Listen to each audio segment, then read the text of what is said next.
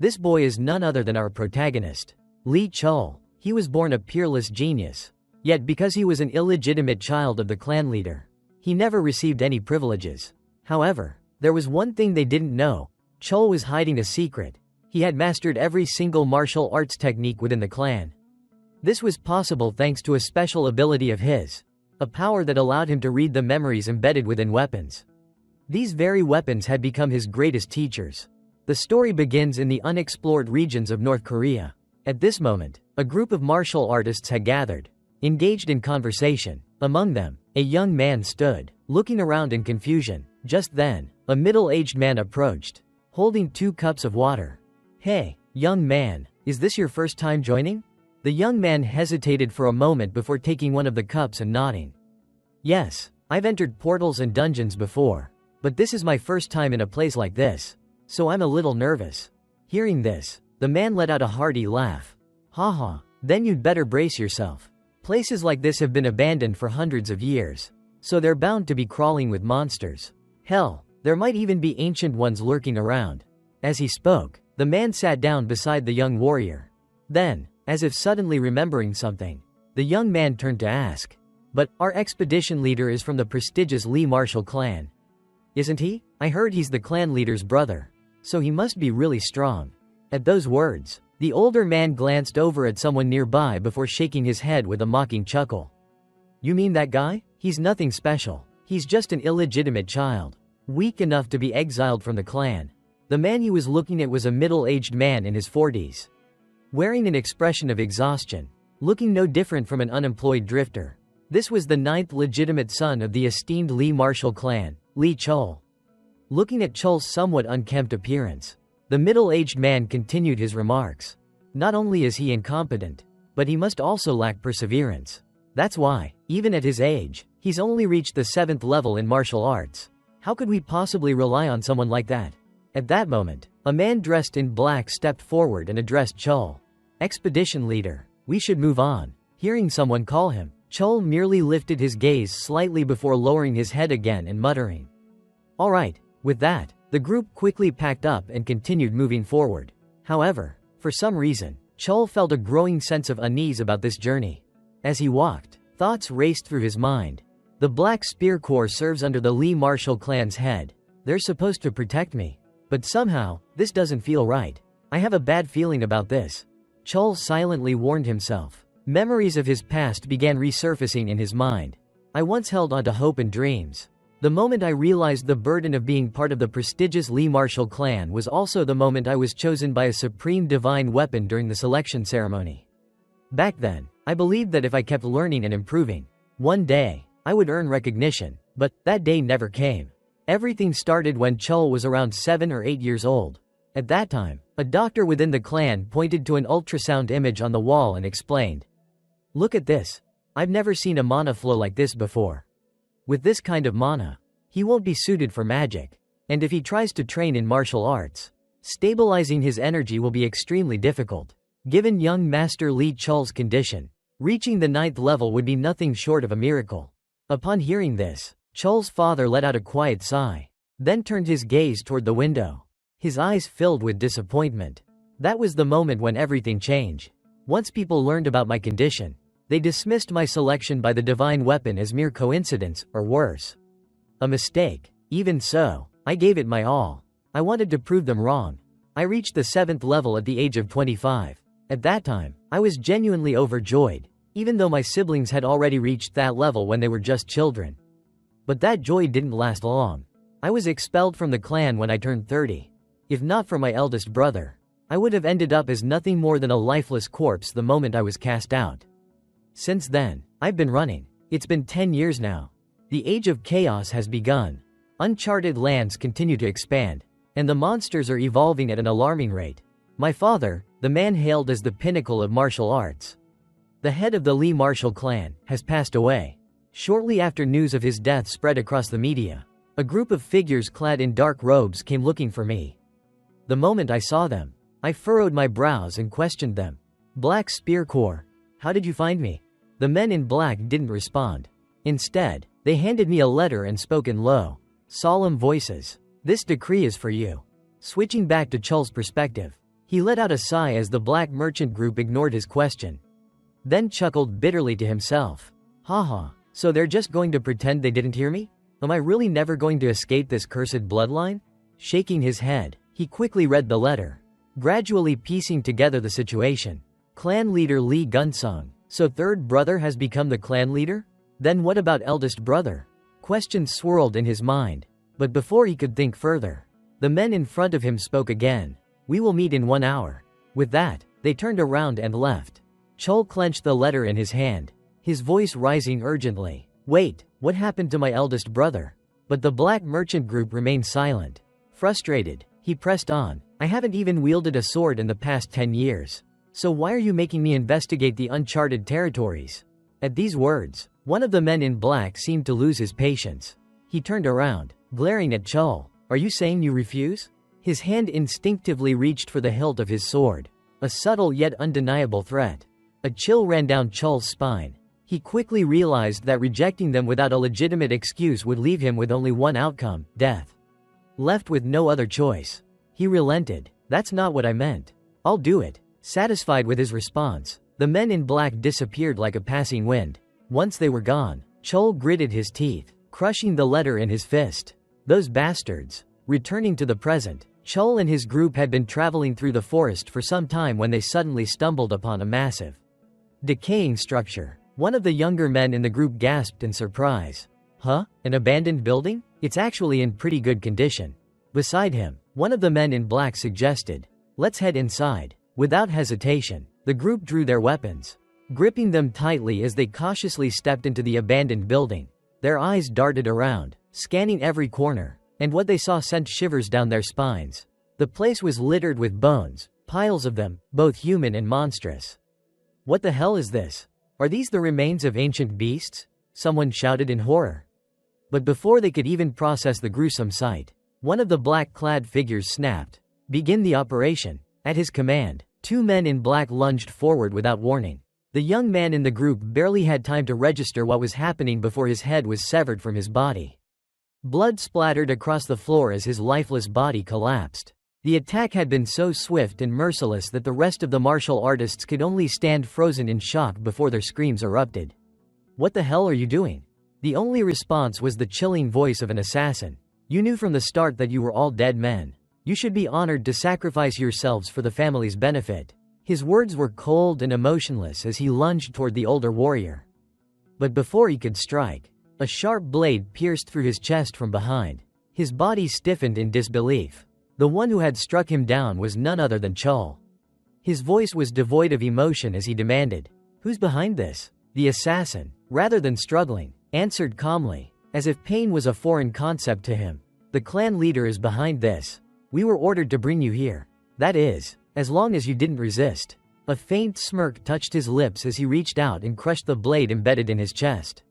Then, before Chol's disbelieving eyes, the gaping wound began to close, flesh knitting itself together at an unnatural speed.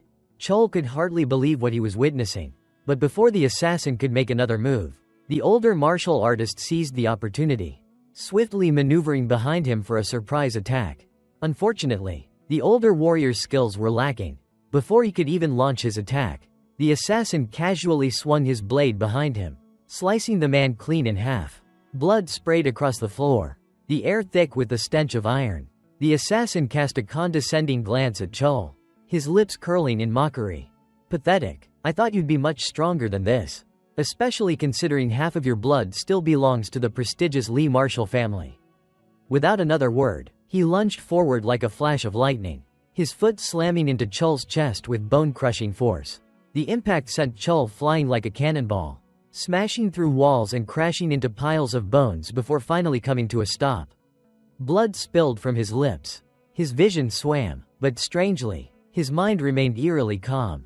"I can't die here. I need a weapon." His eyes darted frantically around the battlefield, searching. Then, he saw it. A longsword, embedded deep within the spine of a massive, long-dead beast. "There, that sword is strong enough to kill something this big. If I can just use it, I'll have a chance. Please, let this work." Wasting no time, Chol reached for the sword and yanked it free. But the moment the blade left the monster's bones, it began to dissolve, fading into wisps of black smoke. Chol's breath caught in his throat. His grip tightened around empty air as his eyes filled with disbelief. "Why?" he whispered, voice hollow. Then, from directly behind him, the assassin's voice rang out. "I can't believe it. A descendant of the Li family has fallen to such disgraceful depths." His tone was filled with amusement. "At the very least, allow me to send you off properly, as someone who once carried the Li name." With a swift motion, his sword slashed through the air, forming a crimson arc aimed straight at Chol. At that moment, Chol's body lost all strength, and he collapsed forward. A single thought of resentment filled his mind. The heavens are truly cruel. Am I really going to die like this? My whole life, I've done nothing but run, enduring countless failures, and yet, this is how it ends. If I had a chance to live again, I would. Before he could finish the thought, his vision went completely dark, but his consciousness did not fade entirely. A thin streak of light emerged within the abyss, and then a familiar voice echoed. "Is this Eugene's child? What happened to Eugene?" Nearby, another voice, one belonging to a man dressed like a butler, responded hesitantly. "When we found her, she had already," his words faltered. Back in Chol's perspective, the voices and faces stirred a deep sense of nostalgia. This voice, it's my father? But he died long ago. Wait, he looks so young, and not just him, even Butler Choi looks exactly the same. Father, butler. Chol reached forward instinctively, but when he looked down, what he saw was a pair of tiny, fragile hands. The reason was simple. At that moment, he was in the body of a newborn child. Looking at his tiny hands, Chol wiggled them a few times, trying to confirm if his eyes were deceiving him. He questioned himself internally. What happened? I should be dead. Is this the afterlife? Or just a memory? Unaware of his son's inner turmoil, Chol's father, Lee Taishan, spoke to the butler. Young will be a fitting name for him. Like the other children, arrange for a handmaid and a few members of the Shadow Sword Corps to guard him. And let him participate in the sword selection ceremony alongside the 8th Miss. The butler was visibly shocked by the order and hesitated before asking. Immediately? But he's not ready yet. Besides, the 8th Miss is a few months older than him. Taishan pondered for a moment at the butler's words but then shook his head. It doesn't matter. I'll be going now. With that, he glanced at Chol briefly, making the boy flinch, before swiftly exiting the room. Only when his father was gone did Chol finally let out a relieved breath. Phew, as expected of father. I haven't seen him in so long, but the pressure he exudes is just as overwhelming as I remember. What is this situation? This feels too real to be a memory. And that conversation just now, that actually happened. I don't want to believe it. But if this is real, then have I really regressed to this cursed point in time? The more he thought about it, the more absurd it seemed. Time passed quickly, several months after Chol's regression. Today marked a significant event for the Lee clan, the sword selection ceremony.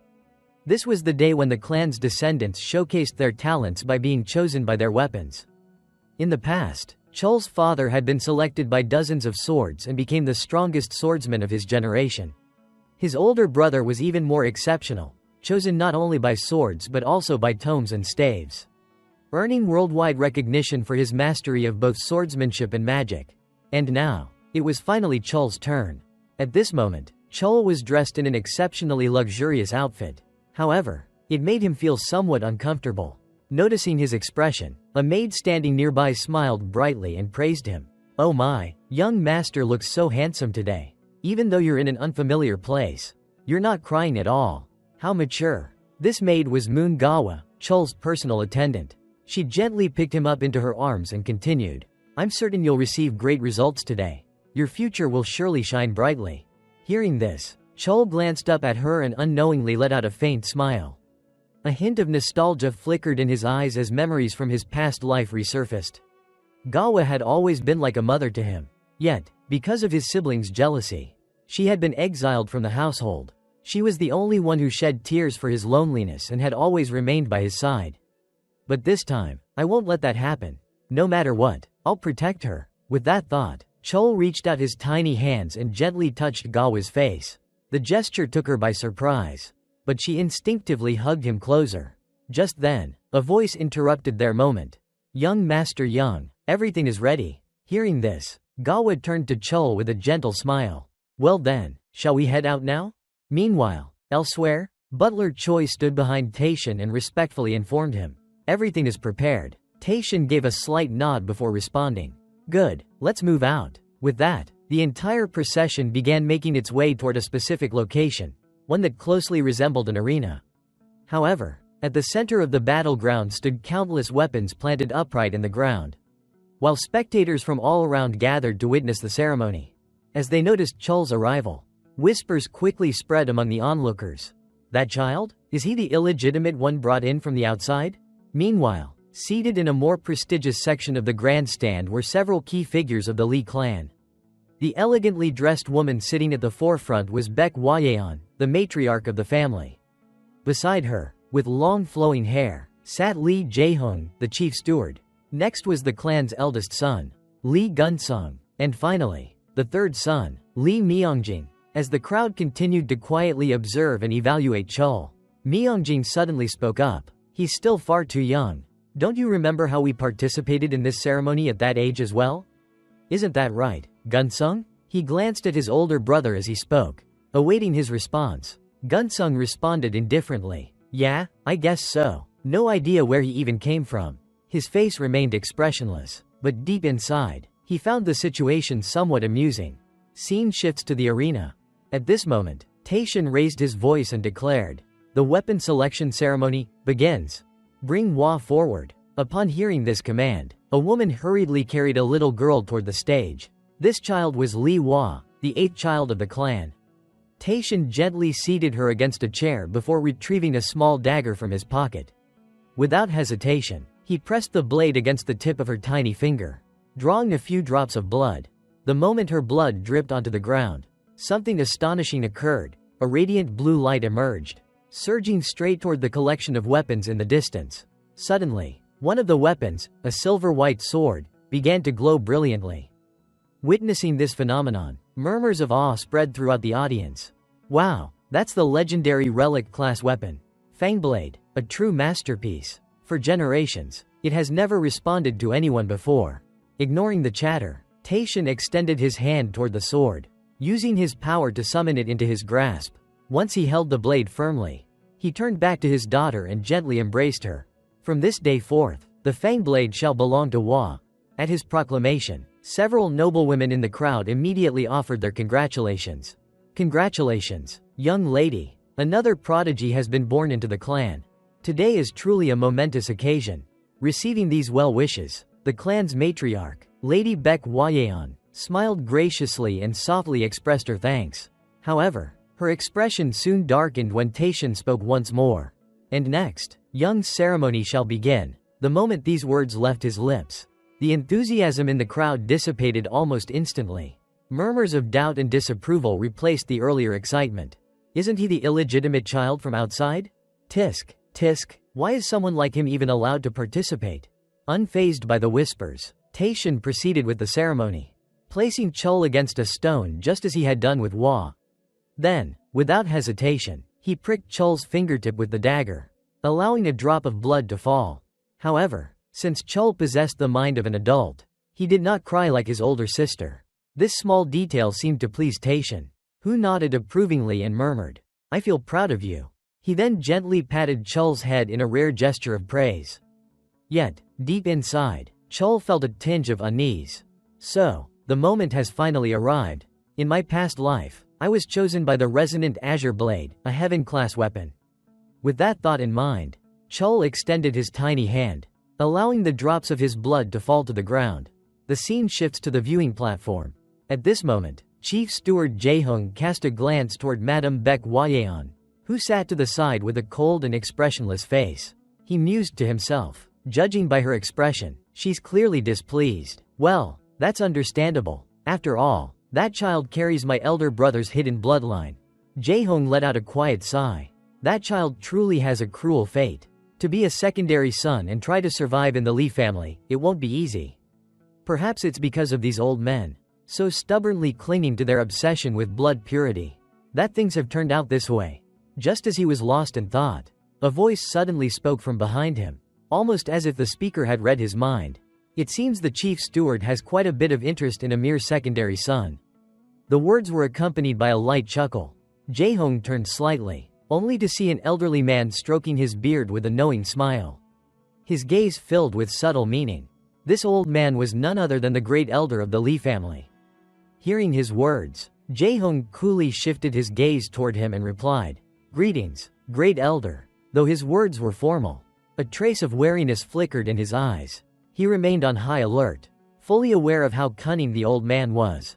This is a man who never reveals his true thoughts. No matter what, I must not let my guard down around him, Jae-hong thought to himself, unfazed by Jae-hong's wary demeanor. The old man, Chol-jun, smiled and continued in a light-hearted tone. "That child? Is he the one the patriarch brought back from the outside?" Without even looking at him, Jae-hong responded flatly, "Yes, I heard that the Spirit Sword Corps found and protected him."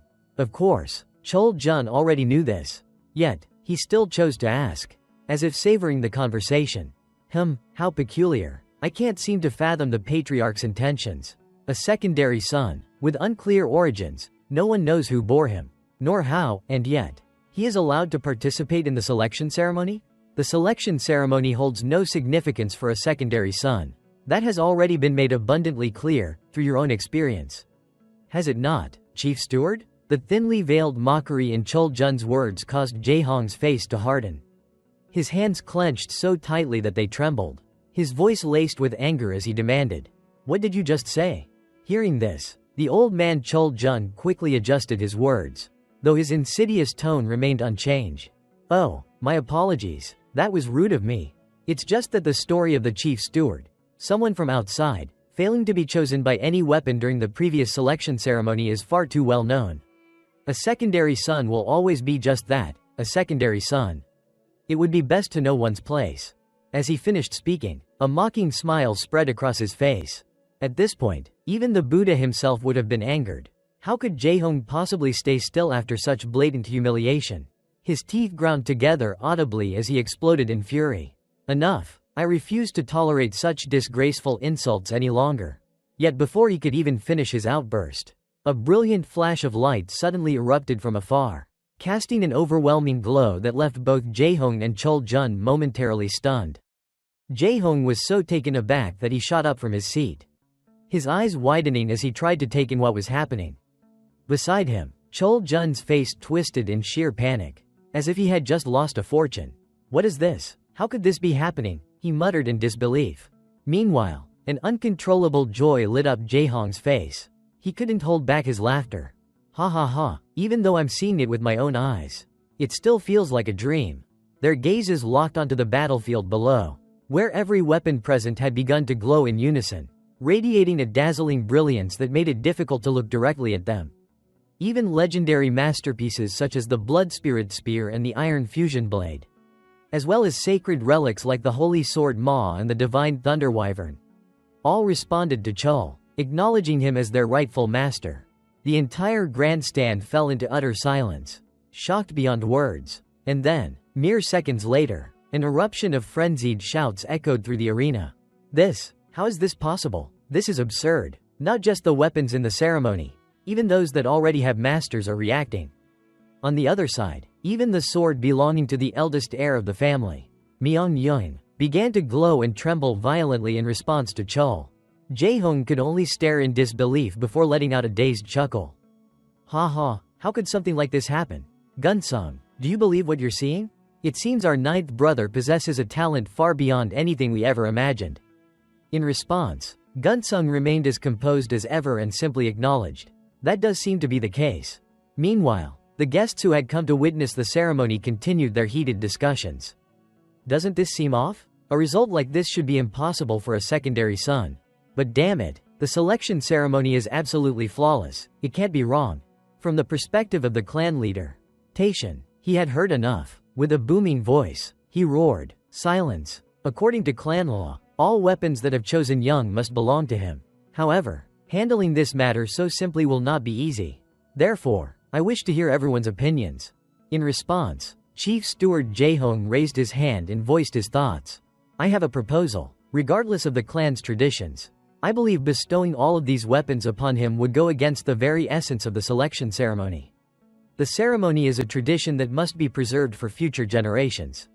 Therefore, why not allow ninth young master to personally choose a single sword among them? What do you think?" For Taishan, This was a suggestion he couldn't possibly refuse. There was no need to overthink it, he immediately agreed. Not bad, that suggestion will be accepted. With that, he snapped his fingers, and the weapons that already had masters flew back toward the arena. Then, with a gentle exertion of his energy, he effortlessly lifted Chul, who had been seated up front, and softly encouraged him. Come now, my son, choose the one you desire. From Chul's perspective, he saw the countless weapons radiating with dazzling light before him, leaving him momentarily dazed. Why is everything different from before my regression? But regardless of the reason, this was clearly an incredible opportunity. There was no way he would let it slip by. He made up his mind. He would take full advantage of this situation. With that, Chul swiftly crawled forward, weaving his way past the sword infused with the bloodline of the true dragon Braha without even glancing at it. Even the most destructive and immensely powerful weapons, like the sacred spear of White Mirage, crafted using a fragment of a saint's body with the sole purpose of exterminating immensely powerful beings, failed to capture his interest. Beyond that, there was also the Valheim staff, crafted from the branches of the World Tree, the sacred sanctuary of the spirits, and the Spirit Veil sword, forged during the celestial alignment of the moon, sun and stars. All of them were legendary weapons, lying in wait for Chul to make his choice. However, Chul didn't need to hesitate for long. He reached out and placed his hand on a certain sword, as if he had already made up his mind from the very beginning. From behind, clan leader Taishan watched as Chul made his choice, his eyes betraying a rare flicker of surprise. The sword Chul had chosen was none other than the very blade discovered by the Li clan's founding ancestor in the untamed wilderness. For generations, no one had been able to awaken the latent power within it. It had remained in the shadows, collecting dust as time passed it by. Its name was Black Knight. Based on known criteria, the sword did not meet the qualifications to be ranked among the celestial tier weapons. However, due to its connection to the clan's forefather, it had always been preserved alongside the celestial tiered weapons. And yet, throughout all these years, not a single predecessor had ever been marked by fate to wield it. Is this merely the meaningless choice of an infant, or the beginning of a new destiny? Taishan murmured to himself, his voice so soft that only he could hear. Then, after Chul had made his selection, Taishan pulled both the child and the sword toward him with a gentle wave of energy. His voice rang out across the arena as he declared, Li Young has chosen Black Knight. With this, the ceremony is officially concluded. At that very moment, high up in the stands, the clan's matriarch, Baek Hwayeon, watched as Chul laid claim to that particular sword. Her gaze darkened, and a trace of killing intent flickered in her eyes, sending a chilling sensation through those nearby. Li Young, the secondary son, yet another nuisance, has stepped into the clan. And if he became an obstacle, there would only be one course of action: elimination. Time flew by in the blink of an eye. And before long, 9 years had passed. Now, our protagonist, Chul, was already 9 years old. Inside a secluded estate, he called out in a confident voice, Nanny, I'm heading out for my afternoon training. Upon hearing this, a young woman named Gawa quickly rushed after him. Oh, let me escort you part of the way. And just like that, the two of them walked together. During the walk, Chul felt slightly awkward, scratching his cheek as he muttered, I can go by myself. You know, Gawa responded with a curious question. But, young master, there are plenty of other training grounds that are completely empty. Why are you so determined to train at the first one? Isn't it too old and worn down? Instead of offering a lengthy explanation, Chul simply smiled softly and replied, Someone is waiting for me there. His words left Gawa stunned, making her mumble to herself, Someone is waiting? Just then, a loud shout rang out in the distance, catching both of their attention. That's not how you do it. Gawa stopped in her tracks, glancing toward the direction of the sound before exclaiming in surprise, Oh, it seems like someone is training at the 7th training ground. Inside the 7th training area, a young girl was swinging her sword with all her might under the stern guidance of an instructor. If you grip the sword too tightly, you'll injure your hands. Now, do a vertical slash again. Yes, sir, the girl shouted in response. This young girl was none other than Li Hua, the 8th young lady of the Li clan, the very same child who had participated in the sword selection ceremony alongside Chul all those years ago. From a distance, Chul recognized her and casually shrugged. Oh, so it's the 8th young lady. Behind him, Gawa quickly whispered a warning. her voice full of worry. "Young master, you should call her elder sister. If anyone hears you, it could cause trouble." Hearing this, Chol could barely hold back his laughter. Call her elder sister, just because she's 5 months older? Ridiculous. Meanwhile, inside the training hall, the instructor's scolding voice rang out once more. "You must always swing your sword as if it were an extension of your own body. Again, handle your blade with care, or you'll end up injured." Once more. The repeated admonishments made Wa's head throb in frustration. Her entire body trembled with irritation before she finally snapped. Master, why do you keep nagging me like this? Does it really matter how I hold the sword? As long as I grip it tightly. That's all that matters." On the opposite side, seeing Wa's frustration, the instructor quickly raised a hand to calm her down. "Young lady, all of this is for your own good. First, take a deep breath and try again. This time, I'm sure you'll do better." As he spoke, he picked up the sword and handed it back to Wa. Outside the training hall, watching a full-grown man struggling to deal with a 9-year-old child, Chol couldn't help but ask curiously, "Who's that poor guy over there?" Hearing his question, Gawa was momentarily surprised but quickly answered, "Oh, that's Baek Yi Hyeon, the captain of the Black Pill Squad." Chol's eyes flickered with astonishment. A captain? A 9-year-old already has an instructor like that? Isn't that a bit much? Behind him, Gawa noticed the slight shift in Chol's mood, thinking he might be feeling dejected for not having a mentor of his own. She hurried to console him. "You'll have an excellent teacher soon enough. Young master, someone will recognize your talent. I'm sure of it. It's my own incompetence for not serving you well." Lady Wa has been consuming medicinal supplements since she was a baby. As she trailed off, tears began to well up in her eyes. Chol, however, grew frustrated and quickly cut in. "Seriously, you're doing it again. Nanny, I owe you so much. I don't need those kinds of people. They're only here because of the Lee family's status. Besides, I already have great teachers." He spoke with firm confidence. Time passed swiftly. The scene shifted to the first training ground, an area reserved exclusively for the Lee clan. This place was a symbol of the family's long and rich history. Various weapons and training dummies were arranged throughout the space. However, it had clearly aged over time and seemed largely untouched. To Chol, none of the training equipment scattered around was worth his attention. By now, the area served more as a historical monument than a functional training ground. Yet, there was one reason he kept coming here, because it housed weapons far older than any armory in the other training halls. With that thought in mind, he walked over and pushed open the door to the storage room. Inside the storage room, countless swords leaned against the walls.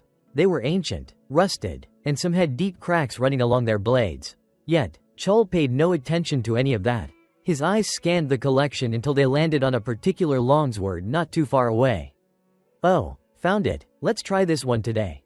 Grabbing the sword, he made his way toward the training area. His thoughts drifting back, 9 years ago, when he returned to this second life. An extraordinary change had occurred within him. Of all the transformations, the most astonishing one was his ability to read the memories hidden within weapons. Now, as his fingers tightened around the hilt of the old blade and he focused his mind, unfamiliar images suddenly flashed through his head. He saw himself standing in formation with a group of warriors, swords in hand. A commanding voice echoed through the vision, belonging to an unknown instructor. "Build your foundations well. Whether it is an elite sword style or a basic one, the foundation remains the same. Upward, downward, left to right. When the movements are engraved deep enough, the memories will stand like an unshakable pillar. Burn these fundamentals into your sword." As the words rang out, Chol instinctively began moving his body. So this is the memory imprinted within this weapon.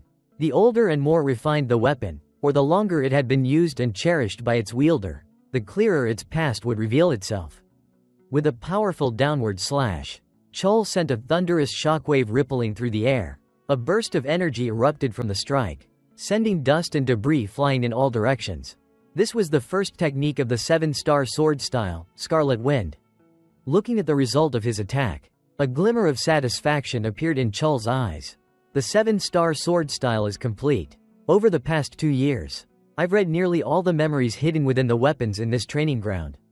Then, at that very moment, a voice suddenly rang out from behind him, accompanied by the sound of clapping. "Magnificent. It's been a long time since I've seen such a flawless execution of the 7-star sword style." Hearing the familiar voice, Chol turned around and saw that the visitor was none other than the household steward. Jae-hong. A flash of recognition passed through his mind as he recalled the man's background. Lee Jae-hong, the steward of the Lee family, was a fourth-rank martial artist. Despite being born as a secondary son, his sheer strength had earned him recognition in his current position. In both his past life and present, he was the only person in the family who had shown Chol genuine concern. Thinking of this, Chol quickly bowed in greeting. "Greetings, uncle." Jae-hong chuckled warmly, ruffling the boy's hair. "Haha, just call me uncle. No need to be so formal. You never skip a day of training, how admirable. Every time I leave for work and return, I see your figure here. It must be tough, being treated differently from your brothers. But even so, I hope you stay strong and overcome it all." His voice carried deep affection. But for Chol, who had already experienced such discrimination in his past life, there was no longer any bitterness or insecurity. "I'm fine, uncle. No matter what, I carry the blood of the Lee family. To prove oneself through the sword, that is the meaning of our family's name. And that is what I have been taught. So, I will prove myself with my own strength." His words were spoken with unwavering confidence.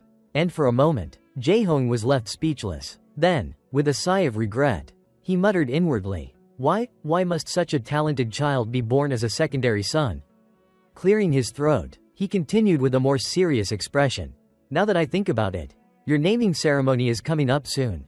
It's a little late, but before that, I'd like to become your master. What do you think? Wouldn't that make you happy?" He gestured proudly to himself, clearly expecting an eager acceptance. Unfortunately for him, his confidence was misplaced. Chol hesitated for a moment before awkwardly declining. "I appreciate the offer, but I cannot accept." For Jae-hong, this response was like a bolt of lightning striking him out of nowhere. "What? Why not? Are you saying you're not satisfied with having me as your master?" Jae-hong's question was met with Chol raising both hands in a calming gesture. "It's not like that, uncle. Before the naming ceremony, one is not allowed to formally serve under a master. That is the rule, and I don't want to put you in a difficult position." His words made Jae-hong feel even more frustrated about the boy's situation. But the other heirs openly break that rule. They train under renowned masters and receive all kinds of precious elixirs. Jae-hong tightened his grip on Chol's shoulders, his voice filled with indignation. However, Chol simply shook his head, his expression unwavering. "Just because it's a rule that no one follows doesn't mean I should abandon it as well. And as I said before, I want to prove myself with my own strength." For Jae-hong, Chol's maturity felt almost unsettling. This child, is he really only 9 years old? These eyes, it's as if I'm looking at my elder brother himself. With that thought lingering in his mind, he realized there was no changing Chol's decision. He let out a deep sigh, resigning himself to the boy's stubbornness. "So you have no intention of letting go of this ridiculous pride of yours? Huh? Just like your father. Stubborn to the end. What a headache." Jae-hong shook his head, but then his expression softened into a smile. "Still, I can't just do nothing for you. I'd feel uneasy if I didn't help in some way. Is there anything else you need?" His offer made Chol's eyes light up. "Thank you, uncle. I'll take you up on that offer." Then, after a brief pause, he scratched his head before making his request. "Actually, there is something I'd like to ask. I want to visit the underground vault." Time passed quickly. To fulfill his nephew's request, Jae-hong had Chol hop into his car as they drove toward the so-called secret vault. Upon arrival, 2 security guards immediately stepped forward, raising their hands to halt the vehicle. One of them spoke in a firm tone. "Halt, we apologize for the inconvenience. Please verify your identity and state the purpose of your visit." Hearing this, Jae-hong rolled down the car window and replied, "I am Chief Steward Lee Jae-hong, conducting a routine inspection." With that, he handed over his identification card for verification, then gestured toward Chol, who was seated in the back. "The young man accompanying me is Lee Young, the youngest son of the Lee family. I'm bringing him here for a tour." The guards briefly glanced at the boy before stepping aside. "Identity confirmed. You may proceed." After a brief security check, Jae-hong's car continued forward. As for Chol, he had already visited this place in his previous life. However, he needed to act as though it were his first time here to avoid suspicion. "This is where I need to act like a curious child." With that thought in mind, his eyes lit up with exaggerated excitement as he stared out the window. "Wow, so this is the secret vault?" Seeing Chol's reaction, Jae-hong laughed heartily. fully convinced by the boy's enthusiasm. Excited, huh? Chol responded with an eager nod, his face beaming with excitement. Of course, the vault is where all of the Lee family's most valuable treasures are stored. Oddly enough, there wasn't a trace of pretense in Chol's words.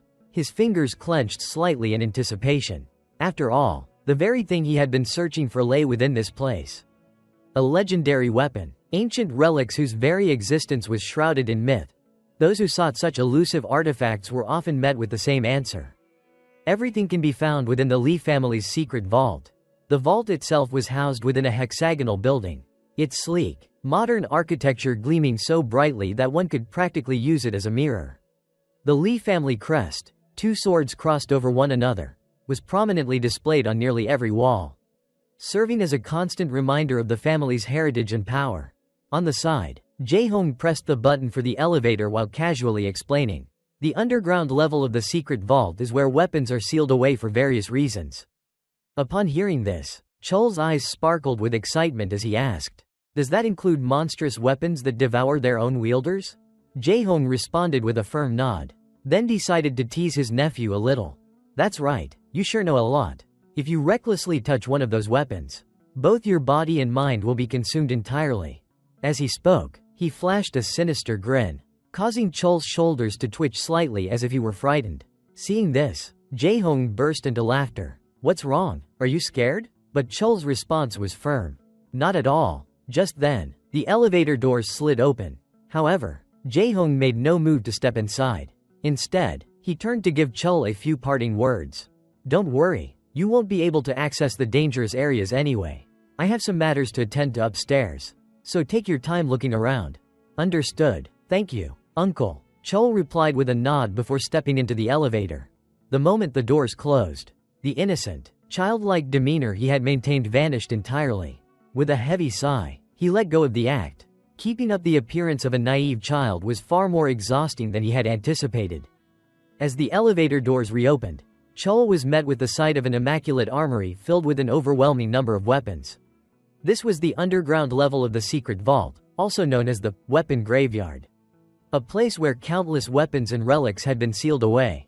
There was only one reason he had gone through all this trouble to get here: to find a particular weapon. It was called Endless. At first glance, it appeared to be nothing more than a simple short sword. However, when infused with mana, Endless could freely alter its length, shape, weight, and even its properties. Before his regression, it was Lee Gunsung who had discovered Endless within the secret vault. Thanks to its limitless transformation ability and overwhelming versatility, he earned the title, Master of Myriad Forms. It was precisely because of that title that, instead of the eldest brother, the once favored candidate for the position, Gunsung, the third brother, had ultimately become the head of the family. And then, he had found him, the one hiding in the shadows, and ruthlessly eliminated him. That was all Chol knew up to this point. To prevent that tragedy from repeating itself, he had only one course of action. Even if it took time, he had no choice but to search through everything piece by piece. "This time, I must claim Endless before Gunsung does." As he declared this to himself, wisps of black smoke seeped out from the palm of his hand. Without hesitation, Chol resumed his search, scouring every corner of the armory, touching each weapon one by one. Yet, Endless remained nowhere to be found. Not this one either. An hour had already passed. He had inspected every short sword that seemed like a possible match. But there was still no sign of Endless. With a sigh of frustration, Chol exhaled deeply, but he quickly regained his composure. Scanning the surroundings once more, he thought, "No, it has to be here. I haven't checked everything yet. This time, I'll search that display case over there." With renewed determination, he took a step forward, only for his body to accidentally bump into a nearby table. Clatter! A short sword, completely covered in rust, tumbled to the ground with a loud clang. Chol's gaze instinctively followed the fallen weapon. Something about its peculiar appearance stirred his curiosity. This much rust? How did it even get to this state? Muttering to himself, he reached out toward the sword. But at that very moment, whoosh! The black smoke from his palm surged forth as if it had a will of its own. Wrapping around the sword in an instant, the dark mist was denser, heavier than ever before, even enveloping Chol's entire body. A shiver ran down his spine. What's happening? Why is this suddenly? His breath hitched as the darkness consumed his vision, blotting out everything around him. By the time Chul snapped back to his senses, he found himself standing in an unfamiliar battlefield. All around him were corpses stacked high like mountains. Where is this? Could this be the memories contained within that rusted short sword? But this feels completely different from any other weapons memories I've read before. It's as if I'm truly here. Everything feels so real, shockingly real. His gaze darted left and right, scanning the eerie landscape. Then, without warning, a bone-chilling sensation shot through his body, making the hairs on the back of his neck stand on end. Something was wrong. He spun around instantly, only to find himself face to face with a massive shadow looming behind him. At that moment, an intrusive thought invaded his mind. An overwhelming presence, a force so terrifying that even nature itself trembles before it. It was that monster. The apocalyptic creature that had once emerged from the blue hole in ancient times, devouring countless civilizations. Towering before Chul was a colossal beast, its sheer size rivaling that of an entire mountain. Its grotesque form defied description. A writhing mass of unnatural limbs and countless tentacles protruding from its body. Just standing before it, Chul's body trembled uncontrollably. His very instincts screamed at him. Run! I'm going to die. If I face that thing, I will die. There's no way to win against that. I have to escape. He took a slow step back. Then another. But then, his foot caught on something, and he collapsed to the ground. At that same moment, the sound of footsteps echoed behind him. Someone was approaching. A lone figure, wielding a longsword, calmly stepped past him, moving toward the monstrous entity. Chul's eyes widened in shock. When did this person get behind me? Before he could even process what was happening, the unknown warrior gripped their sword tighter and launched forward like an arrow. They leapt high into the air, charging straight toward the monstrous behemoth. Then, a single slash, a piercing roar shattered the battlefield as a blinding streak of light carved through the creature's massive frame. An instant later, boom, the monster's body exploded into countless fragments, painting the sky with a torrential rain of blood. Chul was still in a daze, struggling to comprehend what had just happened. He muttered in disbelief. No way, it was defeated with a single strike? Wait, where is that person now? As the thought crossed his mind, he quickly scanned his surroundings, searching for the mysterious figure. Just then, the warrior standing in the distance suddenly turned around and locked eyes with him. In a cold, unwavering voice, he asked, "Who are you?" The question sent a shiver down Chul's spine. He thought to himself, "Can he see me?" The nameless warrior continued, "Why am I here? Out of mercy, I will end you swiftly, without pain." With that, he raised his sword high above his head and brought it down in a lethal strike aimed directly at Chul. At that very moment, Chul jolted awake, breaking free from the illusion. He gasped for breath, his face drenched in sweat, while the rusted short sword clattered to the ground before him. What was that? That scene just now. The weight pressing down on my body still lingers. It felt so real, he thought in confusion. Before he could make sense of it all, the short sword beside him began to tremble violently. Wisps of soft orange mist drifted from its surface, and in the blink of an eye, its entire form transformed. Seeing this, Chul immediately lunged forward and grasped the sword, scrutinizing it with wide eyes. Could this be? No doubt about it. This is Mujin, the infinite weapon. With that thought, Chul made a small cut on his fingertip and let a few drops of blood drip onto the blade. Instantly, the weapon emitted a gentle blue glow, as if acknowledging him as its rightful owner. Unable to contain his excitement, he swung the sword. With each motion, the weapon's shape shifted, morphing from a short sword into a long sword. And then, with another swing, into a spear. Witnessing this seamless transformation, any lingering doubts in Chul's mind vanished. He whispered under his breath, "I found it, Mujin." Time passed quickly, and Chul continued his daily training. However, a hint of frustration lingered on his face.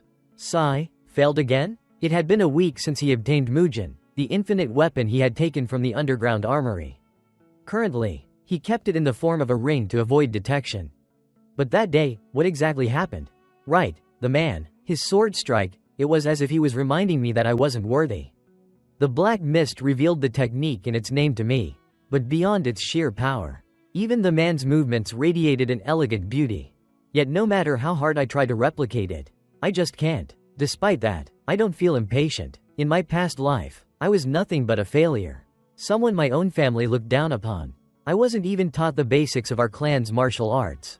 This is just one technique. But it's also the first time I've been exposed to such an advanced martial skill. I can do this. I remember his movements perfectly, more vividly than anyone else. As that thought crossed his mind, Chol suddenly froze, his expression turning blank. Wait, that man? He was a fully grown adult, but I'm just a 9-year-old child. If I try to imitate his movements exactly, of course, I won't be able to unleash the full power of the technique. I have to acknowledge my current body, take it slow, move naturally, and wield my sword in a way that suits me.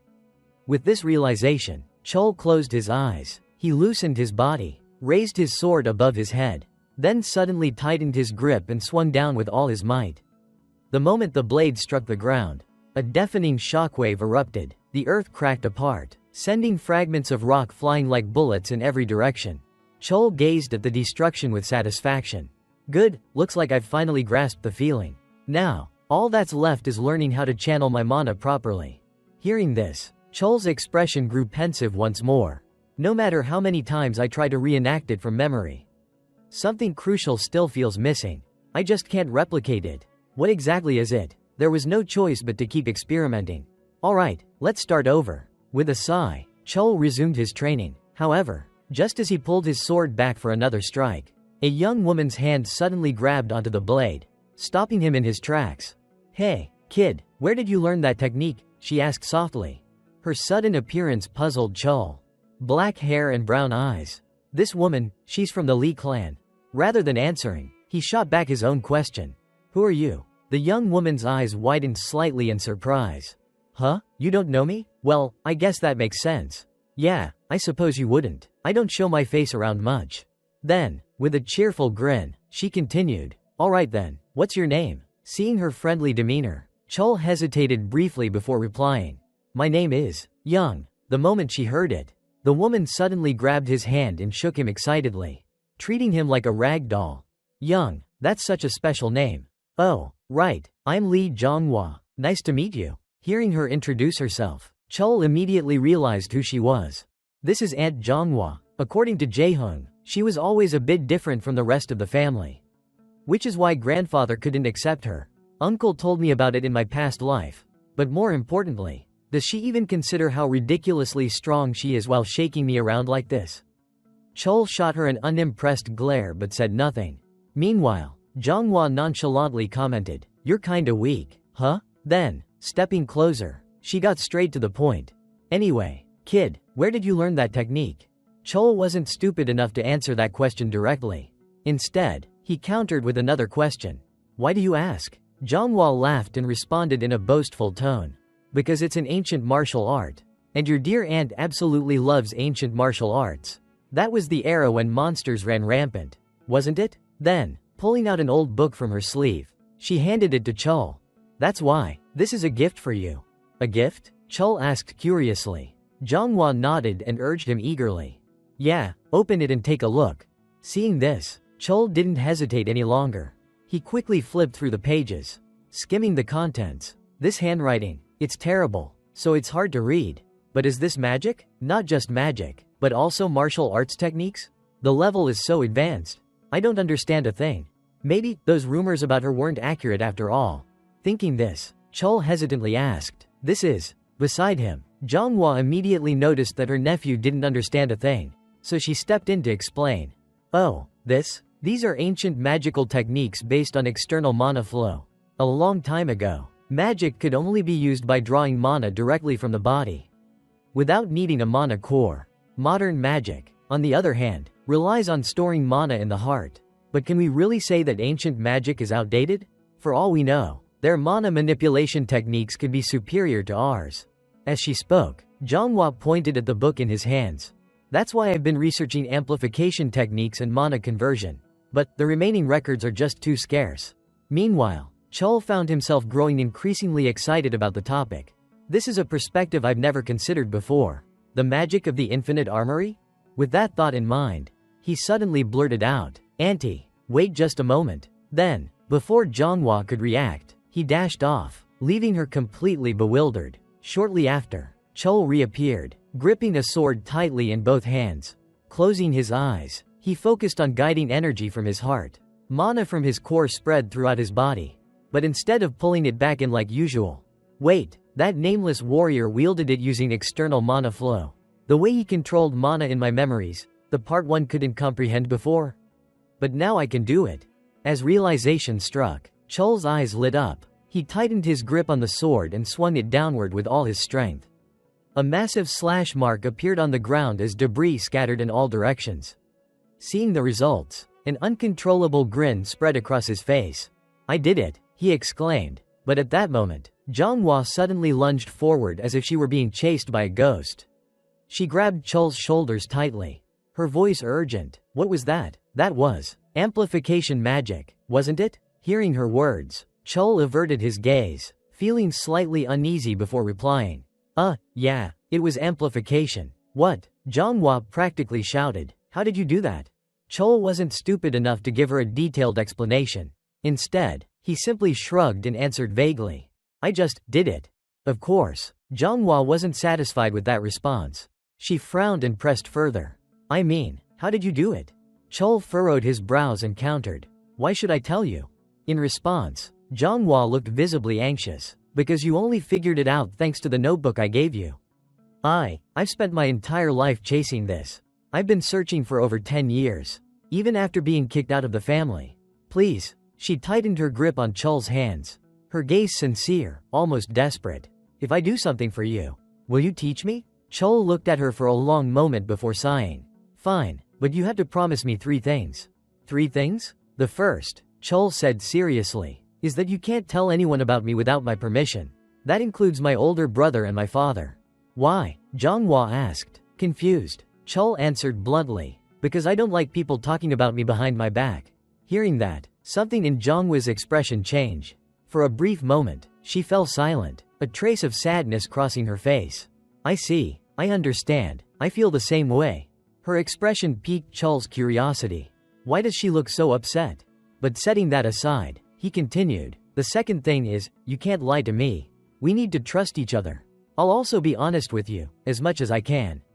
At that, Zhanghua hesitated for a moment. But after a few seconds, she nodded. All right, so, what's the last condition? Oh, the last thing is, ellipsis. The following conversation has been hidden by the author. A year passed by in the blink of an eye. One day, the maid Gawa came rushing in, clutching a letter tightly in her hands. Young master, she called out urgently. In the training grounds, Chul paused mid-movement upon seeing her frantic state. He turned toward her and asked, Nanny, what's going on? Why did you come all the way to the training grounds? Gawa, still struggling to catch her breath, held out the letter and urged, Here, take a look at this. She handed the letter to Chul, drawing the attention of Zhanghua, who stood nearby, curious about the commotion. However, Chul, armed with memories from his past life, had already guessed what this was about. It's finally here. Inside the letter, the message was clear. Summoning order. Recipient. 9th Young Master. Young. Scheduled date, September 10th, 10 a.m. Details. All participants of the naming ceremony must report to the Central Training Grounds before 10 a.m. on September 10th. Note. Anyone bringing unauthorized items will be severely punished. Representative.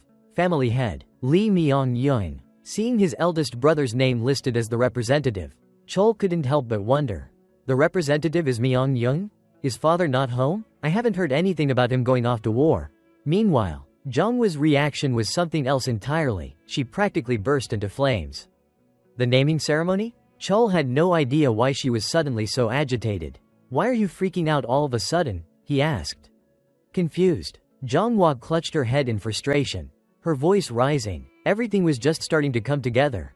Right now is the most critical time. If you go to the naming ceremony, they'll keep you stuck there. No way, you can't go. She was practically throwing a tantrum, looking like a child about to have their favorite toy taken away.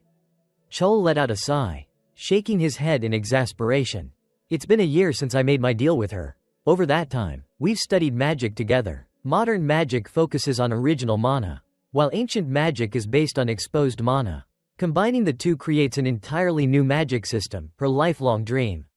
Original mana is used to store and alter magical attributes, while exposed mana allows for precise control and execution.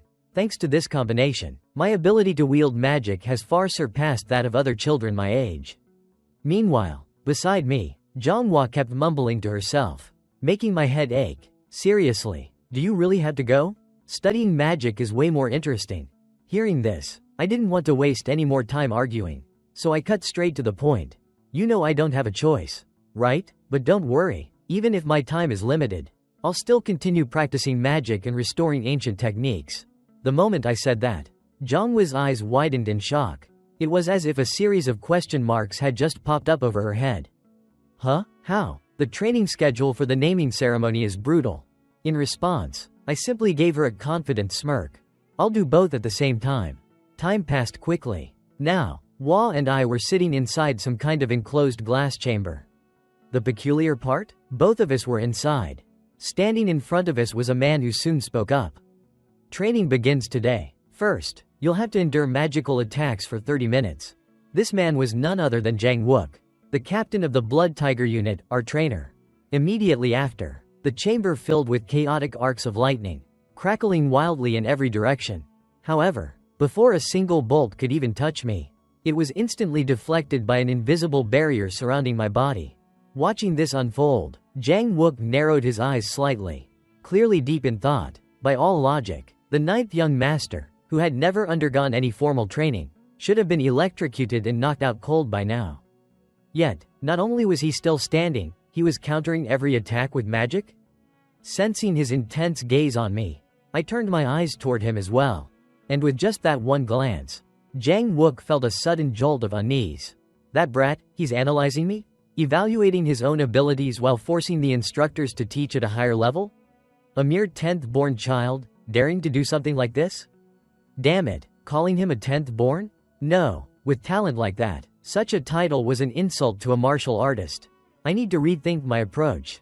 This isn't just basic training for the naming ceremony anymore. It's an opportunity to impart everything I know with my full strength. Lost in these thoughts, Zhang Wook clenched his fists. Deep inside, he couldn't deny the thrill he felt witnessing Chul's boundless potential. Time passed quickly. By now, Chul stretched his arms, exhaustion evident after enduring that relentless shock-based training. Phew, finally done. This family is completely insane. To build resistance against magic, they literally throw you into a magical shock chamber? But, I didn't expect them to be the ones apologizing first. At some point, the way people looked at him had changed. Anyway, I should get some rest. Chul muttered as he quickly walked away. Of course, nothing ever went the way he wanted. Just then, a shadow suddenly appeared beside him, in ambush. Yet, with his heightened awareness and the countless battle experiences from his past life, Chul effortlessly swung his arm to block the attack. The assailant? None other than Hua. Seeing her attack fail, she scowled and ordered sharply, "Hey, 10th born, come with me for a bit." With that, she yanked her arm free from Chul's grip. But instead of complying, he narrowed his eyes and shot back. "What the hell are you trying to pull?" His blunt response made Hua seethe with anger. She jabbed a finger at him and snapped, "Watch your mouth. I am an official heir, while you're just a 10th born. And I'm older than you by a year, too." From Chul's perspective, he simply didn't have time to bicker with a kid. Rather than wasting his energy on meaningless arguments, he'd much rather train or rest. So, with a dismissive wave of his hand, he flatly refused. "I don't have time for this." Then, he turned away, clearly intending to leave, driving Hua into a rage. Immediately, she gathered mana into her fist and shouted, "Hey, don't you dare ignore me." Up ahead, Chul sensed a surge of mana, prompting him to turn around in alarm. "She's actually using mana? I was going to let this slide, but it looks like I'll have to teach her a lesson."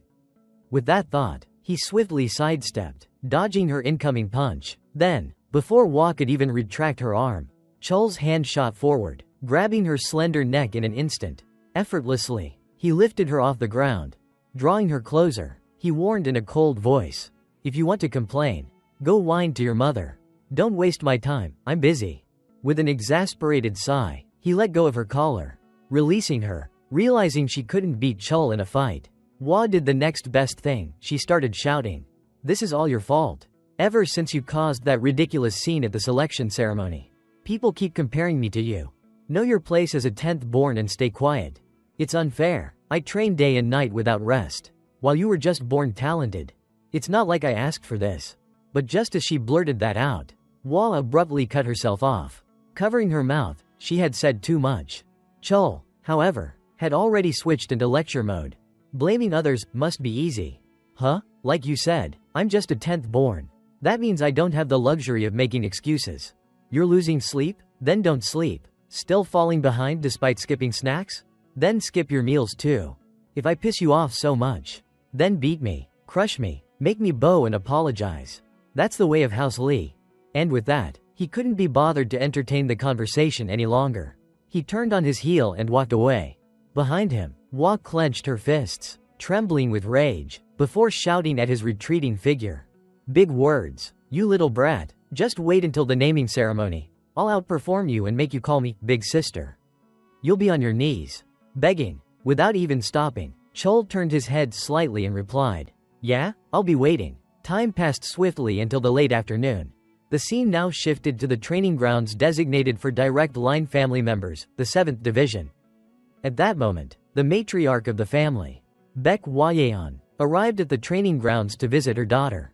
Seeing her approach, a nearby maid immediately bowed and announced, The lady of the house has arrived. Baek Hwayeon responded with an icy expression. Leave us. I have something to discuss with my daughter. Without another word, she stepped directly into the training hall. Inside, Hua was still fiercely attacking the training dummies in front of her. Then, without warning, Baek Hwayeon's voice cut through the air.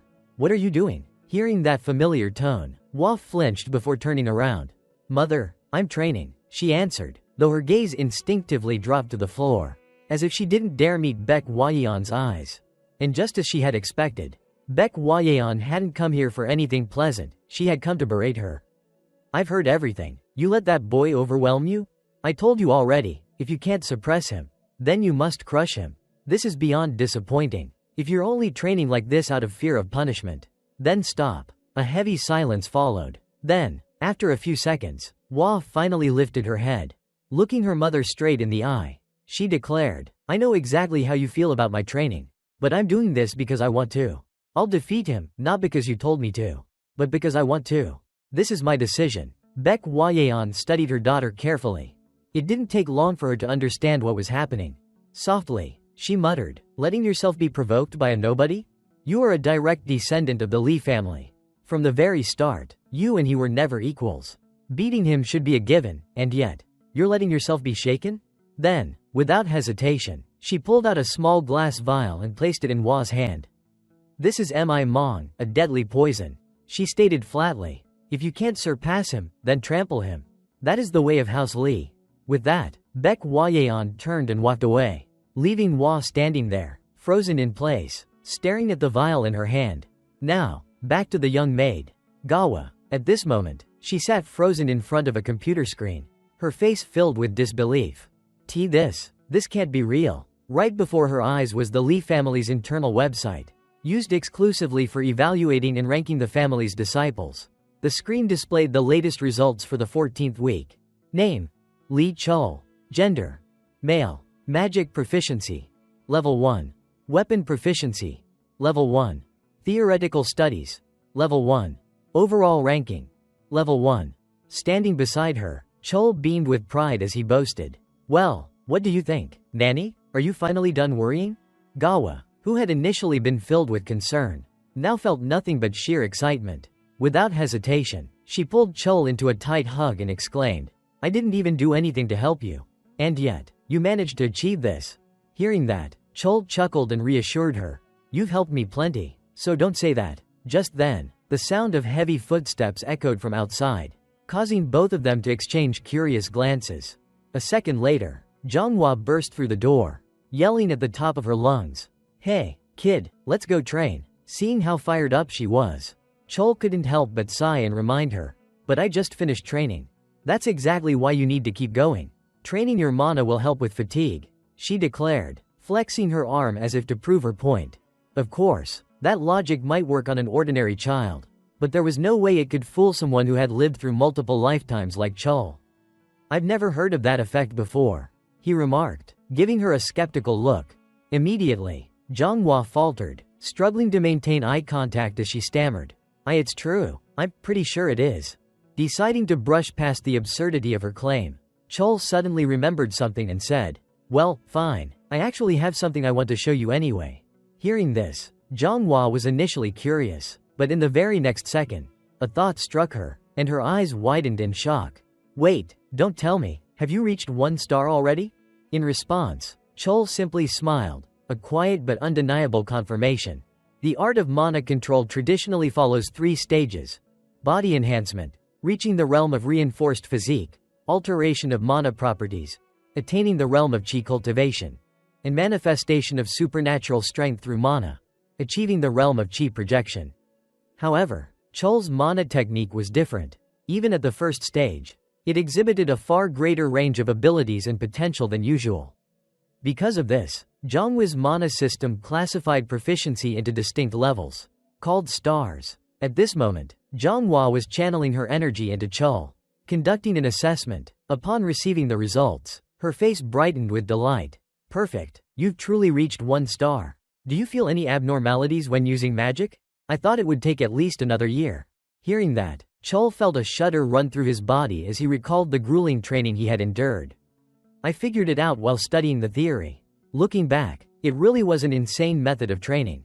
If I had failed to control my mana, the balance between my heart and mana circuits could have collapsed completely. But in reality, all I had to do was let things flow naturally. Mana is like water. It follows its own inherent rules.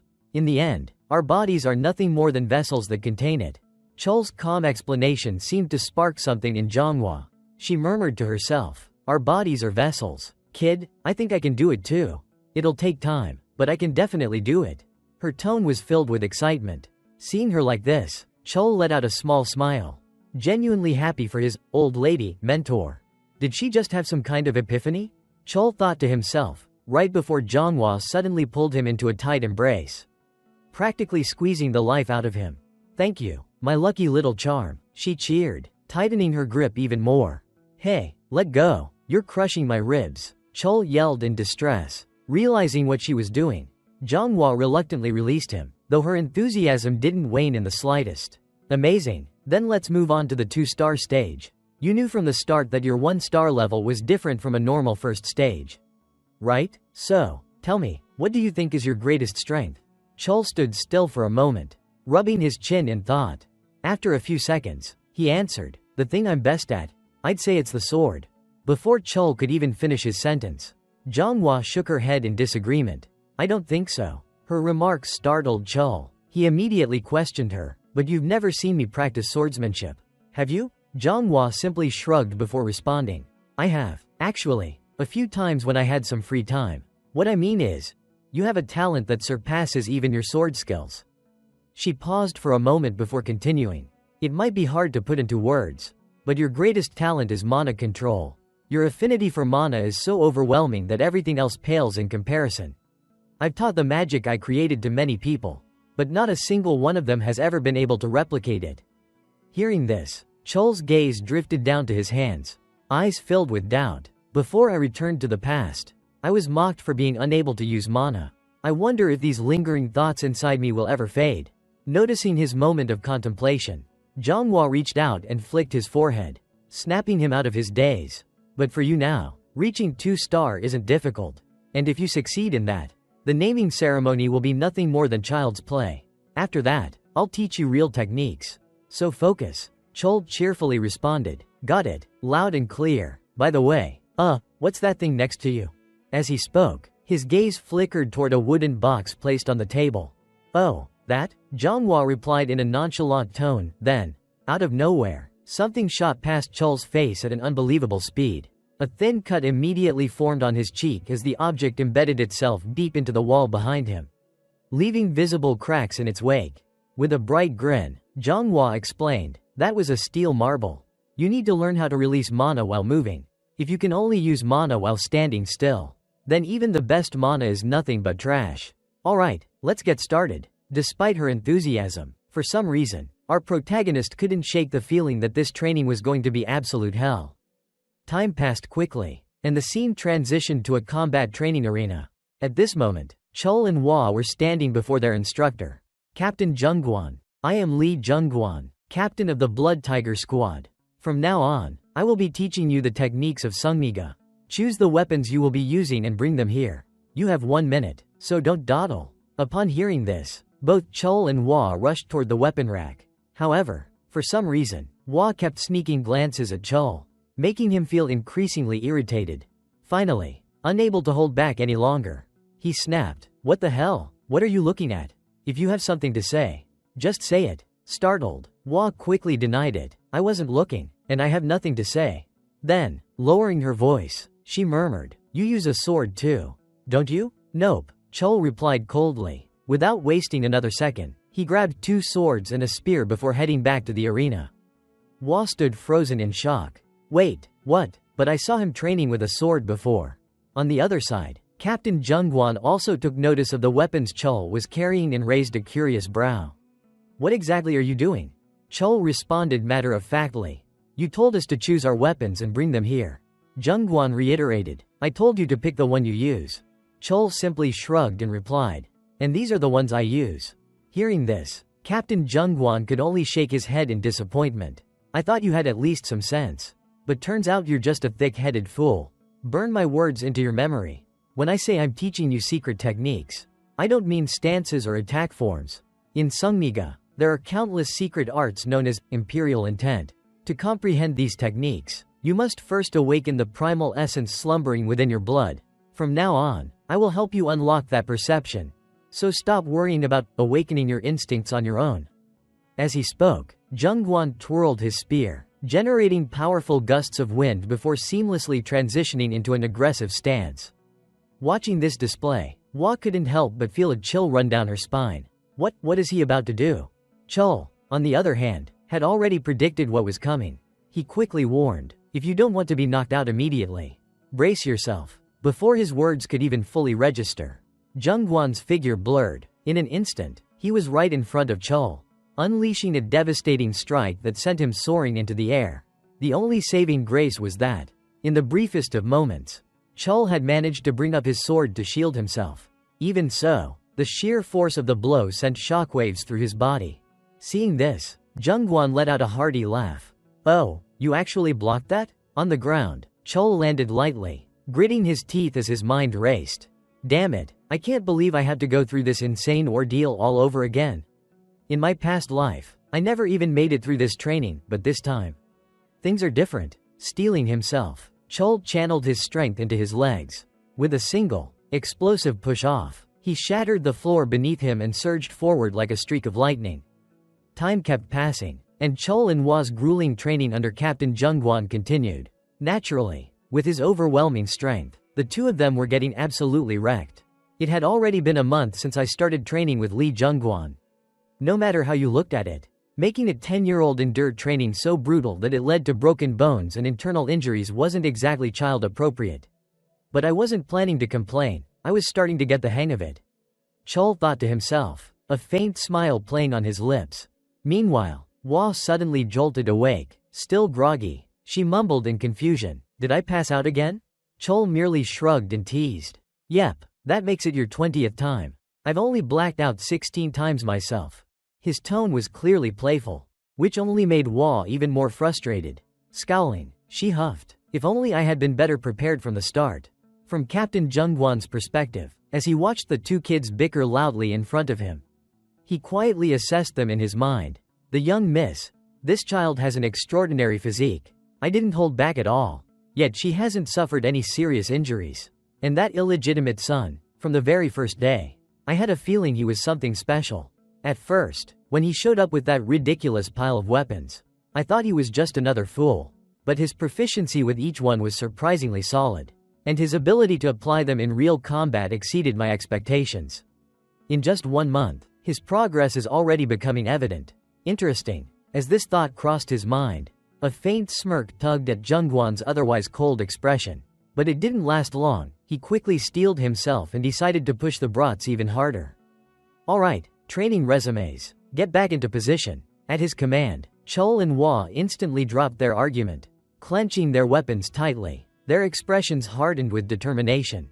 Chol, however, knew that if they kept fighting Jungwon the usual way, they'd never even come close to landing a hit. So he turned to Hua and suggested, "Hey, I'll give the signal. Try blocking just once." Hua raised an eyebrow. Why should I? Chol shrugged.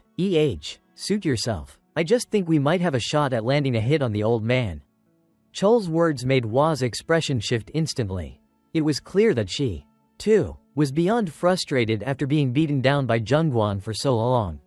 After a moment, she cautiously asked, "Are you sure?" Chol nodded without hesitation. Absolutely. Hearing that, Hua didn't hesitate any longer. She tightened her grip on her weapon and charged forward to engage first. Shouting, "You owe me for this." From behind, Chol immediately followed up, attacking right after Hua's opening strike. His mind raced. Against someone with monstrous skill like him, I have no chance of winning alone. That means the only option is to take advantage of our numbers. On the opposite side, Zhengguan observed their teamwork and smirked. Choosing to work together, isn't that the optimal choice? Well, that's assuming the plan works. As he spoke, he tilted his head to the side, effortlessly dodging Chol's spear thrust. Then, in the same motion, he swung his own spear in a counterattack. But Chol had already anticipated this and quickly withdrew his weapon to block the strike. This brief moment of adaptation made Zhengguan's eyes flash with a hint of surprise. Without missing a beat, Zhengguan gathered his strength and dashed forward, aiming to overwhelm Chol with sheer speed.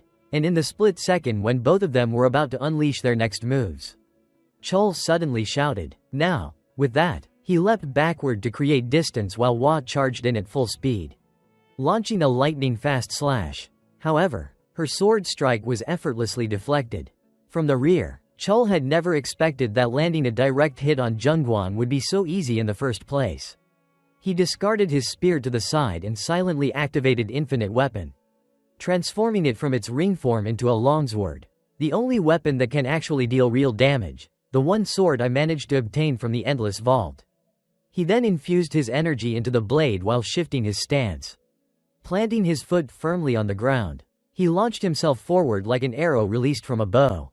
By this time, Hua had already been sent flying backward by their ruthless instructor. But Chol had timed everything perfectly.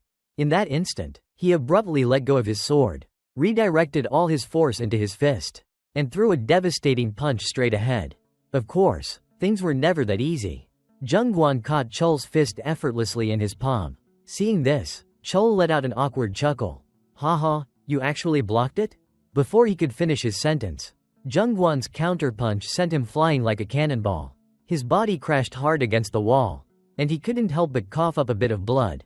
However, despite the brutal outcome, their combined attack had earned Zhengguan's approval. His voice carried a hint of praise. "So it took you 37 days? Congratulations, you've awakened your sixth sense. But as for the young miss, she's still far from it." As he spoke, he sidestepped Hua's incoming attack with ease and swept her legs out from under her, sending her crashing into the wall as well. Looking at the sorry state of the two, Zhengguan decided to let them off for the day. "That's enough for now. Training is over." Hua, still recovering from the impact, immediately turned to Chol and demanded, "Hey, you said we'd land a hit. I actually believed you." Chol, however, didn't even bother responding. As Zhengguan turned to leave, he glanced down at his own hand, which had begun to swell slightly. His thoughts ran deep. Even after activating his mana, he only managed to pierce through a little? Still, even if it was just a small amount, he broke the taboo of not using mana in combat. Abandoning such a technique while relying purely on natural combat instincts, that alone is enough to make the family's pillars wary of him. Time passed quickly. On the 47th day, after Hua finally awakened her sixth sense, their training under Captain Zhengguan officially ended.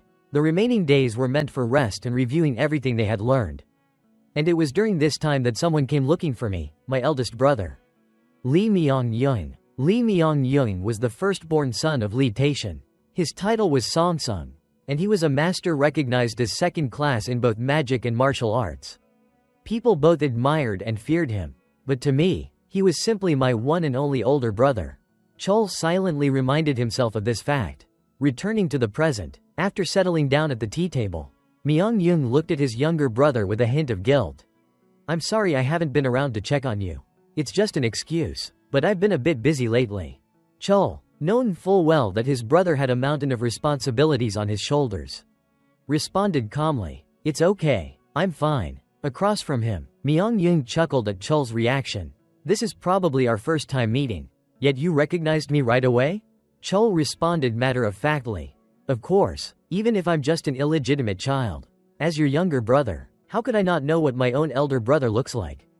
At those words, Myung-young's body tensed for a brief moment. His expression turned somber as he gently corrected Chul. Illegitimate? Don't ever say that again. We may have different mothers, but we are still brothers. Hearing the sincerity in his brother's voice, Chul felt a bit awkward and scratched his head. Sorry about that. Myung-young let out a weary sigh at his younger brother's reaction. There's nothing to apologize for. As long as you understand, that's enough. And next time, you don't have to be so formal when greeting me. We're brothers, no need for all that.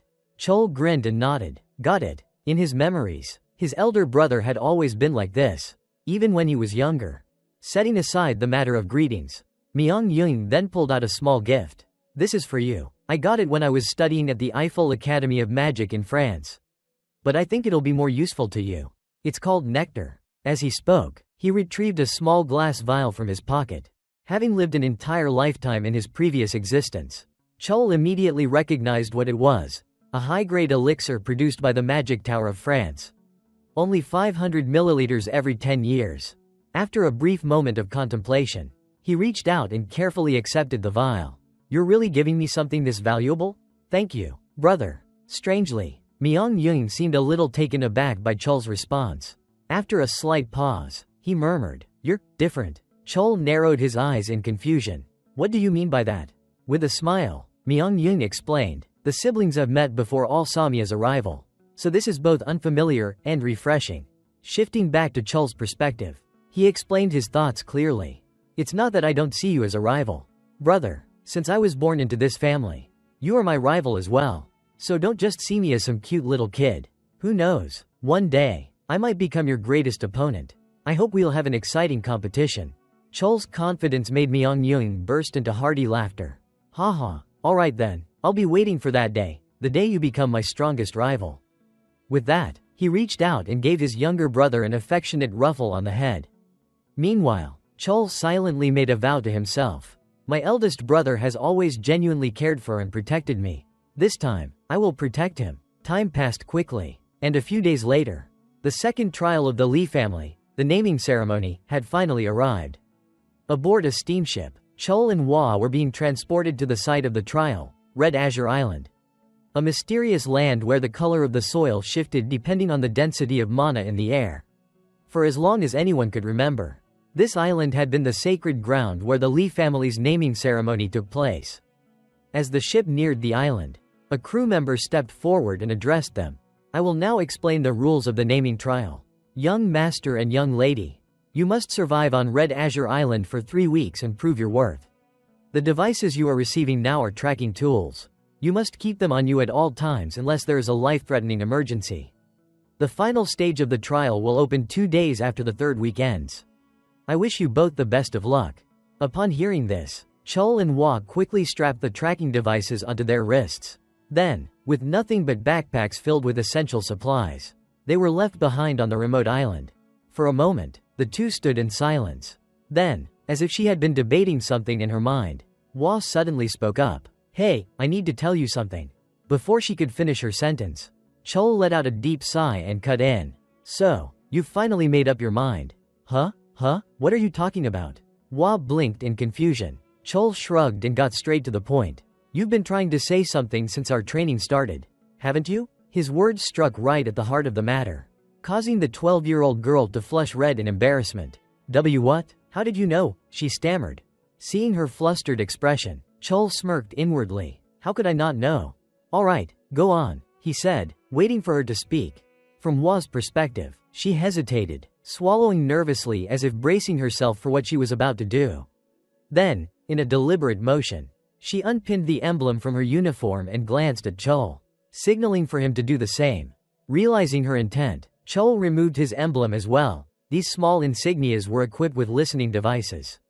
After safely stowing them away, he looked at her curiously and asked, Alright, it's done. Now, what's this all about? Hua no longer hid anything. She reached into her pocket and pulled out a small glass vial containing a sinister-looking liquid. Holding it up, she spoke bluntly. This is a poison called Dream Enchantment. It only works on children under 15. If exposed to air for more than 5 minutes, it evaporates completely. Once it enters the body, it clogs the mana circuits, rendering them unusable for a long time. Chol's face darkened instantly, his voice turning ice cold. Who gave that to you? At this, Hwa's grip on the vial tightened slightly. Of course, she couldn't reveal that her own mother, Lady Baek Hwayeon, had entrusted her with this poison. I'm not telling you that, she replied firmly. Then, without hesitation, she threw the vial against a nearby rock, shattering it into countless fragments. See, now there's no evidence left. I will defeat you fair and square. I don't need to use something like this. So you better give it your all. Her voice brimmed with determination, catching Chol slightly off guard. But a moment later, he chuckled, his eyes glinting with amusement. I was going to do that anyway. Good. Hwa nodded in satisfaction. The two then reattached their tracking devices. But just as they were about to move out, Hwa paused and turned back to remind him. Did you put your tracker back on? And don't just rush straight into the center of the island before you get familiar with the terrain. It's dangerous. Chol sighed, rolling his eyes at her nagging. Yeah, I know. What, are you worried about me? Hwa's face twisted in irritation. Worried? As if. I just don't want you dying somewhere before we can fight properly.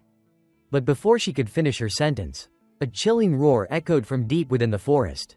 The unsettling sound cut their argument short as both of them instinctively turned toward the dense trees ahead. Hwa's expression grew serious. Just don't die, okay? I'm going ahead. With that, she took off in one direction, disappearing into the foliage. Chol watched her silhouette grow smaller and muttered under his breath. She's gone. Then, a sly smirk formed on his lips. But my goal isn't the outskirts of this island. Alright, time to get moving. Cracking his knuckles, he stepped forward, eyes gleaming with anticipation. Straight to the center of Red Azure Island it is. At the same time, in the Lee clan's observation room, the core members of the family were closely monitoring the participants' activities through a wall of screens. Someone remarked, as expected of the 8th child of the Lee clan, she's already completed her first hunt. The number of monsters she's taken down isn't small either. Considering this is likely her first real combat experience, but that instinct of hers didn't just develop overnight.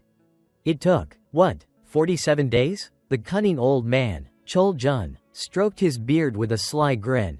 Responding to his comment, Jungwon, the squad leader leaning casually against the wall in the back, spoke up. That child wasn't always like this.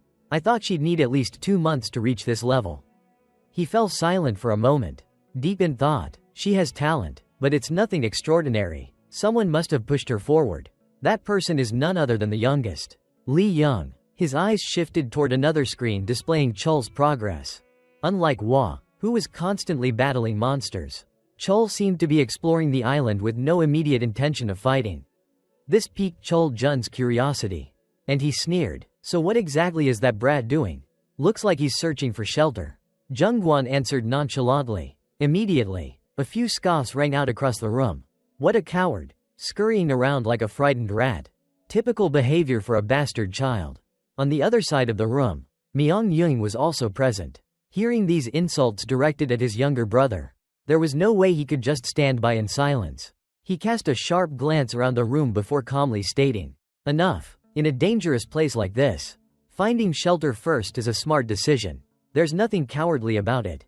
His words made a few of the more foolish members awkwardly clear their throats. One of them muttered, "Ahem, well, when you keep watching the 8th young lady, your standards naturally get higher."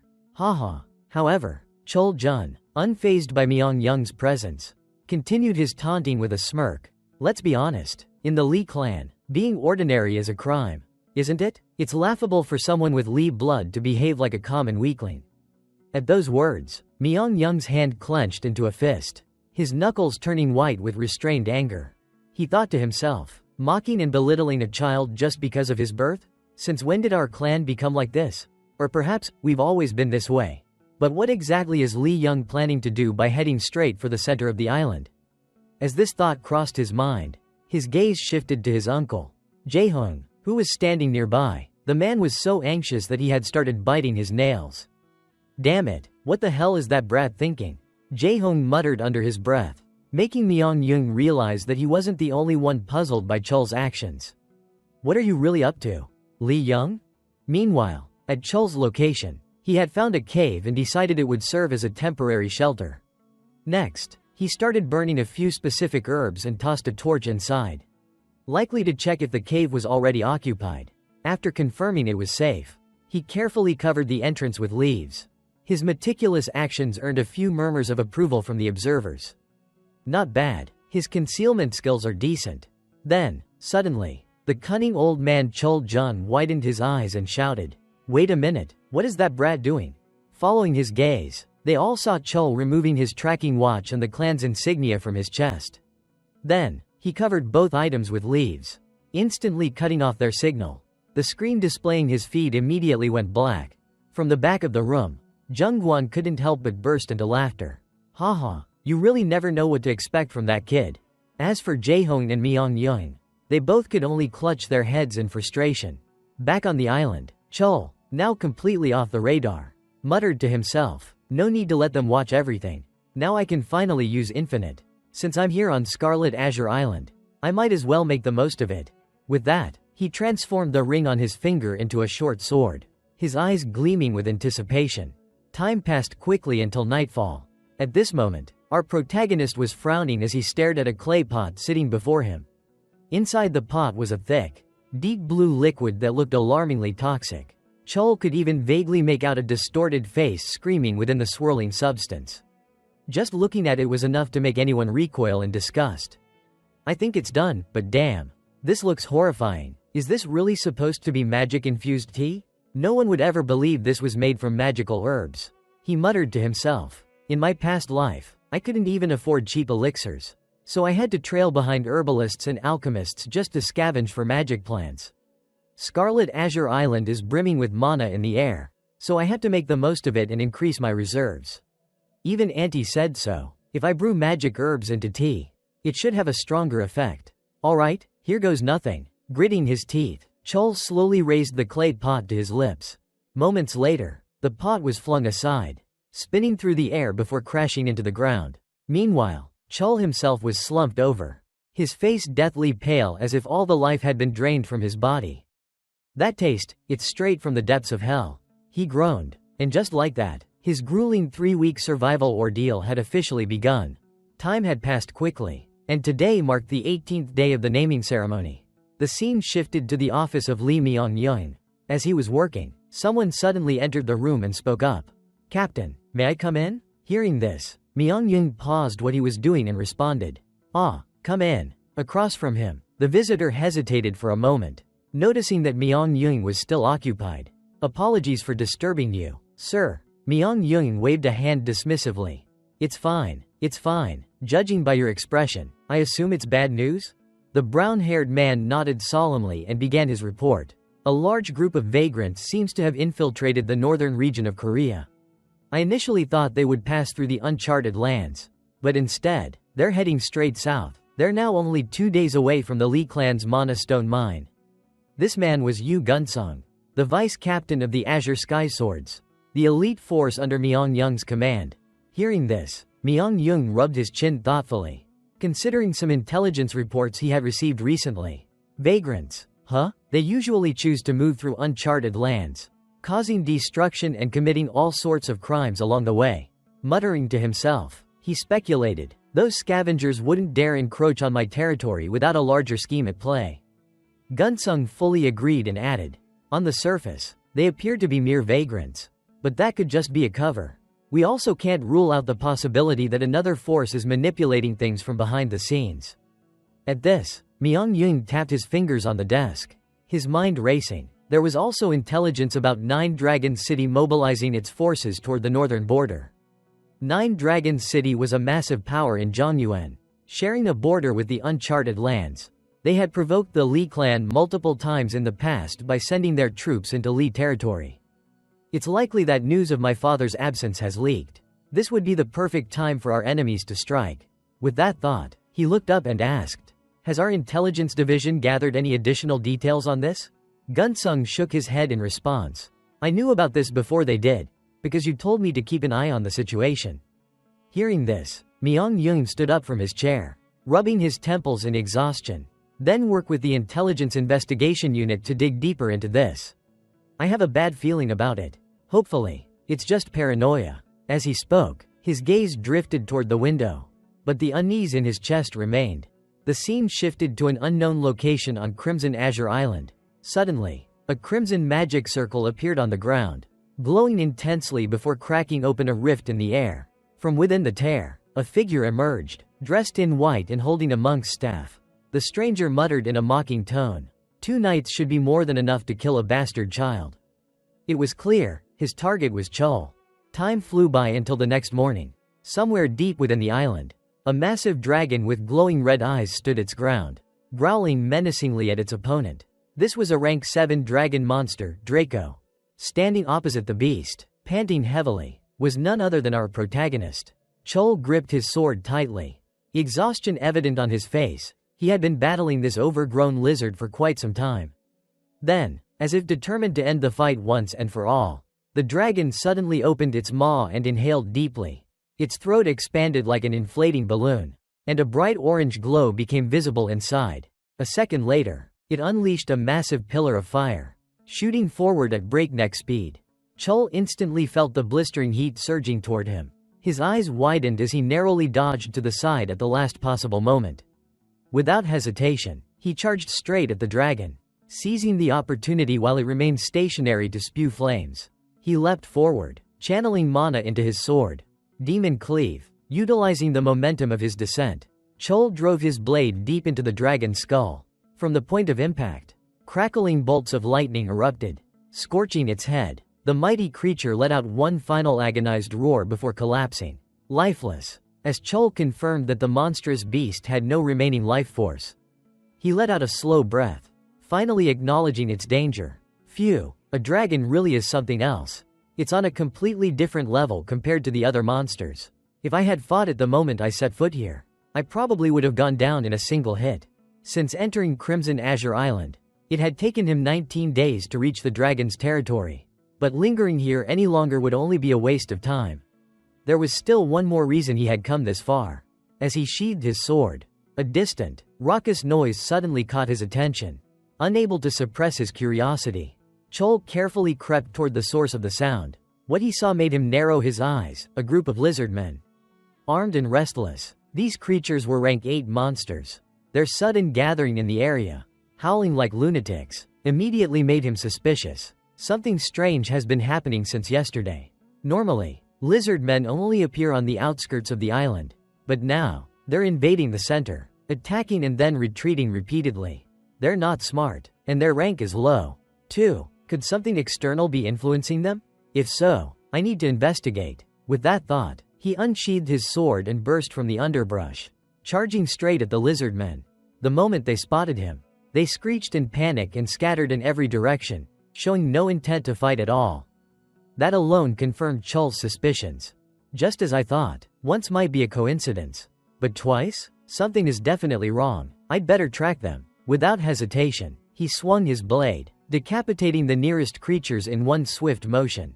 As their bodies crumpled, he silently mused to himself. Something unnatural is happening on this island. I was right. Now, let's talk about the sorcerer who had infiltrated the island the day before.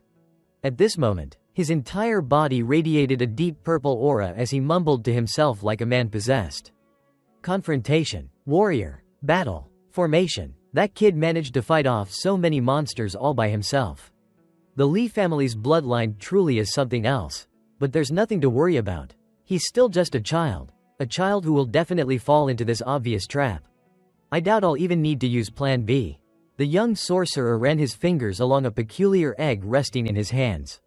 His name was Nishiyama Shogo, a beast tamer. Just as he had predicted, Chol had followed the lizardmen straight to this place, right into his trap. Perched atop a tree, Chol had already realized the predicament he was in. I had a feeling something was off, and it turns out this really is a trap. Controlling monsters? Is he a beast tamer? But how did an outsider even manage to sneak in here? That question lingered in his mind for a moment before the answer came to him.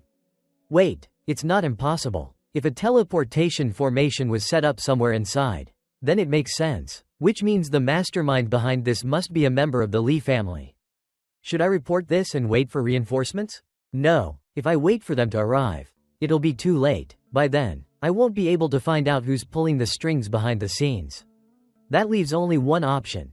I'll conceal my presence using stealth arts and take him out myself. With that, Chol ripped the insignia from his chest and tucked it into his pocket. Then, he activated his stealth technique, cloaking himself in a blue aura that masked both his presence and his breath.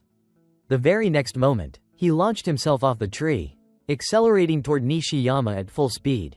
Without hesitation, he swung his sword, aiming straight for the sorcerer's neck from behind. Nothing ever came easy for Chol. At that very moment, the egg in Nishiyama's hand suddenly emitted a sharp alarm.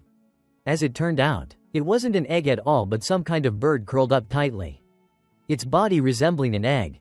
The creature's frantic screeching startled Nishiyama, making him whip around in shock. Since when? He blurted out.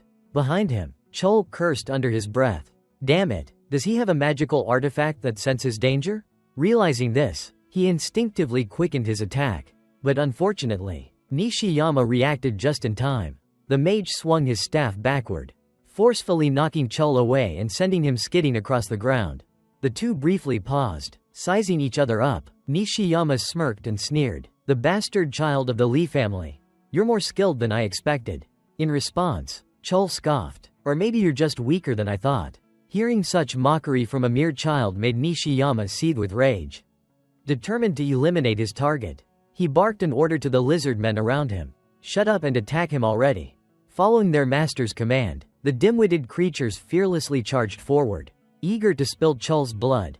Seeing this, Chol infused his sword with mana. With a swift movement, he activated his technique, Heavenly Azure Slash, propelling himself forward at breakneck speed. His blade cut through the air like a silk ribbon, effortlessly slicing through the three lizardmen before they could even react. Yet, Nishiyama remained unfazed. He had never expected them to defeat Chol. He had only used them to buy himself enough time to cast his magic.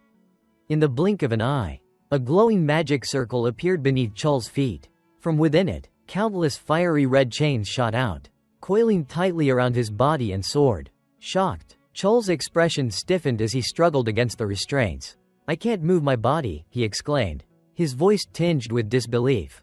Up ahead, Nishiyama burst into triumphant laughter, as if he had already secured his victory. Haha, you fell right into my trap. This is the highest grade ceiling formation. It completely blocks a martial artist's mana vortex. Without mana, you're nothing but a weak, useless child. Now, die in despair, he cackled, completely oblivious to the fact that his own words were the most foolish thing he had uttered all day. Unintentionally, he had just given Chol the exact clue he needed to break free. So, it seals my abilities? That just means I need to bypass it using my mana pathways instead. Chol murmured to himself. Without hesitation, he began redistributing his mana through his meridians, letting the energy flow freely throughout his body. Slowly, he took a step forward. The pressure he exerted made the enchanted chains tremble. Faint creaking noises echoed through the air, signaling their imminent rupture. Then, with a sudden leap forward, Chol shattered the restraints entirely and lunged straight at Nishiyama, cutting off his escape. Nishiyama's eyes widened in terror. The sword pointed directly at his face sent shivers down his spine as Chol asked in a cold, emotionless voice, "You're not going to run?" Panicked, Nishiyama stumbled backward a few steps. "How did you break free?" he demanded. But Chol had no obligation to answer such a question. He merely shook his head. "I don't have to explain anything to you. I've already reported this to my family. So surrender while you still can." From Nishiyama's perspective, it was unclear whether he still had some hidden trump card. But his confidence didn't waver in the slightest. He let out a sinister chuckle. "Haha, no matter. I'll just kill you and reclaim my freedom." Chol narrowed his eyes, utterly baffled by the mage's deranged declaration. What the hell are you talking about?" Before he could fully process the situation, a massive shadow suddenly streaked toward him. In an instant, Chol's small body was sent flying like a cannonball, crashing violently into a tree in the distance. The impact was deafening, reverberating through the air, and a large spurt of blood erupted from his mouth. After taking the hit, Chol's mind raced as he tried to process what had just happened. Trembling, he lifted his head and finally got a good look at his attacker, a massive green turtle with an absurdly long beard. It was none other than the guardian of Scarlet Azure Island, Mountain Turtlehead, a third-rank beast. That's a monster in every sense of the word. How could a mere beast tamer like him have possibly tamed it? As Chol's thoughts swirled, he turned his skeptical gaze toward Nishiyama. The mage didn't even need to hear Chol speak to understand what he was thinking. With a smug expression, Nishiyama openly admitted, "You catch on pretty fast. I haven't completely subdued it yet. But if I order it to kill you, it will follow through without hesitation. So, you should really give up on fighting." With that, he pulled out a few talismans from his sleeve and tossed them into the air. Moments later, his entire figure dissolved into a cloud of purple smoke, disappearing before Mountain Turtle Head could accidentally crush him in the heat of battle. Back in Chol's perspective, just sensing the overwhelming presence radiating from the colossal turtle was enough to make his hair stand on end. He took a deep breath and reminded himself, "Stay calm. If he hasn't fully controlled it yet, then all I need to do is take down the beast tamer first. That's the only way I stand a chance against Mountain Turtle Head." Determined, he reached into his robes and pulled out a small brown pill. "I prepared this just in case, but I never thought I'd actually have to use it this way. A forbidden drug, banned due to its severe side effects. Despite its incredible benefits, a mana enhancement pill." Without hesitation, he tossed it into his mouth. The moment he swallowed, an immense surge of energy coursed through his veins, filling his entire body with raw power. But that wasn't all. There was one more thing Chol needed to prepare. The technique Aunt Zhonghua told me to only use in the most desperate situations. Well, this is it. As he thought this, his body erupted with an overwhelming force.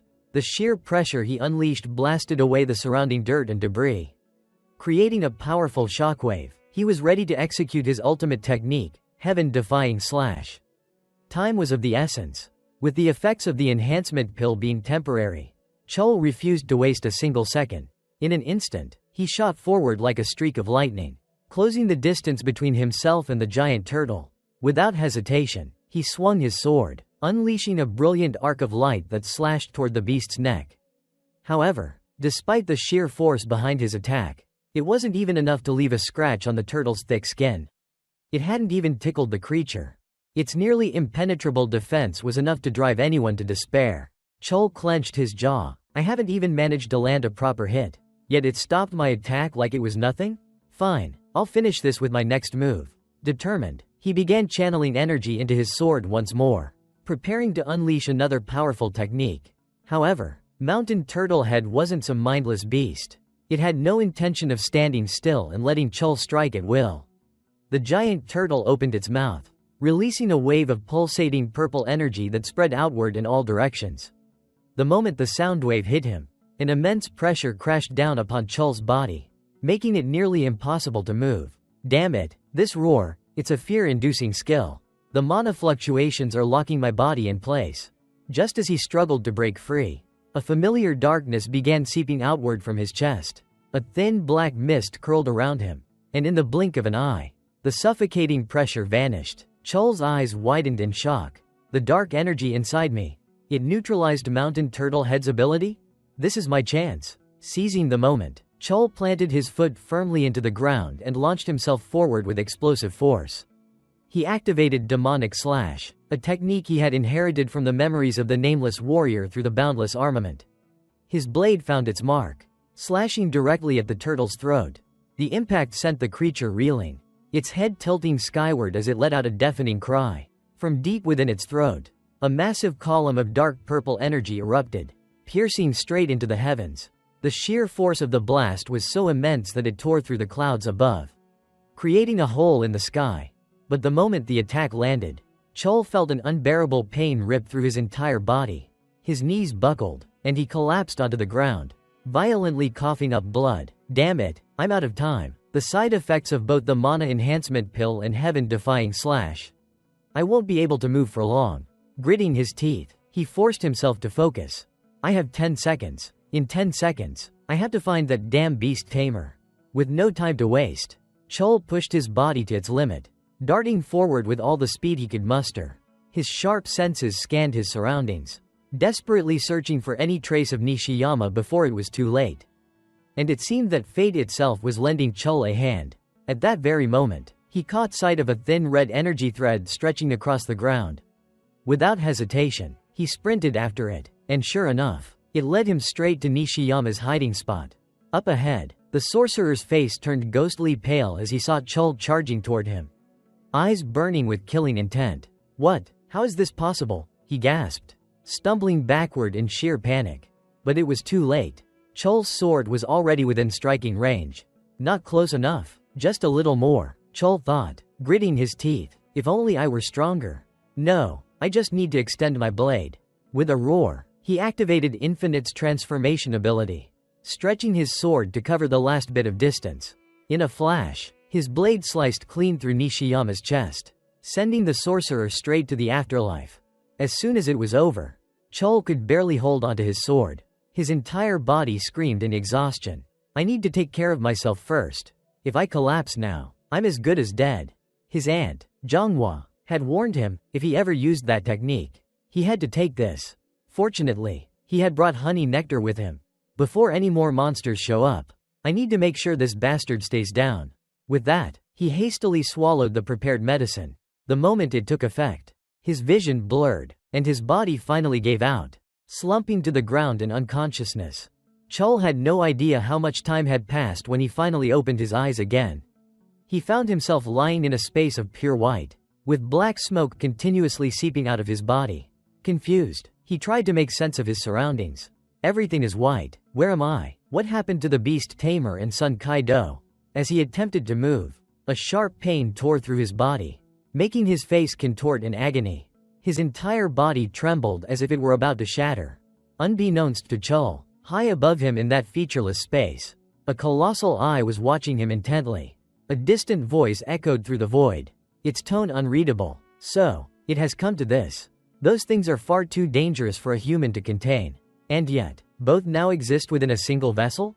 I had hoped you would never wake. If only now. The voice trailed off briefly before speaking again, this time with clear intent. Give it to him. Suddenly, something fell in front of Chul, prompting him to shift his gaze toward it. He narrowed his eyes, attempting to recognize the object. This looks like a purple honeycomb. Could it be Tu-Ha Thachton? The voice returned, unwavering. Not for you, it's for it. The era is changing. Grow stronger. Child of man, do not allow yourself to be devoured by time. From Chul's perspective, in his dazed state, he thought he saw the shadowy outline of the enormous turtle speaking to him. Then, the creature turned and slowly walked away, its form fading into the distance. As it disappeared, his vision darkened completely. Back in reality, Chul had no idea how long he had been unconscious. But when he finally woke up again, the first thing he saw was the familiar figure of Hua. Seeing him regain consciousness, she leaned in with a smirk. Oh, finally awake? Chul, still groggy, weakly glanced at her before muttering, Hua? His casual tone instantly set her off. Did this brat just call me by name? I'll let it slide since you're injured. How's your body holding up?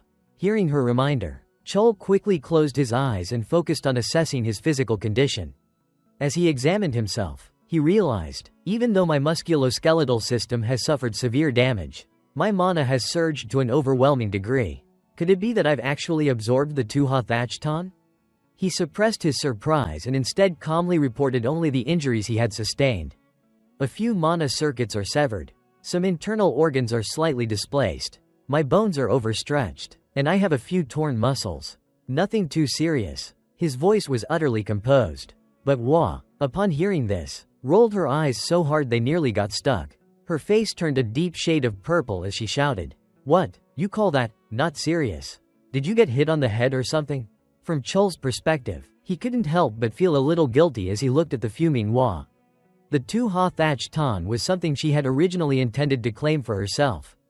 It was an incredibly potent spiritual elixir that enhanced physical capabilities, boosted mana reserves, and granted immunity to poison and curses. I did plan to take it when we got to Zichtan Dao. But I still feel a bit bad about it. Pushing the thought aside, Chul suddenly sprang to his feet as if nothing had happened and asked, Wait a minute. Why are you even here? Before Hua could respond, a voice rang out from a distance. Little brother. The voice belonged to none other than Myung Yun, who had just arrived. Rushing over, he immediately pulled out a healing potion and, with evident urgency, said, Are you alright? Let me heal you with mana first. I also brought some medicinal water. Seeing his brother's frantic expression, Chul let out a small, sheepish chuckle and waved his hand. No need to heal me with mana. but I'll gladly take that medicinal water. Without hesitation, he took the potion and gulped it down. From Myung-young's perspective, seeing his younger brother in such a dire state filled him with an unbearable sense of pain. After a moment of silence, he turned to Hwa and spoke in a hushed tone. "Hwa, could you step outside for a moment?" Understanding that the two brothers had matters to discuss in private, Hwa didn't protest. She simply nodded. "All right, I understand." Once she left, Myung-young lowered his voice and said, "If you had died, I would have wiped out every single organization connected to that beast tamer. No matter how powerful they were. As a member of the Lee family, what you accomplished was nothing short of exemplary for a martial artist. But as your elder brother, I can't see it in a positive light. What you did was reckless." His words carried both reproach and deep concern. Hearing those words, Chol couldn't help but feel a bit touched. His face reddened slightly as he scratched his head and said, "I didn't anticipate the appearance of the Sun Kai-do. I'm sorry, brother. If I had known it was there, I would have waited." Looking at his apologetic demeanor, Myung-young let out a long sigh. "As long as you know the difference between recklessness and confidence, that's good enough." Setting the matter aside, Chol then asked, "Brother, since I was the one who took care of the beast tamer, the information about him should rightfully belong to me." As he spoke, he extended his hand forward, a gesture that made Myung-young rub his temples in exasperation. "I knew you'd say that. That beast tamer was once an apprentice level 5 ranked sorcerer of Japan's Yin-Yang Bureau. It seems he was expelled for attempting to master forbidden techniques. The mastermind behind this supplied him with high-level talismans and magical artifacts, then activated them while the Sun Kai-do was asleep. They wanted to make it seem like the monster acted on its own." Chol furrowed his brows in thought before asking, "So you still haven't found out who the mastermind is?" Myung-young shook his head. "He's barely clinging to life, so extracting information from him won't be easy." At that moment, an idea flashed through Chol's mind, and he spoke up urgently. "So that means you weren't actually their primary target. Their goal was to damage your reputation by making it seem like you failed to detect the intruder and reacted too slowly." Myung-young's eyes widened slightly before a smirk appeared on his lips. That does make sense. I guess pretending not to know anything isn't an option anymore." He sighed, while Chol, feeling a bit concerned for his brother, asked, "Are you going to be okay?" Myung-young responded by ruffling Chol's hair and reassuring him, "I'll be fine. My reputation might take a slight hit, but it's nothing major. I can't be absent for too long, so I'll be heading back now." Just as he was about to leave, Chol suddenly grabbed his hand, his expression turning serious. "Brother, do you want to make a deal with me? Announce that you had already predicted the beast tamer's infiltration and ordered me to eliminate him beforehand. I'll back up that claim as a witness. That way, it will seem like you anticipated everything, even beyond what the clan's intelligence network could uncover." Hearing Chol's proposal, Myung-young quickly pieced together his true intentions and responded with a knowing look.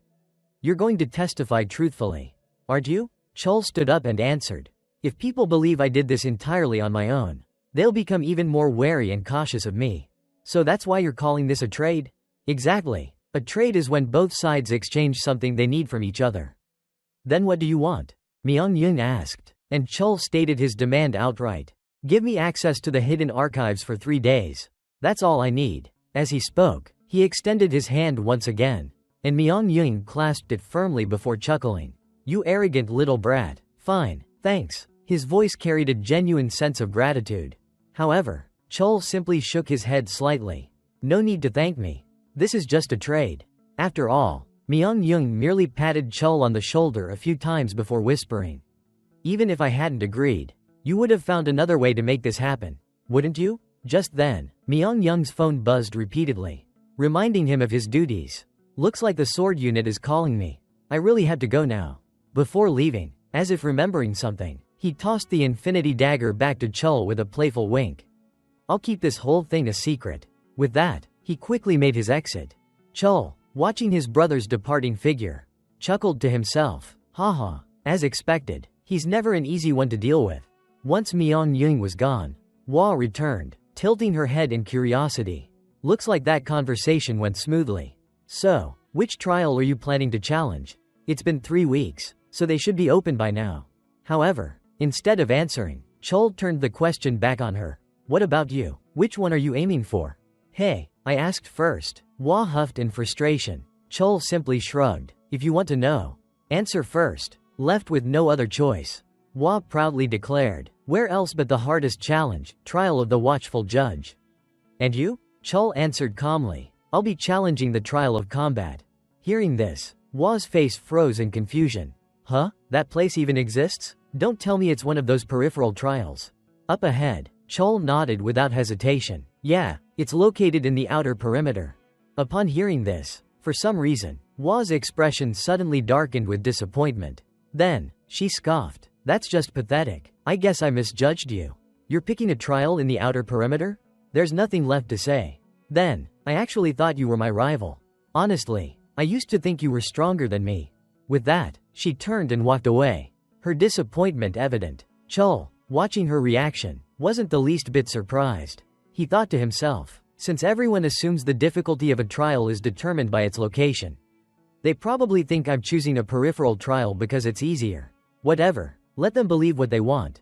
Time passed quickly, and by now, the sky had begun to lighten with the early morning glow. Chol, still wandering through the forest, appeared to be searching for something. I don't remember the exact spot, but it should be around here. Before my regression, this was the cave I stumbled upon. And it's also where I'll complete the second trial of the naming ceremony, the trial of combat. As he thought this, he pushed aside the dense foliage in front of him. And there it was. A pitch-black cave stood before him. Chol wasted no time. He lit a torch and carefully stepped inside. As he moved forward, he thought to himself, at first glance, it just looks like a regular wall. But of course, it won't be that simple. With that thought, he drew his sword and struck repeatedly at the wall before him.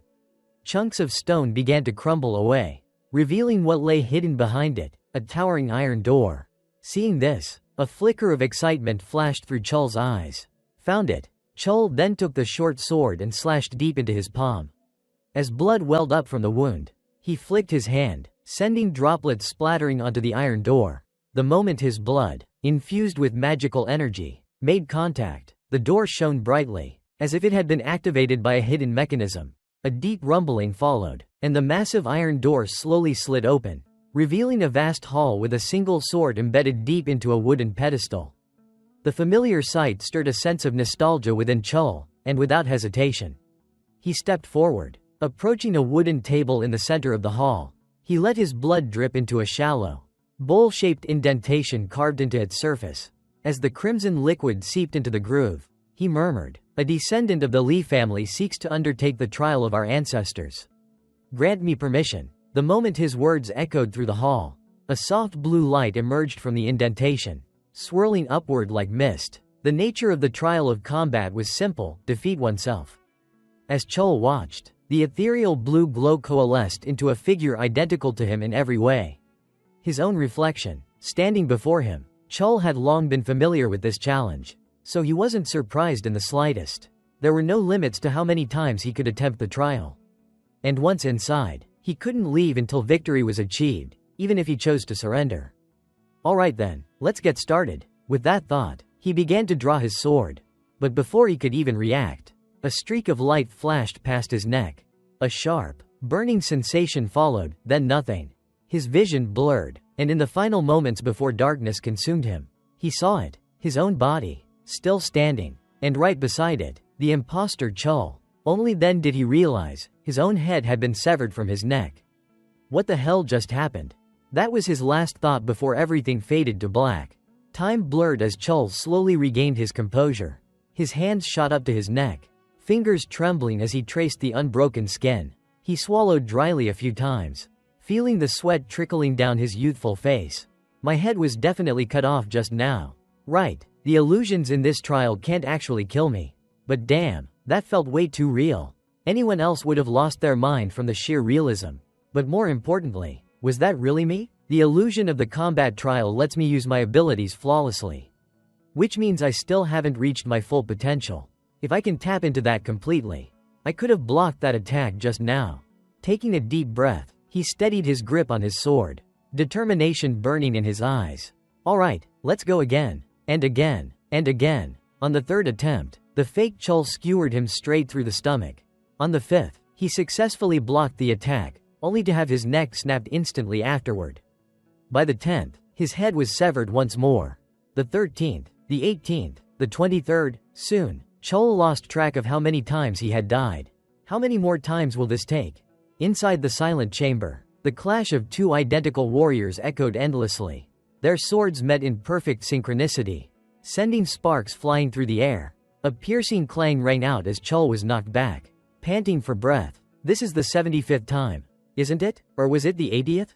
But now, I finally understand. My greatest strength isn't raw power, it's freedom. It's adaptability. It's a fighting style that no one can predict. This time, I'll win. With newfound clarity, Chol shifted his sword into a battle axe and lunged forward. Their weapons clashed once more, the force shaking the ground beneath them. Blades turned to axes, axes to spears, spears to daggers. It was an endless storm of unpredictable transformations. From the fake Chol's perspective, after their axes collided, he leapt backward to regain distance before shifting his weapon back into a longsword. Without hesitation, he charged forward again, aiming straight for Chol's stomach. The blade pierced through flesh, clean and deep. Yet, instead of despair, a smirk spread across the real Chol's face. Idiot, I left that opening on purpose. In an instant, he clamped down on the fake's wrist, locking him in place before unleashing his ultimate technique, Demon Cleave.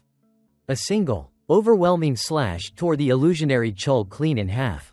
The sheer force of the attack didn't just cleave his opponent, it obliterated the ground behind him, leaving deep scars across the stone floor. On the other side, the fake Chol's body slowly dissolved, his form melting into wisps of blue light. Yet, just before vanishing completely, he smiled, a satisfied, almost approving smile, as if acknowledging Chol's performance. Chol watched the scene unfold in silence, his gaze fixed on the dissipating remnants of his doppelganger. Passing the combat trial should unlock the hidden power of the Li bloodline. In my past life, my ability was just the most common one, enhancement. But in this life, what will it be? As he pondered, the swirling blue energy in the air gradually coalesced, drifting toward him like fireflies in the dark. The moment they entered his body, something deep within him stirred awake. A golden aura burst forth, enveloping his entire being. This power, Chol muttered under his breath. Meanwhile, outside the massive iron door, the core members of the Li clan stood waiting. They murmured amongst themselves, some glancing at the sealed entrance with growing impatience. Jaehong, Chol's uncle, let out a long, exhausted sigh. I really thought he'd behave this time. That little brat. Every other naming ceremony goes by peacefully. But no, he just has to stir up trouble. Just as his complaint ended, a voice suddenly rang out from the crowd. The mana density is changing. The door, it's opening. Hearing this, Jaehong's eyes snapped toward the entrance. Sure enough, the heavy iron doors groaned as they slowly swung open. A lone figure emerged from within. Chol stepped forward, unsteady, swaying on his feet. Then, his knees buckled. Oi, oi. Jaehong reacted in an instant, lunging forward to catch him before he collapsed completely.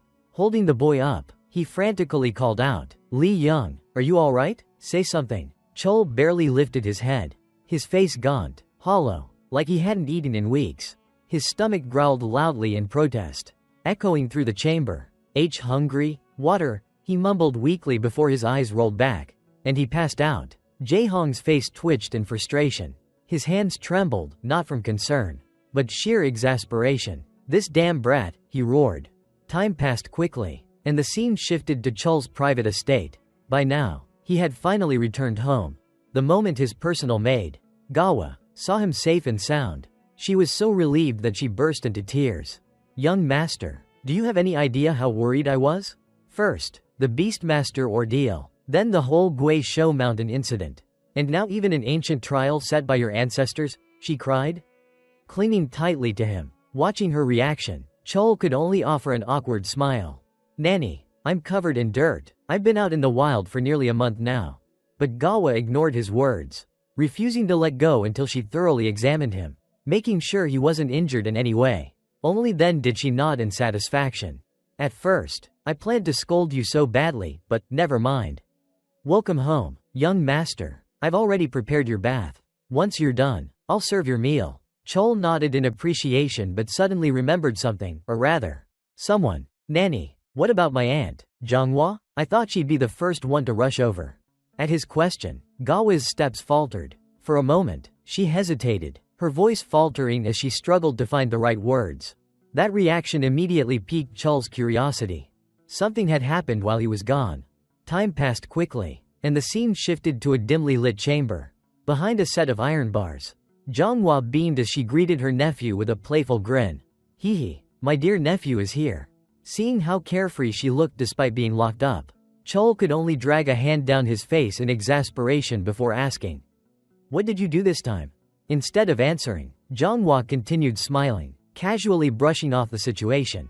"Sorry about that, but seeing you safe and sound is all that matters. But what on earth did you do for your mana levels to spike like that? You haven't even fully absorbed the energy inside your body yet. Hurry up and sit down, I'll help you." Before she could finish, Chul's expression hardened, though Zhonghua only scratched her head and laughed it off. Haha, don't worry about it, it's fine, it's fine. From her perspective, she felt a twinge of emotion upon seeing how much Chul cared for her. She never expected him to go this far for her sake. The reason she was locked up in the first place was because she had caused an uproar in the control room, going against the elders and the head of the family. As she recalled the events, she fidgeted with her fingers, hesitating before admitting, "Sorry, my dear, I just couldn't hold back my anger. I thought they had done something strange to you, and the idea of never seeing you again made me lose control." Her voice caught in her throat as she spoke, and she even mimicked strangling herself for emphasis, making Chul momentarily speechless. Honestly, he had never fully trusted his youngest aunt before, but somewhere along the way, she had become part of his family.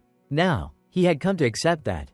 Feeling a sense of ease settle within him, he reassured her, "I'll get you out of here soon. Just wait a little longer." Hearing this, Zhonghua hurriedly waved her hands from inside the cell. "Huh? How are you supposed to do that?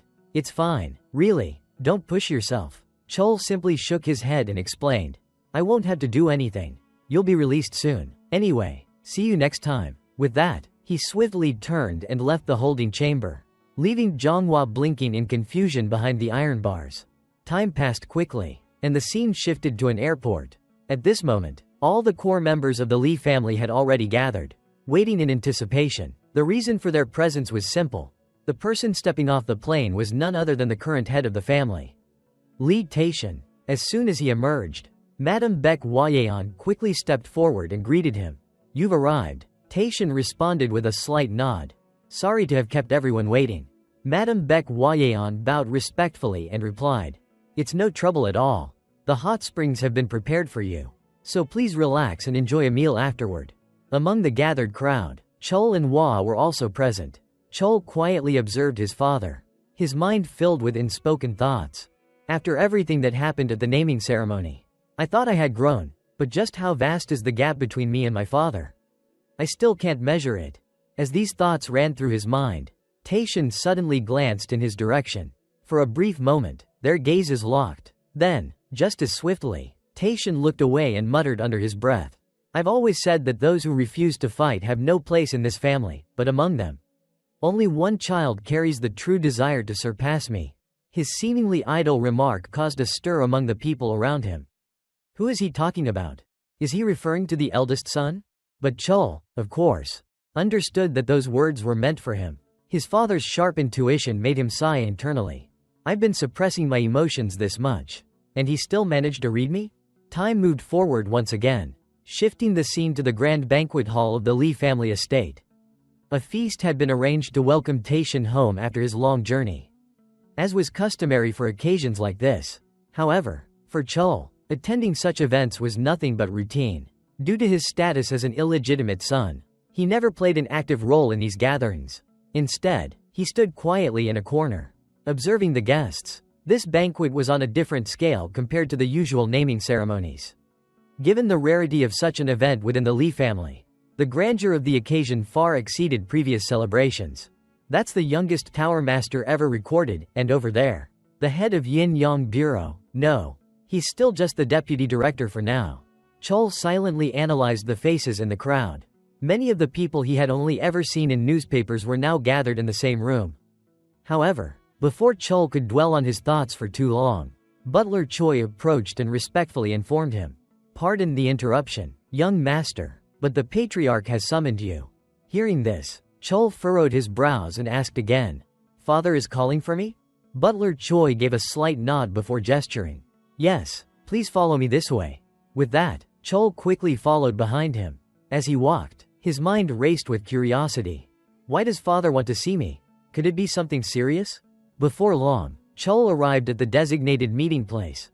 Taishan was already there, and as soon as he spotted his son approaching, Chol quickly lowered his head in greeting. What is it that you wish to speak with me about, father? As he lifted his head, he was slightly taken aback. His eldest brother, Myung-young, was also present. His presence made Chol instinctively connect the dots. This likely had something to do with the incident involving the foreign mage Nishiyama infiltrating Red Azure Island. Across from them, Taishan didn't leave him in suspense for long. I believe you already know why I've summoned you. His sharp gaze locked onto Chol as he continued. I want to hear about the events that transpired during the naming ceremony. According to Myung-young, you were the one who identified and captured the intruder. That was your plan, wasn't it? Taishan's words carried a certain weight, and despite himself, Chol could feel a bead of sweat forming on his forehead. Just as I expected, so father already knows everything. Letting out a silent breath, he nodded and admitted, yes, it was my plan. I proposed a deal to my elder brother, the condition being that I would have access to the scripture repository for 3 days and help him avoid the backlash from this incident. A tense silence filled the room before Taishan's stern voice cut through it. Given your contributions this time, I will overlook the fact that you initially reported false information, but there will be no next time. Yes, I understand. Chol bowed his head in acknowledgement. Turning his gaze toward his eldest son, Taishan then issued another decree. Myung-young, you will receive a fitting punishment at a later time. For now, focus on overseeing the banquet. That is your responsibility. Return to your duties. Rather than showing resentment, Myung-young accepted the reprimand without protest. Understood, father. I will take care of it. Then, before leaving, he flashed a small smile at Chol before turning on his heel and walking away. While Chol couldn't be certain whether his eldest brother would be all right after receiving their father's punishment, he pushed the thought aside for now. Once everyone had left, Taishan turned his gaze back to Chol and continued. For now, we'll set aside the matter of your false report. The credit for this achievement belongs to you, and you will receive the reward that Myung-young promised. Finally, since you were the one who uncovered the true challenge of the duel, I will grant you a reward of my own. Hearing this, Chol's eyes widened in surprise. After a brief moment, he spoke up with his request, a request that the author deliberately left concealed. Time swiftly passed, and soon, the naming ceremony reached its most significant stage, the moment for which everyone had gathered. Stepping forward, Taishan addressed the entire assembly. Thank you all for taking the time to be here today. May our 2 children, the stars of this ceremony, be blessed on the paths they will walk. Now, we shall proceed with the naming ritual. Hwa, step forward. At his command, the young girl eagerly moved forward, her bright eyes filled with anticipation. You have been chosen by the Holy Sword, and like the sun, you shine brilliantly upon all those around you. May you continue to walk this radiant path. I bestow upon you the name Suhyun, one who shines eternally. As soon as Taishan's words echoed through the hall, a scroll unfurled before Suhyun, displaying her newly given name. Her face lit up with joy, and she quickly responded, Thank you, father. With Suhyun's naming complete, Taishan then turned his gaze toward Chol. Next, Young, step forward. As soon as Chol's name was called, a distinct shift in the atmosphere became evident. The once lively and warm energy that filled the room suddenly dampened into an uneasy silence. No cheers, no words of encouragement. It was a stark contrast to the enthusiastic reception that Suhyun had received just moments ago. Of course, Chol wasn't surprised. It's just like last time. This wasn't the first time he had been treated this way. But it didn't matter. He reminded himself to stay focused. Breaking the silence, Taishan's voice rang out once more. You are strong and unyielding, yet flexible and never broken. Like a blacksmith gathering steel from the 4 corners of the world to forge into a single masterpiece. You, too, have tempered yourself. I can think of no better name to define you. And so, I bestow upon you the name Chol. As he finished speaking, Taishan snapped his fingers, signaling for a scroll to unfurl before Chol's eyes.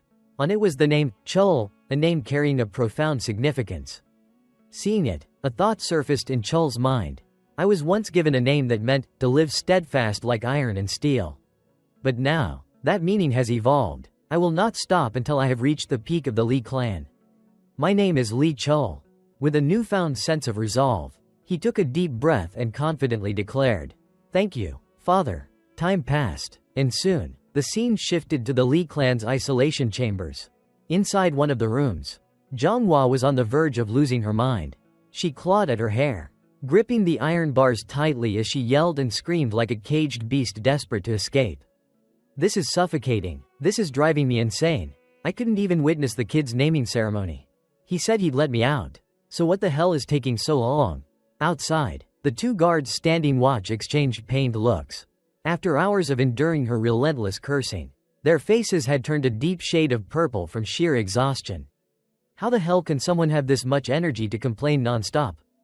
Just then, a call came through. Meanwhile, inside the chamber, Zhonghua sat sulking in frustration, biting the hem of her sleeve. Moments later, one of the guards opened the door and announced, "You're free to leave. Disciplinary actions will be decided later. But for now, you're permitted to exit the isolation zone." As soon as she heard that, Zhonghua's entire face lit up. To celebrate her newfound freedom, she cheerfully kicked the door open with full force. Bang! "Hey, no kicking the damn door," one of the guards snapped, his patience finally snapping as well. But before she could take more than a few steps, a familiar voice suddenly rang out. "Hold on, wait a second." Hearing this, Zhonghua immediately spun around. Sure enough, leaning casually against a nearby wall was none other than her dear nephew. "Chul. Oh, kiddo, don't tell me you're the one who actually got me out?" Her voice brimmed with disbelief. Chul nodded. "Yeah, it was me." "Huh? But how?" Before she could finish her sentence, Chul flicked a folded paper toward her. She caught it mid-air and unfolded it with a puzzled expression. "What's this?" she asked, scanning the document. Instead of answering, Chul simply smirked and said something cryptic. "You owe me one." Curious, Zhonghua's eyes darted down to the text. As she read, her expression slowly transformed from confusion to utter shock. Appointing Li Zhonghua as an elder and officially designating her as the mentor of 9th young master Li Chul. Her eyes widened like saucers.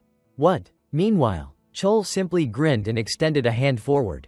"From now on, I'll be in your care, master." Time passed quickly. Chul was now dressed in a blue martial uniform, while his maid, Gawa, sniffled beside him and mumbled, "It starts today." "Huh?" Chul responded with a nod. "Yeah, this is just the beginning," she murmured to herself. "So the young master is already 13. Meanwhile, after finishing his preparations, Chul simply stated, "All right, I'm off." It had been 3 years since the naming ceremony, and today marked the official beginning of his new life.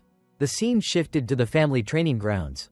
All children of age were sent here for training, and Chul's presence immediately stirred up curiosity among them. Whispers spread through the crowd. "Isn't that the illegitimate kid?" "Yeah, that's the 9th child, Li Chul. I heard he caused quite a stir during the aptitude test and naming ceremony. He must have just gotten lucky. He's still an illegitimate child. No way he actually accomplished that much without luck.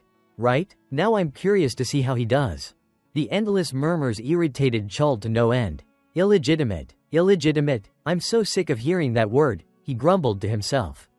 But before he could get too annoyed, another round of chatter caught his attention. "Wow, the 8th young miss is here. You can really tell she's from the direct bloodline. Just look at her presence." Seeing how differently the crowd reacted to Soo-hyun's arrival, Chul couldn't help but smile wryly. "Quite the difference compared to me." "Huh," he silently observed. The moment Soo-hyun met Chul's gaze, she suddenly froze. As if on autopilot, she walked toward him and hesitantly greeted. Hello." Chul gave her a nod. "Yeah, long time no see." Soo-hyun awkwardly scratched her cheek before mumbling. You're not holding a grudge about what I said during the naming ceremony, are you? About how I said I was disappointed." Her words made Chul briefly recall that moment on Scarlet Azure Island. Of course, he hadn't taken her comment to heart. If she hadn't brought it up, he probably wouldn't have even remembered it. "Don't worry about it, I really don't care." Chul sighed. Hearing this, Soo-hyun immediately brightened up. Really? Really? That's a relief. You can be kinda petty. You know," she said cheerfully, completely oblivious to how Chul's face had darkened behind her. His voice dropped into a low growl. "Care to explain exactly how I'm petty?" Ignoring his words, Soo-hyun suddenly remembered something and cheerfully asked, "Oh, I heard you're studying under Auntie?" And you even got access to the hidden archives? Before Chol could answer, a sharp voice rang out from the front. Attention, everyone, we will now proceed with class assignments. All new students, when your name is called, step forward and line up in front of your instructor. The instructor's announcement sent a wave of tension through the gathered students. Class assignments were a crucial turning point, determining not only their training environment but also their future prospects. What should I do? This is getting nerve-wracking. If I get placed in a bad class, I'm screwed. Nervous murmurs spread, accompanied by anxious glances and sweat forming on furrowed brows. Chol understood their apprehension. He had already experienced this once before. The academy's training program lasted 3 years, and class placement played a pivotal role. Each grade level was divided into 5 classes, with the most talented students placed in the highest-ranked ones. Across from them, an instructor handed Soohyun a slip of paper and announced, "Congratulations, Lady Lee Soohyun. You've been assigned to Class 1. Well done." "Thank you," she responded with a polite nod. Chol wasn't surprised in the slightest. The instructor then turned to him. "Next, young Master Lee Chol." Stepping forward, Chol accepted his assignment slip. One glance at the result, and his face darkened with barely contained frustration. He had expected this, but they still had the audacity to be this blatant about it. Class 5, also known as the garbage dump, a class filled with repeaters, failures, and those deemed unworthy. Direct bloodline members were assigned based on their performance during the naming ceremony. But the evaluation committee was under the control of the Elder Council and Lady Baek Hwayeon. They thought they had successfully disadvantaged him, but in truth, this was a blessing in disguise. Now, he wouldn't have to waste unnecessary effort. As he tucked the slip inside his robe, an instructor gestured for him to follow. "Young Master Lee Chol, Class 5, this way." Chol nodded and turned to leave. However, he could feel a piercing gaze drilling into his back. Soohyun was glaring at him, her face filled with barely restrained anger. She couldn't understand why he wasn't reacting, why he wasn't outraged by being assigned to the lowest class. Seeing Soohyun looking like an enraged lioness, Chol flinched slightly. "Whoa, just look at that face. If I don't do something, this kid might actually take matters into her own hands. And here I am, completely fine with it." With that thought, he waved dismissively at her, signaling her to drop the issue, then quickly walked away. Around him, several other students assigned to Class 5 looked utterly devastated, as if the sky had collapsed. "Damn it, Class 5? Will I even graduate at this rate? What am I supposed to tell my father? There's no way I can be in Class 5. My family will never let me live this down." Chol, watching their reactions, felt a wave of irritation. How disappointing. Are these really the students of the prestigious Lee clan? What a disgrace. Just as he was lost in thought, a voice suddenly called out beside him. "You must be the youngest master of the main family, right?" "As expected. I've always wanted to greet you properly. My name is Kim Han, son of a small blacksmith workshop contracted under the Lee clan. It's an honor to study alongside you." Chol turned to look at the boy, momentarily surprised. "Kim Han? I don't recall having any memories of him in my past life." Curious, he asked, "Why me?" Kim Han scratched his head and grinned. "Because you're famous, of course. I've always looked up to you." Hearing such a sincere response, Chol sighed before suddenly asking, "Kim Han, what do you think about being placed in Class 5? The unexpected question made Kim Han pause for a moment, but soon, his face lit up with a determined smile. "I guess my current skills are only at that level, but who knows what will happen in the future, right?" Seeing the firm resolve in Kim Han's expression, Chol couldn't help but smile faintly and nod in approval. "You pass." The scene shifted to the training hall of Class 5. As the new students arrived, the upperclassmen greeted them with warm smiles. "It's a pleasure to meet you. Freshmen, let's all do our best together." "That's right. If there's anything you don't understand, feel free to ask." Their enthusiasm made the younger kids glance at each other in curiosity. At that moment, the instructor clapped his hands a few times to gather everyone's attention. "All right, now that the introductions are out of the way, everyone, listen up. My name is Lee Young-ho, and I am the instructor in charge of Class 5. Since we have new students joining us today, there won't be any formal lessons. Instead, we'll be going over a brief introduction." Young-ho spoke with a bright smile, and that face was all too familiar to Chol. As he looked at the instructor, memories from his past life surfaced in his mind. "He's just as passionate and determined as before. Back in my previous life, He even gave me personal tutoring sessions when I couldn't keep up with the rest of the class. Completely unaware of Chul's thoughts, Young-ho turned to the long-haired boy beside him. Alright, that wraps up the introductions. In-ha, I'll leave the rest to you. Yes, instructor. In-ha responded with a grin before facing the group of fresh chickens in front of him. Greetings, freshmen. It's a little embarrassing, but since I've been held back 2 years in a row, I'm still serving as class leader for the second-year students. He chuckled lightly before continuing. You've all been standing for a while now, you must be tired. Feel free to sit if you want. Now then, let's move on to electing our class leader. Even though we're students, there will be times when we're thrown into real combat situations. That's why the class leader is essentially like the captain of a martial squad. Unlike the instructors, who are only responsible for training and teaching according to the curriculum, the class leader holds authority over everything else within the class. Hearing this, one of the kids in the crowd raised a hand and asked, "How is the class leader chosen?" The question caught In-ha slightly off guard, but he quickly recovered and explained. I forgot to mention that. I'm not sure how other classes do it, but here, we decide through a friendly match, followed by a vote. Alright, then let's get started. Since this is a skill-based match, the use of mana is strictly forbidden. There will be a short rest period after each fight. Before In-ha could finish his sentence, Chul's icy voice suddenly cut through the air. Are you seriously being this naive? His tone carried a hint of contempt, making In-ha flinch and quickly ask, Young Master Lee Chul, do you have any objections to this? In response, Chul walked toward the weapon rack, grabbed a wooden sword, and proceeded to enlighten the clueless crowd. Wake up, everything you're saying and doing right now, just snap out of it. This is the Lee clan. If you want to play schoolyard games, then go enroll in some regular school inside the safe zone. Hearing this, In-ha hurriedly retorted, that's a bit harsh. We just want to resolve things peacefully. But from Chul's perspective, there was no point in wasting more words on these sheltered children. With a sharp motion, he drove the wooden sword into the stone floor and declared, talking won't get through to you. Huh? Fine, come at me, one by one, starting now. I'll take all of you on. Time passed quickly. Now, Chul was panting heavily like a wild beast, leaning on his sword for support just to stay on his feet. Around him, countless freshmen groaned in pain, sprawled across the ground. In-ha, who had witnessed everything from beginning to end, could hardly believe his own eyes. Unbelievable, just how many people did he take down on his own? He muttered to himself. At that moment, Chul turned to him with piercing eyes and said, Choi In-ha, call the next one up. A shiver ran down In-ha's spine as he gulped nervously. This pressure, it's terrifying, he thought. After taking a deep breath, he finally responded, this is the last match. Chul nodded. Is that so? Then come at me, Choi In-ha. With that, their duel began, but the moment their swords clashed, In-ha felt an overwhelming force surge through his body. His jaw clenched tightly as he struggled to withstand the impact.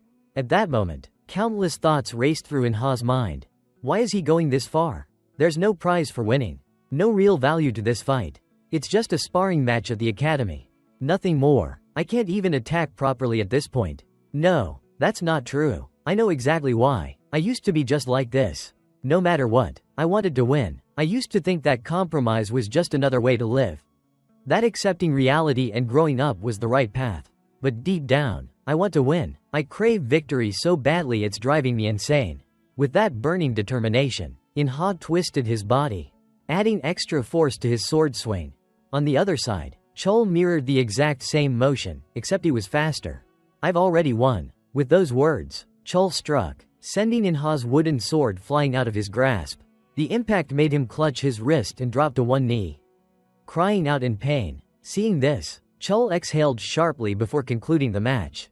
Phew, take him to the infirmary. The moment he finished speaking, In-ha suddenly shouted, it's not over yet. This fight isn't finished. Without hesitation, he grabbed his wooden sword and charged forward again. However, this desperate attack was effortlessly blocked by Chul. His sharp gaze narrowed as he assessed his opponent. Left-handed, so he switched because his right hand is injured? His eyes, they're different from before. With that thought, Chul shifted his weight, pushing back In-ha's arm. Then, in a swift motion, he stepped forward and swung his sword like a baseball bat, slamming it straight into In-ha's stomach.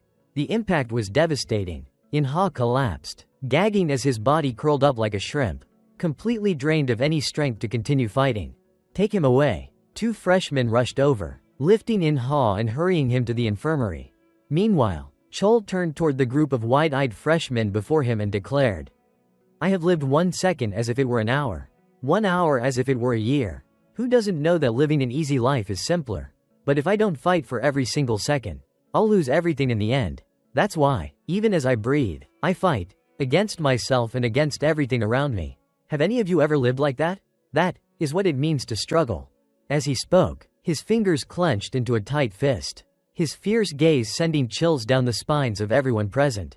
Time passed quickly. After the class leader election concluded, Instructor Young-ho returned. Having heard everything that had happened, he couldn't help but reprimand Chol. "You went too far." 4 students ended up with broken bones, and 3 sustained internal injuries. Meanwhile, Chol, who was resting nearby, responded nonchalantly, showing no remorse for his actions. Instead, he even questioned the instructor in return. If they want to survive in the Lee family, the least they can do is learn to laugh at injuries like that. Young-ho let out a sigh, shaking his head. Those kids all had their own reasons. However, before he could finish his sentence, Chol cut him off. "Instructor Lee Young-ho, even the students have already understood. Do I still need to explain it to you? People like you are rare in the Lee family. You're a good person, but they are students of the Lee clan. If they stray from the right path, then even if you have to play the villain, you should be the one to drag them back. Do your duty." Chol's words struck Young-ho like a hammer, making his body tremble slightly. His hands clenched into fists as he absorbed the weight of that statement. Time passed quickly, and soon, a new day arrived. Despite overwhelming the freshman recruits with ease the previous day, it didn't mean Chol was unscathed. As he walked, he rotated his shoulders, trying to loosen up his stiff muscles while grumbling to himself. "Damn, my whole body aches. I might have pushed myself a little too hard yesterday." As he spoke, his gaze shifted toward the assembled freshmen standing neatly in formation ahead of him. Their faces were still bruised, but they had all arrived early. Seeing this, a look of satisfaction appeared on Chol's face. Some of them are still filled with hostility and resentment, but none of them ran away or backed down. If they were still as terrified as they were yesterday, then there would have been no hope for them. But this isn't bad. With that thought, he slowly walked past the group. However, at that moment, he overheard some hushed whispers. "There he is, that piece of trash." At the same time, a familiar voice called out from behind him. "Young master, you're here." Recognizing the voice, Chol turned around to see Kim Han approaching. "You're early." Kim Han scratched the back of his head sheepishly. "Yeah, I was afraid I made a fool of myself in front of everyone yesterday." Hearing that, Chol offered a rare word of reassurance. "We're still just students. Being weak is natural." At those words, Kim Han could only smile awkwardly before hesitating for a moment and then making a request. "Young master, if it's not too much trouble, can I ask you something?" Chol nodded casually. "Go ahead." Kim Han's eyes lit up with determination as he finally voiced the question weighing on his mind. "How do I do it? How can I become strong like you?" Hearing the question, Chol barely suppressed a sigh. "I barely have enough time to train myself. Where am I supposed to find time to teach others?" Still, he offered the young boy a bit of advice. "I'm not skilled enough to teach anyone yet, but you've got a good eye, or maybe just sharp instincts. You dodged my attacks 3 times in a row yesterday, didn't you? Make use of that. I think technique suits you better than raw power. If you stake your life on honing what you already have, one day, you'll set yourself apart." Chol's straightforward assessment left Kim Han momentarily dumbfounded before he stammered, Thank you." At that moment, another voice chimed in, "Good morning, young master." Chol turned to glance behind him and immediately noticed the bandages wrapped around In-ha's arm. He shook his head. "You look like a mess. No way you're fit to train today." Hearing this, In-ha let out a dry laugh. "Haha, would you even let me rest if I said I was taking a break? You'd probably start rambling about fighting spirit and call me a coward. Wouldn't you? I just didn't feel like hearing that nonsense. So I dragged myself out here." With that, he huffed and strode past Chol. Despite In-ha's irritated tone, Chol simply smiled to himself. He's changed. Before the conversation could continue, Instructor Young-ho arrived, gathering the students before him. "Line up. 4 students are out sick today. 5 more are absent without excuse, which means we're down to 11. sweeping his gaze over the remaining students. Yung Ho frowned. Bruises and exhaustion were written all over their faces. They all look wiped out. And the atmosphere's different. Just because one predator showed up, the rest of the students are this on edge? Coming to a decision, he clenched his fist and announced, "Originally, we were supposed to do a basic fitness test today. But seeing your current state, I'm changing the plan. The fitness test starts right now." Time passed quickly, and Yung Ho's voice rang out once again. From now on, training will be self-directed, under the class leader's supervision. Whatever kind of test Yung Ho had put them through, it had completely drained the students. Every last one of them was panting heavily, barely able to stay on their feet. Even Chul, though he wouldn't admit it aloud, felt the deep soreness in his muscles. He let out a silent sigh. 10 whole hours just for a fitness test? I'm a little exhausted too. But I can't stop now, he reminded himself. As they rested, the new students exchanged glances and whispered among themselves. Hey, did anyone else notice that instructor Yung Ho was acting a little strange today? It's because of yesterday's fight. Another replied. A lot of people got hurt. If this were before, he would have called for a break. Ignoring their chatter, Chul stepped forward and raised his voice. Listen up, no need for introductions. I'm Lee Chul, your class leader. As Choi and Ha mentioned yesterday, the class leader has full authority over everything except the instructor's orders. My training will be harsh. If you can keep up, good. If you can't, I'm not dragging you along. If anyone's unhappy with me, you're free to challenge me. Land a single hit on me, and I'll hand over the position. Now, enough talking. Get to it. Fight the person next to you. Just like that, before the students could properly recover, they were once again exchanging affectionate punches. After a while, Chul assessed the results. He frowned slightly as he looked at those still standing. Only 6 left. The rest gave up halfway. Deciding to let the weak ones off for now, he finally spoke. All right, that's enough for today. Dismissed. Good work. With that, he turned and walked away. The moment he was out of sight, some of the students who had struggled through the training began grumbling. That damn bastard. It's because of him that I had to suffer like this. I really can't stand that illegitimate brat. What's the point of all this? I'm not going to follow his nonsense. Nearby, Kim Han overheard the bitter complaints. His voice rose in frustration. Cut it out. I'll admit, I'm pissed off too, but even when he was exhausted, not a single one of us could land a hit on him. The students paid no attention to Kim Han's words and instead turned to In Ha for his opinion. Hey, In Ha, what do you think? Were things all that great last year? Or do you also feel? Before they could finish, In Ha cut them off. Yeah, it was so great that I ended up repeating a year. His voice was sharp. If I don't change this time, I'll really end up living as a failure. Even if I have to get my arms or legs broken, I want to try at least once. Honestly, I really want to. You guys know it too, don't you? That illegitimate brat. No. I mean, you understand what he's trying to do, right? I'm going to fight this time. It might really be the last chance. So wake up. Stop resisting for no reason or pretending not to see the truth. With that, In Ha turned and walked away, leaving the group of students in heavy silence. Meanwhile, in Zhonghwa's office, Chul sat surrounded by various measuring devices, his body wired up to record certain data. As he concentrated, a brilliant blue flame erupted in his palm. Watching from the side, Zhonghwa let out a strained sigh. Stop, that's enough. Another failure. Every time you try to forge aura, its form collapses. I didn't expect this problem to arise after reaching 3-star level. If only we had ancient records detailing how people used mana in the past. Her voice carried clear frustration.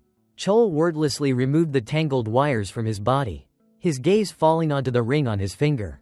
Deep in thought, he mused, if it's the memories of the endless, then maybe, but I still haven't unlocked the next sequence. Either way, my visit to the archive wasn't in vain.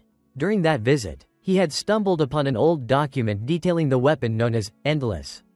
It described how the weapon was shrouded in black energy, instilling terror even among monstrous creatures. Even the kingdom's most formidable generals had fallen before it. Countless heroes had joined forces to seal it away in the northern 10,000 Demon Mountain. In recognition of their feat, the king granted them land as a reward. Grateful for the king's generosity, the heroes reforged the weapon into a sword, naming it Endless. Uncovering this information had been an enormous breakthrough. As these thoughts ran through his mind, Chul's grip on his own hand instinctively tightened. Meanwhile, Zhonghwa's frustration lasted no more than 3 seconds before she returned to her usual cheerful self. Well, at least you've already touched upon aura. Reaching the 3-star realm on your own is truly impressive. The current roadblock will be resolved soon enough. In fact, you've already nearly mastered amplification and transformation techniques. Hearing this, Chol nodded and made sure to express his gratitude. Yes, thank you, Auntie. You always guide me so patiently. That reminded him of something. And he quickly asked, by the way, Auntie, what comes after reaching the 3-star level? Zhonghua explained, you'll learn how to use qi reinforcement and aura skills. But mastering them will take a lot of time. Then, as if recalling something, she suddenly grinned and asked, by the way, how's the student training going? You always look exhausted. Chol replied flatly, the training is fine. But there was no way Zhonghua would miss the fatigue written all over his face or the heaviness in his breathing. She burst into laughter. Oh really? If it's tough, I could lend you a hand. Hearing this, Chol's eyes lit up as he immediately turned to her. Huh? How exactly are you going to help? Opposite him, Zhonghua didn't reveal anything, simply puffing out her chest in confidence. HMPH, you'll find out soon enough. Just trust me. Time flew by, and the next day arrived. To support her nephew, Zhonghua personally visited his class, leaving Chol with nothing but a strained smile. Ha ha, she told me to trust her. And I've been anxious ever since. Unaware of Chol's inner thoughts, Instructor Yung Ho cheerfully introduced the guest lecturer. Today, we have a special lesson on magic. Everyone, fix your uniforms and stand at attention. This is Elder Li Zhonghua, a researcher of the Li family. Let's give her a warm round of applause. The moment his words ended, applause erupted like firecrackers. Meanwhile, the slightly awkward Zhonghua scratched her head sheepishly. Hee, this is a bit embarrassing. I'm not one for long introductions. So let's just get started. She winked playfully, pulled out a piece of chalk, and immediately launched into the day's theoretical lecture. From the back of the room, Chol observed her with quiet amusement. Looks like she's starting to enjoy teaching more and more. Time passed quickly, and soon, Zhonghua suddenly clapped her hands together to capture everyone's attention. Alright, that's the end of the boring lecture. Now comes the fun part. I'll be teaching an improved version of the Iron Line technique developed by the Research Institute. Beside her, Instructor Yung Ho blinked in confusion. Huh? But didn't the lesson just end? What are you talking about? The real lesson is just beginning. Everyone, sit up straight. I'm only demonstrating this once. So pay close attention. Saying that, she waved her hand, motioning for Chol to step forward and assist her. The protagonist, however, was utterly baffled by whatever was going on in his aunt's head. What is even happening right now? He asked. Perplexed. Behind him, Zhonghua smiled and said, when direct descendants enter the academy, they usually receive special support like this. But you had nothing, so I figured I'd put in some extra effort. Hearing those words, Chol felt a surge of emotion and responded sincerely. Thank you, Auntie. Ignoring his sentimental moment, Zhonghua continued explaining. Alright, good. If the theory holds true, your strength should double. Pretty amazing. Huh? Chol sighed. Yes, Auntie, you're absolutely incredible. On the side, Instructor Yung Ho had also realized the importance of the lesson and called out loudly. Everyone, listen up. From now on, we'll continue sparring while directly applying the magic techniques taught by Elder Zhonghua. Find a partner. At his command, the students immediately started pairing up, eager to get revenge on Chol. Inha wasted no time stepping forward and issuing a challenge. Young master, be my opponent. This time, I won't hold back. His eyes burned with determination. Meanwhile, Chol, who feared no one, smirked and readily agreed. It would be my pleasure. I'll even let you make the first move. With that, the two of them lunged at each other, practically tearing into one another. Much to Zhonghua's delight as she watched from the sidelines. Wow, my little brat is downright ruthless. He's just like me when I was younger. As she reveled in her nostalgia, a hushed conversation nearby caught her attention. I really can't stand that kid. One student muttered, even if he's just a secondary son and gets treated differently. He's nothing like us. His body is built differently. He's already unlocked his abilities. He started way ahead of us from the beginning. Another student shrugged in agreement. Yeah, we've worked as hard as we can. But what does he even know about struggle? From Zhonghua's perspective, how could she possibly tolerate anyone badmouthing her nephew like that? Without hesitation, she called out, "Hey, you too." At the sound of her voice, both students stiffened in shock. One of them stammered, Lady Zhonghua, you're still here? Ignoring their question, she fixed them with a gaze as cold as death itself and asked icily. Just now, were you two talking about my little brat? No.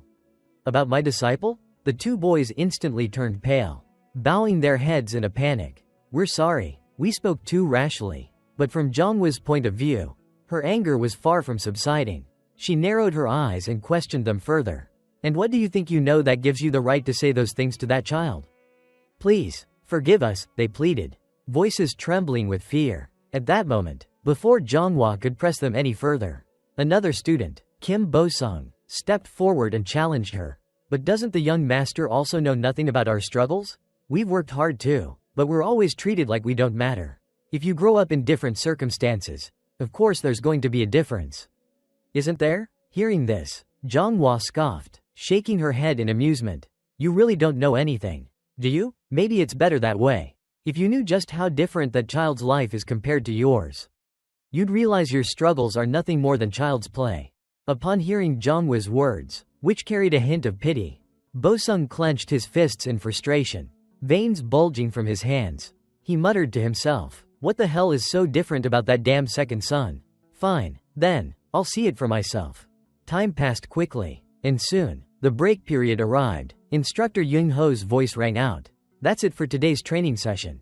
The students collectively let out a relieved sigh. Meanwhile, Bo-sung's eyes trailed over to Chol, who was resting off to the side. He scoffed internally. See, what's the difference? He goes on and on about struggle. But in the end, it's just because he was born different from us. As this thought crossed his mind, another student suddenly approached him and asked, weren't you guys talking about following that second son today? But are you sure it's okay to wander around the clan's estate like this?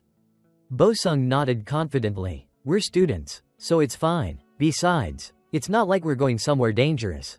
That second son doesn't even live in the main family quarters. We can't just let him keep overshadowing us.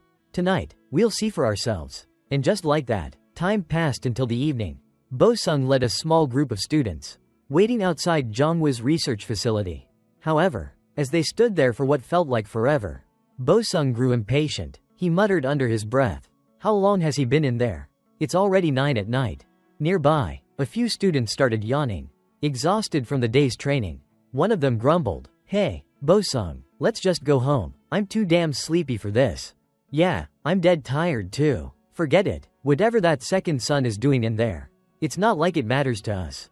Another added. One by one, some members of the group left, feeling guilty but too exhausted to continue. Bo-sung cursed under his breath. Irritated. TCH. Bunch of weaklings. Not long after, Chol finally emerged from the research facility. Bo-sung quickly ducked into the shadows and began trailing him from a distance. Finally, he's heading home. Wait, is he going to the spring training grounds? Bo-sung frowned in confusion. That area is reserved for direct line descendants. He's not even allowed in there. Just as he pondered this, a series of sharp, commanding shouts echoed through the night air. The sudden outburst startled the group, making them exchange bewildered glances. What the hell was that? One of them whispered. Are those training drills? Another asked, his voice tinged with disbelief. Then, one of the boys in the group hesitantly suggested, Bo-sung, maybe that second son really is something else. We should just drop this. It's not like he ever said anything wrong. If we put in as much effort as in Ha, maybe. Before he could finish his sentence, Bo-sung clenched his fists tightly, his voice laced with frustration. It's not like I ever skipped personal training either. This is nothing special. Hearing his stubborn response, the remaining two students exchanged tired glances. They had had enough. Sighing, one of them said, all right then, suit yourself. We're heading back. Without another word, the two left, unwilling to waste any more time spying on Chol. But Bo-sung remained, lost in his own thoughts. What makes me so different from that damn second son? I'll prove that I'm not wrong. And so, he continued to wait in the shadows, watching as Chol finished his grueling training session and finally headed home. Unlike before, Chol didn't wander anywhere else. He went straight back to his residence. But before Bo-sung could process his thoughts further, a bright light suddenly illuminated the area behind him, followed by a stern voice. Hey, who's there? Stop right where you are. The sharp command made Bo-sung flinch. But as soon as the guard saw his uniform, his expression shifted from suspicion to surprise. Huh? A student? Young Master Lee Chul walks around at this hour every night. But I didn't expect him to bring a student along. According to regulations, this isn't allowed, so you need to head back. Seeing that the guard wasn't going to cause any trouble, Bosung quickly nodded in compliance. But before leaving, his gaze drifted toward Chul's private residence. The lights are still on. It's already 2 in the morning. A heavy silence settled over Bosung as he stared at the lit-up windows. For a long moment, he simply stood there, lost in thought. Then, with a quiet voice, he told the guard, "Understood, have a good night." Without another word, he turned on his heel and quickly disappeared into the darkness. Time quickly passed, and by 5 a.m. the next morning, the private training grounds for Class 5 were already buzzing with activity. After staying up too late the previous night, Bosung was still struggling with drowsiness. As expected, I went to bed way too late yesterday, he thought groggily, rubbing his tired eyes, only to widen them in shock a second later. Standing in front of him was Chul, already present before anyone else. He looks completely exhausted, Bosung observed, his mind racing, even with the gifted physique and abundant mana of the main bloodline. Can a 13-year-old child really endure a life of sleeping only 3 to 4 hours a day? And what about me? Bosung reflected. When I go home, I watch TV or play games to unwind. I still train on my own, but I get enough sleep, take proper breaks, and enjoy my free time. Unable to suppress his curiosity any longer, Bosung took a step forward and asked directly, "Aren't you tired?" At his question, Chul furrowed his brows slightly before replying in a nonchalant tone, "So you were one of the people spying on me last night?" For a moment, Bosung stiffened, caught off guard by Chul's sharp observation. But instead of denying it, he sighed and admitted, "Yeah, you're from the main family. So of course, you have support. Your starting point is different. And besides..." Before he could continue rambling, Chul cut him off. "I've lived like this since I was little," he said flatly. "Before joining the Academy's cadet division, I used to get a bit more sleep. But obviously, if you don't rest enough, you'll feel exhausted. Then why do you push yourself this hard?" Bosung pressed. Chul didn't offer much of an explanation. Instead, he simply patted Bosung on the shoulder and whispered, "You already know the answer." With that, he walked off, leaving Bosung standing there, an overwhelming sense of shame creeping up inside him. Meanwhile, in another part of the estate, Taishan, the head of the family, was in the middle of his morning training session when his steward, Choi, approached him with a report. "Taeju Nim, the mission documents you requested have been processed," the steward informed, handing over a neatly stacked file. Taishan flipped through the papers, his sharp eyes scanning the contents. But after a moment, he let out a low hum of dissatisfaction. "This still isn't enough," he muttered. Choi, anticipating his reaction, quickly interjected, "Sir, these are rank 7 and rank 8 dungeons. Given the current skill level of the cadets, this will be extremely dangerous." Despite Choi's concerns, Taishan remained firm in his decision. "Food and weapons can be stockpiled, but people cannot. What I need now are individuals who can survive." Hearing this, the steward no longer tried to dissuade him. "Understood, I will proceed according to your orders." He then shifted the conversation. "Additionally, there is another matter I must report." Choi began recounting the recent events surrounding Chul. As he spoke, a flicker of satisfaction appeared in Taishan's eyes. "The youngest did that, huh?" he mused, his voice carrying a trace of amusement. That boy has always had a different look in his eyes, the gaze of someone who has been stripped of everything. Someone who has hit rock bottom. However, his expression turned contemplative as he continued. "But leading people and changing them, that's an entirely different matter." After a brief pause, Taishan gave a new order. "Adjust the content of the upcoming exam. Coincidentally, the 8th child is in the same cohort. Raise the difficulty level for the entire cadet division. Let's see if that boy truly has what it takes to lead." His tone carried a sense of anticipation, as if he were looking forward to the results of this trial. Unbeknownst to the other cadets, the difficulty of their upcoming test had just increased, simply because of Chul. Returning to the training grounds of Class 5, Instructor Yung Ho was taken aback by the sounds of rigorous practice echoing through the area.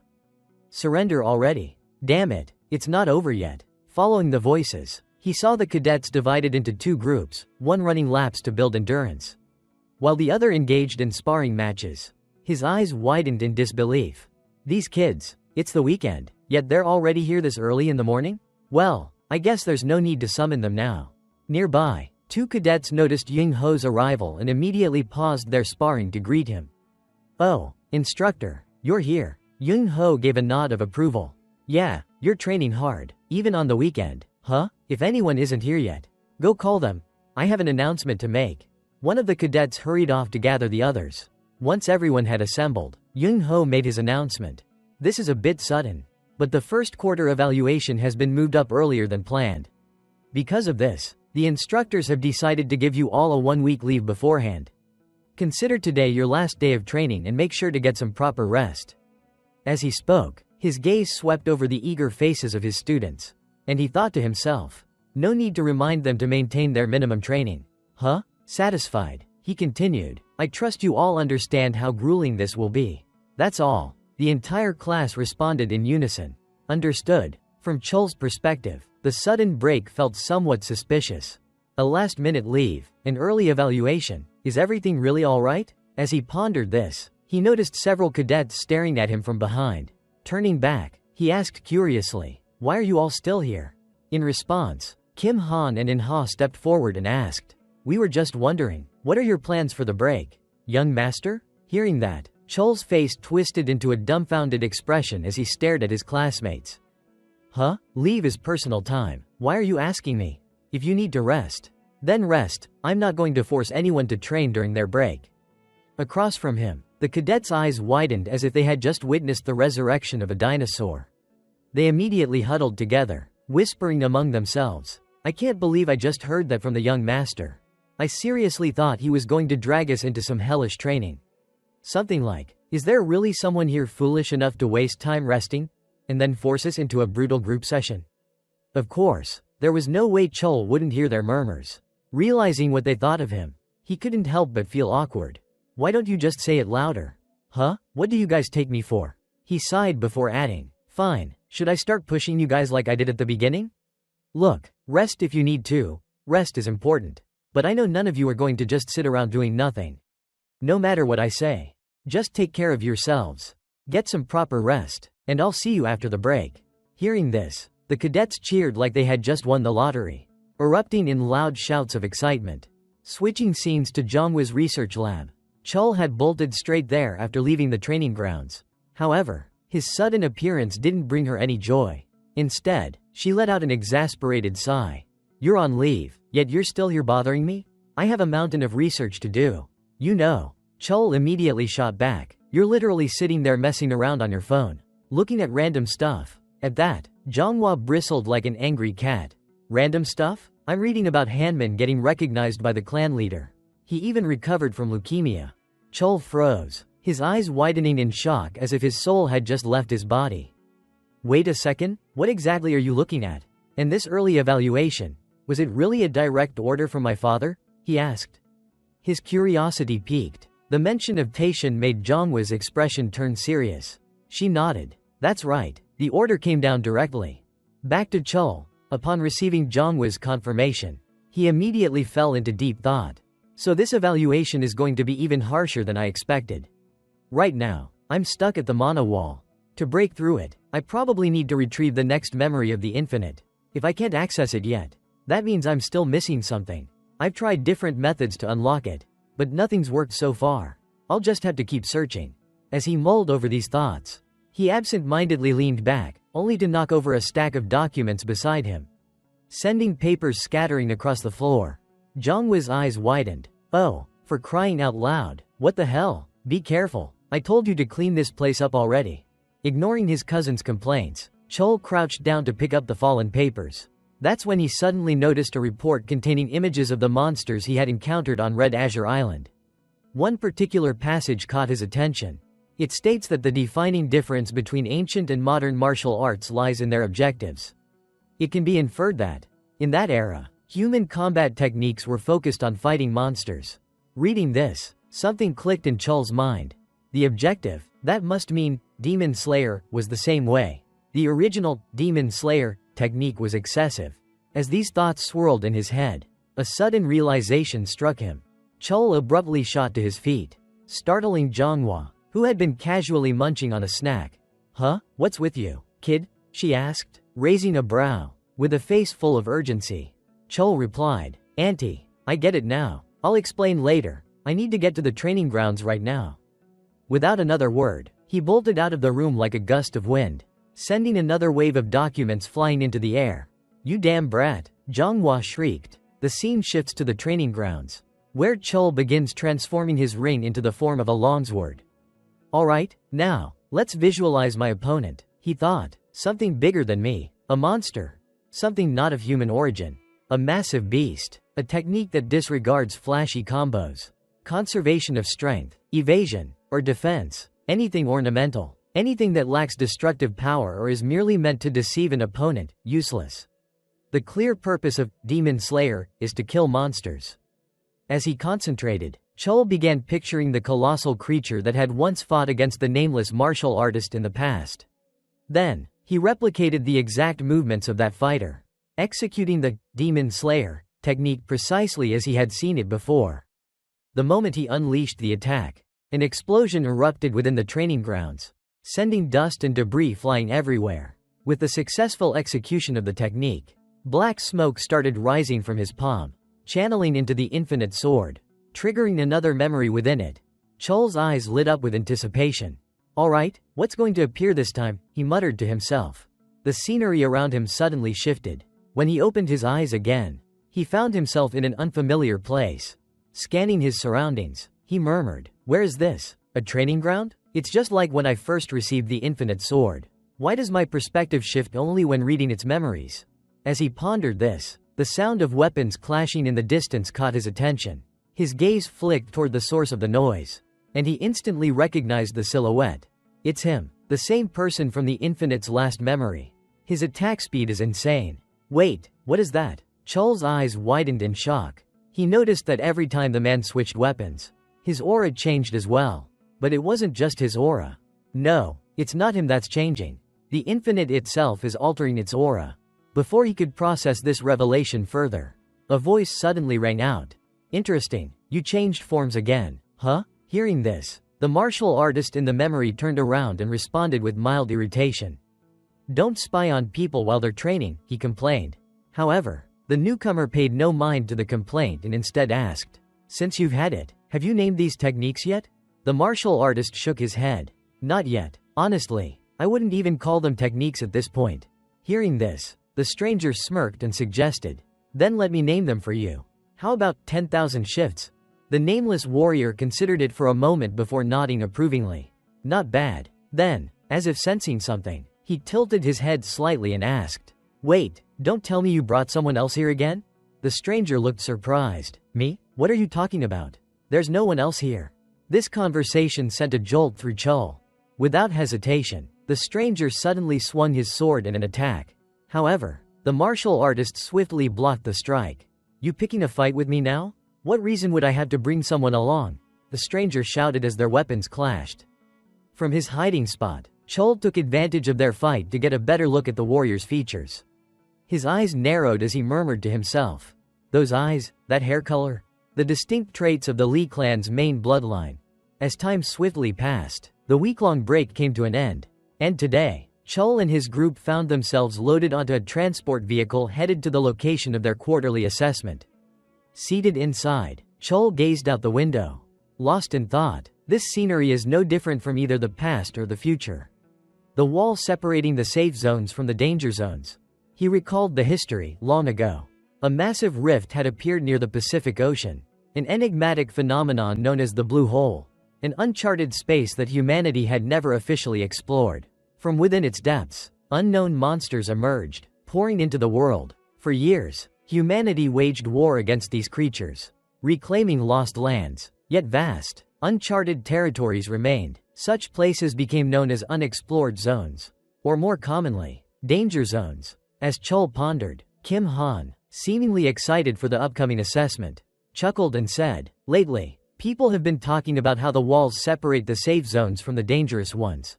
Right? The closer we get to the danger zones, the more desolate everything becomes." Hearing this, Chol decided to enlighten his friend with knowledge he had acquired from his past life. "We're still inside the walls, so this level of destruction is nothing. The frontier villages near the danger zones are barely civilized. As he spoke, a shadow of painful memories flickered through his mind. In his past life, he had spent time in one of those villages. Hiding away, that period had been anything but pleasant. Soon, the small vehicle passed through the towering walls and entered the unexplored zone. Just as Chul had described, the landscape on this side was bleak and unsettlingly different. A thin, bluish mist lingered in the air, floating eerily around them. On this side, Instructor Yung Ho was the first to step off the vehicle, immediately reminding everyone, "Stay alert. From this moment on, we're entering an unexplored dungeon. Everyone, gather up. We'll establish a base here, check our supplies, and then begin the assessment. The escort guards are only responsible for protecting this base, which means from here on out, you'll be on your own. But don't worry, I'll provide as much support as possible as your trainer here. Show me everything you've prepared up to this point." "Yes, sir," the entire group of trainees shouted in unison, their voices filled with determination. Chul then turned to the rest of the group and declared, "From now on, I'll take command, but before we proceed, understand this, because of me, this assessment will be harder than usual. This is your last chance, if anyone wants to back out. Do it now." His tone was dead serious. His gaze shifted toward the forest in the distance, where countless spiderwebs stretched in all directions. A sense of unease stirred within him. Yeah, anyone can tell this quarterly assessment isn't meant for regular trainees. The forest of human-faced spiders, a dungeon crawling with webs. Any intruder will be detected by the monsters immediately. And yet, our mission is to capture footage of a mature spider inside that forest. There's no doubt about it. This is a test my father arranged. Chul's thoughts were interrupted when no one from Class 5 chose to leave. In-Ha sighed before flashing a small smile. "Well, no matter how much you test me, I won't run. No one from Class 5 is here to give up." Beside him, Kim Han nodded and added, "That's right, young master. We all trust you." Everyone looked at Chul with unwavering confidence, catching him slightly off guard. "I've never experienced this kind of camaraderie before." Then, a small smile formed on his lips as he playfully remarked, "You guys sure say some cheesy things with a straight face." Bozong's face immediately turned red. "That's because you're the one setting the mood for it, young master." Chul chuckled and continued, "All right, I get it. No one's backing out. Then let's do a final comms check. Go over our supplies, and head into the forest together." "Yes, sir," the group responded in sync once more. Now, about the forest of human-faced spiders. These creatures operated similarly to ants or bees, making them incredibly difficult to deal with. At this moment, our protagonist was leading the group. As they advanced, he reminded them, "I assume everyone understands by now? Our mission is to record the behaviors of spiders that have lived in this forest for at least 10 years using the recording device. From this point on, Choi In-Ha will be in command."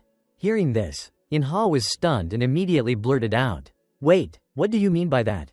Chul didn't hesitate to explain his plan. "I'll be acting alone. I'll be the bait for the spiders." As soon as they heard this, the entire group, including In-Ha, was utterly dumbfounded. It was as if a giant question mark had appeared above all their heads before they collectively shouted in alarm. "Wait, what?" Time passed quickly, and now, Chul had completely separated from Class 5, moving independently. After casually stabbing a massive spider to death, he scanned his surroundings, breathing heavily from exertion. His sharp gaze took in the countless giant spiders surrounding him, their glowing red eyes fixated on him like a predator eyeing its prey. But this was exactly what he wanted. Finally, they've all gathered. Looks like killing a few of them to lure the rest using pheromones was worth it. Human-faced spiders always take prey with high nutritional value back to their nest to feed their larvae. The easiest way to make them see me as nutritious prey is to prove I possess overwhelming strength. With that thought, he shifted his weapon into a longsword and executed a demon cleave, instantly slicing an oncoming spider clean in half. This act seemed to enrage the remaining spiders. They let out guttural screeches before lunging at him from all directions in an attempt to overwhelm him with sheer numbers. Seeing this, Chul smirked faintly. Then, without hesitation, he lowered his weapon and completely stopped resisting. The next time he opened his eyes, he found himself lying atop a soft bed of silk threads. Is this the inside of a human-faced spider's cocoon? If so, then everything's going according to plan. His stomach churned slightly from the lingering effects of the venom. But overall, it wasn't too bad. First, I need to erase my presence with stealth technique. Thinking that, He activated stealth technique, wrapping himself in a faint blue energy veil, while at the same time, shifting his weapon into a short blade, ready for the next step of his plan. With his short blade, Chol swiftly sliced through all the silk strands binding him, already calculating his next moves. If this is their nest, then the larva should be concentrated somewhere nearby. With that in mind, he used the blade to cut open a large tear in the cocoon. As his eyes adjusted to the dim surroundings, the scene before him left him momentarily speechless. Wait, why are there so many food cocoons? There's no way. Did they really capture all of this just today? They should have already eaten through this supply long ago. Why are they still? Chol frowned in confusion, scanning his surroundings carefully. However, his expression quickly paled when his gaze landed on something looming in the distance, a massive cocoon. Suspended in midair by countless silk threads. Below it, swarms of giant spiders clustered together, standing guard as if protecting it. Then, the cocoon trembled violently, as if something inside was trying to break free. At that same moment, Chol suddenly felt a strange resonance deep within his body. The black energy, is it resonating with that thing? Before he could dwell on the thought, the massive cocoon suddenly tore apart. A colossal limb emerged first. Then, a human-like hand followed. Finally, the figure fully revealed itself, a monstrous entity with the lower body of a giant spider and the upper body of a seductive woman with 6 glowing eyes. This was a Rank-5 monster, the human-faced Spider Queen. She gazed at the spiders surrounding her and spoke in a sultry yet chilling voice. "My children, you must be hungry. Aren't you?" Meanwhile, Chol held his breath, his mind racing as he analyzed the situation. A Rank-5 dungeon monster that can speak human language? No, she didn't actually move her lips. Does that mean the black energy is reading her thoughts? Before he could process it any further, the Spider Queen suddenly lunged forward. With a blur of motion, her razor-sharp leg struck the cocoon Chol was hiding in, sending his body crashing down to the ground. "I don't have time to maintain stealth technique anymore." As he regained his footing, the Spider Queen glared at him, her aura overflowing with killing intent. Then, she spoke. "What are you?" Her 6 glowing eyes locked onto him, filled with suspicion. "The thing that awakened me is inside of you. Why does a mere human possess it? That power belongs to me, Myalara. Hand it over." As she spoke, her mouth suddenly opened, unleashing a purple sonic wave straight at Chol. This was a fear induction ability, the same kind of technique the giant turtle had used on him before. Chol was fully aware of what was happening, yet he felt no fear at all. The overwhelming pressure that only a top-tier predator can exert. But too bad, this kind of intimidation has no effect on me. Thanks to the black energy, the oppressive force was completely nullified. This unexpected development made the Spider Queen freeze in shock. "You dare resist my magic? You insolent wretch!" Just as her enraged voice echoed through the cavern, a black smoke plume suddenly erupted from the distant forest. An instant later, boom, a massive explosion tore through the surroundings, blasting everything nearby into chaos. Looking at the scene not far away, the Spider Queen's face turned blank with shock. My forest, what have you done?" she screamed uncontrollably. Meanwhile, Chol, standing on the other side, smiled as he watched his plan unfold exactly as expected. He explained, "That's a weapon called the explosive mana bullet. Fortunately, this wretched forest has plenty of things to burn. All I had to do was detonate them on my signal." Not far from there, the team led by Kim Han was also communicating with Chol through their earpieces. "It's begun. Team 1, move out. We'll reach their nest in at most 30 minutes. At the same time, Instructor Yung Ho, monitoring the situation through multiple screens, hurriedly reported, "This is base camp, young master. I've detected a level 5 mana source inside the nest." However, before he could finish his sentence, Chol cut him off. "I'm fine, just make sure you support the trainees first." Back inside the spider's den, the Spider Queen had completely lost her mind. She clenched her fangs so tightly that they scraped together with a sharp, grating sound. Then, she barked out an order to her underlings. "My children, hurry, defend my forest." After that, she turned to glare at the young man before her and growled, "I will personally crush you. You arrogant brat, do you really think you can defeat me alone? Do you truly believe your teammates rushing toward my nest will actually make it there? You are powerless against me." In response to her words, Chol let out a scoff. "You're the one underestimating me. As he spoke, a golden aura enveloped his entire body. Meanwhile, back with the trainee group, they continued moving forward when Manhwa called out orders. Everyone, keep firing the explosive rounds to lure in the human-faced spiders. Team 1, head straight for the nest to support the young master and secure an escape route. Hearing this, Bosung, who was running beside him, turned his head in concern. Wait, there's an unknown variable inside the nest, and we're just going in like this? Manhwa responded firmly. This is the young master's order. We stick to the plan. Despite his words, his face couldn't hide his worry. Silently, he prayed, young master, please just hold on a little longer. Back inside the spider's den, the entire cavern began to tremble violently. Fragments of rock continuously fell from above, shaken loose by the force of the Spider Queen's relentless attacks. And yet, despite all this, there was not a trace of satisfaction on her face. Why are you still alive? How are you still standing? Those eyes, what exactly are you seeing? She screamed, watching in disbelief as all of her attacks failed to harm Chol. It was all thanks to one ability, his mystic eyes. Chol thought to himself, the unseen forces, the invisible currents of power. Eyes that can perceive such things are called mystic eyes. With them, I can read the flow of mana and evade fatal strikes. But the power gap is too massive, I can't completely avoid everything. Fortunately, this Spider Queen has only recently hatched, so she still can't fully control her body. This is my one and only chance. With that in mind, Chol quickly used a healing potion on his wounds. Then, he switched his sword into its longsword form. Next, he activated his martial art, Steel Chi technique, Thunderstorm, coating his entire blade in a shroud of black lightning. Without a moment's hesitation, he lunged forward and swung his sword, unleashing a crescent-shaped slash of energy straight at the Spider Queen. A deafening explosion echoed throughout the massive cavern.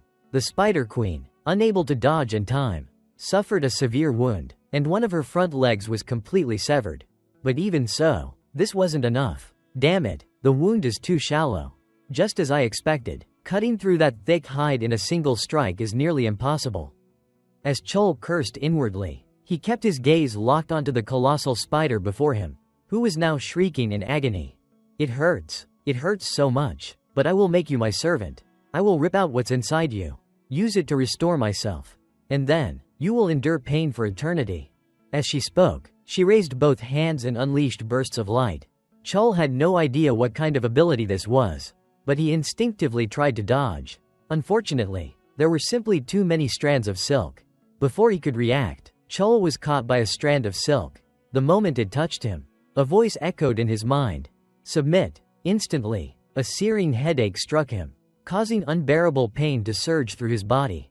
Chol couldn't suppress a scream of agony. Seeing this, the Spider Queen burst into laughter. Haha, that arrogant face of yours. However, before she could finish her sentence, she suddenly coughed up a mouthful of blood. What is this? Why you? She stammered, staggering forward as if trying to attack Chol. But instead of retreating, Chol remained in place and muttered, you should be more careful. Insects are naturally weak against fire. After all, the moment those words left his lips, a massive explosion erupted right beside the Spider Queen, sending her straight to the underworld. The ones responsible for saving Chol, of course, were the group of students who had just arrived. Seeing that their young master was still alive, they all let out a collective sigh of relief. Kim Han spoke first. Sorry, we were delayed because we had to clear a path. Hearing this, Chol let out a deep sigh before scolding them. When we get back, I'll be giving you all special training. Upon hearing this punishment, Kim Han's face turned pale as he groaned. Seriously? Even after all this, you still say things like that? Alright, let's get out of this nest already, Chol declared. Time passed quickly. The scene shifted to the instructor's room, where they were grading the students' performance. The room buzzed with discussion. Team 5 from Year 1 is running behind schedule. We received a report that they returned 30 minutes ago. They didn't abandon the mission like Team 4, did they? It wouldn't be surprising. It was a special grade level 6 dungeon. After all, not to mention the strange phenomenon that occurred. At that moment, Instructor Yung Ho entered the room, pushing open the door. Apologies for being late. I had to take care of the injured and get them to the hospital first. Now, I'll report the situation. As he spoke, Yung Ho pressed a button on the remote, bringing up images of the human-faced spiders on the screen. Then, in a steady voice, he explained, Team 5's mission was to observe and record the movements of mature human-faced spiders in the forest. However, during the operation, we discovered an anomaly and prioritized gathering information. The team entered the dungeon, split into 4 groups, and planted a total of 132 explosive mana bullets. Upon hearing this, a man sitting below suddenly interrupted. Wait, did I hear that right? You guys used firepower? Young Ho nodded in confirmation. Yes, that's correct. In addition, we used 52 rounds in combat against monsters, bringing the total to 184 rounds. At this point, the dark-haired man could no longer contain his anger. He slammed the table and demanded, Were you trying to level the entire dungeon? The original mission was just to record footage. Don't tell me you blew up the dungeon and are calling it a success. Young Ho hesitated for a moment before replying. The mission objectives were fulfilled. Then where's the footage? Play it now, someone shouted. Before Young Ho could respond, the doors to the room swung open once more. The person who walked in was none other than Chul. Sorry for being late. The equipment was damaged, so it took some time to recover the data. But here's the video, he said as he handed the emblem from his chest to instructor Young Ho. Behind him, Suvyeon muttered under her breath. This lunatic, do you think setting off bombs inside a dungeon is normal? Also, don't you hate getting captured alive? Chul simply replied, if we needed a recording, this was the safest way to get it. And with that, moments later, the footage Chul had retrieved was projected for everyone to see. As they watched, the entire room fell into stunned silence. The dark-haired man read a hand down his face, his voice laced with disbelief. I can't believe it, the report matches the footage perfectly. Setting off explosions inside a dungeon is like pouring gasoline on an already burning house. Do you seriously think this was a reasonable plan? His sharp gaze then turned toward Chul, waiting for an answer. In response, Chul confidently replied, I simply chose the option with the highest chance of success. If we had followed a standard plan, would the students have succeeded? I was willing to drop everything and use whatever means necessary to complete the mission. Failure or giving up were never options. The Lee family only looks at results. That's all there is to it. His words made the dark-haired instructor narrow his eyes slightly as he silently pondered. Not an accident? It looked like a wild variable. But in reality, it was all planned. That fourth son had absolute faith in his strategy, and no one else even realized it. Meanwhile, the other examiners in the room exchanged glances and murmured among themselves. The young master's approach was far too unconventional. It can't be used as a standard example. It's difficult to grade, but considering the mission was completed without any casualties, you could say it's a perfect score for this assessment. Team 5 is the only group to achieve a maximum score. Time passed quickly, shifting the scene to the office of the Lee family head. At this moment, Butler Choi was reporting the results of the latest assessment. 32 dead, 78 severely injured, and many with minor wounds. The contract includes a status transfer clause, so there are no particular legal issues. Hearing this, Taishan simply nodded, as if unsurprised. Then, he asked, what support measures are in place for casualties from this evaluation? Choi responded, all medical expenses will be covered for the seriously wounded. For those suffering irreparable aftereffects. Enough, just continue with the report. You've worked hard. Taishan interrupted, flipping through the report as he scanned the details. Meanwhile, Butler Choi pressed a button on the control panel, bringing up a video feed as he continued his briefing. Understood. This is the compiled footage and data from the dungeons reported in this evaluation. From Taishan's perspective, as he watched the footage, he calmly remarked, there was indeed an impact. The man-faced spider forest was already classified as a hazardous area. Yes, it's located at the northern edge of Gangwon province, Choi affirmed. On the screen in front of them, the footage had reached the moment where the Spider Queen commanded her offspring to attack the protagonist. However, the video quality was abysmal, short and poorly captured. Taishan muttered in dissatisfaction. Choi simply shrugged and replied, according to the report, this is the best they could recover. However, it seems heavily edited. Hearing this, Taishan's fingers paused briefly before he took a sip of tea, a smirk forming on his lips. An interesting child, wouldn't you agree? On the other side, Butler Choi gave his candid opinion. Overcoming such grueling trials with sheer determination is certainly commendable. However, I worry that perhaps the young master is underestimating the importance of fundamental strategy and tactics. Those seemingly casual words unexpectedly earned Taishan's agreement. Even you think so? His unorthodox approach simply highlights his boldness. But the fact that he understands the rules well enough to break them strategically, that's what makes him exceptional. Not only did the students follow his plan, but even the instructors went along without objection. That alone proves his leadership. No information about the operation was leaked, and the plan was executed flawlessly. Not just for this evaluation, I want you to increase both the frequency and difficulty of the overall assessments. Understood. I'll take care of it, Choi replied with a bow. Meanwhile, Taishan found himself filled with boundless anticipation for his youngest son. It seems the others will start paying more attention to him soon. He murmured. Time passed quickly, and a few months later, the scene shifted to the specialized training grounds of Class 5. At that moment, Kim Han raised his hands dramatically, nearly in tears. Young master, you do know that we just completed our final evaluation yesterday, right? Hearing this, Chol looked at him in confusion. Huh? That's why I gave everyone the day off yesterday, didn't I? Kim Han could only sigh in defeat. What I meant was, never mind, forget it. Before the conversation could continue, Instructor Yung Ho gathered the students and made an announcement. I know this was the final evaluation of the year, and you're all eager to rest. But don't forget that the promotion exams are still ahead. I don't want to see anyone from my class repeating a year. Understood? In response, the entire group shouted in unison. Yes, sir. Meanwhile, as if recalling something, Chol turned toward his subordinate with a teasing grin. Kim Han, during the last assessment, didn't you run out of mana? Kim Han froze. That was. No excuses. Today, you're memorizing all the incantations. But first, let's start with some physical training. And so, the students threw themselves into training once more. Observing their spirit, Chol felt a sense of satisfaction. They've grown tougher, not just physically, but mentally as well. They no longer crumble under their weaknesses. Instead, they've learned how to overcome them. It's already been nearly a year since we started our academy life. And despite everything, except for those who were expelled at the very beginning, no one was forcibly dismissed or lost their life. Hearing this, Instructor Yung Ho suddenly approached Chol. So this is where you are, young master. Chol glanced over in surprise. Is something the matter? Yung Ho gave a brief nod. The instructors have an announcement regarding the promotion exam. Got it, I'll head there now. Without delay, Chol hurried toward the assembly hall. Not long after he entered, Soo-hyun waved at him excitedly. Over here, sit down, I have something to tell you. She patted the empty seat beside her. And after Chol sat down, she leaned in slightly and murmured. You did pretty well in this evaluation.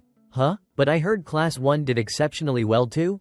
Chol's response only fueled Soo-hyun's smugness. Right? No, wait, that's not the point. She shook her head rapidly as if trying to dismiss unnecessary thoughts. Then, lowering her voice even further, she whispered, Hey, you might be in for some trouble this time. Sixth sister and seventh brother were recently summoned by mother. After that, there have been rumors that they've been going around meeting with students everywhere. Chol could easily guess Lady Baek Hwayeon's intentions, yet he showed no sign of concern. Instead, he let out a faint chuckle. Oh, they're planning something during the promotion exam? Soo-hyun, seeing his complete lack of worry, grew frustrated. Getting disqualified is one thing, but the scary part is not knowing what kind of tricks they'll pull. You probably don't care because you're a weirdo who's not afraid of anything. But sixth sister and seventh brother are seriously dangerous people. Chol simply crossed his arms and shot her a teasing remark. If you wanted to warn me, you're a bit late. This kind of trouble has been happening since the midterm evaluations, hasn't it? Then, rubbing his chin, he analyzed the situation further. Every evaluation has had issues, subpar equipment being distributed, crucial training information deliberately withheld. Lately, I've even heard that someone has been trying to approach Bosung. Unaware of Chol's inner thoughts, Soo-hyun clenched her fists and declared with determination. I've already told my classmates to be prepared. This time, I'll compete with you fairly and take first place. I'll make you call me Big Sister, no matter what. Her fiery spirit left Chol baffled as to why she was so obsessed with this particular form of address. Why are you so fixated on that? He muttered. Just then, the instructor entered the room and spoke up. Has everyone gathered? As of today, the quarterly evaluation period has officially ended. Now, I will announce the details and schedule for this term's promotion exam. As you all know, Promotion results will be determined by a combination of your evaluation scores throughout the year and your performance in the promotion exam. This time, the exam will take place at Gate Y7, located about 3 kilometers north of Kaesong City. Hearing the exam location, Chol's expression flickered with surprise. A gate? I expected this promotion exam to be unusual, but I didn't think they'd hold it inside an interdimensional gate. Above, the instructor continued his explanation. Taking out a token, he announced, inside the gate, nameplates inscribed with Sung Mu will be placed throughout the area. Each student will also possess a personal nameplate. If yours is stolen, you will be considered self-eliminated and forced to leave. Other than that, there are no rules. The more nameplates you collect, the better. This promotion exam isn't just a test of combat ability, it's a full-fledged contest of survival and plundering. From Chol's perspective, his sharp mind quickly deciphered the true nature of the exam. So that's their game? Collect nameplates, steal, and survive. Losing your nameplate means elimination, and the number of nameplates determines your score. The rules are deceptively simple. That so-called elimination by death is actually a trap, since no one outside can verify what happens within. As long as someone's nameplate is taken or hidden away, there's no evidence left behind. On top of that, this is a solo competition with second-year students included. Clearly, some faction has meddled with the exam setup, holding it inside a gate, completely isolated from the outside world. For an unwanted bastard like me, it's the perfect opportunity for someone to make me disappear without a trace. But then again, the same applies to them. As this realization set in, a sly grin spread across Chol's face. Soohyun, sitting beside him, glanced at him with a wary expression, clearly unsettled by his sudden amusement. Time passed quickly, and the scene shifted to an office. Inside, a young woman was happily whistling a tune when an abrupt voice interrupted her. "What are you doing?" The speaker was none other than the 7th young master of the Lee family. Lee Jae-hawk. Lee Sol-ah's voice echoed with amusement as she taunted. "I'm just admiring how my cute little brother works himself to the bone." Ending up all exhausted, her words dripped with sarcasm, but her demeanor remained playful.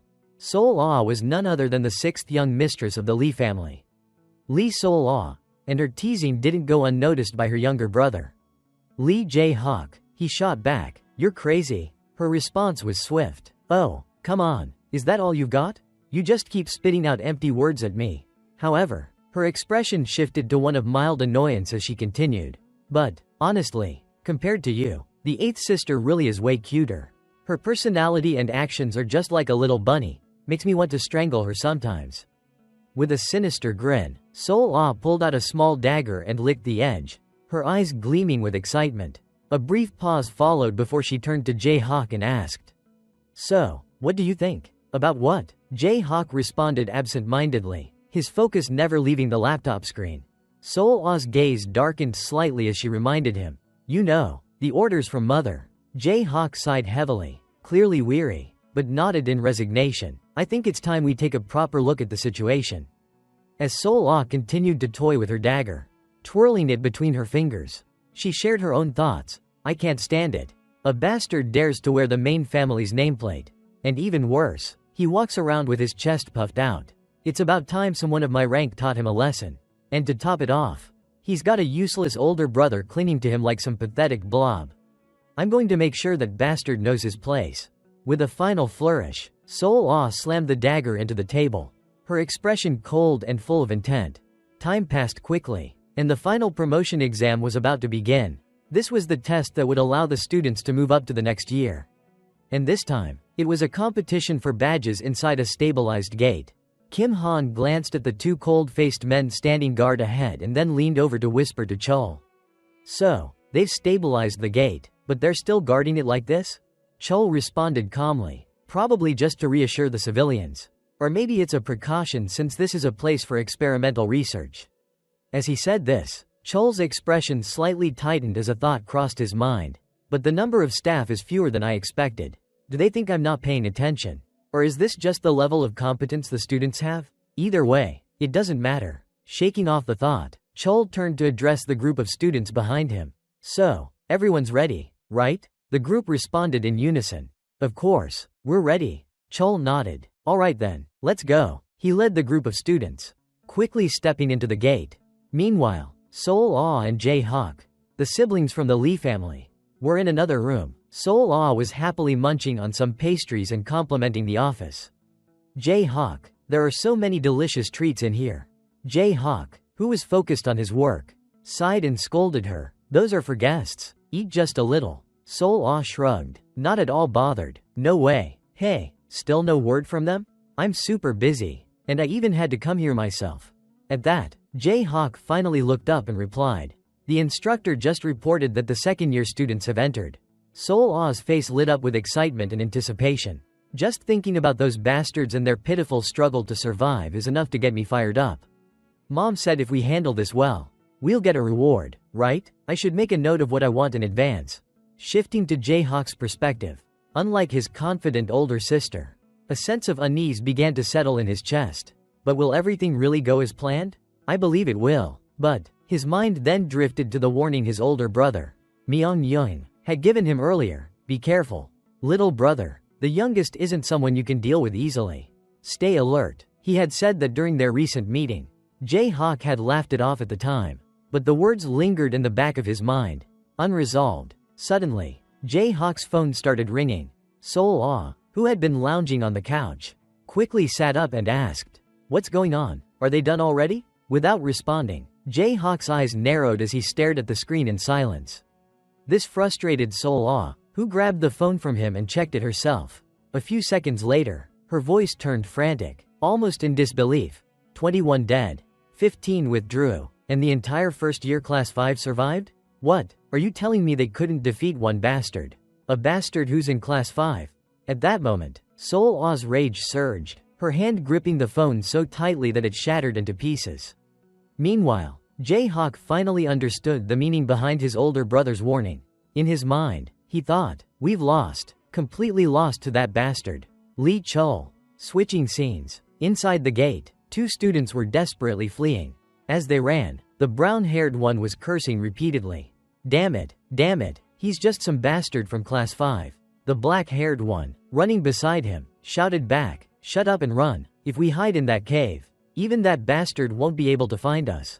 With that, they pushed themselves to run faster until they managed to find refuge in a cave.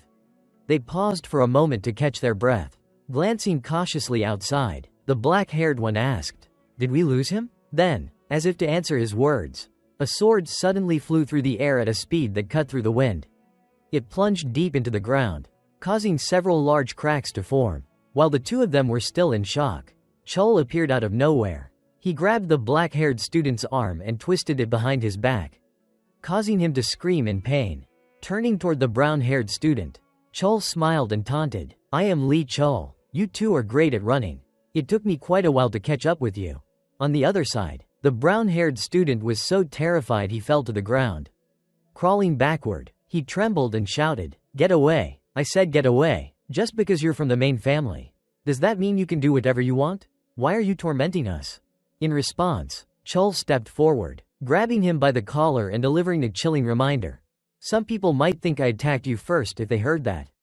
If you point a sword at someone from the main family, shouldn't you be the one to pay the price?" As he spoke, Chul slowly raised his sword. Just then, a horrifying scream echoed from inside the cave. Time passed quickly, and now Inha rushed over to report to Chul, "Young master, everything is finished on this side." Hearing this, Chul nodded and responded, "Good. If it's done, let's move out immediately. We still haven't dealt with all the people chasing us." "Yes, I'll meet up with Kim Han's group," Inha replied. Chul then said that he would go alone and instructed Inha, "Make sure to handle everyone on your list and keep collecting more name tags." Upon receiving the command, Inha quickly left. As Chul watched him disappear, he stretched out with a bit of discomfort and reflected on the situation. The most important thing in this promotion exam is how many name tags we can gather. Stealing name tags from the other students is inefficient, which is why I came up with a hypothesis. Could it be possible to find badges using my evil eyes? At that moment, as Chul activated his evil eyes, countless streams of golden energy appeared in his sight. One of those energy streams led to a rock wall not far away. Seeing this, Chul smirked and said, "Found it." With that, Chul quickly scaled the rock wall. And sure enough, he found a badge there. This made him unable to hide the joy on his face. "This works. It's worth doing this after all. Perfect. Now I can also train my control abilities. Time passed quickly again, and now Chol stared in disbelief at his bag, which was filled with numerous badges. Phew, I can't believe I've collected so many. No wonder the bag feels so heavy. But the more important thing is that I can't train my evil eyes anymore. From afar, the sound of explosions began to echo.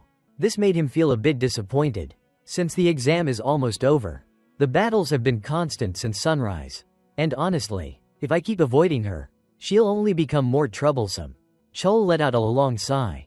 At that moment, Soo-hyun descended from the sky, landing right in front of him. Finally found you, Lee Chol. Her voice was full of excitement. However, when she looked at Chol's face, she asked curiously, "What's wrong? Aren't you surprised?" Chol shrugged and replied, "I knew you'd come after me." "Then why didn't you stop?" Soo-hyun asked. "Well, now I've stopped, haven't I?" Chol said with a grin. Soo-hyun didn't waste any more time on pointless chatter. She immediately got to the point. "Think you're so tough? No need for more words. Let's duel." She tied her hair back and extended her hand as a challenge. "Let's settle this and see who comes out on top. If I win, you have to call me sister. Got it?" Chol, seemingly intrigued, asked, "And if I win, what happens?" With a sweet smile, Soo-hyun responded, "If you win, I'll call you brother." The unusually sweet tone in Soo-hyun's voice sent a shiver down Chol's spine.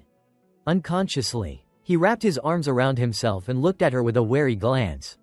"If you're planning to deal damage with mental attacks, then it's quite effective." Soo-hyun, feeling embarrassed by his response, shouted, "Shut up, stop talking so much and come at me, Lee Chol." With that, both of them drew their swords and charged at each other. The battle officially began.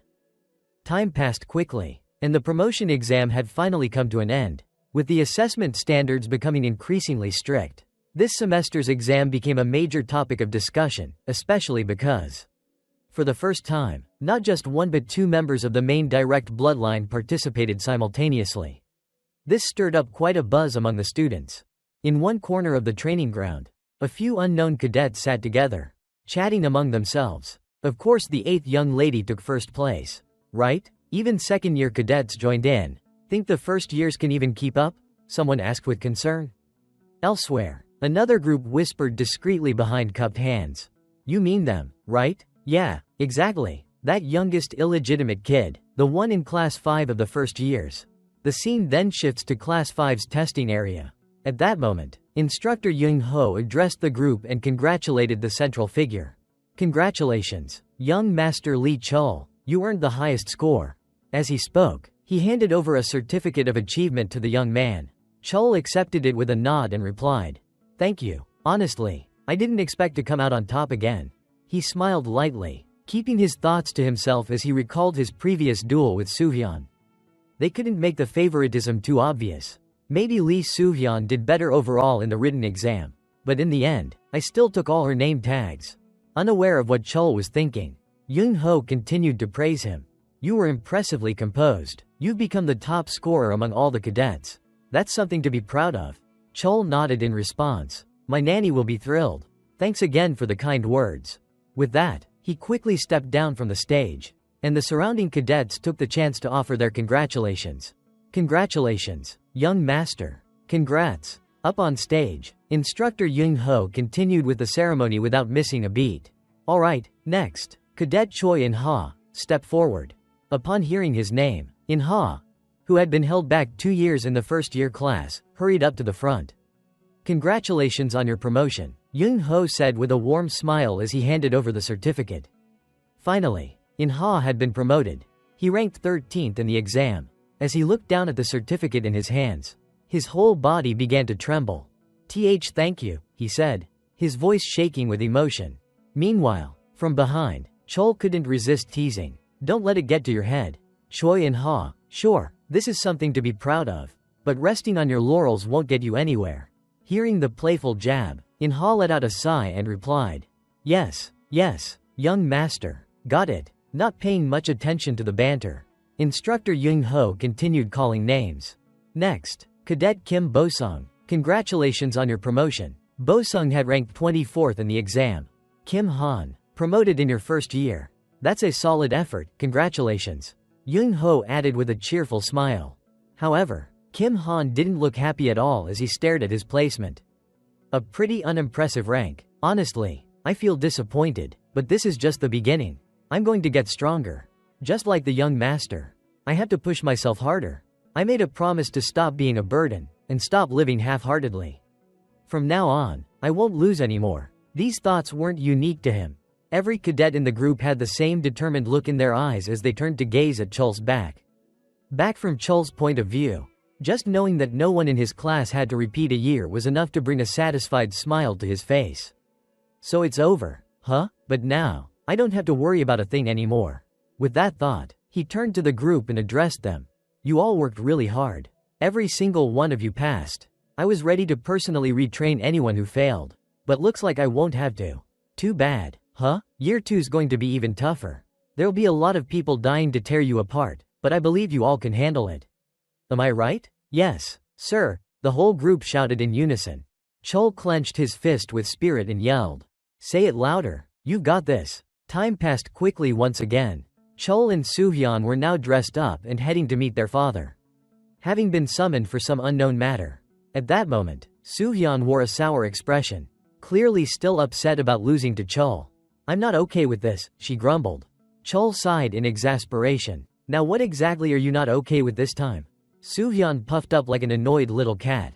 If it weren't for that stupid promotion exam, I would have been first. You played dirty. Not only did you beat me, but you took all my name tags too. Do you even realize how hard I worked to catch those just to keep up with you? If I had brought my moonlight sword with me that day. She pouted and muttered in frustration, full of regret. While Chul didn't say it out loud, he had to admit something to himself. She's no joke. I thought I'd win easily. But it ended up taking me over an hour. Lee Soohyun is way stronger than I expected. And the crazy part? She hasn't even unlocked her sword aura or mastered any combat techniques yet. If she's already this strong without all that, I don't even want to imagine what she'll be like once she does. Unaware of the silent praise Chul had been giving her, Soohyun, after letting off some steam, gave a small cough and said, but still, a promise is a promise. Chul glanced at her curiously. What are you talking about all of a sudden? She shrugged and replied, the way we address each other. We made a bet, remember? You're seriously bringing that up now?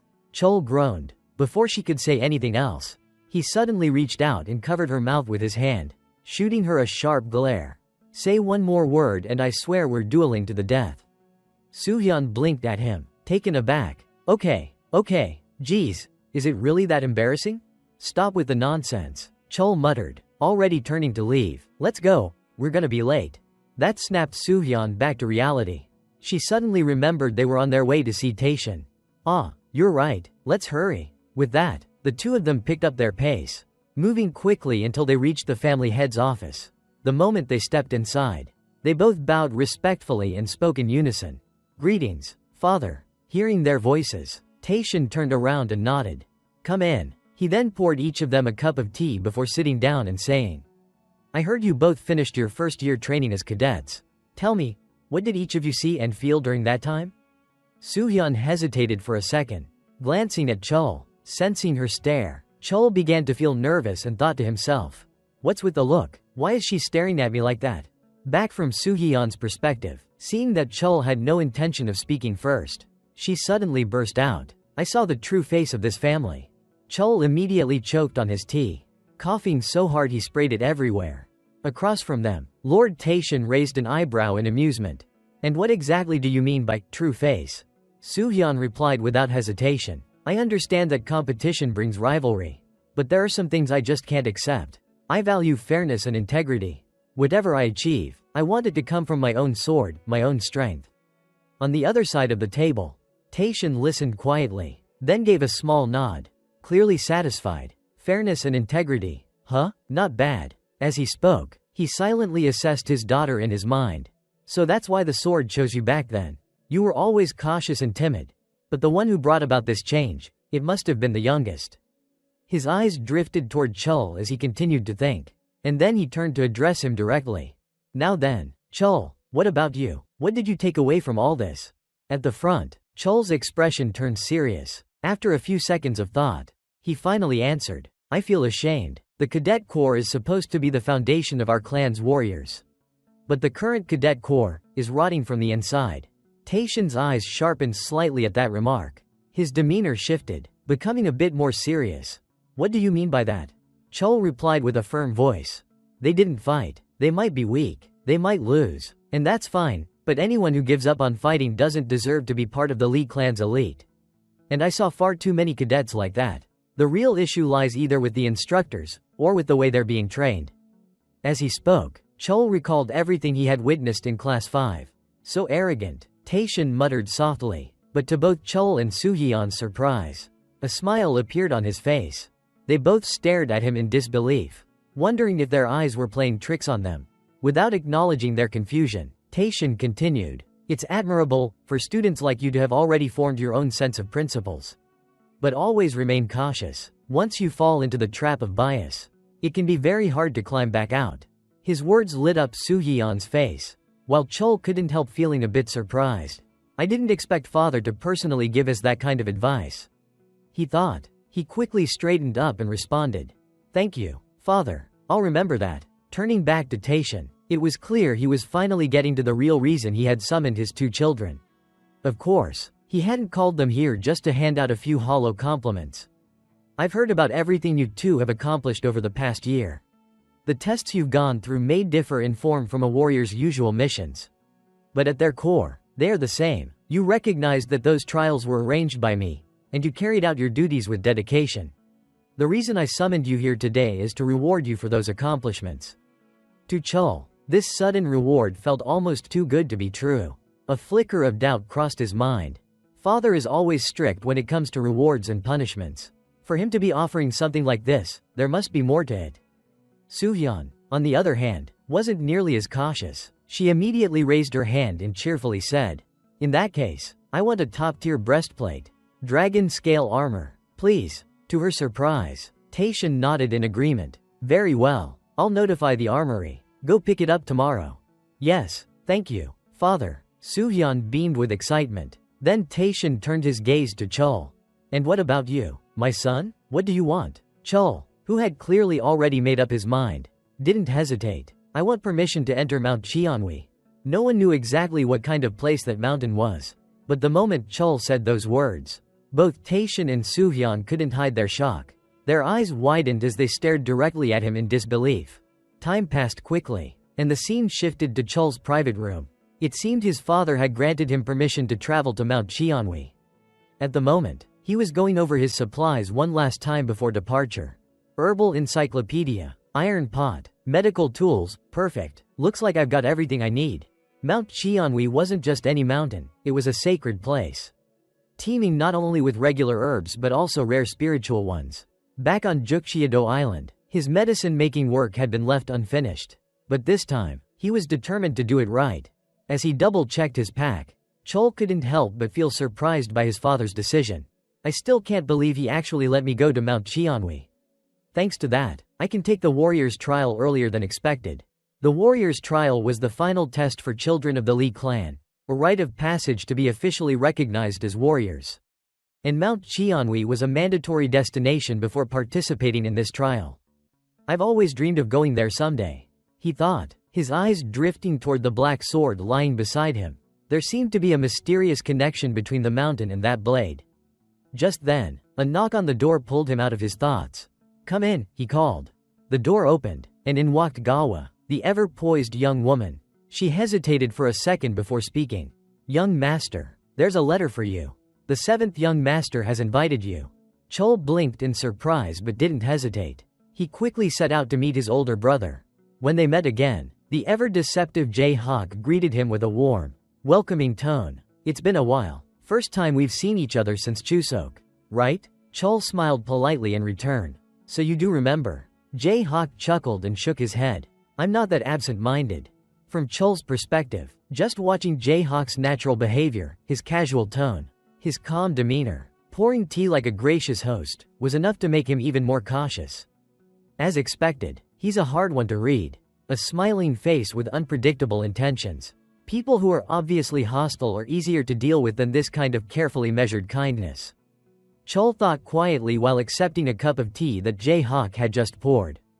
Try it, Jae-hak said, still smiling. Tea ceremony is my only real hobby. This one's not bad at all. Thank you, Chol replied with a nod. Do you always serve tea personally like this? Jae-hak gave a small laugh. Depends on who's sitting across from me. This tea's from a foreign estate. I had a chance to visit 2 years ago. As Chol sipped his tea, his mind stayed sharp, trying to figure out why this two-faced brother had summoned him. The cup's full, but he's still stalling. This kind of leisurely pace doesn't suit someone like him. He knows exactly how to control the mood. Definitely not some second-rate schemer with shallow tricks. Enough dancing around already. Almost as if he had read Chol's thoughts. Jae-hak finally got to the point. The reason I asked you here is about the recent promotion exam. You already know it was something Sol and I arranged, don't you? Chol nodded slightly. Yeah, I figured it out. That answer didn't surprise Jae-hak in the least. He started laying out his explanation. What happened wasn't entirely my own decision. Blah, blah, blah. Chol wasn't listening. He had already guessed where this conversation was going. A faint, cold smile appeared on his lips. So that's what this is all about. Lee Jae-hak, renowned more for his political skill, business acumen, and administration than martial prowess, was clever. Always careful to avoid making enemies outright. People called him the Golden Sword. Was this his way of signaling he didn't want to become Chol's enemy? Unaware of Chol's thoughts, the bespectacled man kept running his mouth. Still, I acknowledge my fault. If it would help, I'll offer a formal apology. But before he could finish, Chol waved it off with a smile, acting as though none of it bothered him. There's no need. Stuff like this happens all the time in tournaments. You're not seriously going to claim you only did it because of Lady Baek Hwayeon. Are you? At that, Chol's expression sharpened noticeably. Jae-hak caught the change and his tone subtly shifted. A tournament? Huh? Are you saying you consider me your enemy? Chol looked him dead in the eye and answered without flinching. If you go after my people and try to take me down in the open, what else could you be but an enemy? From Jae-hak's perspective, the weight of Chol's words hit hard. The clear stance rattled something inside him, and his mind began spinning with possibilities. What should I do now? Should I eliminate him here and now, before he becomes a real threat? Or maybe, then, as if weighing the consequences of future conflicts, Jae-hak let out a heavy sigh, the kind that sounded like reluctant surrender, and asked, "What do you want me to do?" Chol answered calmly, "At least show a little sincerity. But let's not forget, I was the one who got burned here. Not you." His voice was confident, steady, and sure, like someone who had already won the upper hand. That cocky tone clearly got under Jae-hak's skin. Arrogant brat, won't even accept an apology. And now he wants compensation? But instead of getting angry, Jae-hak smirked to himself. I like it. He reached forward, offering Chol a deal. Alright then, I'll send the best elixirs we have to the students of Class 5. And I'll make sure you get a reward worthy of your efforts too. Only then did Chol nod. Satisfied, he grabbed Jae-hak's outstretched hand and smiled. Deal. Since you've decided that, I won't bring this up again. Jae-hak chuckled. You really are the brother who understands me best. Huh? Is that so? Chol replied dryly. I wouldn't be too sure about that. Just as Chol was about to walk out, Jae-hak called after him with one last piece of advice. Oh, one more thing. Watch out for Sol. She really doesn't like you. Not like me. Chol didn't even glance back. Doesn't matter. I won't be around next year anyway. With that, he walked out without another word. Meanwhile, somewhere else, at that same moment, chaos erupted in another part of the estate. Sol was on her knees, her cheek burning red from the harsh slap she'd just received. Lady Baek Hwayeon stood above her, eyes filled with icy contempt as she shouted, "Don't you dare call me mother again. I didn't raise a pathetic failure like you." Her voice was cold as steel, and Sol trembled in fear, scrambling to cling to the hem of her mother's dress. Mother, please listen. I didn't use the mission as an excuse to run away." But before she could finish, Jae-hong barked from nearby. "Shut your mouth." His words were followed by a suffocating wave of spiritual pressure that slammed down on Sol, crushing her to the ground. The scolding continued, every word a knife. "You did run away. You've disgraced the Lee bloodline. If you were truly my daughter, I would never have let you fall so far." The verbal assault left Sol trembling violently. Her hands clenched so hard they left nail marks in the wooden floor beneath her. She screamed out in desperation, Voice cracking. Even now, can't I make up for it? Can't I deal with that bastard now? On the other side of the room, Baek Hwayeon stared down at her daughter with sheer disappointment. Her voice was calm, but every word was brutal. You still don't get it, do you? If you did, I wouldn't be so harsh with you. That half-blood is heading to Cheonwi Mountain for a year. Even if you could redeem your failure today, that opportunity is gone. You've smeared shame across our direct bloodline. If I see that pathetic face again, it won't be just a slap next time. With those final words, Lady Baek Hwayeon turned and left the room without another glance. Behind her, Sol Ah collapsed, screaming in despair, her cries echoing in the cold silence. Outside the room, Jae-hak noticed Lady Baek Hwayeon leaving and gave her a slight bow as a courteous gesture. Then, his eyes drifted toward the room she had just exited. Inside, Sol Ah was practically losing her mind. That half-blood bastard, I'll do whatever it takes to bring him down. Watching the scene unfold, Jae-hak could only shake his head in quiet exasperation. Mother really is ruthless. After something like that, all Sol Ah wants now is revenge. But the real question is, who's going to prove more valuable, Lee Sol Ah or Lee Chol? A smirk formed at the corner of his lips.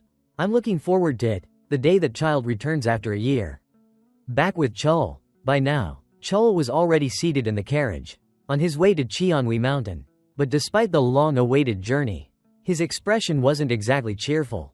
The reason? The one accompanying him on this trip was none other than Steward Choi, the closest aide to the family head himself.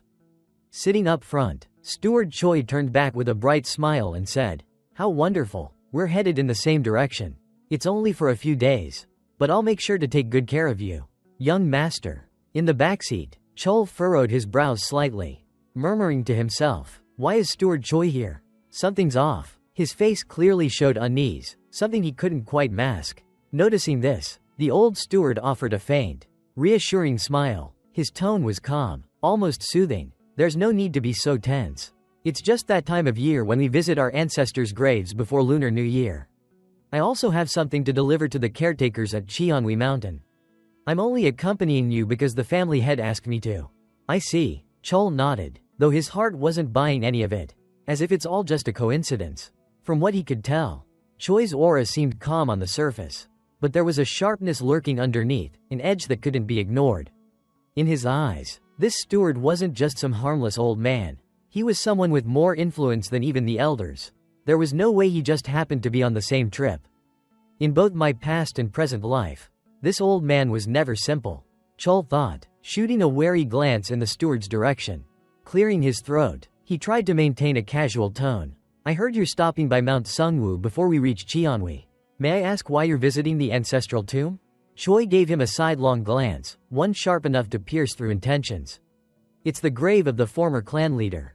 This is my first time leaving the estate, so I think it's only right to pay my respects," he answered steadily, voice laden with nuance. Chol nodded along, but inwardly scoffed. "Paying respects? Huh? Sounds nice." Even as an illegitimate child, he knew how important it was to show filial piety, especially in front of someone like Choi. "Truly admirable, young master," the steward added, this time with a note of praise. "Many of the elders would be pleased to see such respect from you." It was a simple statement, but Chol knew exactly what it meant. Choi had already sized him up. This old man, he's not someone to take lightly. Their conversation soon faded into silence, replaced by the steady hum of the carriage wheels. After about an hour, Choi suddenly broke the stillness. "Young master," he said softly, "may I ask you something, if it's not too bold?" Chol raised an eyebrow. "Please, go ahead. Do you enjoy mountain climbing?" Choi asked, a strange glint flashing in his eyes. "I can't say I've ever truly done it," Chol answered honestly. "I see," the steward replied with a nod, his voice dropping slightly. "I'm quite fond of it myself.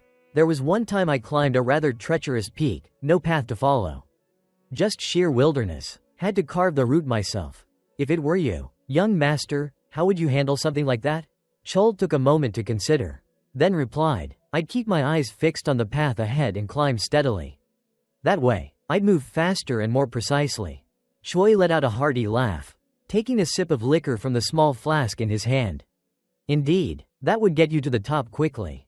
But then, his tone turned serious. "Still, things aren't always that simple. Sometimes, it's wiser to glance back, or look around." Take in the terrain. If you're too focused on what's ahead, you might stray off course, and the detour could be far longer than expected. Chol's heart skipped a beat as he listened. This old man isn't talking about climbing mountains, he's talking about martial arts. Chol's recent training still hadn't been fully mastered, yet he had been rushing ahead to pursue new things. Clearly, Steward Choi was reminding him not to get too caught up in the future without reflecting on the present path he had already traveled. Thank you for your wise advice. Chol bowed his head sincerely. Steward Choi chuckled lightly. Just take it as the grumblings of an old man, he said, but his eyes remained as sharp as ever. The carriage sped along the road leading to Cheonwi Mountain. As they neared the northern area, the traffic thinned, and towering buildings gave way to low hills. Occasionally, the carriage bumped along a rugged stretch of road, causing the Black Knight sword beside Chol to let out a dull metallic hum. 3 more meters, we should be there, he muttered, sensing the atmosphere around him grow strangely still, as if the entire world was holding its breath. When the carriage finally came to a stop near the mountain gate, Steward Choi suggested they get out. Those who visit sacred lands must be wary of anything impure or unclean, he said, his voice low and incantatory. Behave with respect and always remain vigilant. This is an ancient saying of the sorcerers. Chol nodded, but curiosity still lingered. Why is it that only direct descendants are allowed in, and yet you have this privilege? The steward answered briefly. It's because of permission granted by the former clan leader. Without elaborating, he turned to ask, I'll go to clean the tomb of our ancestor. As for you, young master, where would you like to go first? Chol glanced around and replied, I want to visit the place where the founding ancestor's tablet is kept. Together, they passed through the mountain gate. The moment they crossed the threshold, Chol felt a distinct shift in the air, as though they had entered an invisible barrier. This was no longer the normal world. He turned back to look at the steward and said, I'll go ahead then. Of course, young master. I hope you achieve your goal. Choi bowed his head slightly, his expression enigmatic, as if holding 1,000 secrets. Chol began to ascend the carefully maintained path. While he could use magic to fly straight to the summit, he chose to walk instead. No need to rush. Everything must be taken one step at a time. He wasn't sure how long he had been walking when the air grew thinner. Suddenly, he spotted a hidden structure carved into the cliff face. The tomb of the founding ancestor of the Lee family. It was chiseled deep into the rock, resembling an ancient cavern. Along the walls were vivid carvings of warriors, seemingly recounting legendary battles. Deep within, an old altar appeared, covered with the marks of time. Chol lit incense and candles, placing offerings of wine and food on the altar.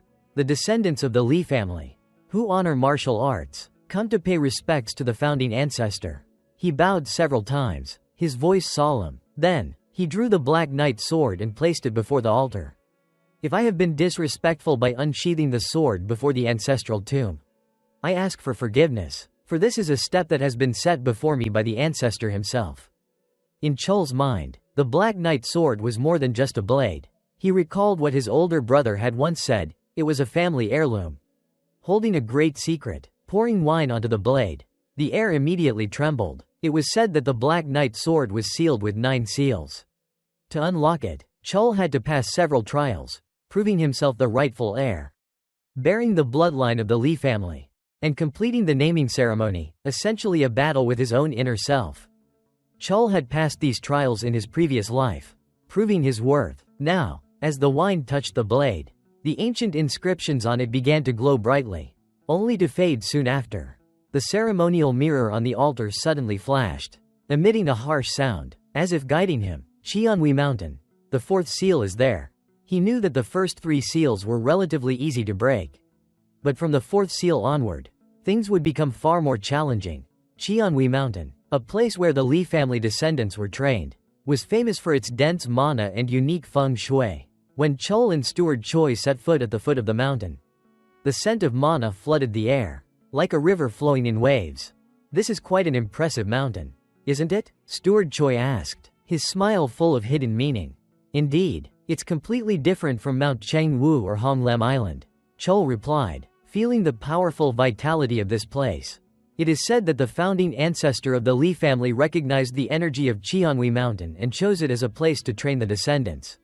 Steward Choi continued, I'm sure you will achieve the results you seek, young master. At that moment, a loud shout came from behind. mixed with the sound of dogs barking incessantly. "Damn wild dogs," a hoarse voice rang out, startling Chul into turning around. Before him stood a middle-aged man in mountaineering clothes, his face flushed from alcohol, holding a banana wine bottle. He looked no different from an ordinary forest wanderer, but the aura around him made Chul's spine tingle.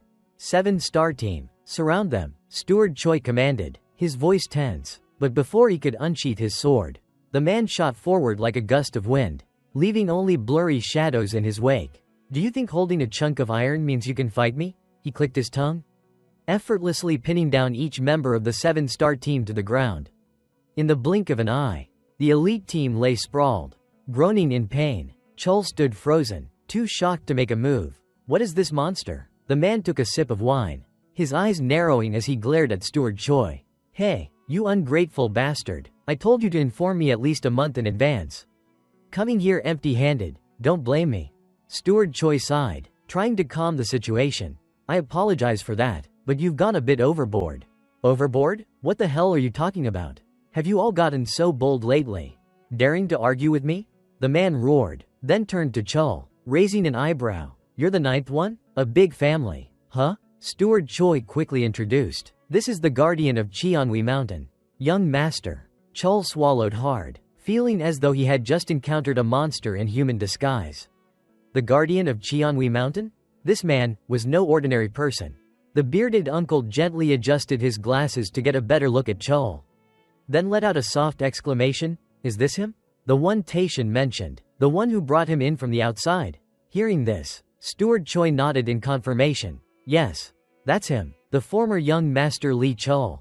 Who will be going up the mountain this time?" Upon hearing the steward's words, Xia Wei-san seemed to grow a bit more interested, though he still asked, "You've seen part of my moves, haven't you?" The sudden question caught Chul off guard. He hadn't expected Xia Wei-san to notice. But quickly, Chul nodded and admitted, "Yes, I've seen some." At this, Xia Wei-san stroked his chin, saying, You carry a bit of the same air as Taishan, but there's something strange about the aura surrounding you." No sooner had he finished speaking than Chul felt a sharp pain in his left eye, causing him to gasp and instinctively clutch at his eye. Noticing this, Xia Wei-san immediately understood what was happening and muttered to himself, "HMPH, this kid has strange eyes." 2. Through Chul's vision, the world before him appeared to be filled with swirling golden energy strands. Time passed quickly, and the scene shifted to Xia Wei-san's home.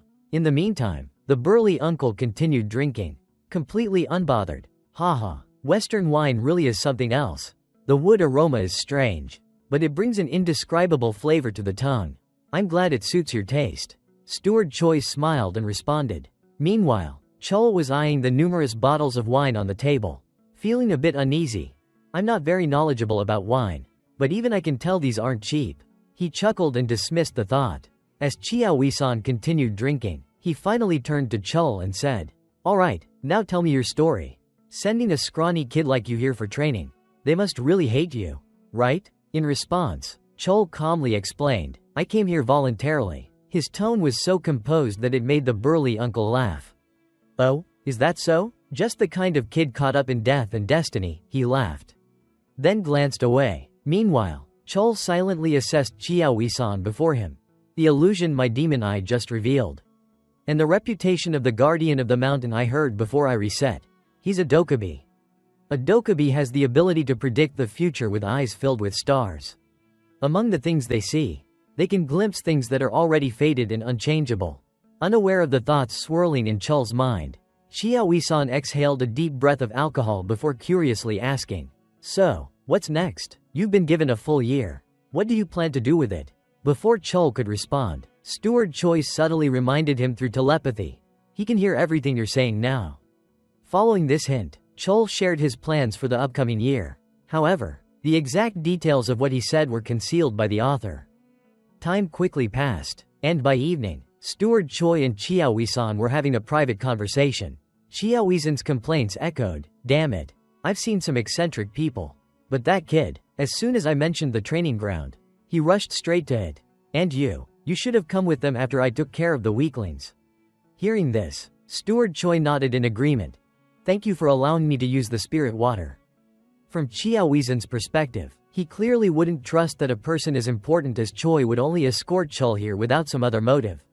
He tossed the empty wine bottle behind him and directly asked, "So, why are you really here? You didn't just come to deliver the wine, did you? I don't like beating around the bush, so I'll get straight to the point." At this, Steward Choi no longer hid his intentions and coldly inquired, "Could it be that the mountain guardian has read the heavenly signs, and the head of the family sent me to inquire?" At these words, Qiao Huizhen's hand involuntarily tightened around his wine cup, and with a slightly drunken voice, he replied, "Heavenly signs? I've seen them, but I can't say much about it." Not letting Qiao Huizhen finish his sentence, Steward Choi gently nudged him with a remark, "Surely, a Dokubi who's just been treated to wine wouldn't refuse to lend a hand, would he?" In response, Qiao Huizhen slammed his hand on the table in frustration. "Old man, that was an apology gift. Hey, I've already brought more than 10 bottles of wine." Choi chuckled, making Qiao Huizhen grumble in annoyance but unable to do anything. "Damn it, I knew this would happen," he muttered. After a long sigh, his expression grew serious, and he spoke. "There's still a long road ahead. The gate has long been opened, and humanity has reached its peak. Chaos will follow. Tell him not to rush. Just go with the flow of nature." On the other side, Steward Choi, having received the answer, happily replied, "Yes, I will pass on this message to the family head." For some reason, Qiao Huizhen seemed a bit frustrated and snapped, "TCH. If I had won that damn wrestling match, I wouldn't be caught up in all this mess. But still, it seems like you're fond of that little wild boy. Huh? Don't you feel worried?" Hearing that, the old butler's expression grew somber. He looked at the glass of wine in his hand and shook his head. "As a servant, I'm simply here to serve the bloodline of the Li family." On the other side, Qiao Huizhen shrugged and reminded him, "You heard that he wants to go there, didn't you? He's still just a rookie." As Qiao Huizhen spoke, he poured himself another drink, as if to give Chul some kind of insurance. Steward Choi then asked, "Qiao Huizhen, just keep an eye on him once, and you'll find it interesting." Time passed quickly, and the scene shifted to a general training room. At that moment, suddenly, ripples appeared in the space, and Chul's figure materialized out of thin air. Haha, every time I see it, it still amazes me. A tree eye leading to a training ground, and even yesterday's Thon 2 had a cave entrance. So, this is the magic of a Dokubi? Honestly, I feel like I'm still missing something. From now on, I have a year. The magical skills I learned from Mu Ji and Mu Jin, Ta Nyan, Truck Jock, and Hack Ki, I must make them all my own. My goal is 1.000 times. If it's still not enough, I'll keep going until I reach that point," Chul said, summoning his weapon to begin practicing. However, what Chul didn't know was that all his actions were being observed by Qiao Huizhen through a series of spells. Watching the protagonist's enthusiasm, Qiao Huizhen scratched his belly and couldn't help but praise. "That guy is really determined. I've never seen anyone so relentless. He trains until his body gives out, then recovers with spirit water, repeating the cycle over and over. It's easy to say, but it's basically self-torture. No wonder his fate is so grim." Qiao Huizhen snapped his fingers to deactivate the tracking spell, then lay back, sighing and lamenting Chul's fate. He's destined to die young or live a miserable life. And now, he's overturning that unchangeable fate, even suppressing his own innate energy. A creature without fate. When was the last time I met someone like that? Truly, bloodlines don't lie. Your family is so bizarre. Even the heavens must be fed up with it. Time flew by, and 3 months later, spring arrived. Qiao Huizhen's complaining voice echoed all around. "Damn it. That Choi guy said it would be interesting. But I'm so bored now. Forget it, I won't watch anymore. That brat spends all day on basic training. What's fun about that? The only time he asks for anything is when he wants to pick herbs. He barely says a word. Guess he's not dead yet. Huh?" At this point, suddenly, a sharp, piercing scream echoed through the air, causing Qiao Huizhen's expression to change. He quickly stood up, focusing his mind. "That's the cry of the spirit beast Baki. Something has entered the Star Mountain. But I've already set up a barrier. So how could this happen? Did the big shots from the main family mess something up while they were bringing food and wine here?" To assess the situation, Qiao Huizhen used his magic to create a mirror in front of him. According to what was displayed, there was a small, gray creature, looking incredibly cute, crying and running away, with a glass jar in its mouth. However, What startled Xiaohui-san the most was that Chol was chasing after the little creature. What the hell is going on? What is that kid doing? Don't tell me he's trying to eat the spirit beast. Realizing this, not wanting the spirit beast to lose a single piece of meat, Xiaohui-san hurriedly opened the door and shouted, "Stop right now." He dashed toward Chol as fast as the wind and immediately blocked his path. "Hey, you little brat, are you crazy? What the hell do you think you're doing?" On the other side, Chol, seeing his path blocked, responded with a clueless expression. "Long time no see, too son, but can you please step aside?" Before Chol could get another word out, the chubby old man snapped and yelled straight at him. "How dare you go after the sacred beast right in front of me? In all my years, I've never seen anyone like you." Chol blinked, visibly confused. "Huh? What are you even talking about?" Wizen shouted. "That creature you were chasing with killing intent. That's a sacred beast. Its name is Baki." The more he heard, the more Chol felt like his head was going to explode. Why would I want to kill a sacred beast? Wizen's expression suddenly shifted. He stared at the hoe and basket in Chol's hands, his eyes narrowing. Wait a second, that hoe and that basket. Before he could finish, Chol noticed the little creature trying to make a run for it. He moved to give chase, but Wizen grabbed him by the arm. "Hey, hold on, why the hell are you chasing Baki?" Chol didn't have time for a full explanation and barked back. "That little brat stole my secret potion. Sorry, I'll explain later." Just like that, he shot past the portly man like a gust of wind. Wizen didn't even have time to stop him. "Hey, you brat, the sacred beast already got away. How are you gonna find it now?" But then Wizen's face darkened with realization. He's chasing in exactly the right direction. There's no way he could have tracked Baki that quickly, even if he felt its energy from the tips of his toes. There's no damage to the ground. Has he always been this fast? I only took my eyes off him for 3 months. What on earth happened during that time? Later, Chol returned and explained the whole situation. Wizen coughed awkwardly, clearly flustered. "So, while you were out searching for the final ingredient for your brewing potion, that's when Baki swooped in, stole your stash, and bolted. That about sum it up?" "Yeah, sorry about that," Chol muttered. His face had darkened. Slowly, he began listing off the ingredients that had been stolen. At least a 40 to 50-year-old wild ginseng root, pho tea, white forest herb, dragon scale flower, pine velvet mushroom, and a cordyceps fungus grown from a demon worm's corpse. It took me everything I had to gather those. I brewed that potion for 100 days straight without sleep, and now it's all gone. His voice grew more defeated with each word. Wizen wanted to console him, but couldn't find the right words. Chol let out another long, miserable sigh. "Well, that's one of the main reasons I even came to Mount Thien V down the drain. That potion was one of my most important goals." Wizen couldn't hold back his anger any longer and exploded. "Hey, I gave you permission to harvest the stuff anyway. So what's the big deal if it got stolen?" Chol clapped his hands together like he'd just remembered something. "Oh, right, you did give me permission. But in the end, I did get it, and since it was stolen under your watch, in your own territory, I guess that makes it my fault." "Huh?" His words hit like a dagger to Wizen's chest, spiking his guilt to unbearable levels. "Alright, that's enough. I'll compensate you, whatever it is. I'll take responsibility," he said, pounding his chest. Hearing that, Chol flashed a sly grin. It was clear he'd been waiting for that. "You just said anything, right? Well then, Mount Guardian, there are 2 things I need your help with." Time passed quickly, and the scene shifted to the training room. There, the imposing figure of the Spider Queen emerged before Chol. Seeing her, he took a deep breath to steady himself, then slowly cloaked his sword in a radiant aura. "Remember this," Chol reminded himself. "The strength of aura techniques doesn't change with repeated use, consistency is key." With that, he slashed forward, unleashing a skill called Infernal Aura Slash. Red energy waves burst out like streaks of lightning, roaring through the air and wrapping tightly around the Spider Queen's legs. She let out a furious shriek. Thrashing in frustration, seizing the opportunity, Chol activated another skill, Stonewind Aura Slash. His blade was now enveloped in a green, swirling aura. He drove it straight into the center of the Spider Queen's body. A stream of green burst out, splattering across the floor, but despite landing a solid blow, Chol's face was tense, his brows furrowed. Still not enough to kill her, he thought? From his perspective, the Spider Queen's body looked nearly severed in half. Yet her overwhelming vitality allowed her to launch a counterattack.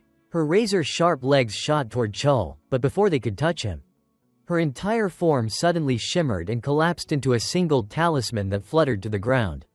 Standing nearby, Wizen picked up the charm and grumbled, "Damn it, why the hell am I babysitting this kid? How did I even end up agreeing to this mess?" Then he called out, "Hey, brat, want to take a break or what?"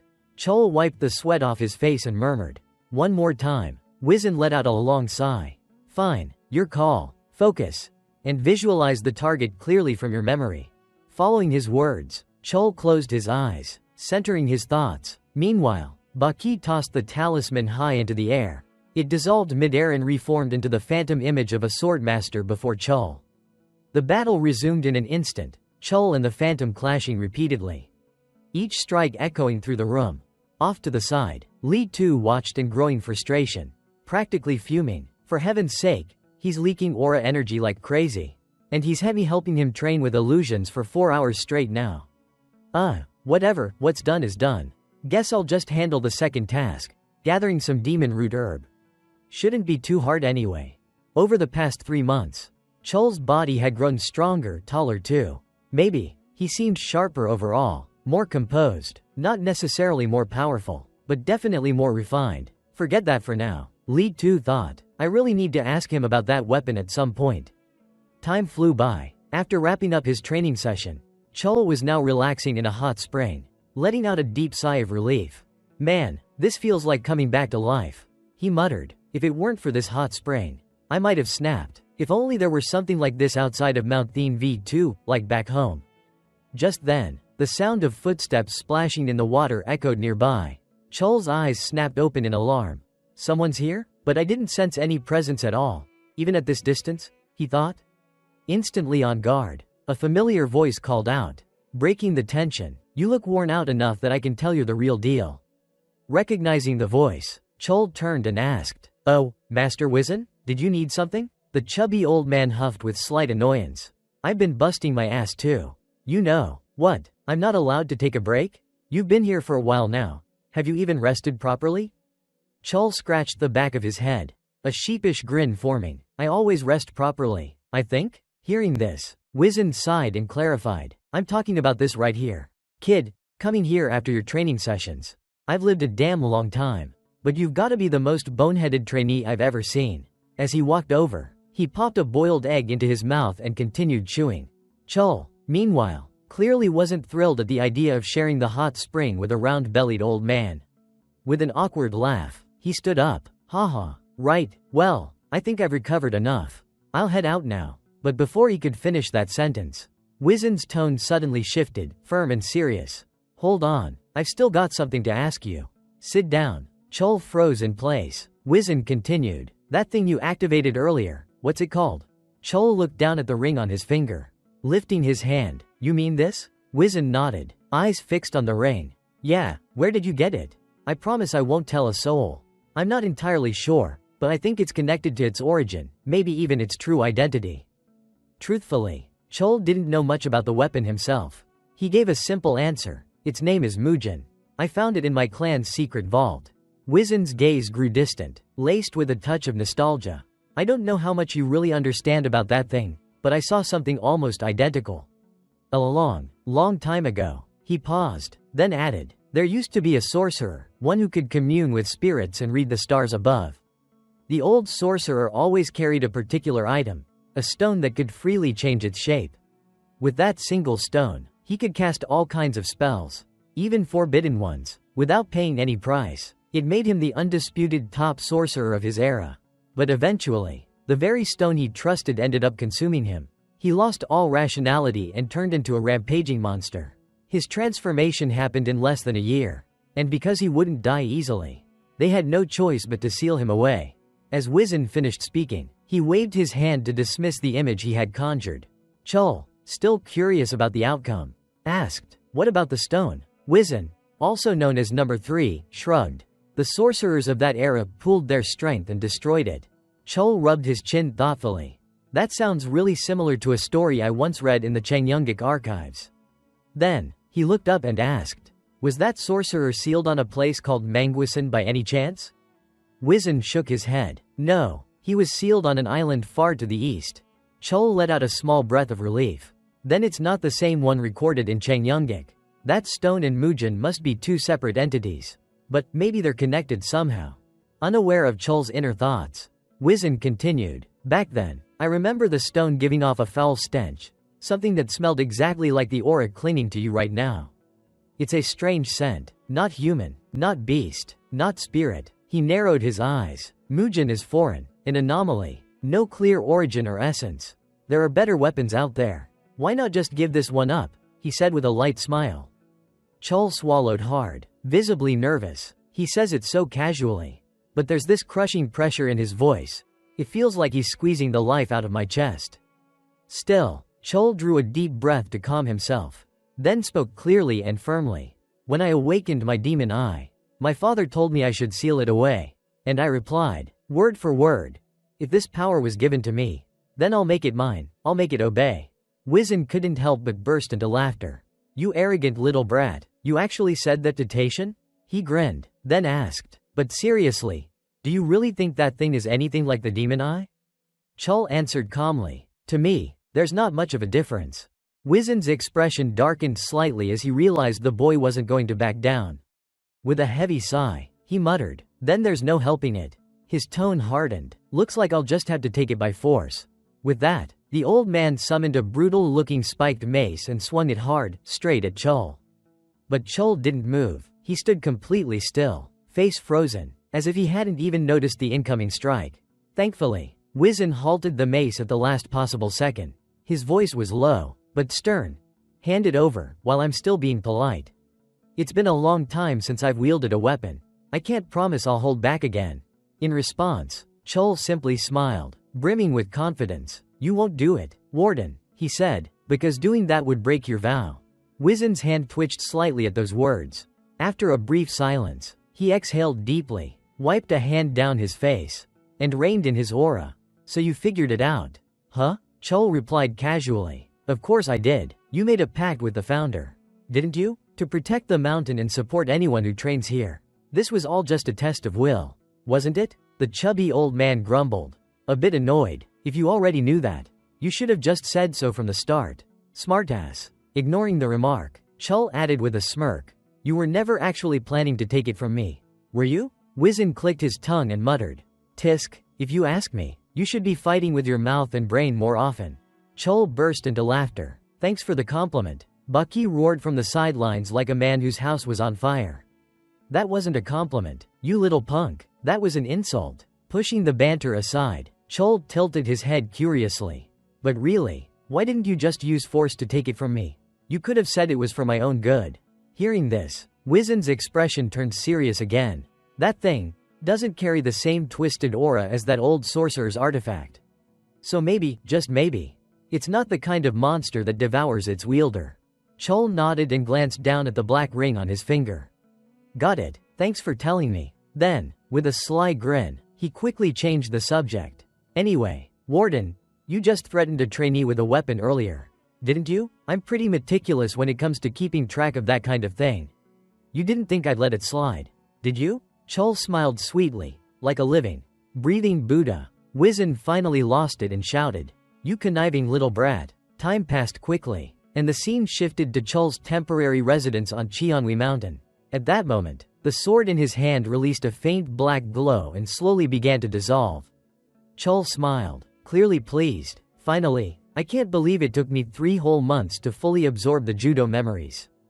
Chol thought to himself. Before I left Cheonwi Mountain, I received 2 swords from 7th brother Jae-hak, judo. A masterpiece short sword, and Effenberg, a sharp rank weapon. Effenberg is imbued with innate dark energy, allowing it to emit cold air. It didn't contain many memories, so I absorbed them back at the main house. Now, let's see what judo is capable of. He recalled the second memory linked to Mujin that he'd seen before the quarterly trainee evaluation. Along with a new power he'd obtained from Mujin, the ability to wield the power of replicated weapons. At that moment, a thread of energy shot out from his fingertip, wrapping tightly around the hilt of the black sword and pulling it into his hand. Judo's ability lies in transferring attributes from one item to another. Just copying appearances isn't enough to replicate power. I think I can only use the power of weapons I've absorbed through dark energy. Especially now that I've broken the seal on Sungmu Mountain. In that case, I should check the memories inside this black sword too. Immediately, Chol's consciousness was pulled into a strange, unfamiliar scene. Before I broke the seal on Sungmu Mountain, this was as far as I could see. The real story begins here. In the vision, a young man stood before the sword and spoke. I've decided to seal this blade. I won't let my descendants be swayed by its power. Behind him, a man in a white robe responded. Sealing it isn't difficult, but are you sure? If we do this, it won't choose anyone easily ever again. The young man simply shook his head. Calm and composed. If they're not worthy, it's better they don't use it at all. The robed man then extended his hand toward the sword.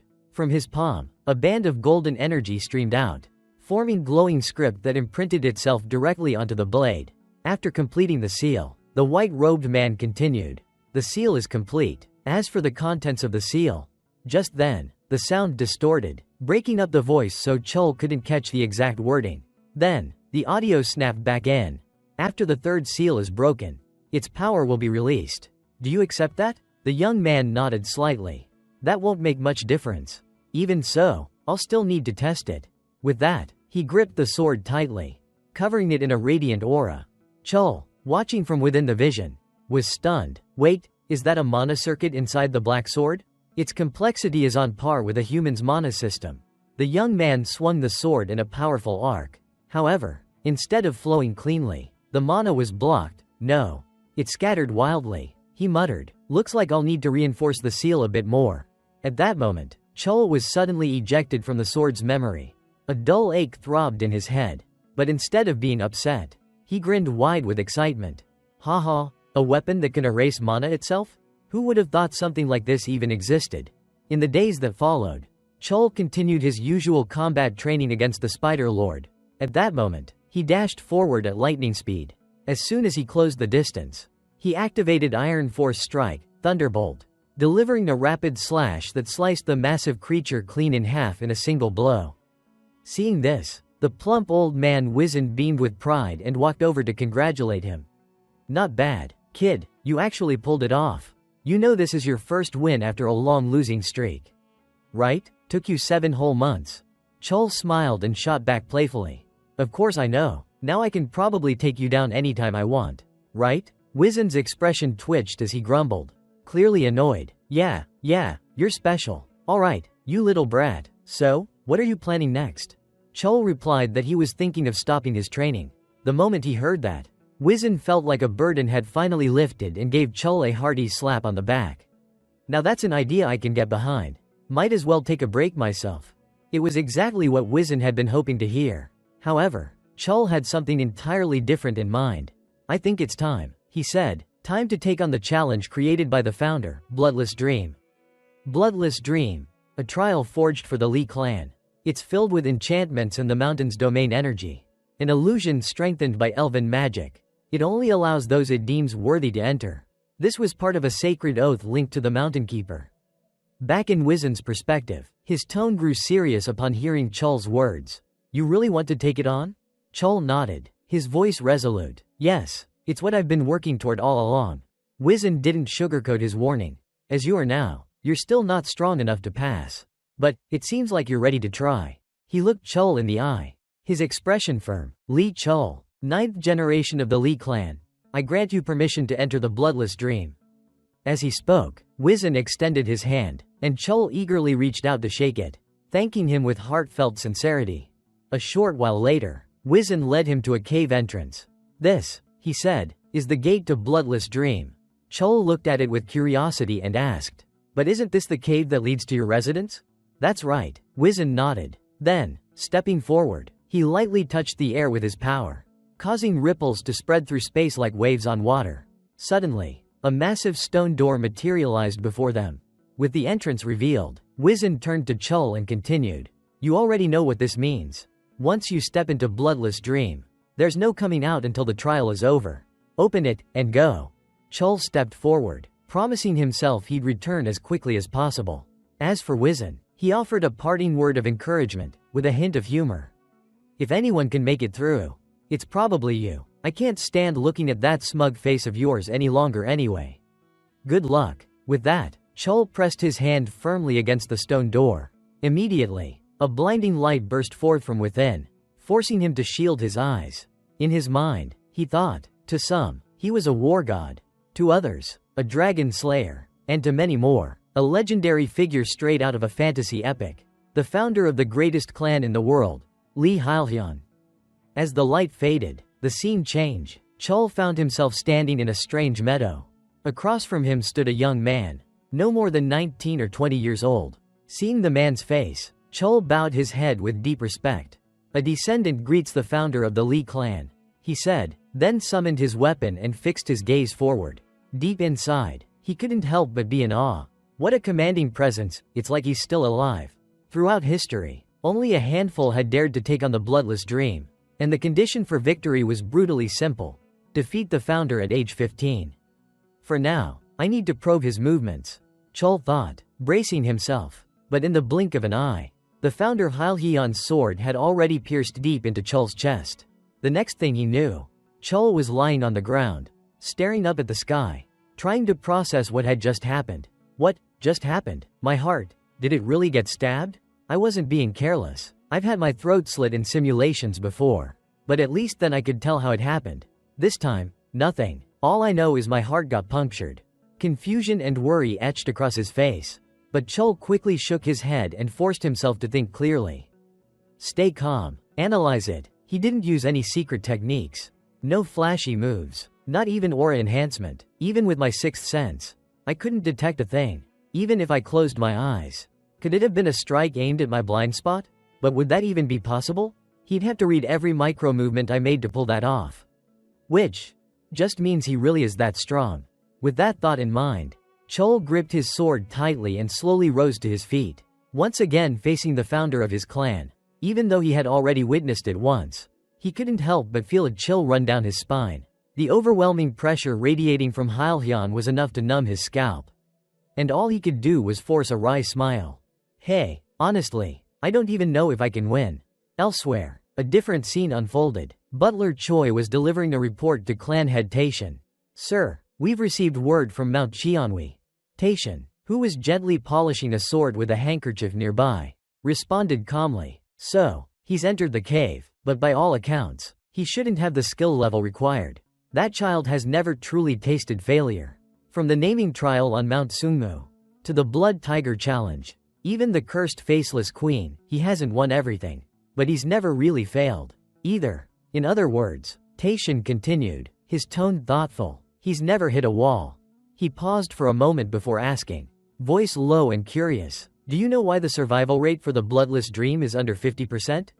It's not because they lacked strength. It's because their spirits broke when they came face to face with the wall named Lee Hyun. So then, what will happen to someone who's never hit a wall when he finally stands before that one?" Back in the trial realm, Chul was lying on the grass, panting heavily like a beast out of breath. Frustrated, he ran a hand through his hair and groaned. Damn it, taken down in one strike again? He faked a frontal attack and landed the real blow from the side, right in my blind spot. That hit was perfect. Did he really figure out my entire movement pattern in just a blink?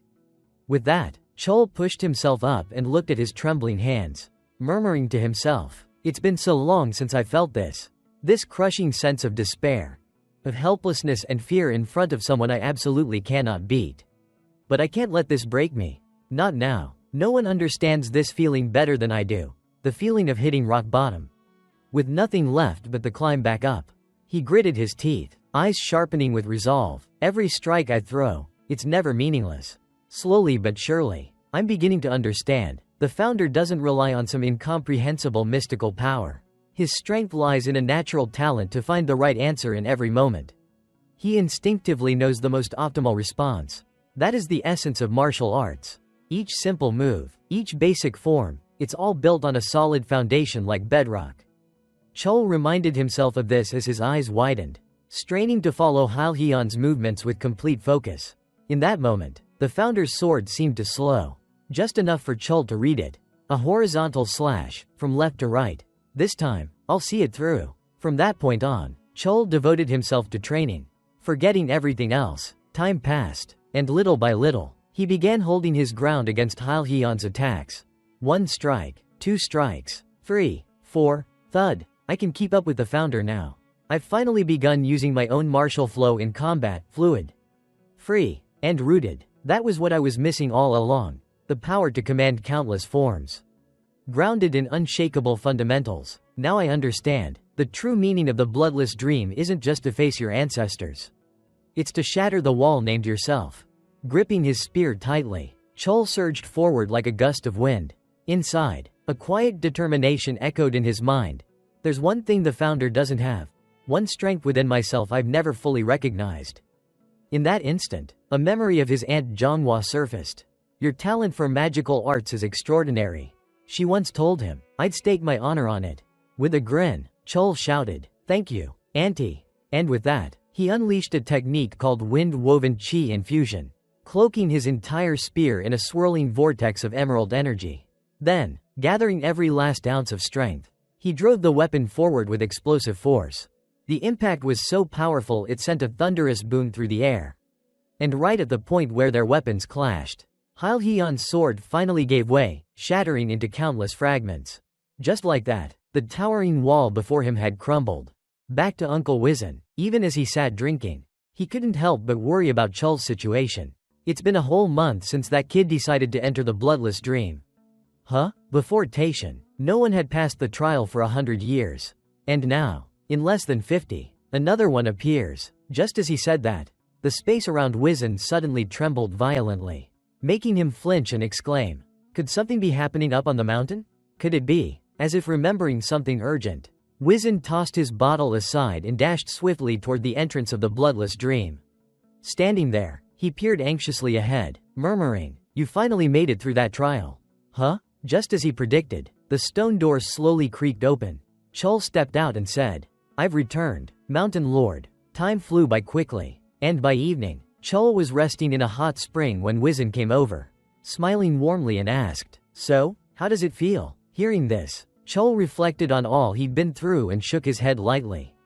"I absolutely never want to go through that again." Looking at his expression, Wizen couldn't hold back a laugh, as if struck gold. "But you don't look changed at all. Usually, those who come out have dead eyes, like rotten fish, because something inside them has shifted." Hearing this, Chol realized everyone must have their own answer to that. Then Chol turned and asked, "By the way, do you know what my father was like back then?" The conversation shifted to Taishan, making Wizen visibly more excited as he shared. "You mean Taishan? Well, he was your father after all. So you're curious, huh? You know what that kid said the moment he stepped out of the bloodless dream? Training is over. I take my leave. Thank you for everything so far." Wizen said this while crossing his arms, doing his best to imitate Taishan's tone, which left Chol speechless. He muttered, "Wait, did you just imitate my father?" Wizen asked. "Did I? Not quite right?" Chol shook his head. "Not even close." Putting that aside, Wizen continued to praise him. "Hey kid, you just caused quite a sensation. You're the youngest ever to pass the bloodless dream. Although the trial isn't really about who finishes fastest, you still have more than a month left before leaving the mountain. So, what are you planning? Keep training?" Hearing this, Chol stood up and replied, "No, I plan to rest, recover and organize what I've learned." Wizen shot him a teasing look and joked. This guy seemed like he wouldn't change at all. "But now you're talking about resting. Does that hurt somewhere? Or have you been affected by some kind of magic?" he said cheerfully. Chol just sighed and said, "By the way, Mountain Lord, isn't it about time for me to get my reward? Surely you haven't forgotten you once used that as leverage against me, right?" Chol's words made the rotund uncle's face suddenly flush with embarrassment, avoiding direct eye contact. Hey, kid, he stammered, unable to finish. Chol didn't want to drag it out and said straightforwardly, "I'm not asking for anything too difficult. I just want to borrow your demon hammer." At this request, Wizen's eyes widened in surprise. But immediately after, he fixed a critical glare on Chol and said, "Kid, this isn't something ordinary people can even hold. You probably won't even be able to use it." Chol was well aware of this. So when he made the request, he already had a plan in mind. "It's okay. I just want to touch it a little. Touching shouldn't be a problem, right?" Hearing this, Wizen could only rub his face and grumble. Conceding defeat? Well, not exactly. "Fine, damn it, I'll lend it to you. But you better not do anything with it." With that, the burly uncle summoned his weapon. It was a mace carved from a fragment of a fallen star. infused with the soul of a demon, thus called the demon mace. Then, Wizen tossed the weapon to Chul, reminding him firmly, I'm only lending this to you for 1 hour. Push yourself too hard, and you might push yourself over the edge, kid, so be careful. Thank you, Chul replied with a bright smile. But before he could finish speaking, the sheer weight of the mace almost broke his wrist on contact. Just by touching it, the mace cracked the ground into large fissures. Seeing this, Wizen laughed uproariously. Haha. I told you, even holding it is no sure thing. Have fun playing with it for the next hour. Confident that Chul couldn't even lift his weapon, Wizen turned and left. Time quickly passed, and the scene shifted to the training room. After exerting all his strength, Chul finally dragged the mace over. Exhausted. Phew, I finally moved it. I have to use mana just to inch it forward. And this isn't even its fully released form yet. He said this while rotating his aching shoulder joint, then recalled the information about the weapon. This is a weapon that can summon thunder, storms, part mountains, and split seas. If fully unleashed, it would be like a natural disaster.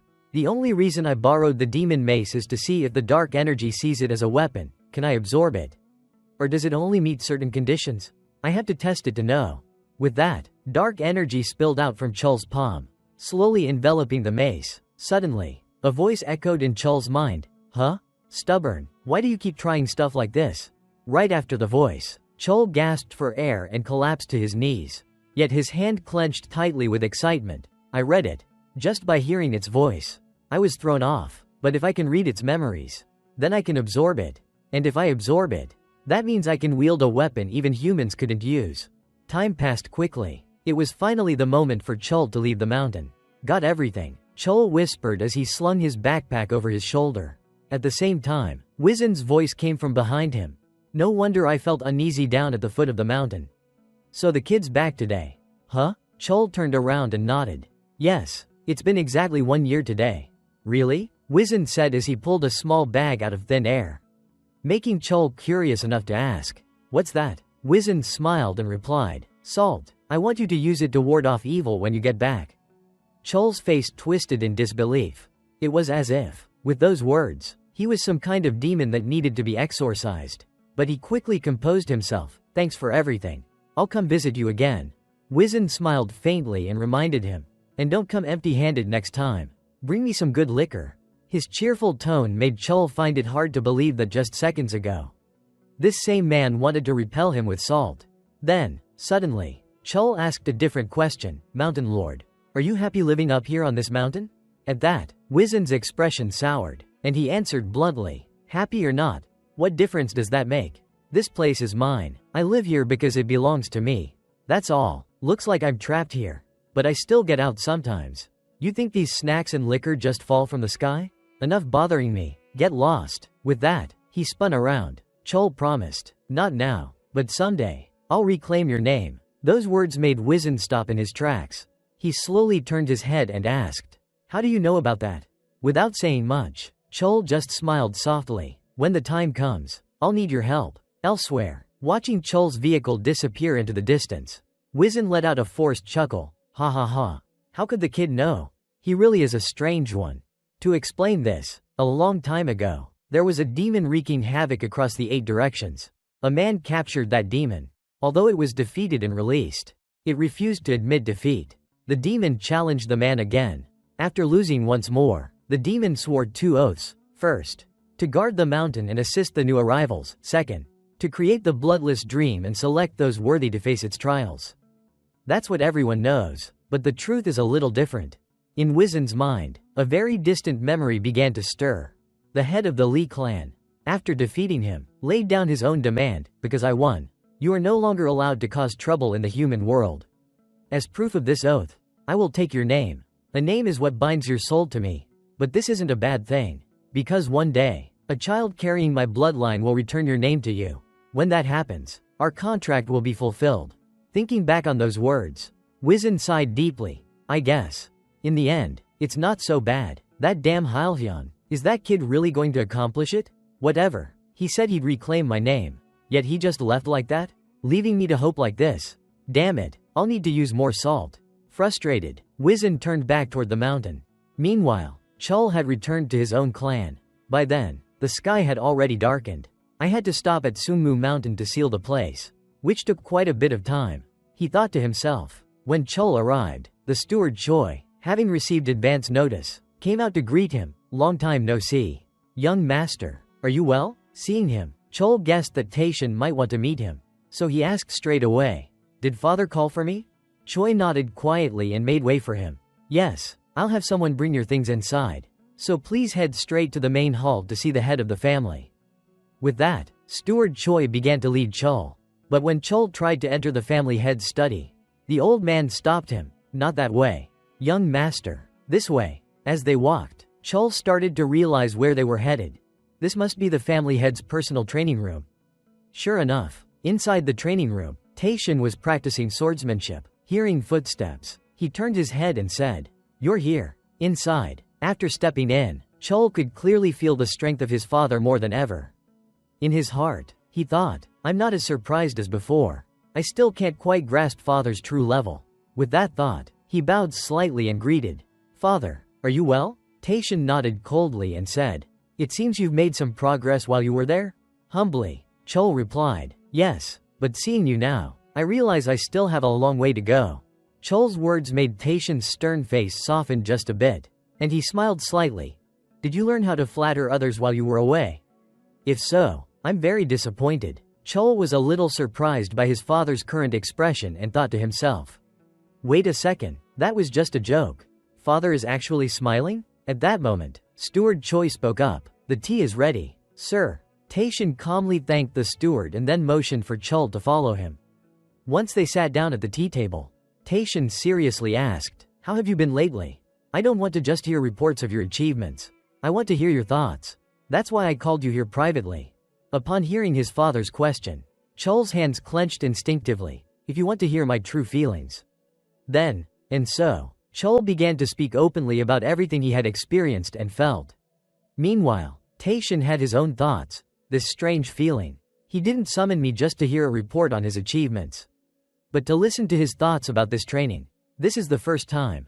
After listening quietly, Taishan calmly sipped his tea and whispered, "I see, you haven't wasted your time." Chol smiled brightly. "I don't want to waste the time you've given me." But before Chol could enjoy the moment, Taishan's voice turned colder and sharper as he questioned, "Is that why you came back late today?" Chol answered that he had stopped at Sungmu Mountain to pay respects to the ancestors. "That's all." "Father, is that all?" Taishan frowned, his tone doubting that his son really stopped only to pay respects. Chol knew this was something he'd have to admit sooner or later. So he said frankly, "I wanted the elders to witness that moment." Suddenly, a tremendous pressure radiated from Taishan's body. His face darkened as he growled, "You've only made a little progress. And you're already becoming arrogant? You say this in front of me? You went to the mountain to pay respects just to boost your own reputation?" Under the overwhelming pressure radiating from his father, Chol's whole body curled like a shrimp. His teeth clenched tight against the terrifying force. Inside, he shouted to himself, "This insane pressure, but because of the seal, I have to come to Sungmu Mountain regularly. I can't always come up with an excuse to go there." Then, using every bit of brainpower he had, Chol bluffed boldly, "It's not just talk. I want them to see the tradition and the respect I show. They might have given birth to me as a bastard, but inside me flows the proud Lee bloodline. I dare to stand as an example for others." Hearing this, Taishan seemed somewhat satisfied. He withdrew his intimidating aura and nodded slightly, saying, "Well said, this time, I'll let you off, but don't get cocky because of it." On the other side, Chol nodded repeatedly, "Yes, father, I'm sorry." Then Taishan asked again, "There's one more thing, you haven't told me about it yet. I allowed you to go to Heaven's Position Mountain, but I never allowed you to participate in the bloodless dream trial. You only asked me to train there. Deceiving your own father is something to be punished. Follow me." Without hesitation, he drew his weapon and challenged his son, "Draw your weapon. I want to see what you've really gained from being there."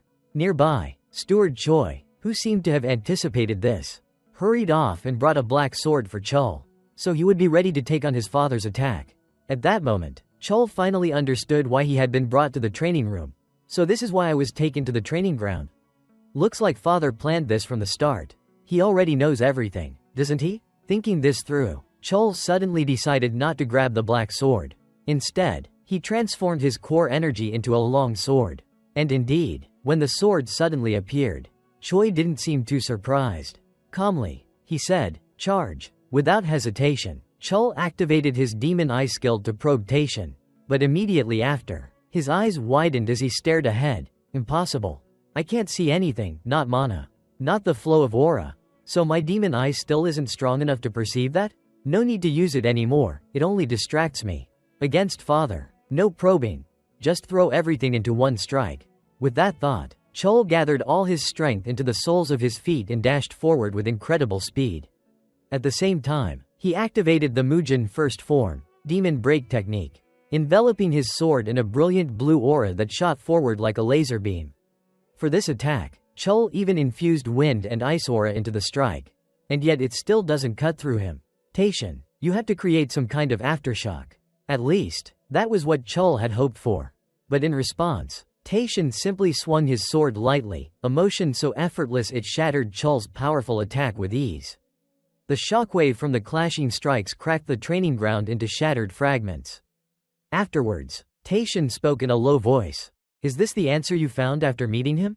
Chul replied firmly, "Yes, a power that no one else possesses except me. Constantly breaking and sharpening that ability. Aiming to build a solid foundation. That is the answer I have found." Keel's voice rang out with unwavering confidence, a talent unlike any other, something only he possessed. It was a gift he would relentlessly hone, break boundaries with, and perfect, all while laying down a foundation so solid it would never falter. Gripping his sword tightly, his brows furrowed and eyes burning with unshakable determination, this was the answer he had found for himself. Taishan stared into Cheel's resolute gaze, thinking silently, "So you've chosen a difficult path, haven't you?" A subtle frown crossed his face as conflicting thoughts stirred within. But one thing was clear: Cheel would neither crumble nor bow his head. Then, with a casual wave of his hand, Taishan spoke, "Very well. So how did the trial within the bloodless dream go?" Cheel loosened his grip on the sword, and as it began to glow and slowly vanish, he replied with a touch of hesitation, I can't quite put it into words." Standing amidst the cracked tiles left behind by the recent battle, Taishan responded sharply, "If you can't describe it, then it hasn't truly become yours yet." He handed the sword to the steward beside him and continued, "In truth, that last strike you used wasn't even your strongest, was it?" Keel clenched his fists and replied softly, "No sir. I know." Hearing this, Taishan fell into a contemplative silence, his expression unreadable. Then, clasping his hands behind his back, he turned and began walking away. "You entered the bloodless dream without permission. If you show weakness or mediocrity again, I will punish you without hesitation." Cheel immediately bowed low and cried out, I'm sorry, father." Taishan's next question caught him slightly off guard. "So, what do you plan to do now?" Keel stepped forward with a serious look in his eyes and said slowly, "There's something I'd like to discuss with you regarding that." Taishan closed his eyes briefly and nodded. "Go ahead." Given permission to speak, Cheel began, "I'm supposed to start my third year at the academy soon. But as you already know, I surpassed the level of an ordinary student a long time ago." No sooner had he finished speaking than Taishan cut in coldly, making Cheel swallow hard. "Get to the point." Cheel stepped forward and spoke with resolve. "I want to experience the world." Placing a hand over his heart, he said with sincere conviction, "Please, allow me to begin my martial journey." Hearing this, Taishan tilted his head and gave Cheel a sideways glance. "So from the very beginning, when you insisted on going to Mount Qian, this is what you were aiming for?" Cheel nodded firmly. "Yes, that's right." After a brief pause, he added, somewhat hesitantly, "But more than that, I want to push my abilities even further." Taishan lowered his head slightly, his eyes filled with quiet thought. "Trying to achieve multiple goals at once, that habit of yours, someday it could be the very thing that tightens a noose around your neck." Standing straight with his feet together, Cheel bowed politely. "I'll remember that." Narrowing his eyes, Cheel pondered, was that a piece of advice or a warning? Then, out of nowhere, Taishan spoke again. "Ah yes, the martial journey." The moonlight bathed the grand estate in a silvery glow, its beauty laced with a mysterious air. The martial journey was the final trial every direct descendant of the ancient Li martial clan had to face. No assistance from the clan was allowed, just pure, personal growth through martial training until one matured and returned. There was no fixed test, but the journey had to result in an achievement that no one could deny. Keel stood in the middle of the large courtyard, hands behind his back, lost in thought. Still, 15 was considered quite young. Most began their martial journeys at 17 or 18. Yet a brilliant beam of sunlight broke through and shone on him. And it was clear this boy wasn't someone who could be confined by what was considered normal. His recent display had already proven that his strength rivaled that of a level 5 martial artist. Surely seeing him now would make other young warriors more cautious. Taishin slowly turned toward Chiel. He couldn't help but acknowledge him. Alright, well done. I grant you permission to begin your martial journey. Hearing this, Chiel clenched both hands behind his back, trying to contain his excitement. I did it. But then Taishin's voice rang out once more, stopping him in his tracks. But Taishin's face turned stern again as he continued. There are 2 conditions. The scene shifted to a large, grand building, the administrative headquarters of the Li clan of ancient martial arts. Out of nowhere, Jaehong appeared, waving energetically and grinning from ear to ear. There you are, kid. You've been through a lot, haven't you? Without warning, he grabbed Chiel's cheeks and gave them a strong squeeze. Chiel struggled to speak clearly. Hello, uncle. How have you been? Jaehong didn't ease up, still tugging at his cheeks with a mischievous smile that only grew wider. Me? I'm always doing great. Eventually he let Chiel go, placing his hands on his hips as he looked him up and down. You're the one who's shot up. You've gotten so tall. Startled, Jaehong quickly pulled Chiel over to a nearby chair. Ah, what am I doing making you stand like this? Sit. Chiel, always polite, responded right away. Yes, thank you, uncle. Once Chiel sat down, Jaehong took the seat next to him and asked warmly, Want something to drink? Chiel shook his head with a slight smile. No thank you, I'm okay. He suddenly remembered the overwhelming meal he'd just had at home, nannies fussing over him, piling on food. Eat more, young master. Oh dear, is this really enough food? It's fine, really, please stop, this is more than enough.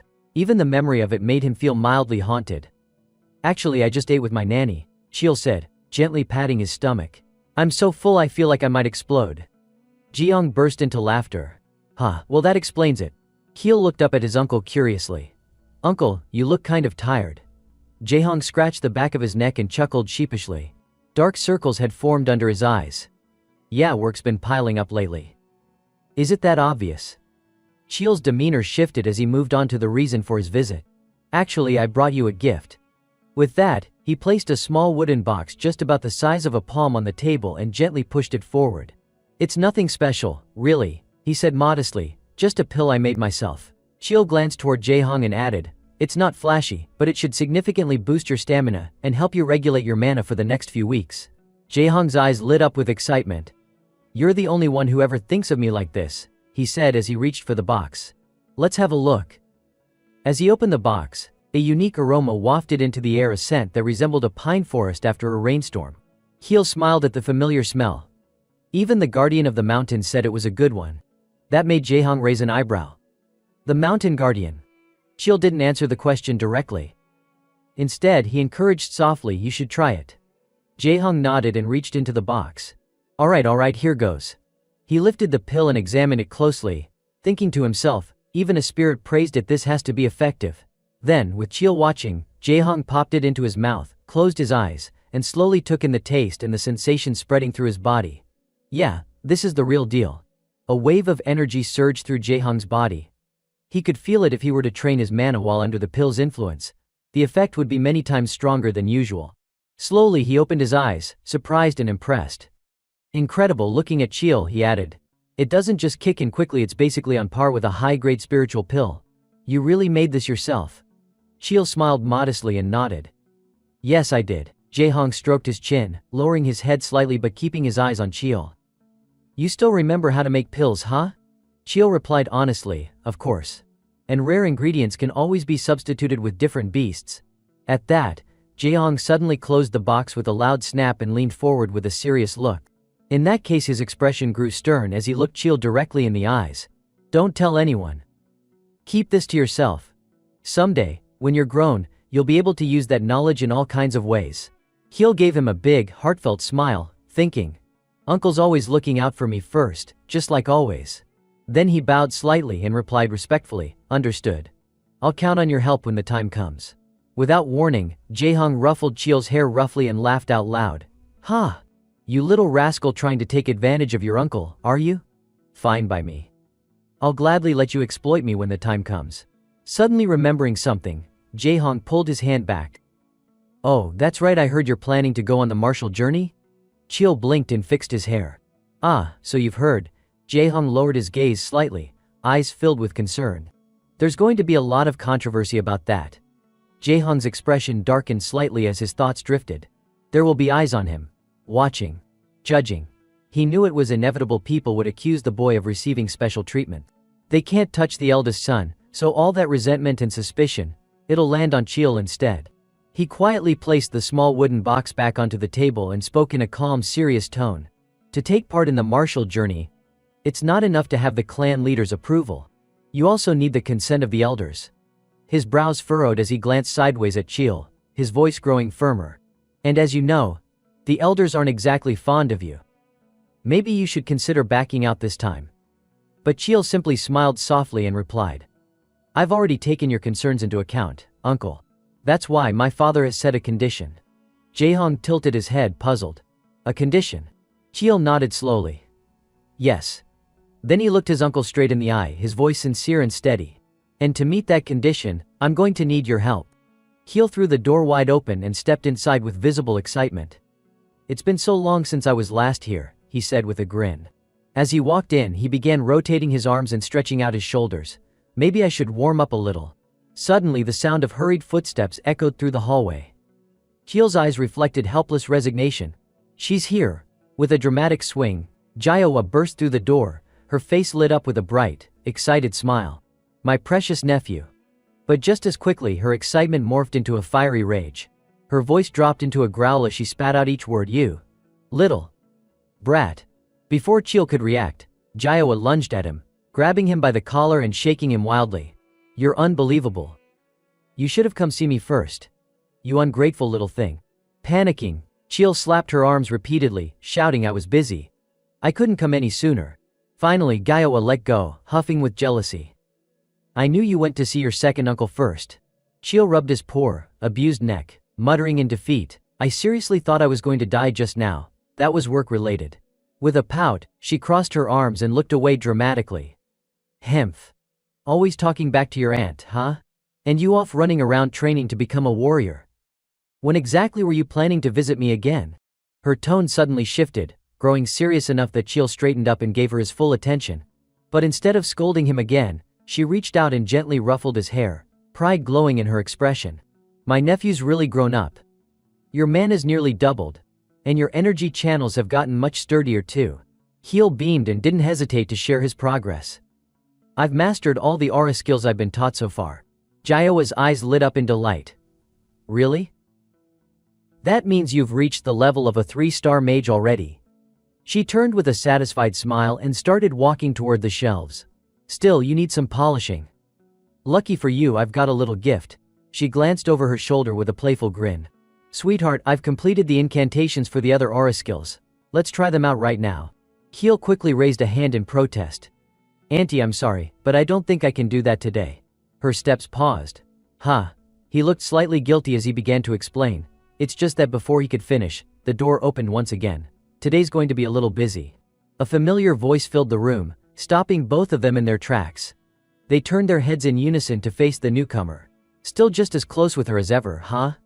Light footsteps echoed across the floor as Ma Young-jung walked in with a warm, gentle smile. Chil's voice rang out in surprise and recognition, Big brother. In a training room filled with combat equipment, Jaewa's determined voice rang out. Didn't you say you were too busy? She angrily poked repeatedly at Myung-jung's arm, scolding him. All he could do was give a helpless smile. And now here you are, showing up to train your little brother? Liar. Rubbing the back of his neck, Myung-jung quickly tried to explain. I am busy, but I still helped you organize those incantations, right? Seeing this, Chil's mood turned a bit downcast as he thought to himself, even my busy big brother still had to help me.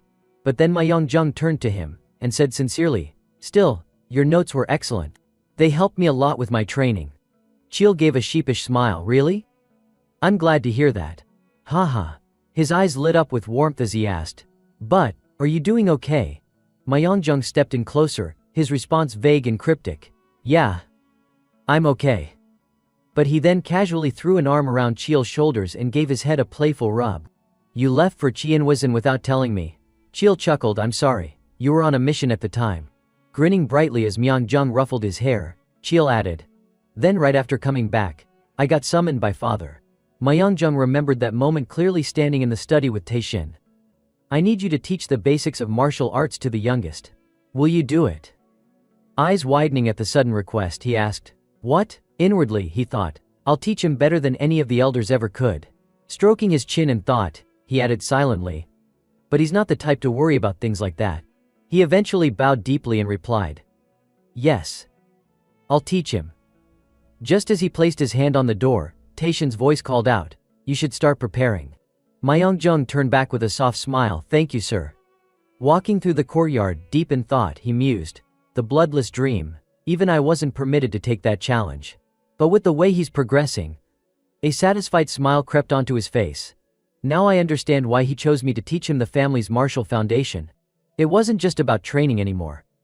There was something unspoken between them, an understanding. He wants me to be inspired by watching the youngest. Or maybe he wants to spark competition. As Myeongjung strode confidently down the wide hallway, he thought, all right. I need to see with my own eyes just how far he's come. Then he placed his hand gently on Chil's head. 20 years no, maybe just 10. He might catch up even faster than that. Chil looked up at his brother and sincerely said, Sorry for bothering you when you're so busy. Myeongjung removed his hand and replied with a reassuring smile, It's fine. Right now, I'm the only one with time and the one in possession of Manhwa Gaejeon. Within their bodies, a constant stream of energy flowed, a sign of inherited strength. The basic techniques, secret methods, and ultimate skills of the Seongnu clan, passed down through generations, all culminated in a legacy known as the complete transmission. It was one of the requirements set by their father for anyone undertaking the Seongmu martial path, mastering the clan's foundational arts. Keel brushed his hair back, still uncertain, and asked, But, will you really be the one to teach me everything, big brother? Aren't there elders at the academy for that? Myeongjung blinked, surprised. You think they'll actually give you proper lessons? He rubbed his forehead, offering a half smile. They'll sabotage you. Ambush you during naming ceremonies, ruin your chances during promotion exams, dump you in the worst beginner classes. Keel's eyes widened at this new perspective. Turning toward him, he said with genuine appreciation, Thank you, truly, for everything. Myeongjung understood, giving his shoulder a soft pat. Yeah. His gaze then grew more thoughtful. More than that, he's already grown so much. He looked at Chil, not just the younger brother he used to know, but someone brimming with energy and potential. Back then, I could clearly see the flow of mana within him whenever I focused. But now, I can't even predict it anymore. Then he smiled and ruffled Chil's hair with pride in his eyes. Even so, I guess I wouldn't mind if you caught up to me. I'm proud of you, little brother. Hearing that, Chil could only groan helplessly, Hyung, yet it seemed Myeongjung wasn't even really paying attention to him. I still want to be the older brother you've always looked up to. But before he could finish, Gawa suddenly barged in between the two of them, her face shadowed and voice low with mock menace. You too. Then she shouted, clearly annoyed, You're gossiping while the adults are talking. Myeongjung quickly stepped in to calm her down. Come on, auntie, please don't get upset. Jaehowa pouted dramatically and turned to leave. Fine, I'm going. You kids aren't even going to stop me. Huh? Heel quickly remembered something and called out, We'll see each other at dinner tonight, right? She turned back with a pouty glare. Didn't you say you'd be training? You're going to train late, aren't you? Heel responded with a smile that instantly lifted her mood. Training is one thing, but studying with you is something else entirely. Hearing that, Jaehowa couldn't help but break into a proud smile. Getting to learn from someone world-renowned in mana studies, how could I miss that? I'm sorry, auntie, but please wait just a little longer. With a beaming smug grin, she declared, What choice do I have? It's tough being this famous. I'll let you off the hook this time. She headed for the door, her grin still plastered across her face, and waved as she added, All right, I'm leaving because I'm generous, not because the show I like is about to air. Heel politely waved back. Yes, goodbye, auntie. Then he rubbed his forehead and sighed in relief. Finally, she's gone. At that moment, Myeongjung calmly drew his sword, a slight smile still lingering on his lips. Now we can finally start training for real. His blade gleamed sharply, clearly forged with high precision. With a sudden shift in tone, he grew serious and spoke firmly. All right then. In order to meet the conditions father set for us, facing him, Chil's expression also turned focused. Myeongjung narrowed his gaze and continued, I'll be training you with everything I've got. In the training room, the clashing of weapons echoed relentlessly. A week had passed at the Sungmu estate, and Chiel's basic training alongside his older brother had been nothing short of intense. Myeongjung launched one blow after another without pause, and Chiel responded fiercely. With a forceful swing, Myeongjung's sword knocked Chiel off balance, causing him to stagger several steps back. The moments of teaching proper stances or theory were brief and fleeting, barely more than a breath. Chiel gritted his teeth as he slid across the floor, struggling to maintain his footing. There was no time for rest, just enough to catch a single breath. With one hand braced against the ground, he kept his head lowered, panting heavily from exhaustion. It felt less like a lesson and more like a true combat scenario. Myeongjung stood calmly, holding his sword in one hand and his other arm tucked behind his back, emerging through the dust without breaking stride. I believe engraving lessons directly onto your body has far more meaning than merely teaching through words, he said coolly. His orange-hued eyes gleamed as he gazed at Chiel. You're watching through your mana eye, aren't you? Then make it count. At that, Chiel slammed his sword into the ground and let out a strained growl as he pushed himself back onto his feet. With a sharp step forward, Chiel charged at Myeongjung, shouting, "Ha!" He thrust his sword decisively, determined. He could see the flow of mana through the mana eye. But his body still struggled to follow through on what his mind understood. His eyes now glowed with a vivid red, as he launched a barrage of strikes, attacks from angles so unnatural they defied the body's usual limits. His muscles screamed in protest, his joints barely withstanding the strain. Suddenly, Myeongjung's voice rang out, calm and unnervingly precise. You just thought that move was beyond your limit, didn't you? Startled, Chiel instinctively stepped back. Eyes wide in disbelief, Myeongjung had closed the distance in an instant, now pressing his blade dangerously close to Chiel's eyes. You're wrong, Myeongjung said. The body of a Lee Sung-mu descendant is stronger than you think. Chiel's gaze sharpened, and with a flash of crimson light in his eyes, he bent backward, narrowly dodging the strike aimed at him. Move, Myeongjung ordered. Surprised, he watched Chiel evade his attack. You've come this far already? He muttered. Then, grabbing Chiel by the collar, he yanked hard. Solid foundation, quick absorption. You weren't a kid who could pull off moves like this before, Myeongjung thought. His outer robe fell to the ground as he pulled up his shirt sleeves. So be it, he said, eyes gleaming with a challenge. Looks like you can keep up. Let's raise the difficulty then. With a mischievous smirk, he gripped his sword tightly, which now shone with a vibrant blue aura. Let's see how far you can follow me. Feeling the overwhelming pressure radiating from Myeongjung, Chiel's body involuntarily trembled. Damn it, he's actually serious now. The golden light of dusk streamed through the training room windows just as Myeongjung's voice brought the session to a close. That's it for today. He scratched his head sheepishly, apologetic. Ah, sorry. Looking down at Chiel, who was now completely spent on the ground, coated in sweat and dirt, Myeongjung frowned slightly. Looks like I may've gone a bit overboard during the session.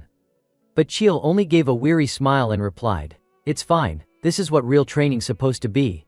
Then, a hand extended toward him, Myeongjung's voice following gently, Come on. He pulled Chiel up and said, Looks like you've gotten the hang of it to some extent. Thanks to that, Chiel was able to stand more steadily. Thank you. Didn't you say the bodies of those from the Lee Sung-mu bloodline were unusually resilient? A surge of green energy radiated from his body. Indeed, members of the Sung-mu lineage were far tougher than most, tendons like steel wires, muscles that stretched and snapped back like rubber. Chiel looked down at his hand thoughtfully. A body that sturdy only grew stronger through training.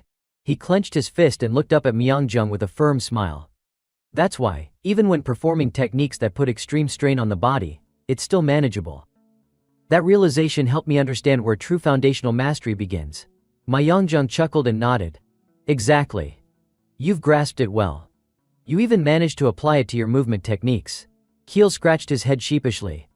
It took me a week of grueling practice to get even this far. I'm still way behind. Hearing that, Myeongjung laughed softly. You say you're behind. Normally, building a solid foundation takes months.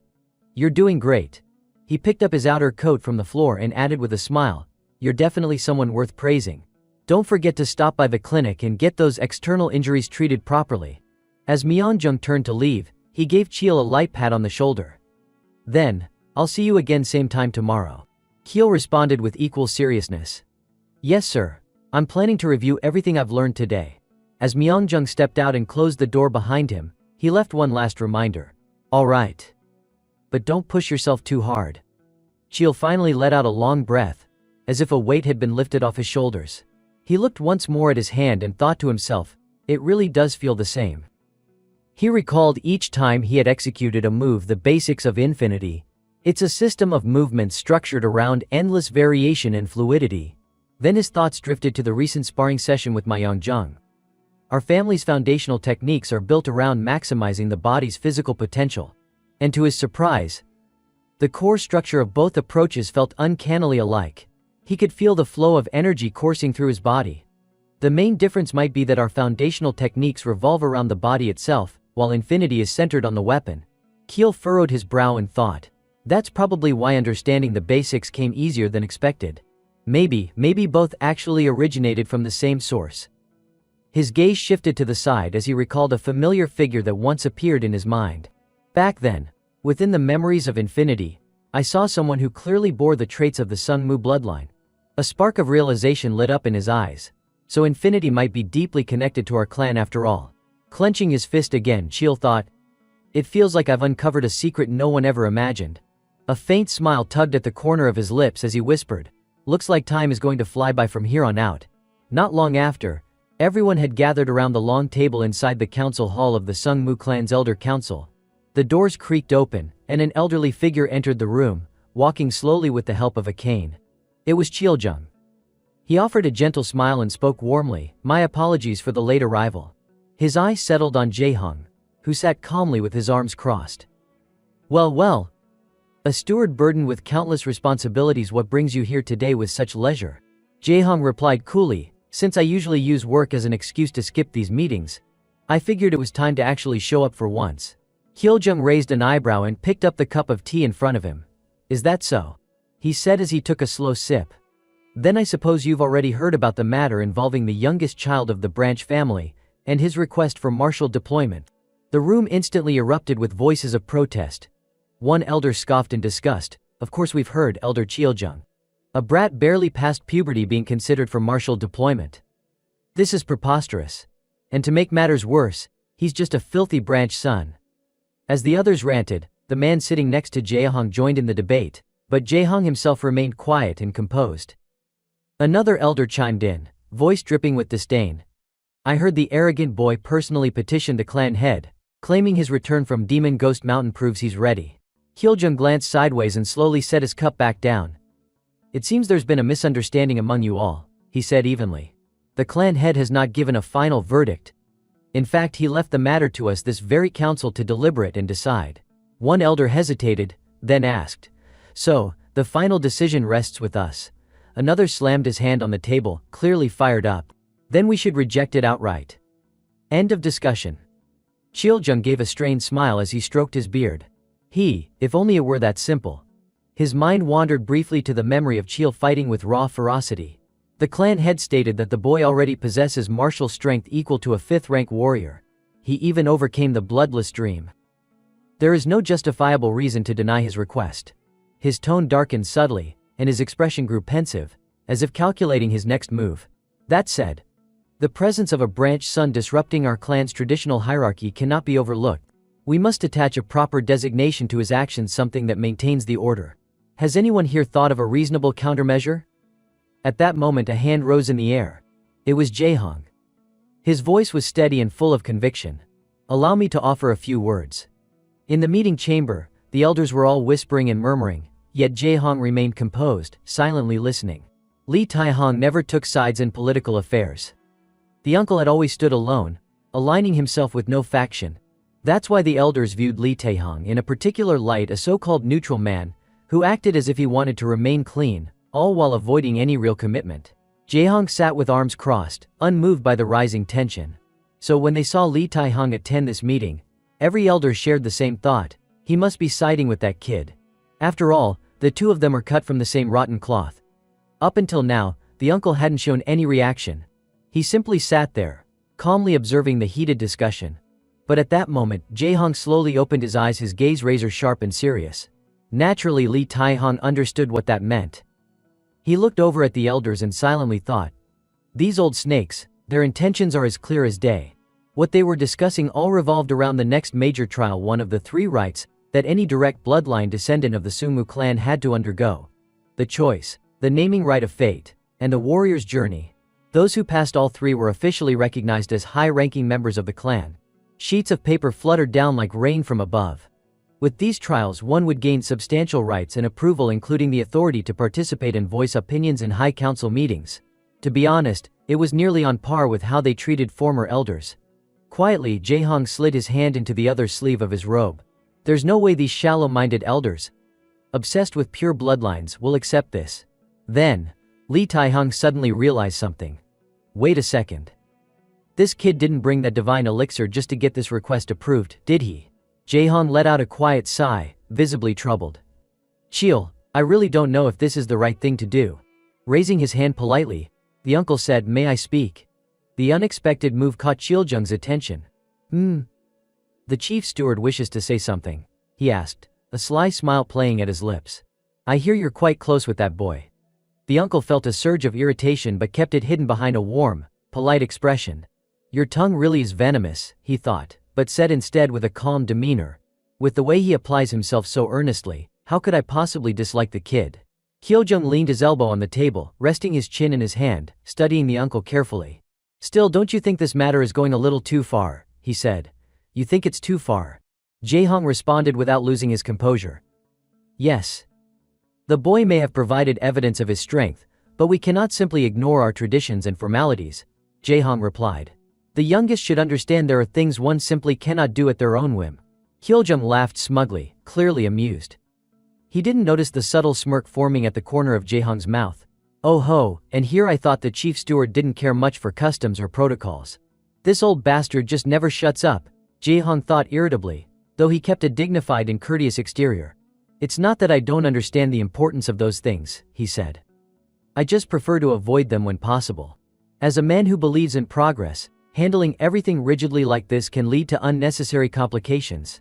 Kyo-jung nodded slightly, acknowledging the point. I see.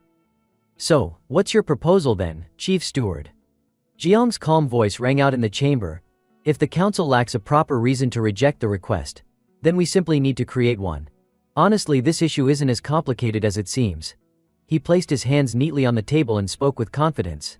In the end, the real problem is that the youngest hasn't properly proven himself yet. Kyo-jung glanced sideways at Jae-hong, clearly intrigued. Didn't the clan leader already recognize that he has the strength of a rank 5 warrior?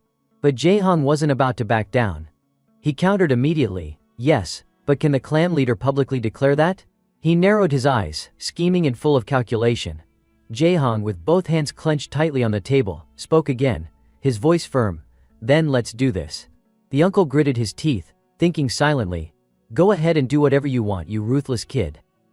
Then, straightening his back, Jae-hong looked out across the entire room, and declared with clarity, I believe we simply need to give the boy a chance to prove himself.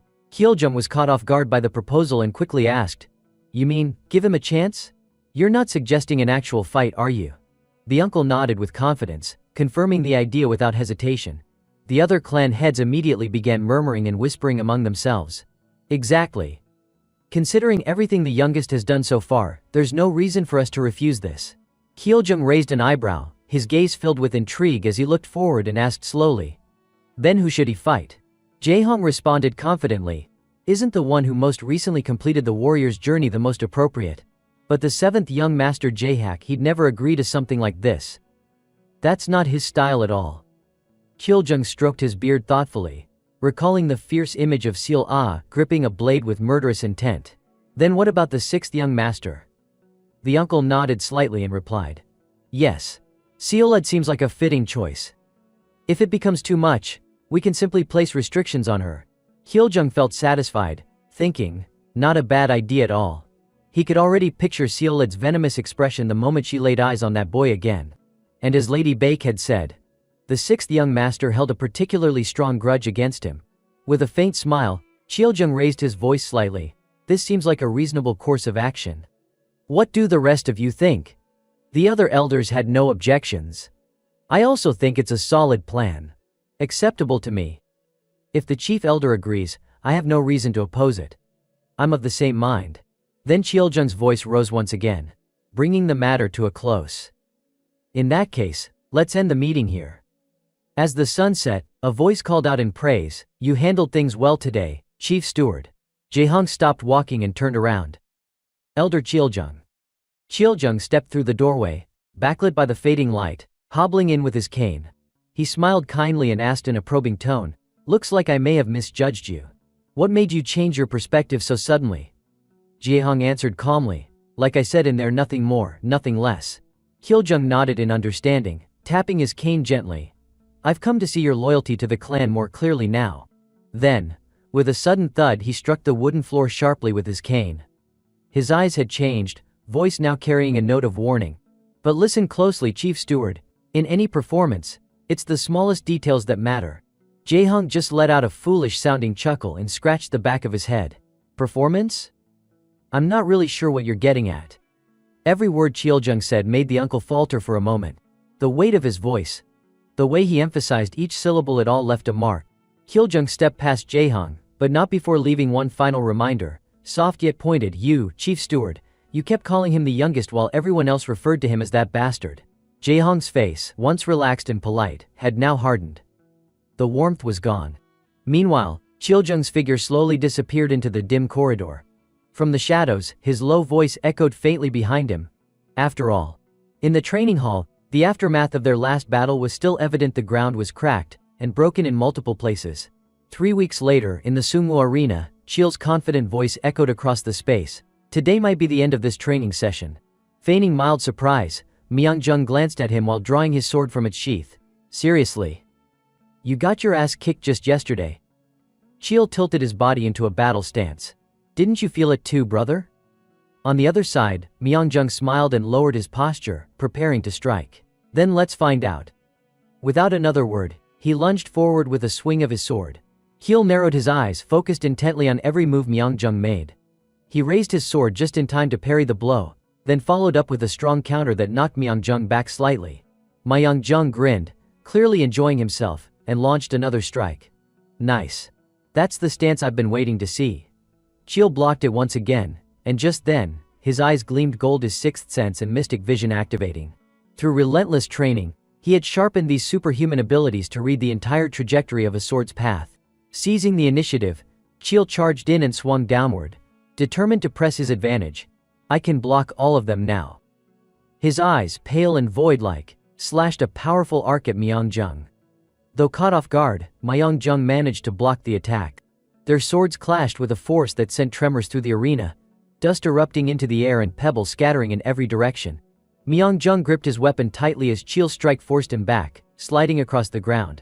But Chiel didn't escape unscathed either, also getting thrown off balance by the impact. Seeing this, Myeongjung burst into laughter. Sitting on the dusty ground and holding his head, he exclaimed, "You've already mastered the basics. It took me 3 months to get to where you are. You really are a damn prodigy."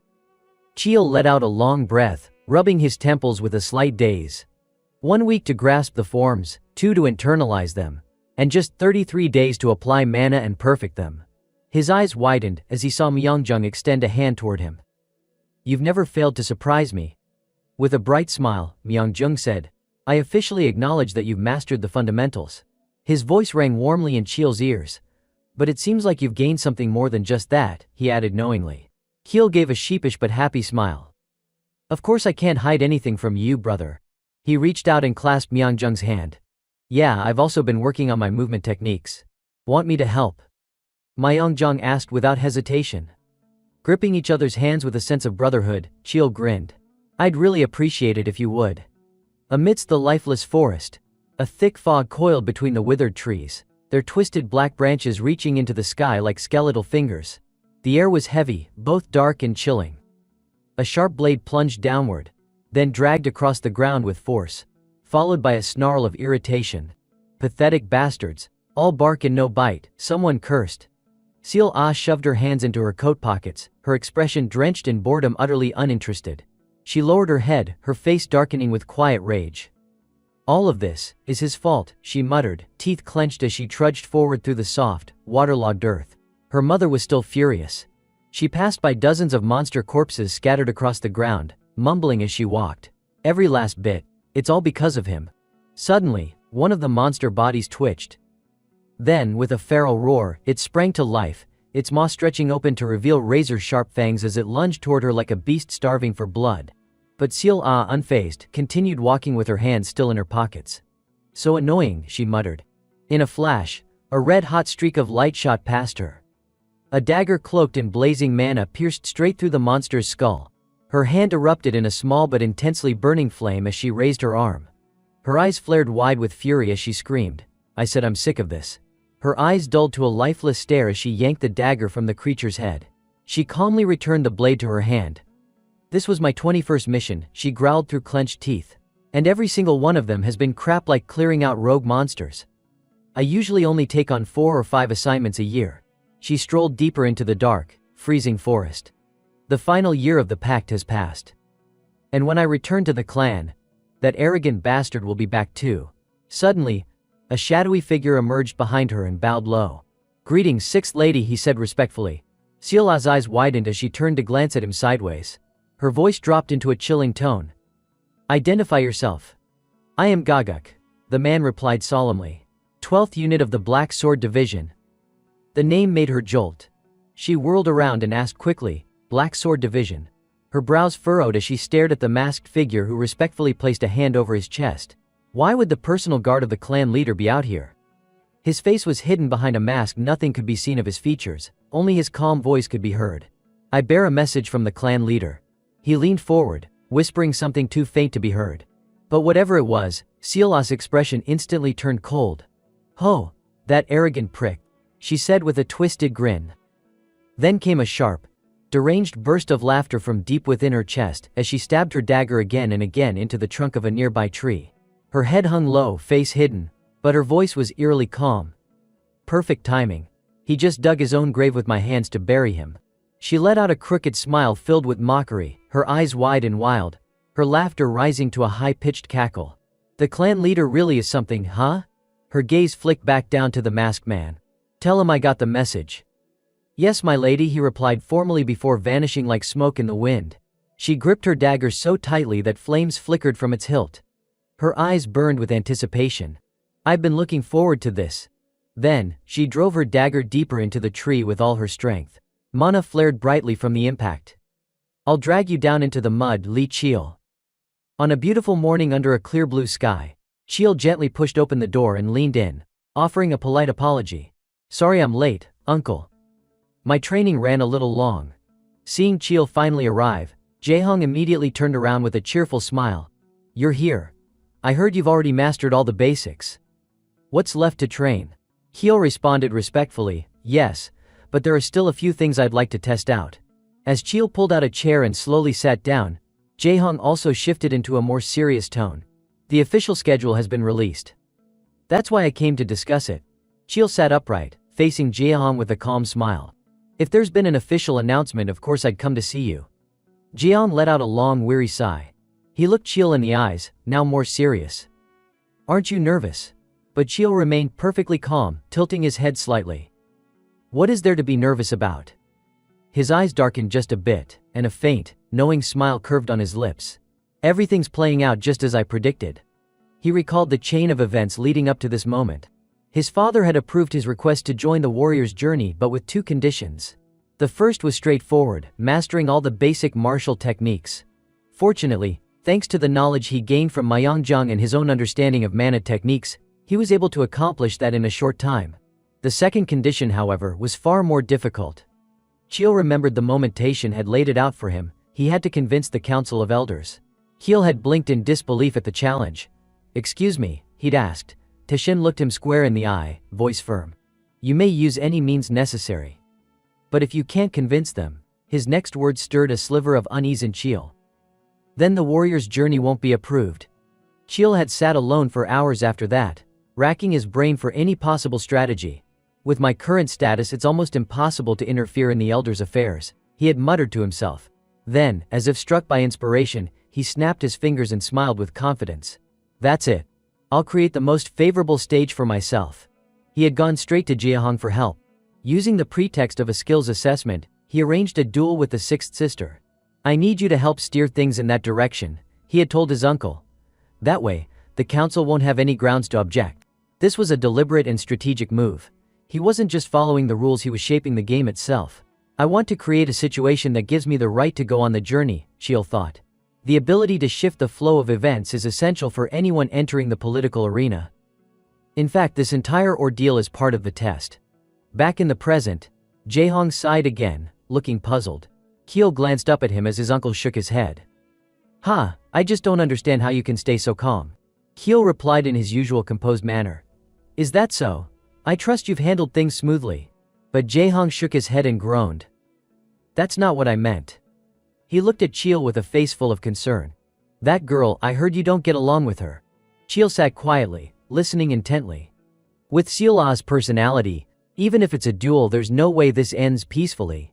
Why her of all people, and why now? Keel answered coolly, I owe the sixth sister a debt. The moment those words left his mouth, Jae-hong slammed the table and shot to his feet. He shouted in disbelief, exactly. He was visibly frustrated now. That's the part one don't understand. Isn't that something you can settle later? Why throw yourself into a situation like this right now? Jae-hong's hand, resting on the table, slowly curled into a fist before he slumped heavily back into his chair.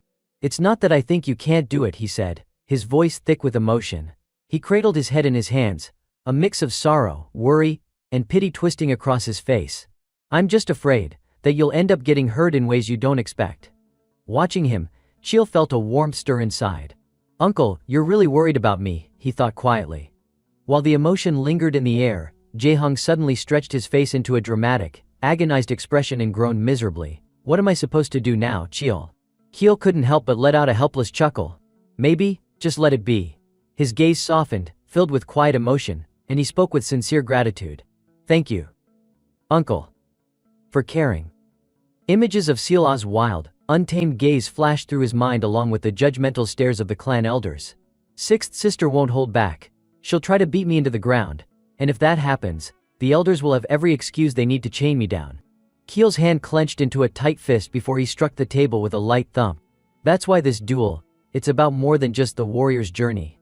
He abruptly stood up, his voice firm and resolute. Still, if I lose, it'll cause a lot of trouble. But don't worry, he added, glancing down at Jae-hong with calm reassurance. Then he tightened his fist again and flashed a confident, unwavering smile. In this fight, no matter what happens, I will win. Thunderous cheers echoed across the arena, shaking the stands as sunlight bathed the central training grounds in a brilliant glow. The Elder Council had swiftly issued an official announcement, pushing the duel forward without delay. And before long, the location for the match was decided: the central training field. Inside the brightly lit waiting room overlooking the grounds, Cheel stood in silence. This was the largest and most prominent training arena of the Sungmu clan, the very same place where the selection ceremony had once taken place. As he glanced out and adjusted the black outer robe he was wearing, a thought crossed his mind. Of course they wouldn't let this pass quietly. He let out a faint chuckle and exhaled. There's no doubt about it. This is the Grand Elder scheme. Beyond the room, the sprawling training ground stretched far and wide, able to accommodate an enormous crowd. With the arena ringed by towering spectator stands, it was clear they weren't just hosting a duel, they were planning to humiliate him in front of everyone, to break his spirit for all to see. Keel closed his eyes and took a deep breath, letting it out slowly. But that doesn't matter to me. Just then, the door creaked open, and someone stepped into the room. More important than any of that, Gyawa had arrived.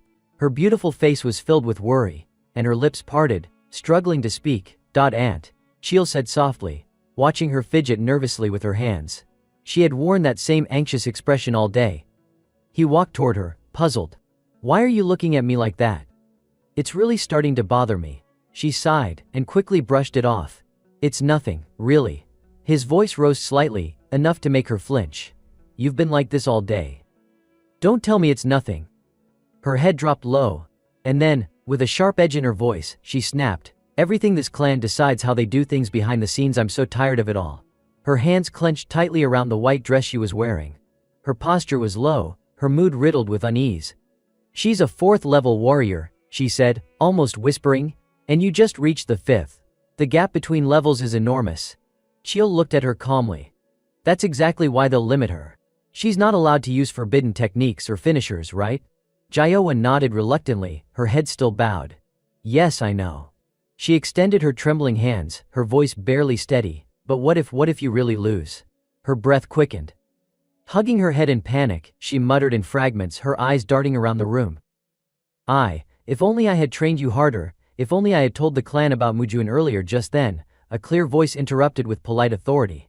Please calm yourself, Elder Li Kyonghwa. Startled, Giowa froze as Gawa appeared beside her, smiling with unwavering confidence. The young master will win just like he always has. She stepped forward, gently placing a hand on Giowa's shoulder. So as his teacher, shouldn't you be the one to offer him encouragement? Giowa's eyes remained low. The heavy knot of anxiety in her chest hadn't loosened, not yet. Chil watched her silently. She looks like a frightened creature, trembling in fear. Maybe she's someone who's already lost something dear in this clan. A solitary image of her drifted through his thoughts, lonely, quiet. I don't know her past. If I wanted, I could uncover every piece of it, but then he firmly cast the thought aside. No. I choose not to. With quiet resolve, Chil took a step forward. Because I believe one day she'll tell me herself. Then, with a bright, cheerful smile, he looked at her and said playfully, Aunt, now's not the time to sulk. You should be feeling fired up. Giowa tilted her head, eyes wide, startled by the confident grin on his face. Fired up? Her radiant golden eyes blinked in surprise, lips parting slightly as she took in the layered meaning behind his words. And perhaps there was an unexpected twist coming that none of them had seen. A voice called out from outside, prompting Chil to immediately lift his head in attention. Young master, it's time to head out. He didn't forget to glance back at Giowa with a gentle smile and say, watch carefully, okay? I won't lose. Grabbing his sword and clutching it firmly in his hand, Chil stepped outside with a confident, radiant demeanor. Cheer for me loudly from the stands, alright? If it's too quiet, I might get sad, he joked lightly. Despite his composed appearance, a flutter of nervousness stirred inside him as he walked down the long corridor leading to the arena. It's been a while since I last walked this hallway, he thought. Chil came to a halt, his expression slightly clouded with thought. Since I was born, I've constantly been trying to prove myself. Then, with renewed resolve, he continued walking toward the bright light at the end of the corridor. Now it's time to end that chapter. Gripping his sword tighter, Chil smiled to himself as if reassuring his own spirit. Let's go. He stepped into the arena with unwavering determination. The stands surrounding him were already packed to the brim with spectators who had arrived early, and the atmosphere was electrifying. His eyes were drawn to the upper seating area closest to the stage. There sat Taishin, his expression stern, next to the madam. His father was also present, alongside Lady Baek. Among the seats reserved for the elders were familiar faces Jaehong Kyeoljung, and others all already in place. Suddenly, a shrill, venomous voice cut through the hum of the crowd, drawing Chil's attention. Hey, you arrogant little bastard. Across the stage, Sil-ah stood with a look of utter disdain. Still holding that stuck-up chin of yours high, huh? She scoffed, her tone laced with open contempt. She even sneered mockingly. I've never liked that damn neck of yours. Casually tossing a dagger into the air and catching it with ease, she pointed it toward Chil with a twisted smile, and added with an icy tone, You're just a filthy bastard pretending to be someone important. Disgusting. Her voice grew sharp with confidence and provocation. Today I'm going to snap that pretty little neck. Get ready. Chil tilted his head slightly and smiled, a dangerous glint in his eyes. I'm looking forward to it, sixth sister. The referee stood at the center of the arena between the two fighters, raising his hand high and declaring loudly, Then let the match begin. A duel between the sixth lady and the ninth young master commence. With the official signal given, both Chil and Sil-ah simultaneously gripped their weapons, immediately shifting into battle stance ready to strike. Chil gently closed his eyes for a moment, attuning himself to the atmosphere around him. The instant the referee shouted, Begin. Chil's eyes snapped open, glowing with a brilliant light. Sparks of raw energy crackled around him, mana eyes.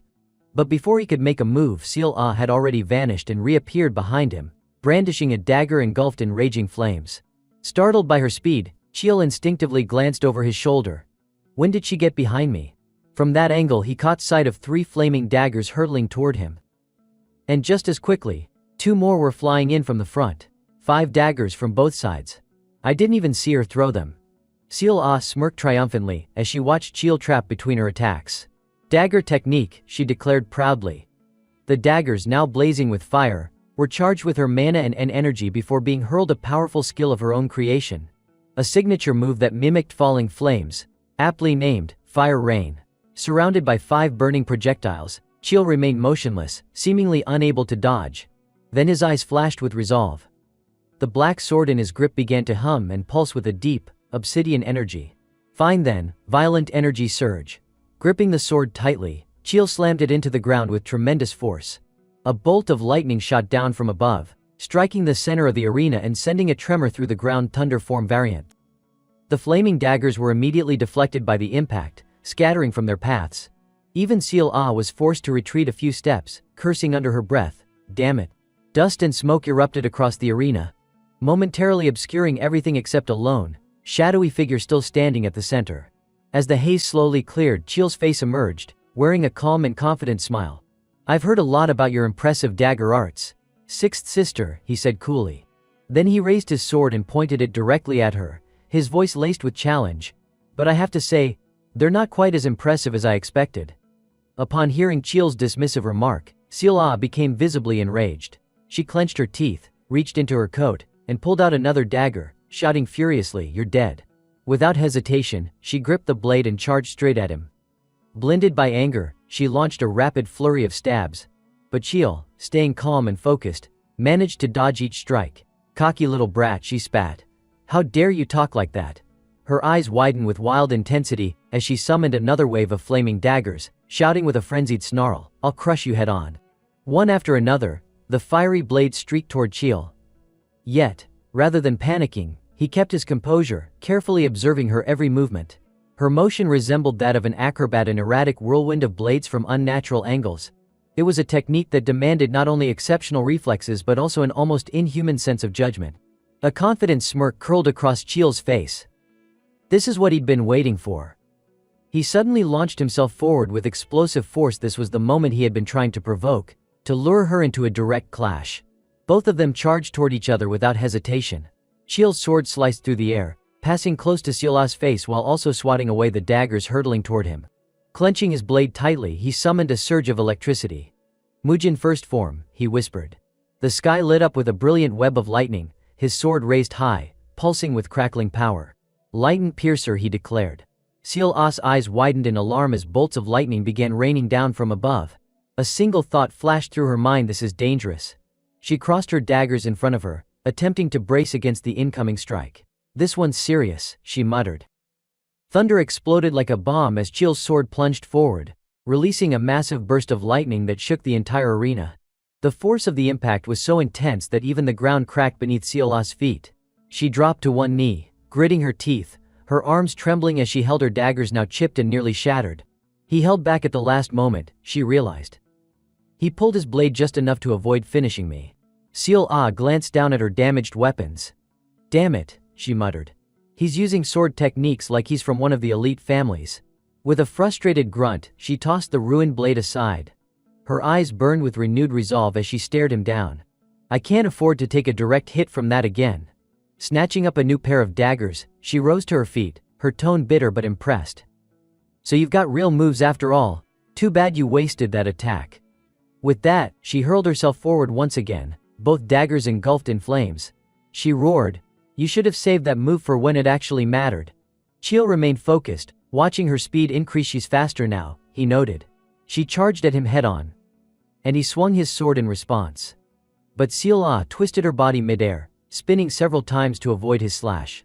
In a blur, she appeared behind him, flipping the momentum to gain the upper hand. "What's wrong? Cat got your tongue," she taunted. "Say something." Chil reacted instinctively, swinging his blade to block her sudden strike. The two clashed again in a flurry of motion, weapons colliding with rapid, sharp clangs that echoed across the arena. Their duel became a fierce exchange of blow after blow, relentless and unyielding. Frowning, Chil managed to intercept another of her attacks. "I blocked it, but with her speed, it's hard to counter." Then, his eyes gleamed with golden light. "Luke Tai," he murmured. Through his sharpened senses and enchanted vision, Chil could anticipate her every move. "I can see everything," he said with calm intensity. He tilted his head to evade another strike. "My instincts feel the edge of your blade, and my demon eyes reveal the path they travel." A sly, self-assured smile crept onto Chil's face, the very reason he had insisted on fighting Seal Ah in the first place. Standing tall in the storm-lit battlefield, his eyes blazing with determination, he thought to himself, "Because my ability is the perfect counter to hers." Seal Ah caught a glimpse of that fierce look in his eyes and instinctively shuddered. That cursed eye again. For a moment she lost her composure. but quickly forced herself to refocus. She lowered her stance, readying herself for battle once more. The advantage of short blades lies in their unpredictability and agility, she reminded herself, but if every move is being read, then my entire fighting style becomes a liability. Her mind flashed back to Cheel's earlier thunderous strike. He had the nerve to try suppressing me with raw power, and then follow it up with a clean counterattack, she thought bitterly. Her eyes briefly dropped to the chains around her wrists and ankles, restrictors suppressing her mana. She cursed under her breath. Damn these mana limiters. If I could just unlock another 10%, I'd be able to unleash my high-tier aura techniques. Memories surged up, an entire year spent cutting down monsters one after another, all for one purpose. I've spent every waking moment thinking about revenge. I swore I'd crush that bastard, humiliate him, destroy him. She pictured herself surrounded by the corpses of fallen beasts, panting heavily, exhausted yet driven. I wanted to torment him until he begged for mercy. A savage grin crept across her face as she relished the thought.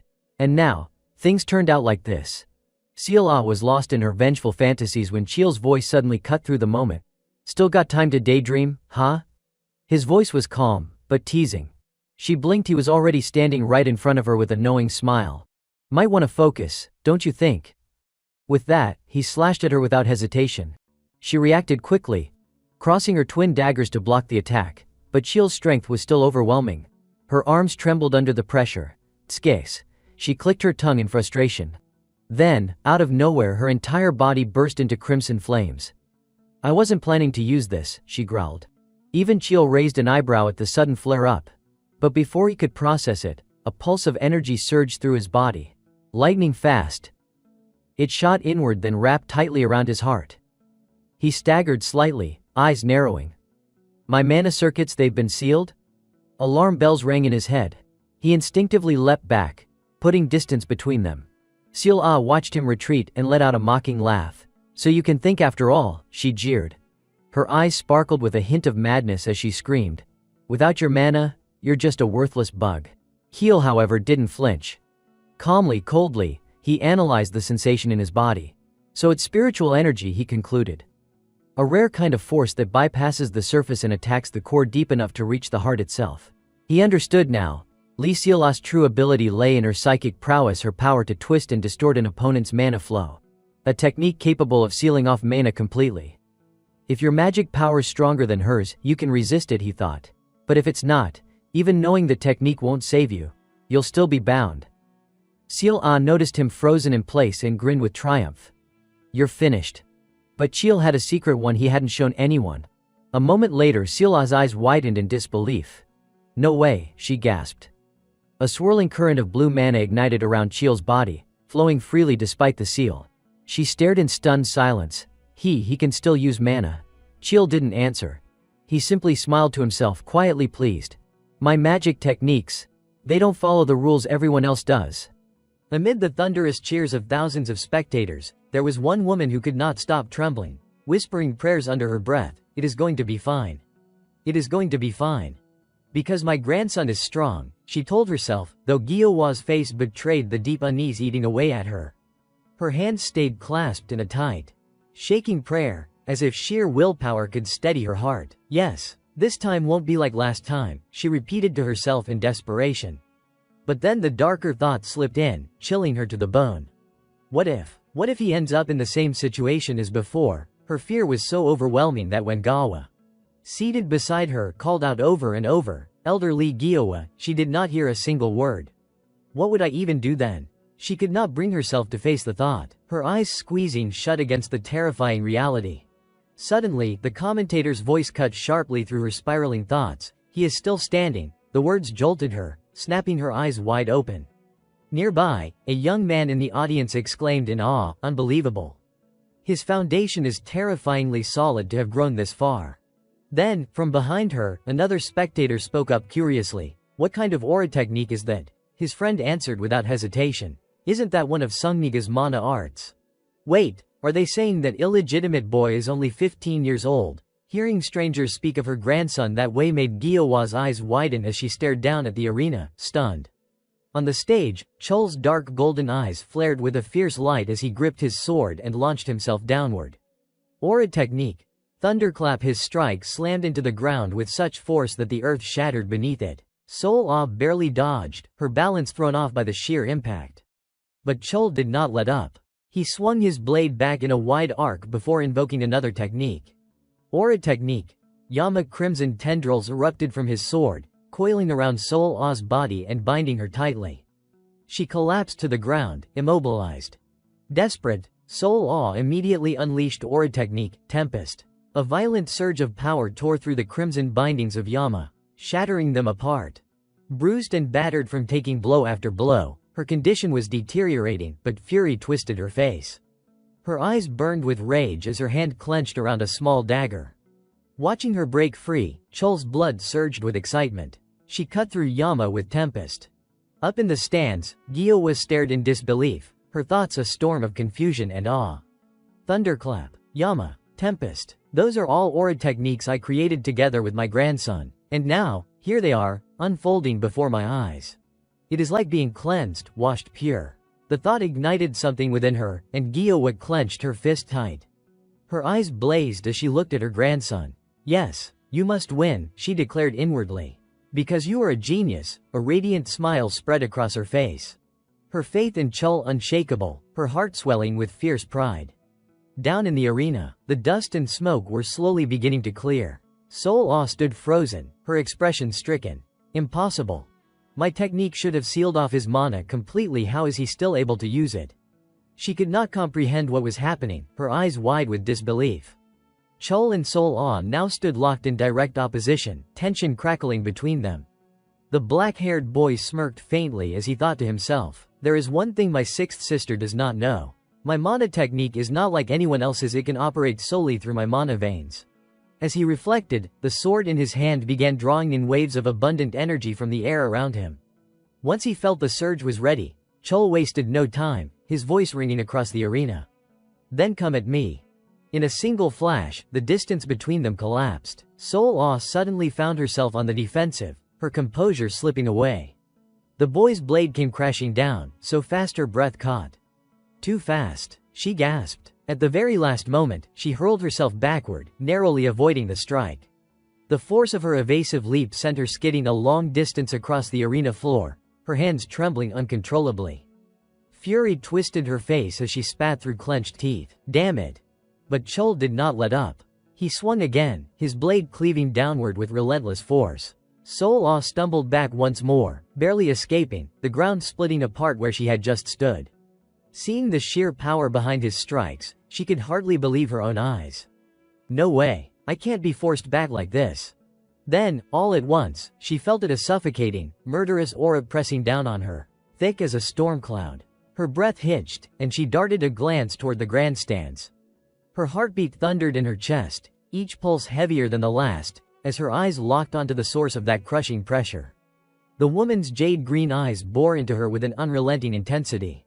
She stood draped in a pure white robe, her dark teal hair cascading over her shoulders, her gemstone-like eyes breathtakingly beautiful, yet her expression was terrifying, enough to freeze the air itself. Sol Ah glanced back at the woman, panting heavily, her chest heaving with exhaustion. Suddenly, her body jolted and her lips trembled, struggling to form words. Her emotions spiraled out of control under the weight of that icy gaze. Her fingers twitched, spinning the dagger nervously in her grip. Then, with a roar, a surge of blazing fire-like energy erupted from within her. It is all because of that bastard illegitimate brat. Chol instantly sensed the disturbance. That is an enormous surge of mana, his sharp eyes narrowed. She is forcefully drawing in mana, ignoring the strain on her wounds. The two daggers in Sol Ah's hands now blazed, wrapped in violent torrents of mana. At the same time, the other daggers scattered across the arena floor began to rise one by one, suspended by her will. Summoning every ounce of her strength, Sol Ah poured her power into controlling them. A scorching, crimson aura swirled around her body. Wild and unstable, she raised her arms, sending the daggers soaring upward. It was her secret technique, falling stars. I will kill you, she screamed, and with a wild gleam in her eyes, she snapped her arm downward, sending the deadly rain crashing toward Chol. In the stands, Jae-hong shot to his feet, his voice booming. That is a violation of the dueling rules. Stop this at once, but his warning came too late. The blades had already launched at Chol, streaking like burning meteors. Yet Chol showed no sign of panic, no thought of fleeing. Calm and steady, he simply let his sword drink in the surrounding mana. As the blade absorbed its fill, glowing patterns emerged across its surface, ancient runes pulsing with light. He exhaled softly, as though brushing away a trivial inconvenience. Shifting into a defensive stance, he watched the daggers close in. Then, in one sweeping arc, he swung his sword in a wide crescent. From Sol A's vantage point, it looked like he was slashing at empty air. She burst into mocking laughter. "What are you swinging at, fool?" But her laughter died in her throat when the impossible unfolded before her eyes. One of the daggers veered sharply off its course, reversing mid-air, and slammed into the ground right beside her foot. While cutting through Sol A's falling stars, Chol's thoughts remained cool and steady. There is a universal truth, he mused. Mana never disappears. When it disperses into the air, it simply returns to nature. Mana is infinite, it never truly vanishes. By embracing this truth, Chol could draw in mana at will, redirecting the trajectory of the daggers with precise, devastating ease. With just a few masterful strokes, he dismantled her ultimate technique, scattering the storm she had unleashed. But within him lay a secret that defied even that eternal law. The ancestral blade Hyugya, the Black Knight. A sword that can cut and erase mana itself. After shattering her attack with flawless defense, the black-haired boy tilted his head ever so slightly, lips curling into a confident smile. Chol stared at the trembling blade in his hand, a heavy breath escaping him as he thought, "I can't believe she actually unleashed falling stars. Even so, I pulled it off." His mind drifted back to that moment, when Sol Ah had summoned those massive star-like projectiles. His current strength alone was not enough to withstand them. He would have been forced to draw upon the darkened power within him. "With what I have now, there is no way I could have blocked falling stars outright. That is why I used Black Knight to sever the mana threads binding her blades." But that alone had not been enough. To perfectly dismantle her attack, he would have to combine it with the Demon Eye, pushing his concentration to its absolute limit. With the Demon Eye, I can see the mana veins connecting to her projectiles. But doing both at once requires flawless focus. Resolute, Chol committed to the plan he would mapped out. He stepped forward, his presence radiating bold defiance, his voice ringing with fierce anticipation. "Now, it is my turn." The words made Sol Ah jolt in alarm. She clenched her teeth, her expression taut with unease. Is he planning to use that technique again? In an instant, she bolted, her speed blurring so fast that only the debris left scattering from her previous spot marked her movement. Keeping as much distance as possible between them, she calculated quickly. If I keep far enough away, he won't be able to use it. But then, unexpectedly, Chol's sword began to crackle with long arcs of azure lightning. The arena dimmed under a heavy gloom, and he shifted into a poised stance, preparing to strike. What, he is going into an attack stance from this distance? Sol A's eyes widened in panic. Chol's lips curved in a confident grin as he explained, his voice steady, certain. Chiakma was forged for slaying monsters. His tone carried absolute authority, as though he already knew exactly what she was thinking. He raised the sword higher, continuing calmly, distance was never the problem. At once, he lowered the blade toward the ground. An immense force surged outward, his voice roaring across the battlefield, Mugia solar eclipse. A flash of blue-green lightning split the heavens, tearing the darkness asunder. The blast swept across the arena, upheaving earth and stone, scattering debris like a storm. With unshakable stance, the black-haired youth unleashed Chiakma-piercing demon straight at Sol Ah. She froze, eyes wide with disbelief, unable to react. Too fast, too much. Only when the danger was nearly upon her did realization sink in.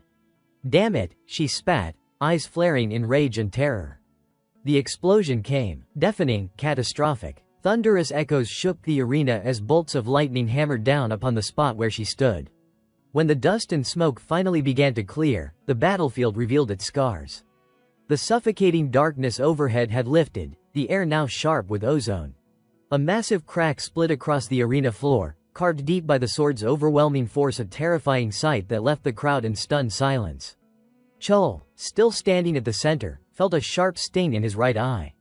His hand shot up, covering it instinctively, a cry of pain escaping his lips as the aftermath of his power took its toll. The black-haired boy ground his teeth, enduring the pain that threatened to overwhelm him. Sweat dotted his face as he pondered, this eye pain. It is from pushing the demon eye to its absolute limit. But there was no time to rest. The battle was far from over, and worry gnawed at him. Chiakma struck directly. Yet I still have to end this fight. Suddenly, through the swirling white smoke, a shadow appeared. A dagger shot through Chul's thigh, blood spraying instantly. He staggered, shocked by the sudden strike, barely able to register the injury. The black-haired boy swayed, struggling to stay on his feet. Then, with a powerful stomp, someone sprang into the air. It was Sol Ah, her face alight with lethal intent, rushing toward him with blinding speed. Chul's eyes widened in astonishment. Sixth sister. Too fast. His golden gaze flared, detecting the danger immediately. This strike is deadly. The dagger in her hand was mere inches from his neck. Reacting instantly, he dodged, sending shards of debris rattling across the ground. They moved in a deadly rhythm, one forward, one back, neither willing to give ground.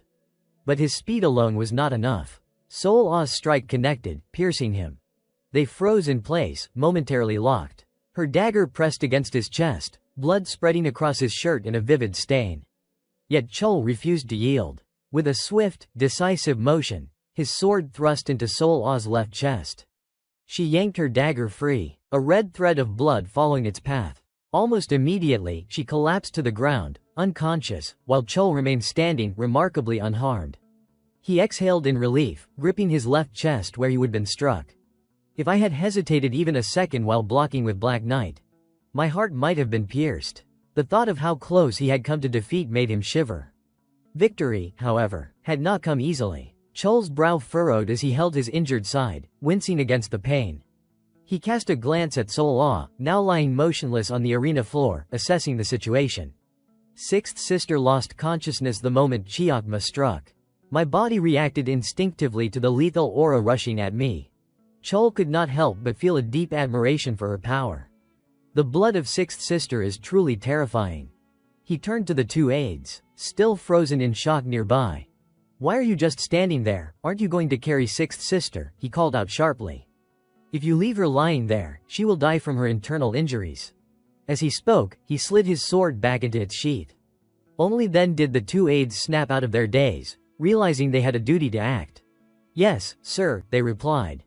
Yet they still hesitated, clearly shaken, waiting for his lead. With a resigned gesture, Chul pointed toward Sol Ah, lying prone behind them, and they immediately understood, rushing forward to lift her, one on each side. Chul stood tall, surveying the arena with a confident pride, silently demonstrating his strength to everyone around him. "Now, do you see?" He looked up at the stands, filled to the brim with warriors from his clan. The stubborn elders, even Chulung, the Grand Elder, sat in stunned disbelief, mouth agape as he stared at the battlefield, unable to believe what he had witnessed. He did not forget his half-siblings either, even those who share only part of my blood. Raising his hand high, Chul radiated confidence. "For the first time, this is for all those who ever doubted me, thinking I would lose just because I am an illegitimate child. I have proven myself," he thought, hoping that anyone who had ever scorned or belittled him would now see him in a different light. Then, something unusual caught his attention. A sudden clap of applause echoed through the quiet arena. He lifted his gaze toward the stands. Taishan was clapping, acknowledging his decisive victory. The crowd erupted, joining in a roar of cheering that filled the entire arena. Chul stood there, overwhelmed, looking around in awe. It was the first time in his life he had been so warmly welcomed, without a single jeer or criticism. His heart swelled with warmth. But the moment of emotion was cut short by a familiar voice pulling him from his thoughts. "Your grandson is the best." It was Giowa, waving her arms in triumph, her face radiating pure joy. "Damn right, I knew he could do it." Her maid, noticing her excessive excitement, intervened gently. "Elder, please calm yourself." Meanwhile, Chul, standing in the arena, buried his face in his hands, embarrassed, wishing he could avoid being acknowledged by Giowa as his aunt. "Oh, my goodness," he muttered. Yet the black-haired woman continued to celebrate loudly, overflowing with pride for her beloved grandson. "Your grandson is the best, your grandson is the best." At that moment, a few people stepped down onto the arena floor, approaching the black-haired boy. Leading them was the clan head, Li, who did not forget to offer praise to Chul. "Well done," he said, while the Grand Elder, slightly embarrassed, avoided meeting his eyes directly. Chul was taken aback by Taishan's compliment.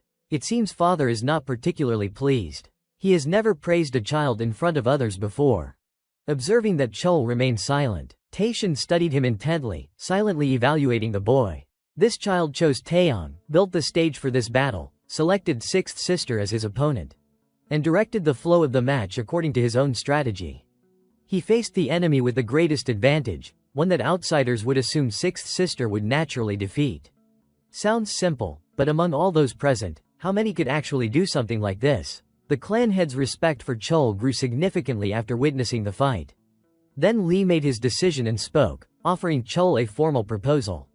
You have proven yourself. Therefore, I acknowledge your qualification to embark on warrior training. Overjoyed, Chol bowed respectfully, hand pressed to his left chest. Thank you, father. In a shadowed corner, the mysterious smile on the black-haired boy's face went unnoticed, leaving everyone unaware of his true thoughts. Sensing that Chol seemed about to say something, Taishan's curiosity prompted him to ask, but you look as though you have something to say. As expected, it all unfolded exactly as he anticipated. Seizing the moment, Chol's inner excitement surged. The time has come. Standing tall, he met Taishan's gaze directly, answering with complete honesty. As predicted, father, there is nothing I can hide from you. When Taishan asked if Chol had something he wanted to say, it seemed as though he would listen. Chol thought to himself, officially, the reward for this test is permission to join the warriors' path. At that moment, he noticed a servant whispering urgently into Lady Beck's ear, but he paid little attention, his mind still racing. I should not be expecting anything more from father. Initially, he had considered that simply being allowed to embark on the warrior's path was reward enough. Yet, if clan head Lee intended to offer something further, Chol had no intention of refusing. He resolved to express his thoughts, then. May I speak a word? The Grand Elder Chelung cast a sidelong glance, curious about what Chol might do next. Chol reminded himself, with father, this is enough. But if it were Taishan, he would want to see me demonstrate more. Raising his hand to his chest, Chol continued, his voice measured but firm, I have reached a level sufficient to graduate early from military training, and father himself has witnessed this with his own eyes. I have also gone to Cheonwi-san and passed the dreamless blood test. He chose to lay his full thoughts bare, having already overcome all the trials set before him. Since the Council of Elders must decide, I have to announce the rewards before them. He reasoned, ensuring he would secure what he was entitled to.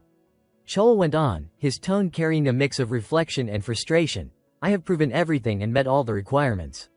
Yet, the Council of Elders refuses to trust me and insists on subjecting me to pointless trials. He deliberately called out Chelung in front of everyone, especially his father, eager to see how the old man would respond. The elder was visibly startled, unprepared for Chol's clever use of strategy to corner him.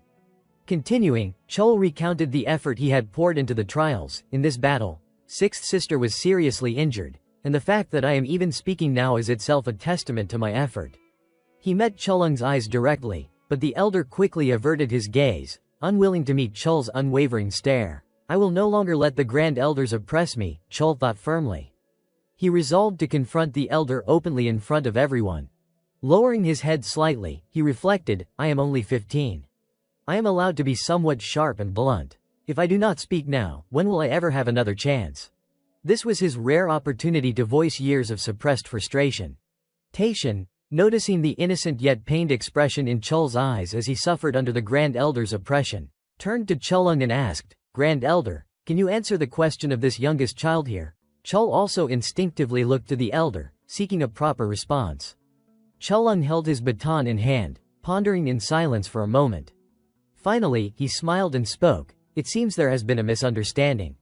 Participation in the warrior's path has always been determined by the Council of Elders. True to his nature, the old man quickly denied any fault, refusing to accept responsibility.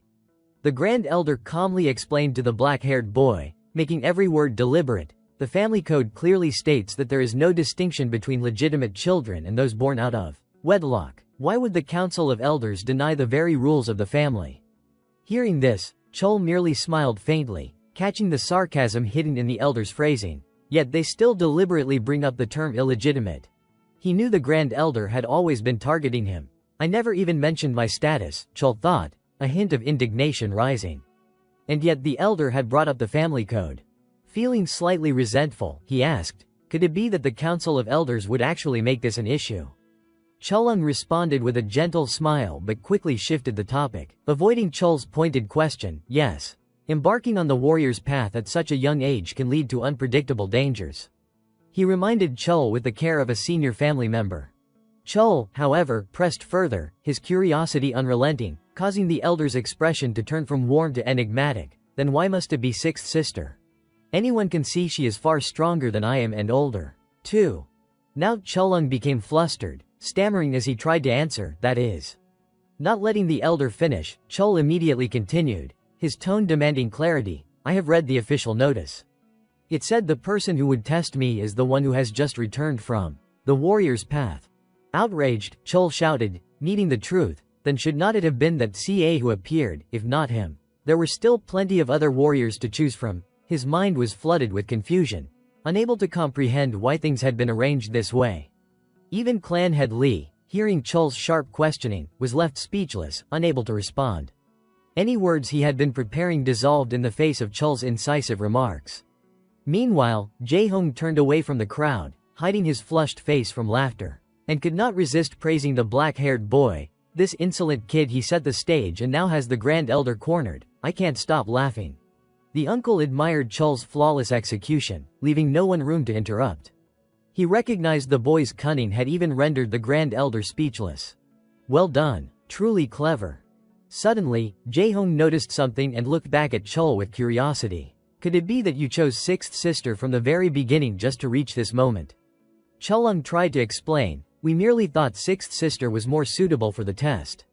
Chul, puzzled, shot back, if that is the case, why make it so public? This match should have been held discreetly and privately. Clenching his fists, Chul spoke candidly, his gaze locked on the Grand Elder. So I want a clear answer. Why did the Council of Elders conduct a test like this? His words struck directly, a blunt challenge aimed squarely at the scheming elder. The black-haired boy noticed the expression on Chulung's face darken as the elder furrowed his brows, which only fueled his excitement further. Checkmate. Looks like the elders are bullying a child, he thought, eager to expose the elder's true nature to everyone. However, Clan Head Li spoke up to stop the back-and-forth confrontation. Enough. He wanted to maintain order and hierarchy. The Grand Elder is a senior in the clan. Taishan also reminded Chul about his earlier reckless behavior. I understand you are a bit overexcited after the match. That was inappropriate. Chul immediately bowed respectfully, placing his hands over his chest toward Chulung. Yes, I apologize. Then Clan Head Li turned to seek the Grand Elder's opinion. But if we just end it here, that is not really proper. What do you think, Grand Elder? Chulung, inwardly displeased, thought sarcastically, an illegitimate child has completely bested me. Still, he maintained a calm demeanor, stepping forward with a gentle smile. I have to admit, there were difficult parts in this test that are hard to justify. So the Council of Elders should reward him accordingly. The black-haired boy straightened up, sincerely accepting responsibility. I also apologize for being disrespectful.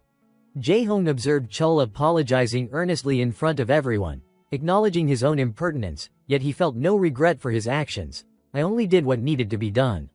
So I won't expect any excessive rewards, the green-haired ant commented, enjoying the scene and the performance he had put on. Hearing Chul's apology, the Grand Elder was momentarily startled, but it was all surface level. Chul remained resolute in his decision to claim what he rightfully deserved, but I still want to receive what I am entitled to. He knew he deserved far better than to have his abilities dismissed simply because he carried the label of being an illegitimate child. A few days after the duel, in Chul's room, warm sunlight streamed through the window, bathing the room in a soft glow. Chul was still sprawled across his bed, hands clasped behind his head, feeling a bit restless. I never thought I would miss Cheonwi-san this much, he muttered to himself. Needing time to heal, he was forced to stay home, which left him feeling stifled. I have to stay put until I am fully recovered. For days, everyone around him had been nagging, warning him not to wander off. Jae-hong, clearly frustrated, had scolded, "Where are you planning to go, kid?" Even his nurse, Gawa, with teary eyes on the verge of crying, had insisted he remain inside. You are not allowed out until you are completely healed. Chul, anxious to regain his mobility, thought to himself, if only there were some kind of healing water, I could recover faster. Just then, a soft knock came from the door. He sprang up, calling out to the visitor, "Come in." To his surprise, he heard a familiar voice he had not heard in a long time. Long time no see, young master. 3 people entered the room: Kim Han, Bosung, and Inha. Kim Han cheerfully spoke first. How have you been lately? Inha quickly apologized for being late, knowing he had been injured. I intended to visit as soon as you returned to the clan, but I heard you were busy, so I am late. How's your back? Chul, delighted, reassured her it is fine, and could not resist venting a little about being confined at home for the past few days. Did you think I would not make time to see you all? He gestured toward the chairs beside his bed. Grab a seat properly. All 3 obediently sat down neatly, while Chul straightened up on the bed and asked, and how about you all? Doing well, Inha responded energetically. Of course. She added honestly, reflecting on the days Chul had been absent. There were a few trivial clashes, but we just took them as signs we were being watched, so it was not too bad. Kim Han's eyes sparkled with admiration as he asked Chul, more importantly, how did you train over the past year to become so strong? Chul blinked. Slightly confused by the intensity in his gaze, huh? Seeing Chul's puzzled look, the brown-haired boy clarified, I mean the duel. I watched it. Chul's eyes suddenly blazed red, flames flickering around him, startling Kim Han. Trying to calm himself, Kim Han raised his hands cautiously. We are about to enter our 5th and 6th years, so I guess the young master has a lot of free time, right? Chul's fiery gaze made him freeze. Kim Han quickly held up his hands in a gesture of peace. Speaking cautiously, no way. No one would want to miss an important moment with you, young master. The brown-haired boy, sensing the tension rising, quickly turned to the 2 beside him for help. I bet the others have all seen it too, right? But instead of backing him up, silence answered.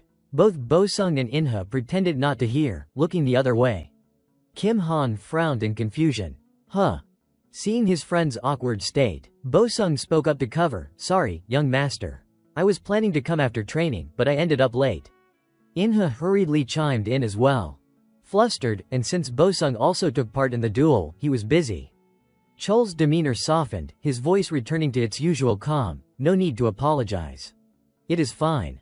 Then the black-haired young man turned to Kim Han with a light warning. You are not slacking off just because I was not around. Are you? The boy quickly shook his head, denying with a nervous laugh, of course not. The green-haired one chuckled beside him, teasing him playfully. Looking at them gathered before him, Chul exhaled in relief. You have all grown so much. Inha and Bosung had been scouted as trainees for the Blood Tiger Unit and the Sky Bow Unit, 2 of the strongest squads in Sungmu Academy. Those 4 elite groups were known collectively as the 4 Divine Units. Kim Han, meanwhile, had chosen to enter Yukman, a rigorous program split between swordsmanship in the Blade Division and hidden weaponry in the Projectile Division. Training in both at once was no small feat. Chul felt a surge of pride as he looked at them. And I heard that half the students from Class S were also recruited. That is impressive. He urged them to keep pushing forward. Continue working hard. I will be needing your help in the future. The 3 placed their hands over their chests in a solemn vow. Leave it to us. We will grow strong enough to ensure you will never have to feel ashamed of us. Their conviction was as steady as steel, and Chul's heart swelled at their loyalty. Inha then tidied her chair back into place and spoke politely, then we will take our leave now. Chul rose to his feet, bidding them farewell with equal courtesy. Yes, it was good to see you again. But just as they were about to leave, Kim Han suddenly remembered something. Oh, right, I almost forgot. Young master, are not you supposed to receive your reward today? Chul raised a brow, curious about the boy's excitement. I am the one receiving it. Why are you all the ones getting worked up? The brown-haired youth waved a hand, smiling brightly. Because it is good news for you, young master. Then, unable to hold back his curiosity, he asked eagerly, so, have you decided what you are going to take? Chul's lips curved into a faint, knowing smile. With quiet confidence, he replied, of course I have. Early the next morning, Sung Mu's armory stood quiet, 2 guards posted at its gates.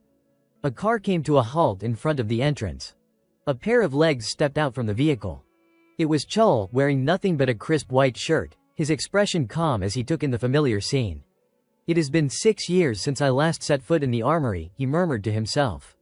A curious voice sounded from nearby. Huh, isn't that the youngest young master?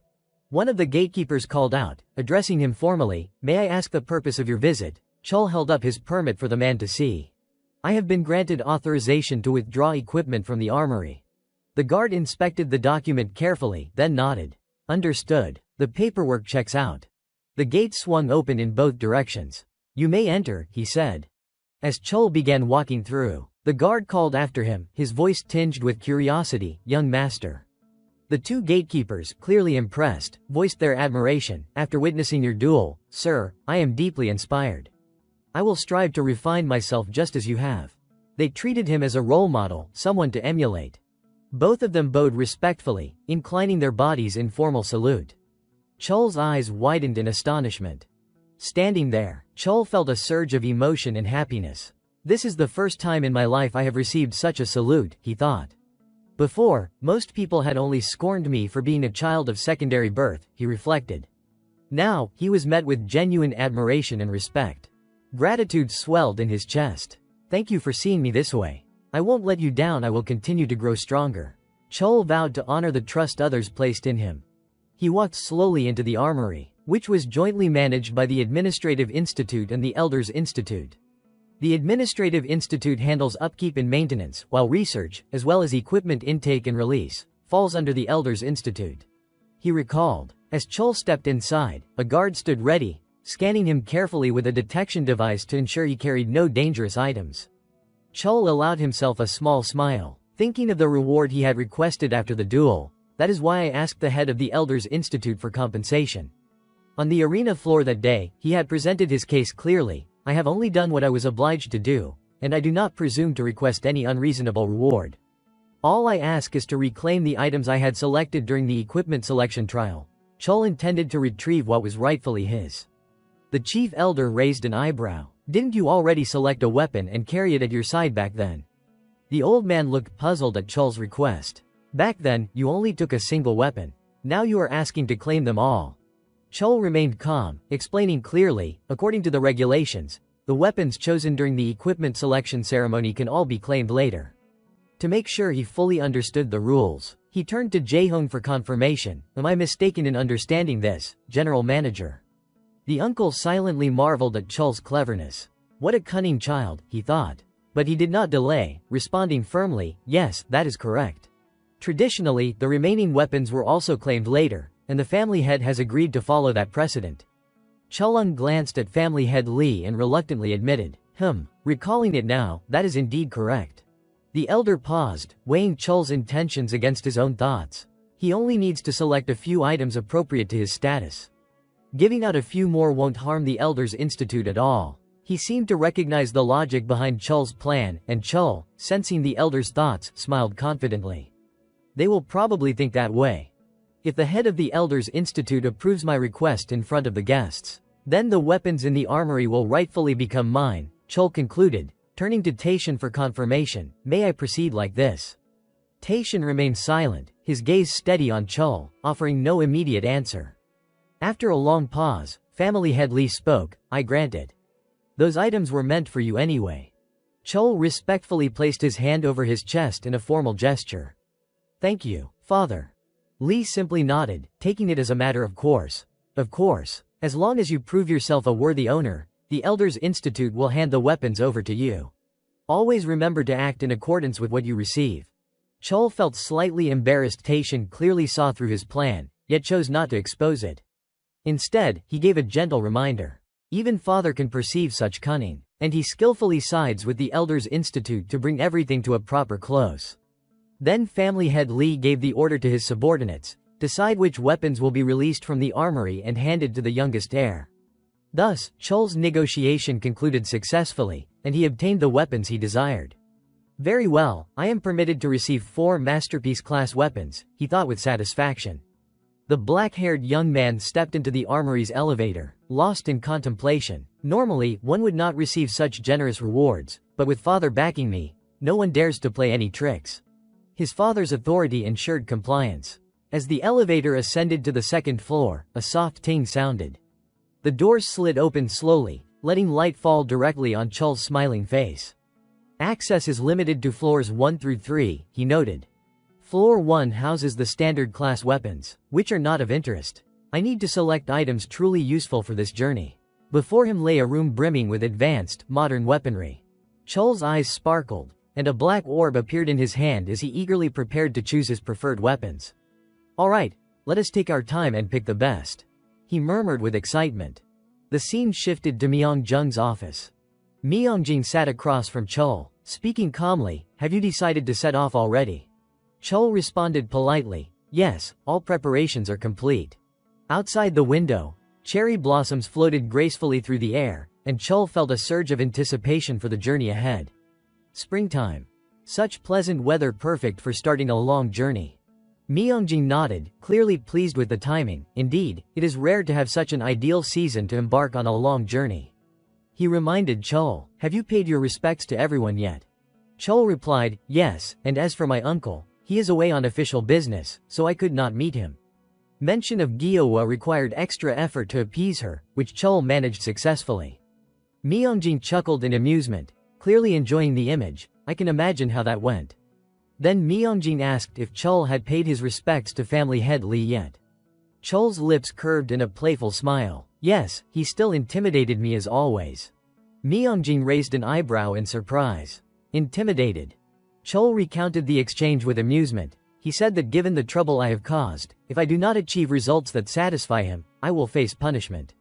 Myeongjin chuckled, slightly embarrassed. Hearing that is a little intimidating. For a moment, the atmosphere turned more serious as Myeongjung's expression softened, his tone thoughtful. After a long pause, Myeongjin finally spoke, "Have you heard any news about Sol-ah?" Chol's expression darkened slightly at the mention of her. "Yes, I heard that she has gone into seclusion for cultivation. She is already causing chaos even while still recovering," Myeongjin continued. "She was smashing everything in the room, and even two strong men could not stop her. Afterward, Madame Beck had her confined for training," he added. Seeing how uncontrollable Sol-ah was, Myeongjin fell silent for a moment, then reminded Chol with a hint of concern, "No one can intervene in a warrior's journey. But at least for now, she won't be able to come out and seek revenge immediately." Chol nodded silently, understanding. His fingers intertwined nervously as he finally spoke up, "Brother, may I ask a favor of you?" He wanted someone he trusted to look after his nanny while he was away. Only Myeongjin fit that standard. "While I am on my journey, please take care of my nanny for me." He recalled the memory of Gawa crying and banging on doors in the pouring rain, with no one to help her. Chol worried that others might target his close ones. "They would not dare attack me directly, but going after those close to me is easy. In my previous life, I lost my nanny that way." Determined, he could not allow even a single hair on her head to be harmed this time. Myeongjin quickly agreed, assuring him of Gawa's absolute safety.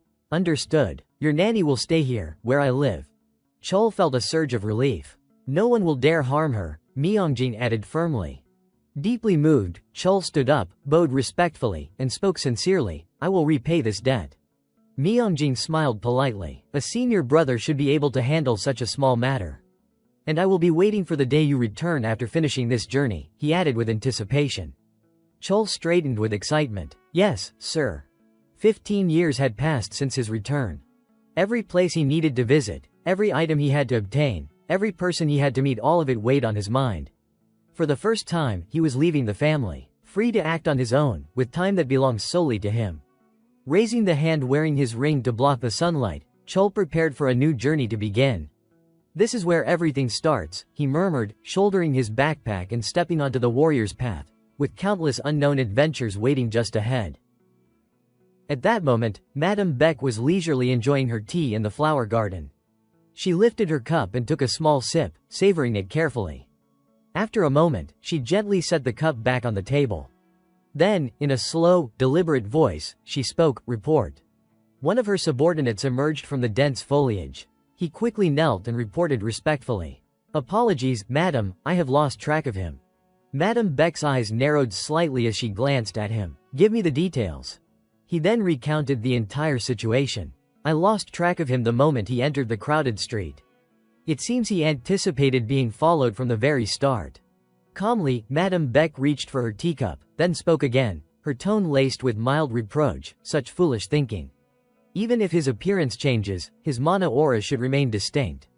Hearing this, the subordinate hurriedly explained, "Among the equipment he received from the duel, there appears to be an item that can alter both his appearance and his mana aura.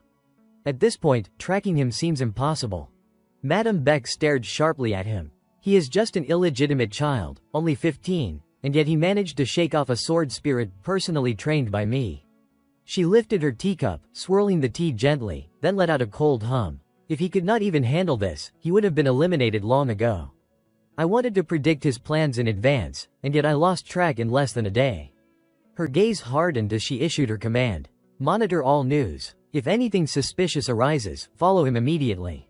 The subordinate quickly acknowledged the order, bowing deeply. Later that evening, in a certain tavern, a young man shouted angrily, "You bastard, cheating, huh? You clearly hid the cards up your sleeve." Others, sensing a fight was about to break out, grew excited. "What? A fight? I will bet 100,000 won on the bald guy." Another chimed in, joining the betting, "I will bet 150,000 won on the cross-eyed guy." Just then, a man covered from head to toe walked in. He strode directly to the bar and ordered a drink. "One beer, please." The bartender stared at him curiously. A strange face. I have never seen him before. Hearing this, the man slowly removed his hat and coat, explaining in a calm voice, "I just came down from the north. Lately, Kowloon City in China has been in chaos," he added. As his hat and coat came off completely, a large scar was revealed across his face. The bartender, noticing this, frowned slightly in curiosity. "But your accent sounds like you are from Seoul. If you are Korean, why would you come from the north?" He set the beer down as he spoke. The scar-faced man answered calmly, "I ran away. At the time, I knew nothing." The bartender, sensing he did not want to pry further, changed the subject. "What is your name?" But the reply he received caught him off guard. "People in this trash heap use names too." The bartender rubbed the back of his neck awkwardly. "Looks like you are truly a wanderer." The scar-faced man glanced at his reflection in the beer glass and silently thought, "The more I look, the more perfect it seems." Beneath the mask he wore, the masterpiece level 10,000 faces iron mask, was a hidden face, one brimming with joy. By infusing mana into the mask, it created illusions, altering his appearance and even his voice's tone, consuming mana but offering extraordinary versatility. Chol thought to himself, "It has been a while since I came here. I hope I still remember the way." He glanced cautiously around the tavern. This place was in Jigaong province, one of the most dangerous northern regions. Monsters had long been cleared, but no one cultivated the land. Places like this always seemed to funnel shadows toward them. Traveling through perilous regions worldwide, a village had formed here populated by outlaws skilled in martial arts, arcane techniques, and magic known as the Wanderers Guild. Some had attempted to wipe out this guild, but that had only triggered waves of chaos from wandering criminals. For this reason, even governments and major powers deliberately left the guild alone. Chol sat quietly at the bar, deep in thought. This is the largest Wanderers Guild in Korea. Wherever criminals gather, secrets are sure to follow. In my previous life, I hid here to escape my family's watchful eyes, though I was eventually found. That is why I have chosen this as my first stop on my invaluable journey. Suddenly, Chol lifted his head, looking directly at the bartender, and slowly spoke, "May I ask you something? Before, I was in Kowloon City. Now, who controls this place?" The bartender furrowed his brow, puzzled. "Why do you want to know?" Chol answered honestly, his tone steady, "I do not want to die simply because I am ignorant of this place. I need to understand the aura here to behave appropriately." The bartender hesitated for a moment, then let out a sharp sigh. "It is easy to ask, but one glass of beer won't be enough." Chol slightly frowned at this condition. Without hesitation, he slammed money onto the counter. "Here, 100,000 won. Get me some snacks and another beer." Seeing the boy's straightforwardness, the bartender could not help but laugh. "You really know how to handle things." He then went to fetch some snacks and began supplying the information Chol needed. This guild has been run by Baek Chol-soo for the past 10 years. Even if you came from China, you must have heard his name, right? Chol had anticipated this answer and replied casually, "Of course, everyone knows him." The butcher Baek Chol-soo was once an official martial artist. He became a wanderer after killing his master. Before reincarnation, he ruled Korea's underworld. By his 30s, he seized control of the Baekgol gang and began running the black market.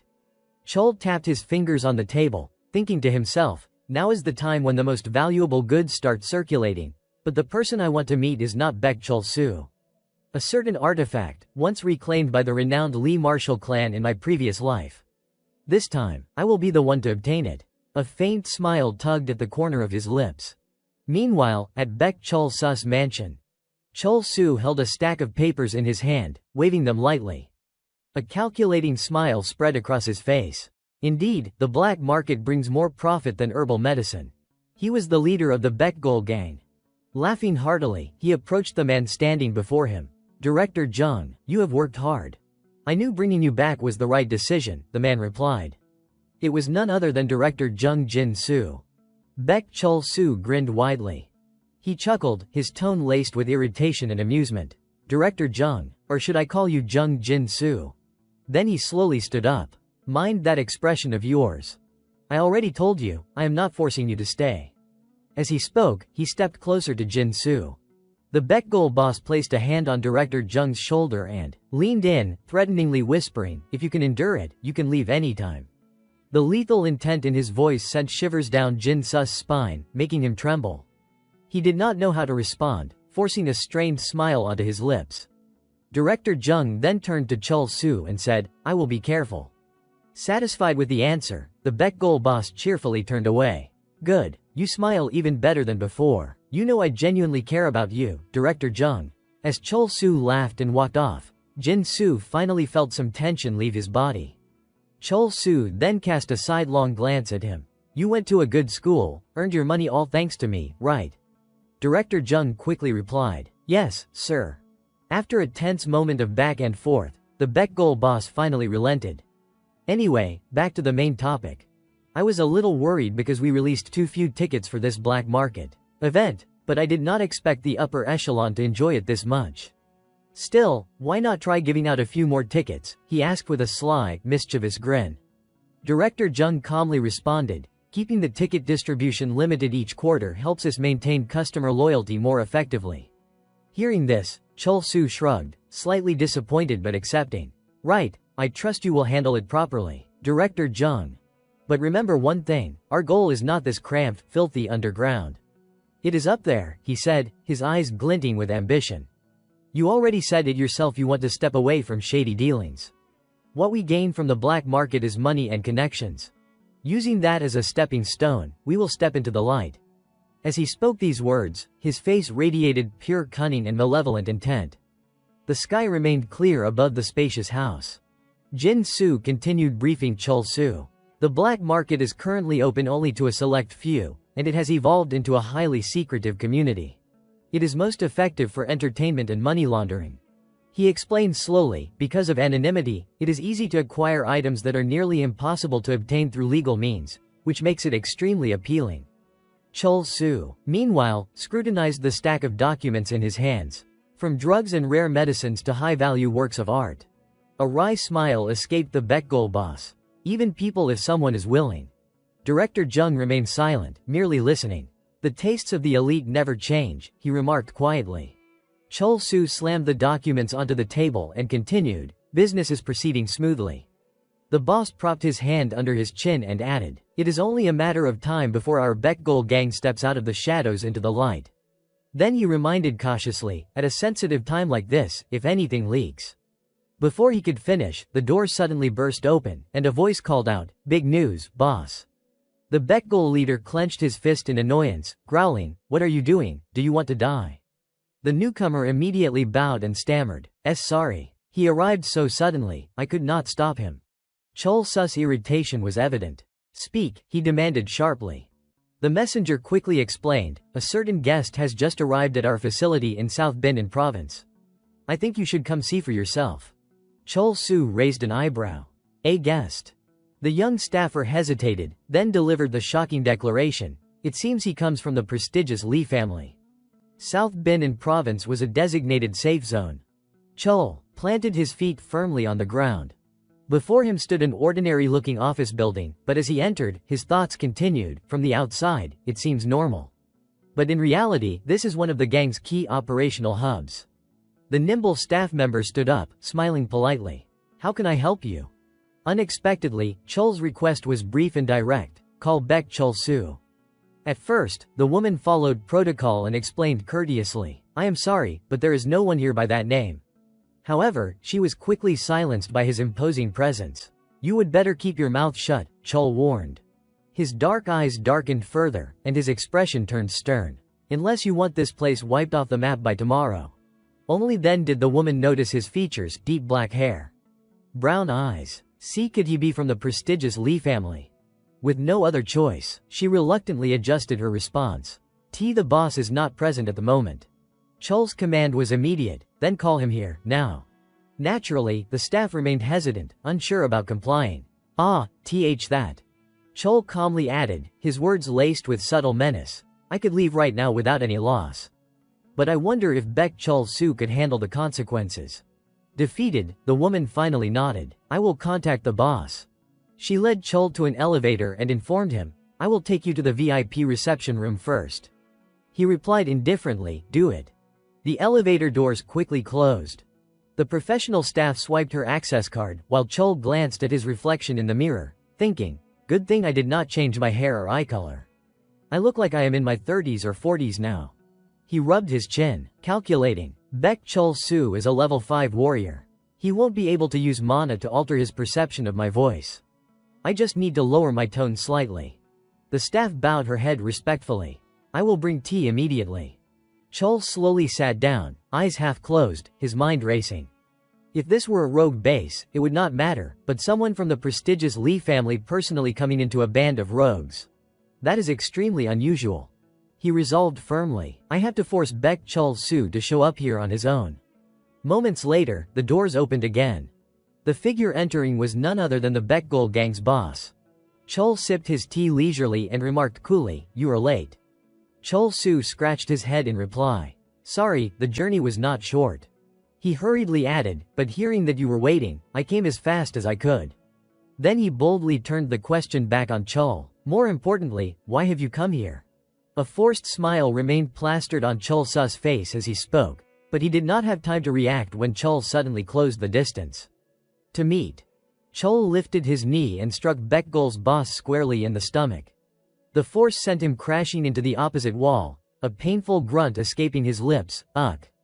Chol's voice was low and menacing as he warned, you made me wait 30 minutes. You should have bowed the moment you entered this room. He followed with a sharp question, and yet you had the audacity to walk in with your head held high. The two men immediately bowed in unison, shouting, I am sorry. Chol-soo was still trying to catch his breath, eyes wide, mind racing. At first, I thought he was just some madman pretending to be from the prestigious Lee family. His hand clutched his stomach, still feeling the sting of the blow. But this is real. Observing Chol closely, he continued thinking, I was careless. And taken down in a single strike. That aura of supreme, arrogant killing intent. Unmistakably from the Lee clan. Hastily, he adopted a submissive stance, forcing a smile as he stammered, surely. You must be from the main branch, or a close offshoot of the Lee family. It is an honor to meet a bloodline of the renowned Lee clan. His words became immediately more polite. I am Baek Chol-soo, manager of the Rogue Network in this enterprise. Seeing the change in his demeanor, Chol raised an eyebrow, his tone laced with implication. Seems you run quite an interesting operation. Baek-soo flinched, hesitating, you mean? Chol stated bluntly, leaving no room for misunderstanding. Hearing the accusation, Chol-soo paled, face draining of color. I hear you are running a black market. Bold move for a rogue from one of the 10 great sword sects. Chol looked down with disdain. I thought you would rot in the shadows, but you plan to use it to climb into the light. His words made Baekgol's boss blanch further, using the black market to build wealth and connections. Is that right? He stared at Chol in shock. He knows about both my martial sect and my current operations. If I have offended a great clan, I apologize. Chol then shifted his tone, calmer now. I did not come here for that. His explanation echoed slowly, my master has taken notice of you. He wishes to start something. Through you. Before Chol-soo could ask further, Chol pressed, curious to know who my master is. The man hesitated, then admitted, if it is not too bold. May I ask? Chol chose his words carefully, elevating the man to near reverence. He is the purest blooded scion of the Lee family, the one most worthy of the clan's position. A scoffing laugh followed as he continued, the 7th son of the Lee clan. A name was finally spoken aloud, Lee Jae-hak. The story of the 7th son of the renowned martial clan Lee Jae-hak. a direct line heir, was one of extraordinary renown in commerce. He was known as a prodigy in business. It was said he could fail, but he never truly lost. A proactive strategist, he always ensured he claimed the final victory. Chol spoke slowly, explaining, "The young master wishes to initiate a plan through you." This statement sparked confusion in Chol Su's mind. Someone like him wants to cooperate with me. Frowning, he considered carefully, even if the black market is tempting, it is hardly enough to make a direct line heir intervene personally.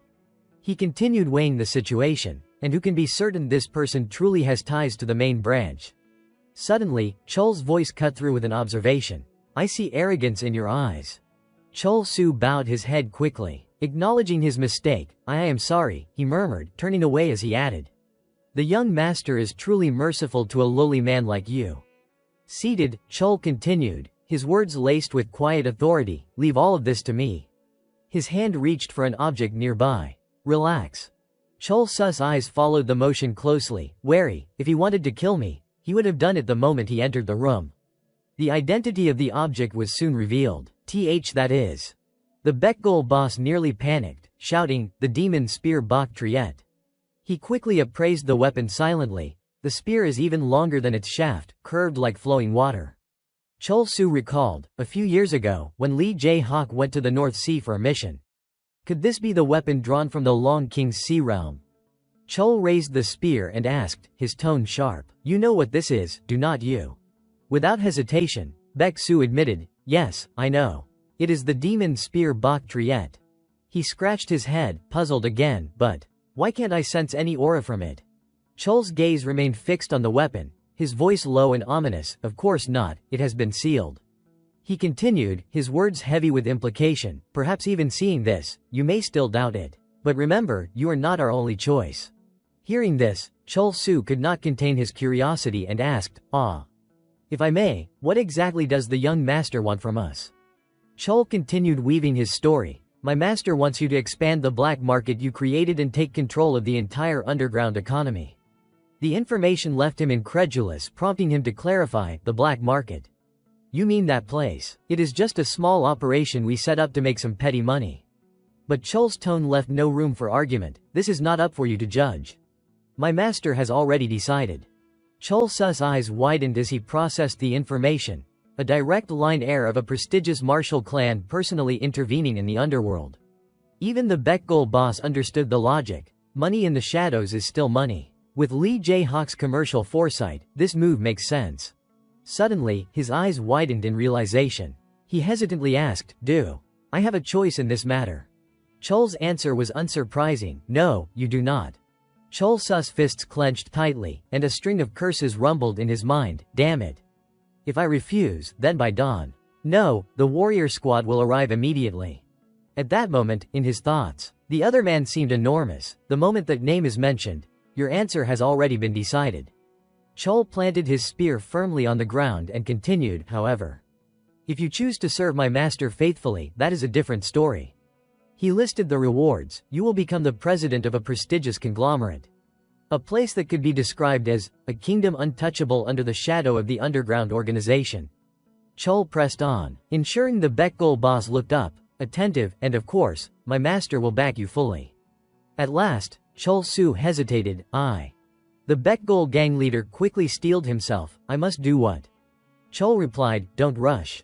First, we will put you to the test." A long, tense silence followed. Very quickly, only Chol Su and Director Jung remained. Chol Su pursed his lips and muttered, "An underling of Li Jae-hak, the seventh heir of the prestigious Li martial clan." He continued mumbling to himself, recalling the earlier events. Bak Triet, the demon spear, a weapon once captured by Li Jae-hak in the North Sea. Frowning, he reached a conclusion, "But I still can't fully believe it." He then glanced at Jung, his tone turning dark and commanding, "Director Jung, you need to go verify this." Jung furrowed his brows and asked cautiously, "Up until now, we have deliberately avoided crossing paths with the renowned Li martial clan, have not we?" He hesitated before adding, his words carrying a subtle undertone, "If they are hiding some scheme." Chol Su slowly responded while retrieving a cigarette from its case, "If he truly is Li Jae-hak's man, there is no problem." Lighting his cigarette, he inhaled deeply before continuing, "If he is an imposter, Then at least we have done some favor for them. Exhaling a plume of white smoke, he added arrogantly, and if he turns out worthless, then we just need to figure out what to do with Bok Triet during the upcoming black market event. For a few moments, Jung remained silent, then reluctantly closed his eyes and replied, "Understood." The room fell silent once more. Elsewhere, Chol was wide-eyed, mentally remarking, "A luxury room, these guys know how to live." The room before him was exquisitely decorated. He cautiously sat on the bed, a hint of contempt in his mind. They must be having quite the headache right now. He recalled the earlier conversation. I set 3 conditions. The first, sell Bok Triet to see if they are capable of handling such a difficult item. That is how I test their skills. Exhaling in satisfaction, he thought, after all, the Bok Triet I gave them is only a fake. He continued calculating, it is a version forged with Mujin. The real Bok Triet, the soul-devouring spear, has been sealed away long ago. He assured himself, even if Baek Chol-soo examines it thoroughly, he won't detect a thing. Not even the clan's techniques can decode Mujin. His gaze shifted to his own hand as his thoughts progressed. Moreover, only I can wield that weapon.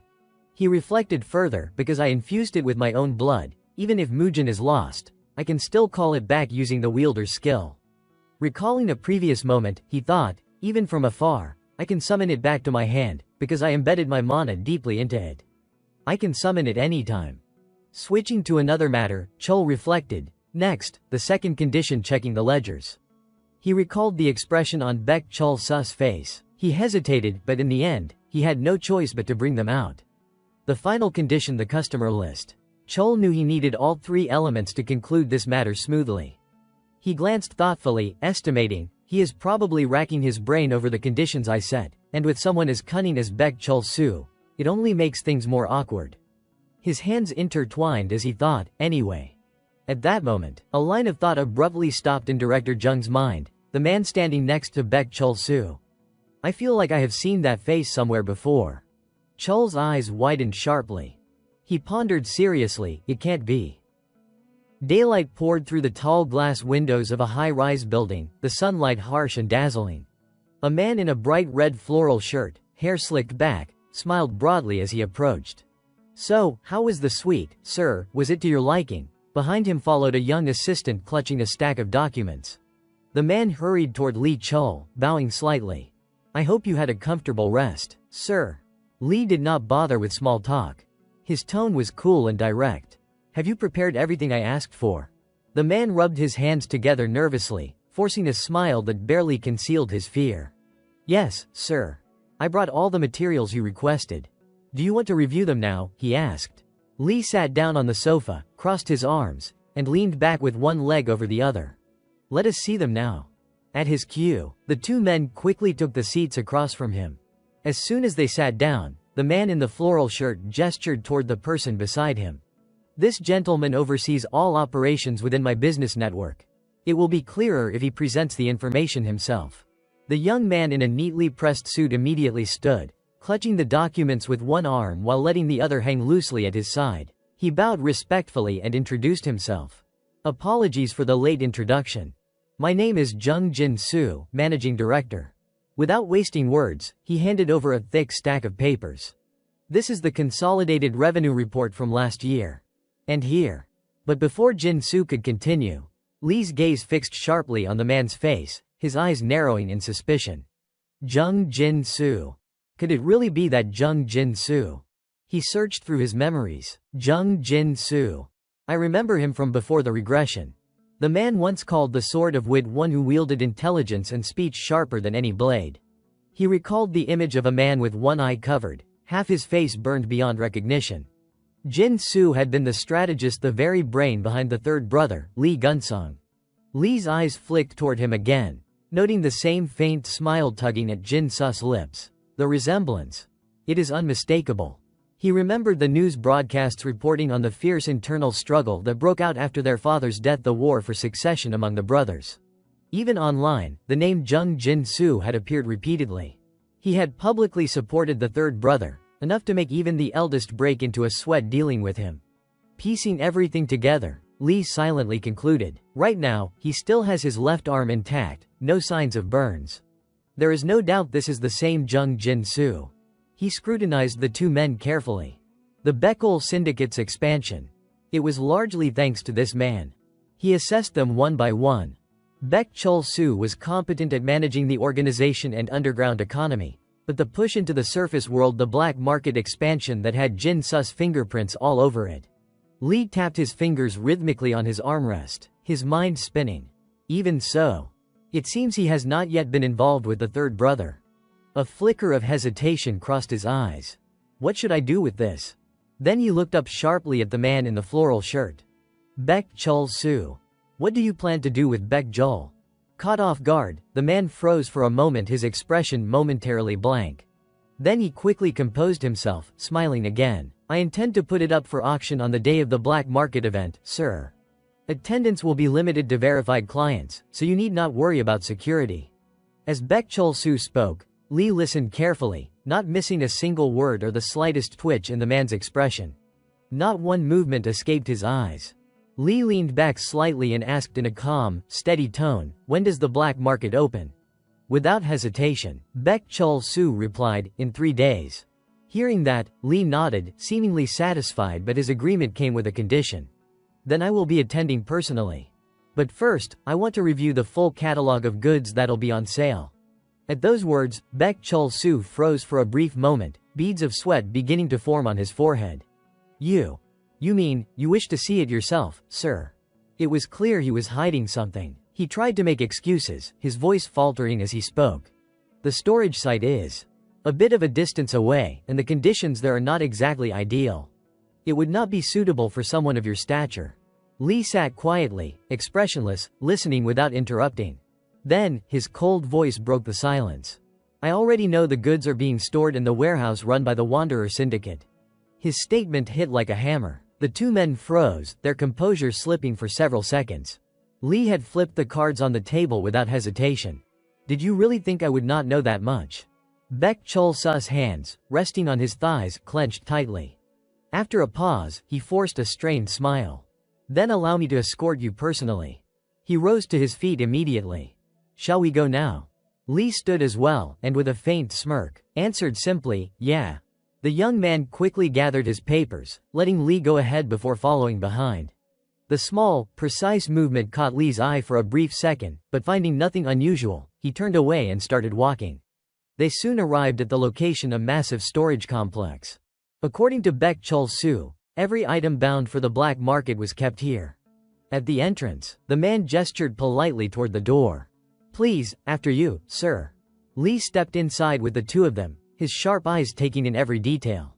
A huge warehouse, heavily fortified. The kind of place even the best thieves would not dare touch. The place was layered with magical formations and security wards, an impressive level of protection. Not bad, he thought to himself, analyzing the site. Then Baek Chol-soo spoke up, trying to sound casual. For a place managed by wanderers, is there anything in particular you would like to see first, sir? But Lee's reply was something else entirely, flat, cutting, and deliberate. Not you. He gestured backward with his thumb, toward the young director standing behind. He seems to be the one who actually knows what is going on here. Baek Chol-soo's brows knit tightly. What do you mean by that, sir? Lee caught the irritation flashing across his face. Ah, you are not even trying to hide it anymore, he thought. His expression hardened. Do I need to repeat myself? I do not like unnecessary complications, he said coldly. One guide is enough. Unable to refute him, Baek Chol-soo swallowed his anger and replied through gritted teeth, understood. The young man immediately stepped forward, speaking in a calm, professional tone. Then allow me to show you the contents of the warehouse. This way, please.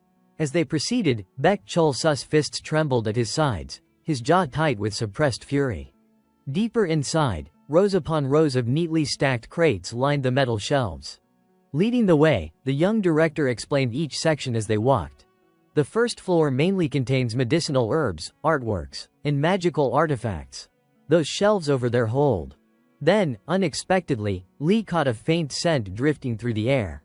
It was subtle but distinct, brushing past his nose like a whisper. He froze for half a second. That smell. It did not take long for recognition to set in. I did not expect to find something like this here. As Lee looked deeper into the warehouse, the scent in the air grew stronger and more pervasive. Along the shelves, a few crates emitted a faint glow, and it did not take long for him to identify their contents: illegal narcotics, banned alchemical reagents, monster byproducts, and experimental potions. Realizing what he was seeing, Lee immediately said to the young man, "Not these.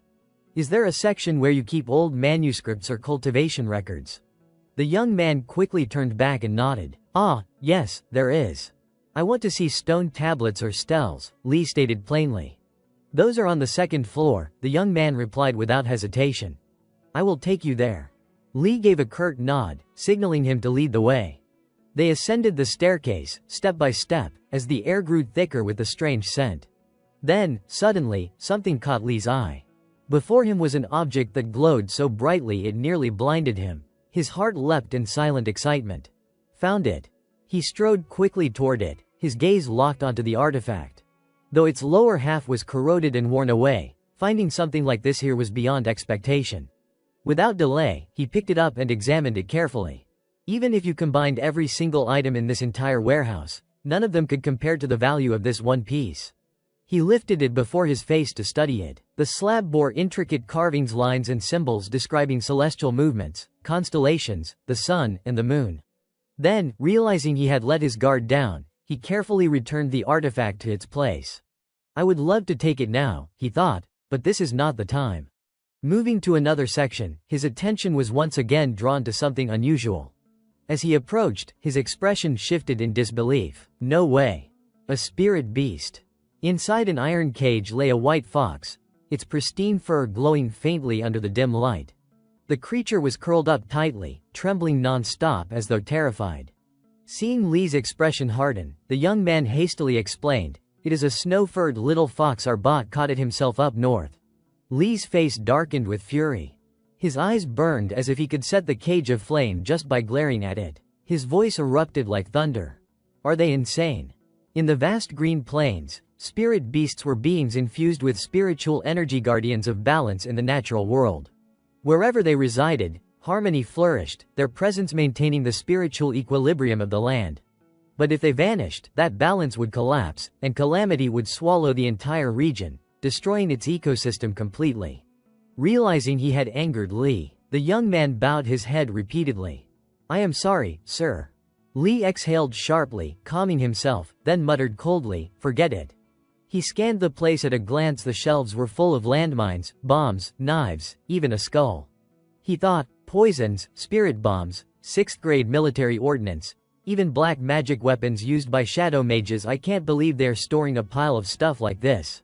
His brows drew together tighter and tighter. "I used to worry that intervening would warp the course of history," he thought, "but maybe it would be better to take them all out right now." Then he turned back and asked, "These kinds of weapons are not put up for sale at every black market event, right?" Worried about being misunderstood, the young man hurried to explain, "No, not at all.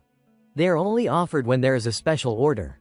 Hearing that, he thought to himself, of course if these weapons were openly traded, neither noble houses nor governments would just stand by. Feeling he would seen enough, the young man hesitated. "All right, then let us head back."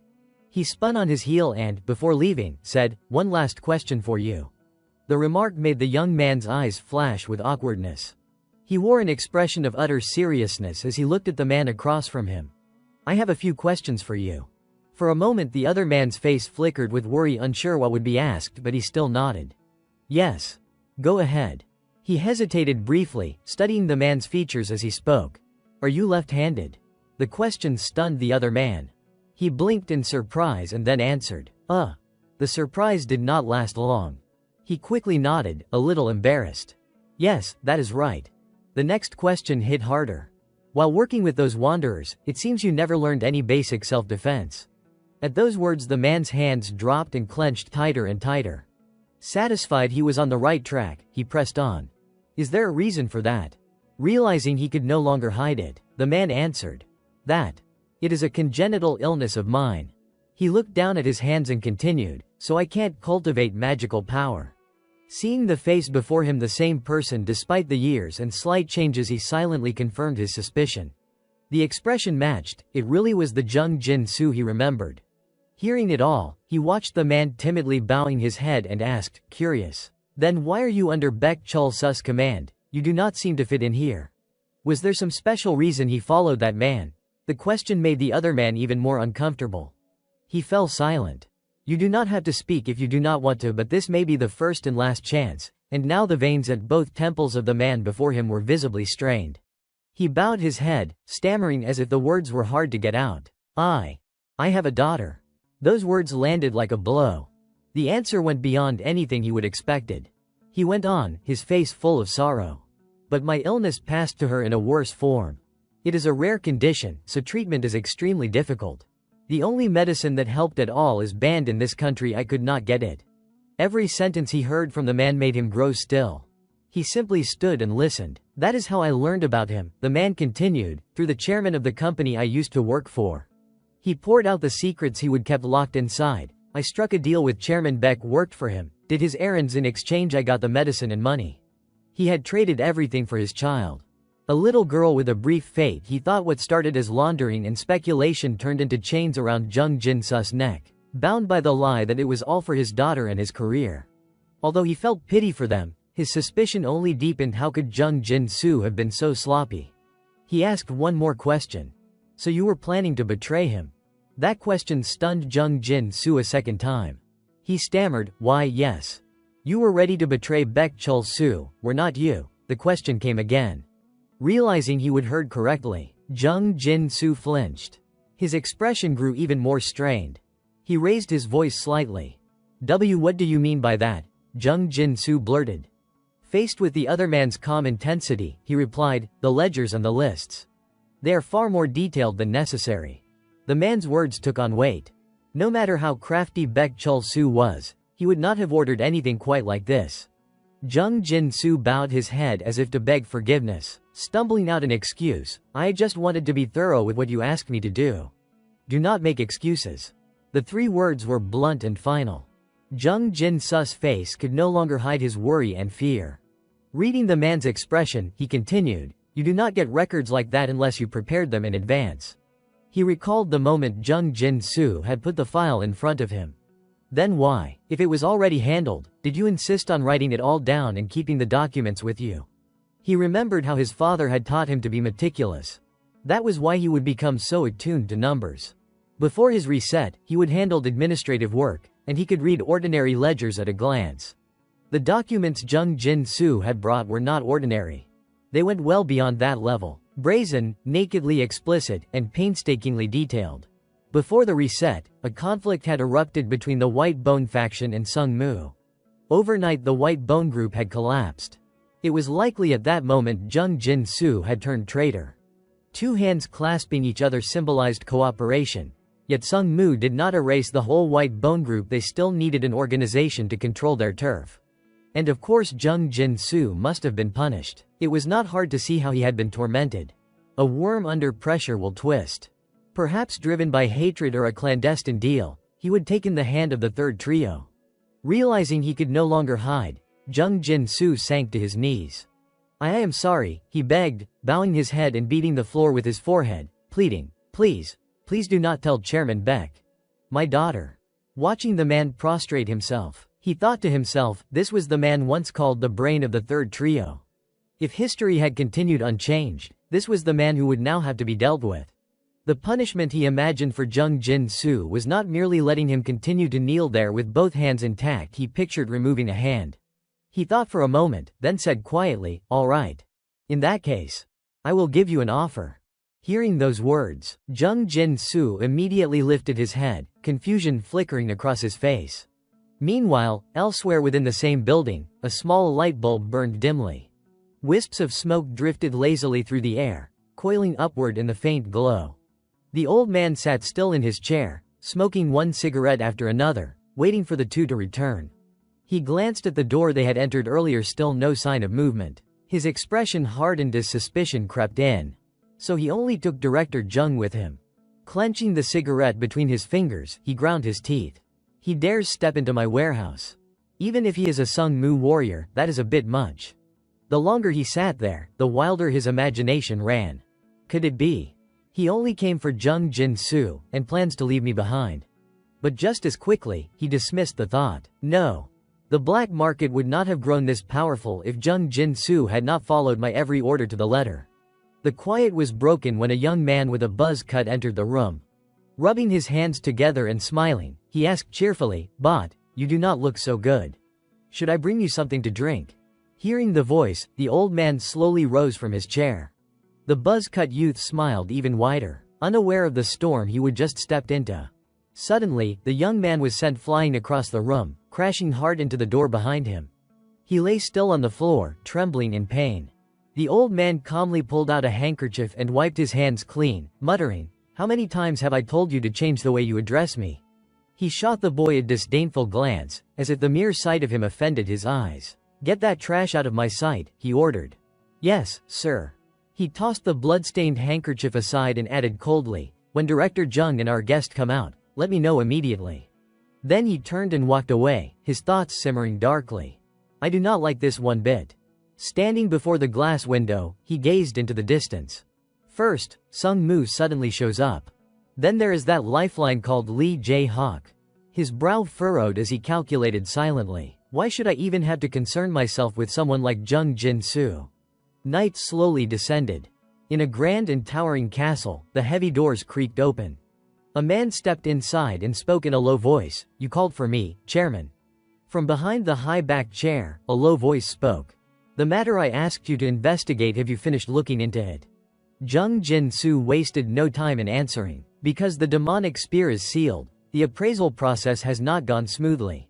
However, according to the appraiser, if the seal is that strong, then it must be genuine. The man behind the chair remained silent, unmoving. After a moment, he asked in a measured tone, "So, it belongs to one of Lee Jae-hawk's subordinates, does not it?" Jung Jin-soo hesitated, unable to find the right words. "That. Well." After a pause, he finally spoke. "Through certain clients, I have been asking around. The only thing I have heard is that young Master Lee Jae-hawk has been expanding his business operations. He has always been ambitious when it comes to growing his enterprises, so." The man gripped the armrests of his chair and slowly rose to his feet. His movements seemed to lack the sharpness he once possessed. Turning around, he ran a hand through his slicked back hair with a composed air of authority. "Do you really think," he said coolly, "that you are the only one capable of uncovering such information, Jung Jin-soo?"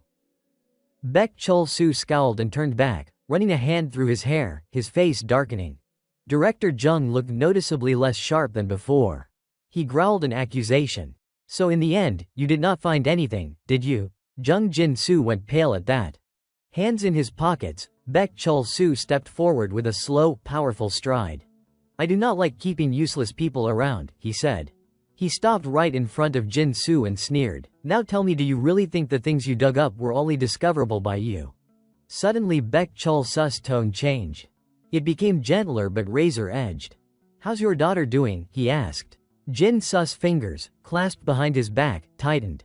Baek Chul-soo let out a mocking chuckle. "The medicine's almost out, is not it?"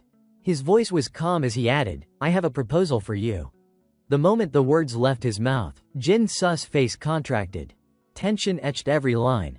A few hours earlier, the man across from him had laid out a plan. "I will take the black market down and of course, wipe out Baek Chul-soo too." That man had slowly removed his mask to reveal his true face. For that scheme he would said he intended to use his own patron No. In the end, Lee Chul's face had appeared. The man's voice had been steady, "I plan to use my brother." Back in the present, Jung Jin-soo sat half in shadow, swallowing as if wrestling with himself. A heavy silence stretched out. Finally Jin-soo lifted his head. His voice trembled but was resolute in the chilly room. I have something to report." Early the next morning the city woke under a pale dawn. From a high rise, through a clear window, a man watched two figures approaching below in silence. Lee Chul, now in disguise, looked down. From behind him a voice spoke, "For security and secrecy, the black market's location changes each time."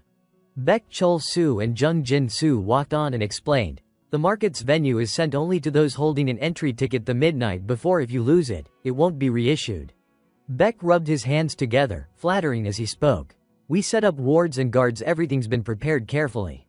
Lee Chul glanced at the man behind him, taking him in. Indeed, even though they were just a gang of vagabonds, they were tightly organized. All this had to be the handiwork of Jung Jin-soo. His eyes drifted back to the window. Li Chul's brow tightened for a moment, but then he found the whole scene ironic. Even I can spot the flaws from up here, he thought. He could say with confidence that because of Baek Chul-su's incompetence, Jung Jin-soo had never been able to fully display his true potential. If that man had trusted Jin-soo more, the black market would have been far larger by now. When Li Chul remained silent, Baek Chul-soo continued, "That is entirely possible after all. The entire northern slum district is under my control." He even declared with pompous pride, "I can assure you of my utmost loyalty to your cause." Li Chul suddenly spoke, his words making the man freeze mid-sentence. "You, loyal?" Baek Chul-soo shot a sideways glare at Jung Jin-soo behind him. "Unlike others, I do not discriminate between clean and dirty work," he said coldly. "Whatever needs to be done, I will do it." Watching from the side, Li Chul silently assessed the exchange. He is wary of Jung Jin-soo, he thought. So he is still hung up on being excluded from the warehouse operations. The corner of his mouth curved faintly upward. "All the better. I actually prefer it that way." At that moment, Baek Chul-soo raised a hand toward a certain direction. "The auction's about to begin. Allow me to lead the way," he suggested. Li Chul nodded. "Fine." As he passed by the man, he added in a low voice, "I do not intend to draw attention. Once we are inside, do not stick too close." Baek Chul-soo bowed his head slightly. "Understood." A short while later, they arrived at the auction hall. The grand venue was neatly divided into sections. VIP guests were seated in private rooms overlooking the floor below. Li Chul removed his disguise but put on another mask that covered half his face, then leaned back, observing the crowd. Downstairs, the host was preparing to present the first item. Scanning the audience, Li Chul's gaze paused on a balcony where two men lounged arrogantly, legs crossed, and he sneered inwardly. An illegal auction, and they still act like nobles. Looking toward another section, he analyzed the guards. All martial artists, levels 5 or 6. The White Bone sect's internal energy is stronger than I expected. He concluded that their purpose was likely surveillance, not protection. Just then, steady footsteps echoed through the hall. Before the speaker even appeared, a voice rang out, "Esteemed guests." The stage lights flared to life, focusing on the man leading the auction below. "Today, we have gathered only the rarest treasures," he announced with practiced enthusiasm. "I am sure many of you have been eagerly anticipating this day. Once you see what we have prepared, I guarantee you will be satisfied. So let us not waste any time. Let the auction begin." In his private room, Li Chul lounged casually on his chair, expression indifferent as he listened. Down below, the auctioneer gestured to the side. "Our first item, a tome of ancient incantations." A beam of light illuminated the pedestal. Resting atop a silk cushion was a tablet resembling a turtle shell, inscribed with dense archaic runes. "This stone tablet reproduces an ancient magical text," the host explained. "Starting price, 10 million won," he declared with excitement. "A light beginning, would not you say?" Li Chul observed calmly, his eyes narrowing slightly. "Just in case there is something odd about it," he thought. "I will use my demon eye to take a closer look." Down below, the auctioneer's voice echoed continuously, but with just a glance, Li Chul had already seen through it. The so-called ancient incantation tablet was nothing more than an old relic dressed up to look mysterious. "Well," he thought lazily, "it is not like I planned to bid on anything anyway." And so, one item after another was paraded on stage. After a long stretch of bidding, the final lot was finally announced. With a knowing smile and a deliberately mysterious tone, the auctioneer declared, "The item that many of you have been waiting for, the final treasure of tonight's event." He dragged out his words for effect as staff members backstage carefully carried out a large wooden chest covered with a cloth. Step by step, they brought it to the center of the stage. Raising his voice, the host proclaimed, "While we have seen many rare items tonight, none can compare to this one in value. This, ladies and gentlemen, is a relic personally retrieved by Lee Jae-jack, the seventh son of the Sung-mu family from the far northern seas." With a sharp motion, he grasped the edge of the covering and yanked it away in one smooth pull, revealing the item within the 100 perfection demon spear. The crowd below erupted instantly. "No way, that is really the 100 perfection. It looks exactly like the one from the papers." Shock and disbelief rippled through the audience as murmurs filled the room. From his private booth, Li Chul's attention shifted toward the sudden noise. The corner of his lips curved upward as a faint blue aura flickered around his fingertips. "It has begun," he thought. "Then I would better be ready too." The scene cut to the monitoring room. Every moment of the live auction was being broadcast onto large surveillance screens. Baek Chol-soo lounged back in his chair, arms crossed, remarking with a smirk, "I have been here plenty of times before, but this is the first time I have seen the scale this massive." Jung Jin-soo stepped forward to report. "I have already sent private messages to the guests, informing them that tonight's auction will be a bit more special." Baek Chol-soo gave a cold chuckle. "Good work, Director Jung." Then, leaning forward, he added pointedly, "Once this is wrapped up, joining the Sung-Moo Syndicate will be the natural next step for you, won't it?" He tilted his head upward, his tone laced with mockery. Seems Director Jung's regained his composure and his enthusiasm, too. "Once you have got Sung-Moo's leash in your hands, you will finally get to do all those noble things you have always fancied." Hearing that, Jung Jin-soo stayed silent, clenching his hands tightly in quiet restraint. Seeing the man's reaction, Baek Chol-soo grew even more smug. "Jung Jin-soo, no matter how much you struggle, you will always stay under my thumb. The very things you despise, you are doing them now with such zeal. I suppose you are hoping to cling to Sung-Moo for a way out." He leaned back, voice dripping with disdain. "But do you really think it will be that easy? Once your hands are stained, the filth only spreads. No matter how hard you try, there is no washing it clean." Baek Chol-soo considered carefully.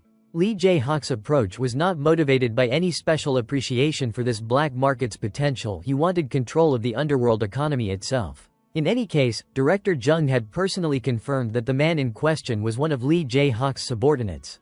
If tonight's plan succeeded, Baek would have a powerful rope to pull.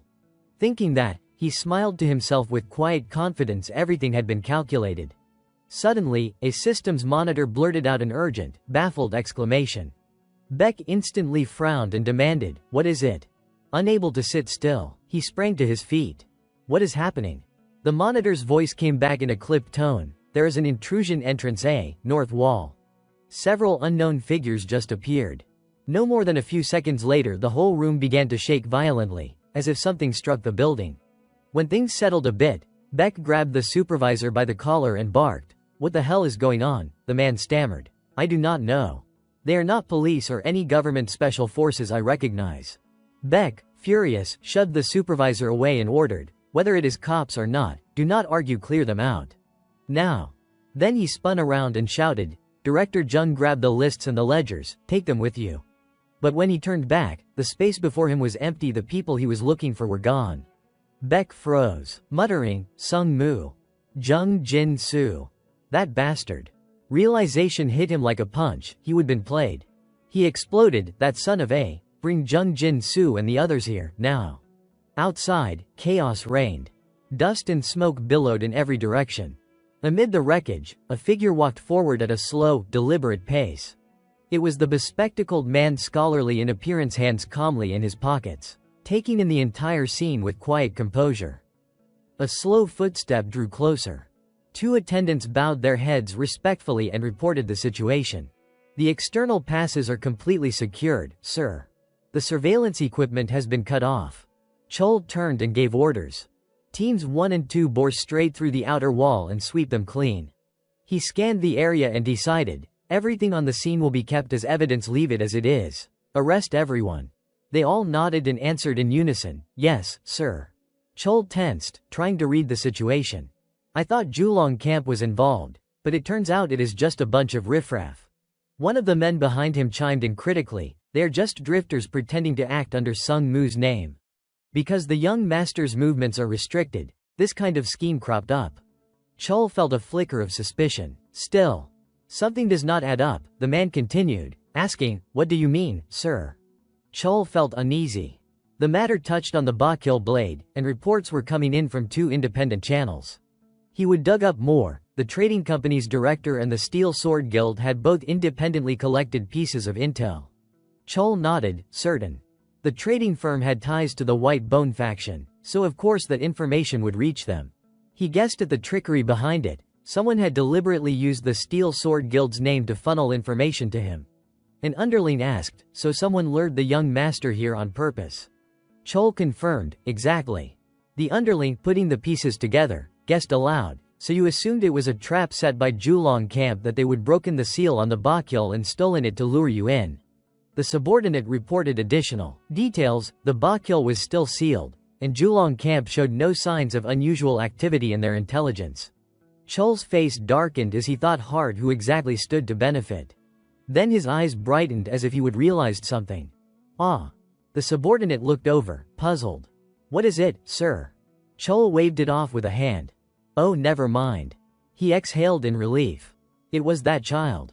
Chol folded his arms and his face went dangerous. If the plot had not been uncovered, who knew what would have happened, but now that it had been exposed, those responsible would pay dearly.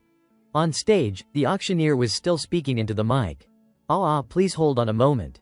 We are currently verifying the situation. Ladies and gentlemen, please wait. From a quiet corner, Chol slowly stood up. As expected, he handled matters swiftly. He looked down at the scene below through the transparent glass window. Then he raised his hand, channeling a stream of bluish energy. The sword sealed inside the glass chamber began to tremble violently. The auction host's face turned pale. A small explosion erupted out of nowhere caused by Chol himself. The sword shattered its glass cage and flew straight toward where he was standing. The audience erupted into chaos. Catch him, Baekju has been stolen. Security guards stormed in from all directions. He is armed, that man has the weapon, take him down. Chol immediately cast a spell. Kwang Ko Kong. A blue surge bound the guards, lifting them into the air. Diem Lula. Then he turned his head slightly and muttered, I am quite busy here. Moving like a flash of lightning, Chol dashed forward. The auction was heavily guarded, but slipping past them would not be too difficult. The real problem would be if Baek Cheolsu himself arrived. As he ran, Chol suddenly came to a halt, a grin curling across his lips. You got here fast. The man before him was panting hard. Chol tilted his head. So, are you ready, Jung Jinsu? He began outlining his plan. I intend to use my older brother to bring down the entire black market. Jinsu froze, thoughts racing through his mind. Could it be the heir? But Lee Jae-hik has a younger brother. The realization hit him hard. Someone who only recently began his martial path, yet is advancing at an unprecedented pace. He now understood exactly who stood before him, the ninth heir of the Sungmu family, the youngest son, Lee Chol. Chol's tone grew sharp. Whether you accept it or not changes nothing. The information has likely already reached the Golden Sword Guild. If my brother comes, the White Bone sect will suffer, and you won't fare much better either. Instead of chasing Baek Cheolsu, would not it be wiser to deal with the one truly running the black market? Jinsu looked utterly bewildered. Why? Why are you telling me all this? Chol smirked. Did not you just say it yourself it was a proposal? He paused, eyes glinting with faint amusement. I am still deciding whether to save you or not. Then, in a low, decisive voice, he gave his offer. Forget about Baek Cheolsu. And follow me. Jinsu had one condition of his own, just one thing. Promise me one thing, he pleaded, bowing his head. Protect my daughter. No, heal her. Please, cure my daughter. Jinsu had decided to sacrifice himself for his child. He swore he would do anything, even die for it.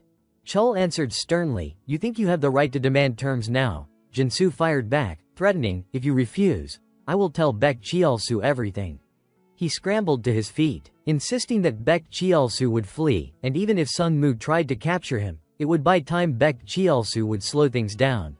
He predicted the sequence. Baek Cheolsu would be persistent, and eventually he would be caught, but not before causing trouble for Chol. Chol considered it all for a moment. If it was Baek Cheolsu, he reasoned, the man would indeed obstruct his martial rangers for revenge. He breathed out, relieved this was the Jung Jinsu he knew. Fine. Healing your daughter won't be difficult. Chol did not forget to lay down a condition of his own.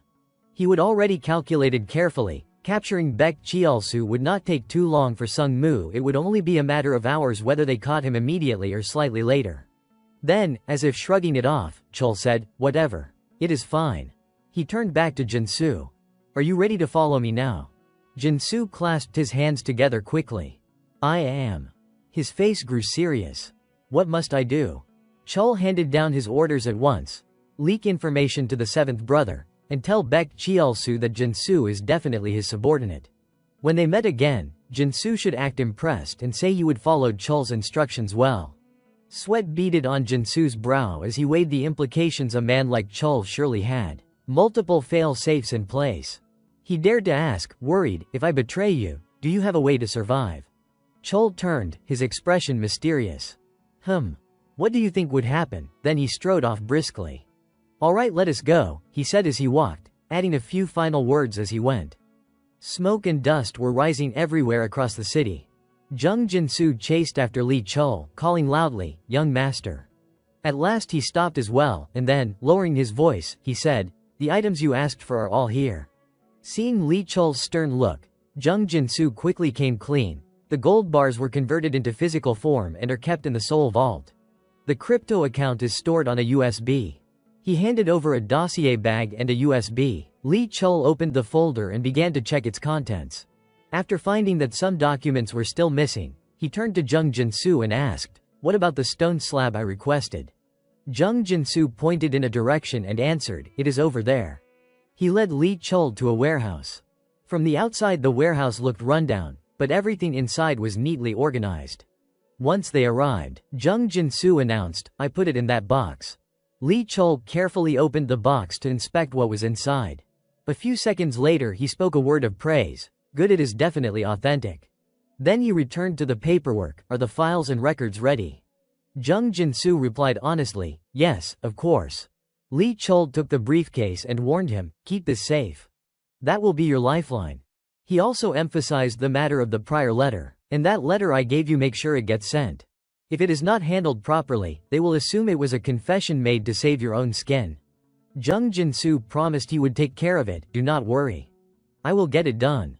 With everything settled, Lee Chol said his goodbyes. I am leaving now. As he spoke, a thought struck him. What if members of the Golden Sword Corps came to search this place? He had not finished the sentence when a loud crash sounded from outside. In the next instant, something came flying toward them at high speed. The warehouse door was blown to pieces by a huge explosion. Through the rising smoke and dust, a voice rang out, you frauds. It was Baek Cheol-soo. He swaggered in and, with an arrogant sneer, shouted, you dare try to take down the legendary Baek Cheol-soo of this world. Smoke still filled the warehouse. Lee Chol, not wanting a fight, said calmly, go. It is over for you anyway. Baek Cheol-soo clearly did not intend to back down. He drew a knife and smiled with cruel relish. Yeah, we will see about that. In the next second Baek Cheol-soo pulled the blade from its sheath, hesitated for a beat, and then shouted, but. He braced himself into a fighting stance and, sounding bitter, added, I won't go down alone with this grievance. He did not stop there. He charged at them, yelling, I will tear you both apart. Quick thinking, Lee Chol shoved Jung Jin-soo out of the way. His blade missed, and he roared in anger, Director Jung, you bastard. As Lee Chol summoned his sword, Baek Cheol-soo shouted at Jung Jin-soo, his voice filled with rage. You ungrateful wretch, you forgot that I once saved your daughter's life, and now you betray me. Then his eyes narrowed in sudden realization, so that is it. I wondered what trick you were pulling. Turns out you have changed your face. No wonder your voice sounds like some kid's. Hearing that, Lee Chol could not help but give his opponent silent praise. To notice that much from just a few clues, this man really was not someone to be underestimated. Driven by pride and fury, Baek Cheol-soo charged again, shouting, die. His knife strikes were swift and precise, yet Lee Chol managed to dodge them all. Baek Cheol-soo clicked his tongue, grudgingly impressed. HMPH. So you are not completely worthless after all. Who the hell are you, and what do you think you are doing? Without a hint of fear, Lee Chol raised his voice and declared, I am Lee Chol of Sungmu. At the mention of that name, Baek Cheol-soo immediately understood. He burst out laughing, his tone dripping with mockery. Kahahaha, do not tell me I am being toyed with by some bastard child. He sneered viciously. A greenhouse brat like you, just because you inherited a drop of noble blood, you think you are the terror of the world. Being looked down on like that made Lee Chol grit his teeth in frustration. A greenhouse plant from Sungmu. If Sungmu were a greenhouse, then the world would have burned down long ago. Finally, he decided it was time to teach the man a lesson. Waving his hand with a taunting grin, he called out, what, you planning to fight with your mouth? Come on then. Baek Cheol-soo snarled, charging forward. You insolent brat. The two clashed violently. As blades met, Baek Cheol-soo smirked with bloodthirsty delight. Looks like I will have to play the butcher again today. After trading several blows, Lee Chol quickly realized his opponent was no ordinary fighter. I thought I could handle him easily, but this pressure it is overwhelming. Baek Cheol-soo was going all out, forcing Lee Chul to analyze carefully if he wanted to win. The difference between me and Baek Cheol-soo is 5 levels. Even if we are of the same rank, there is a gap in mastery. Moreover, Lee Chul knew Baek Cheol-soo had trained both magic and martial arts under an orthodox sect, honing them through countless real battles. Physically, too, the man far outclassed him. Even so, deep down, Lee Chul admitted one thing to himself: I have never once fought an opponent weaker than me. Moments later, as he shifted his technique, Baek Cheol-soo's expression twisted in shock and anger. A longsword now, damn it, a weapon that can freely change form, so it really is not a fake. Unable to gain the upper hand, Baek Cheol-soo cursed under his breath. Jung Jin-soo, you damn dog. Sensing his opponent's distraction, Lee Chul snapped sharply, you are still thinking about other things while fighting me. Right after that, Lee Chul managed to slash into Baek Cheol-soo's abdomen. Blood spurted, and Baek Cheol-soo shouted, you arrogant brat. Lee Chul paused for a few seconds, breathing hard, thinking to himself how tough this was. But he pushed on. He decided to activate his supernatural magic eye to read the opponent's movements, a surge of intuition that let him predict the next steps. On top of that, Lee Chul relied on the iron-hard body of Sung Mu to withstand the blows. Once he found the optimal fighting method, he threw himself back into the fight with a single thought flashing through his mind. I once fought and defeated 6 billion or countless foes, if you prefer a less literal rendering, even faster than Baek Cheol-soo. They clashed in an earth-shaking battle that made the warehouse tremble. Minutes later, Lee Chul was knocked backward and thrown several yards, but he stood up unscathed.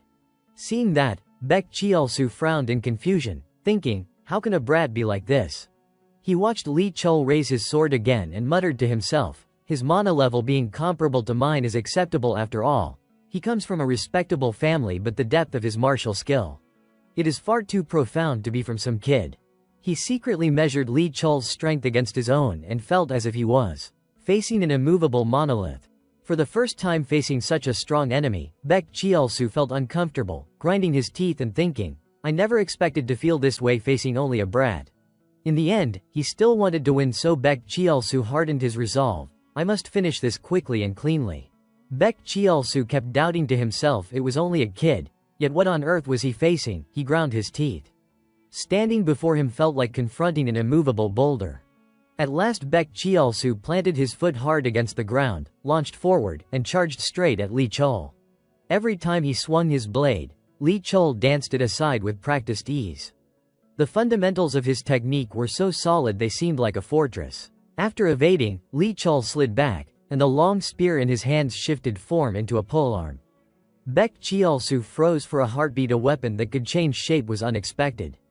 He hurriedly retreated and braced himself to block the next thrust, astonished by how it felt like he was trading blows with 3 or 4 opponents at once. I only meant to tangle with this kid and Jung Jin-soo for a moment, then get out, he thought. If I run now I might still keep my life. He knew he had connections at the 9 Dragon Camp, but the sting of betrayal and the hunger for revenge would not let him back down. Even if he died, he swore, he would slit those 2 throats first. Baek Cheol-soo drew in a breath, coiled the kai into his legs, and slammed his foot into the earth. The ground cracked open with a thunderous fracture. Chunks of stone exploded outward, an attack that could not be dodged. A hail of rocks hurtled toward Lee Chul. Lee Chul bent low and swept the polearm in a wide arc, sending the barrage scattering. Through the dust and debris, Baek Cheol-soo reappeared, pressing the assault.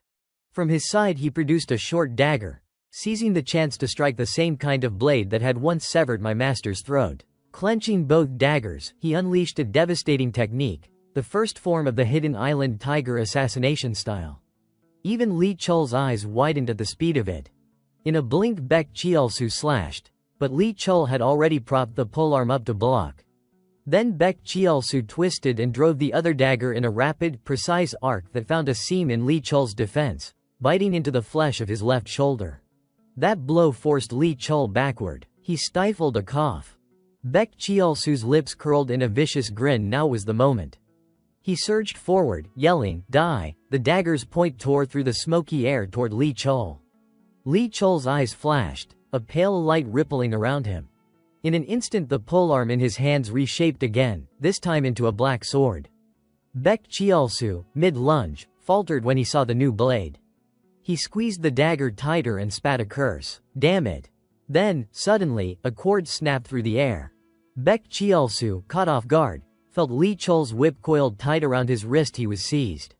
Lee Chol tightened his grip on the whip's handle and hauled him closer. As the distance closed, Lee Chol raised his blade, ready to finish it. Victory was his. He moved smooth, inevitable. Infinite first form, demonless stroke, the blade slashed in a streak of white-hot light straight into Baek Cheolsu's chest. From the wound, a spray of bright, hot blood erupted. He could not help but cough up a mouthful of crimson. His body staggered and then crumpled to the hard floor. Baek Cheolsu trembled all over. Through clenched teeth he spat, "Damn you, you dog." Lee Chol replied coldly, "A dying speech from a third-rate thug is unnecessary." With that he swung again, merciless. In an instant, head and torso separated. Baek Cheolsu's body collapsed, blood pouring out to stain the ground a vivid red. Lee Chol recovered his weapon, breathing heavily, exhaustion in his exhale. Suddenly he staggered and fell. Damn it, his leg was wounded. Just then Jung Jin-soo arrived in time to catch him. "Are you all right?" he asked. Lee Chol steadied himself and gave a small nod. "I will be fine, worse than I thought, but manageable." Looking down at Baek Cheolsu's corpse, Lee Chol thought silently, "Is this the first time I have ever killed someone in this life?" Jung Jin-soo stood silently beside him, eyes fixed on the fallen man. Then he looked up at Lee Chol, a thoughtful light in his gaze. "Only 15, he said. "He is barely older than my daughter." Recalling the fight, Jung Jin-soo could not hide his admiration. The strength Lee Chol displayed was terrifying, especially knowing Baek Cheolsu was no ordinary thug. He bowed slightly and said, "Sincerely, thank you." Lee Chol let the corner of his mouth lift. "No thanks necessary. I did it because there was something I needed to take." Jung Jin-soo hesitated. "Then what should I do next?" Lee Chol answered with approval, "Keep your fervor good to have, but first, finish this matter." He added another line that surprised Jung Jin-soo, "Take care of your daughter first. Our deal starts there." Jung Jin-soo was moved. Lee Chol had not forgotten his earlier words. He felt certain this kid was different from Baek Cheolsu in some important way. A rare, easy smile eased across his face. If Lee Chol ever reached out again, Jung Jin-soo vowed, he would gladly become the man's right hand. Suddenly, a deafening explosion thundered through the building, shaking the entire room. Lee Chol glanced toward the source of the sound and murmured his deduction. "Seems like the White Bone sect is thrashing around in its final death throes." Jung Jin-soo, clutching a briefcase tightly, asked in concern, "In this situation, will you be able to get out safely? You should not expose your identity." "I have placed the documents inside the case." Lee Chol took the bag, nodded once. "Right. Do not worry," he reassured calmly. "I will get out the moment I see an opening." Inwardly, he began calculating. The Golden Sword Corps really lives up to its reputation. Their abilities are exceptional. But with my Silver Mirage technique in 10,000-volt Thunderstep. Just as his mind was running through possible escape routes, Jung Jin-soo interrupted, "There is an underground passage." He explained quickly, "There is a water channel that runs beneath the facility. It is narrow, but wide enough for a person to move through." Then, in a tone of genuine resolve, he added, "I will lead the way for you." Lee Chol's lips curved into a faint smile. So, he has made up his mind. He recalled their earlier transaction. Jung Jin-soo had known perfectly well there was no backing out once he would struck a deal with him. The man was clearly honoring that promise to the end. Comparing the man's eyes then and now, Lee Chol could tell the difference. What once was fear and helplessness had turned into sincere determination. A sense of satisfaction welled up inside him. "Before my regression, people called me a once-in-a-generation genius. And now, I have secured Jung Jin-soo." Finally, Lee Chol spoke, "Then I will leave it to you." Jung Jin-soo gave a firm nod. "Yes, sir." The two of them broke into a sprint down the corridor, heading straight for the passage at the far end. At that moment, the man reported in a steady tone, "We have suppressed every last member of the White Bone sect inside the building." Upon hearing that, Sung Moo's voice turned cold. "Most of the White Bone sect are just vagrants," he said flatly. "There is no need to worry about how you handle them. If any resist, break a few arms and legs. If they struggle too much, kill them." The subordinate lowered his head and responded obediently. Understood. Then, with a faint, almost mocking smile, he asked, "What about the ones who participated in the black market? They are shouting for lawyers and making a scene."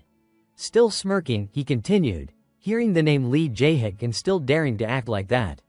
"They clearly have no idea what kind of situation they are in, my lord." His tone dripped with mockery. "We have been granted government authority to deal with them as we see fit. Although, technically, that only applies to groups with armed capability." Lee Jae-hyuk's eyes darkened as he spoke in a low, grim voice. "It seems they do not realize that walking out of this building will only put their necks in greater danger." The subordinate chuckled. The defense team of Sung-moo. He stopped mid-sentence as Lee Jae-hyuk turned his head sharply toward him. 3 men tied to the ground trembled, listening to every word with growing dread. The subordinate laughed again. "With your personal defense team, my lord, any trial outcome is already decided." At that moment, another man ran in and reported, "All fleeing members of the White Bone sect have been captured." Jae-hyuk's gaze shifted to him. "What about evidence?" The man presented a folder of papers.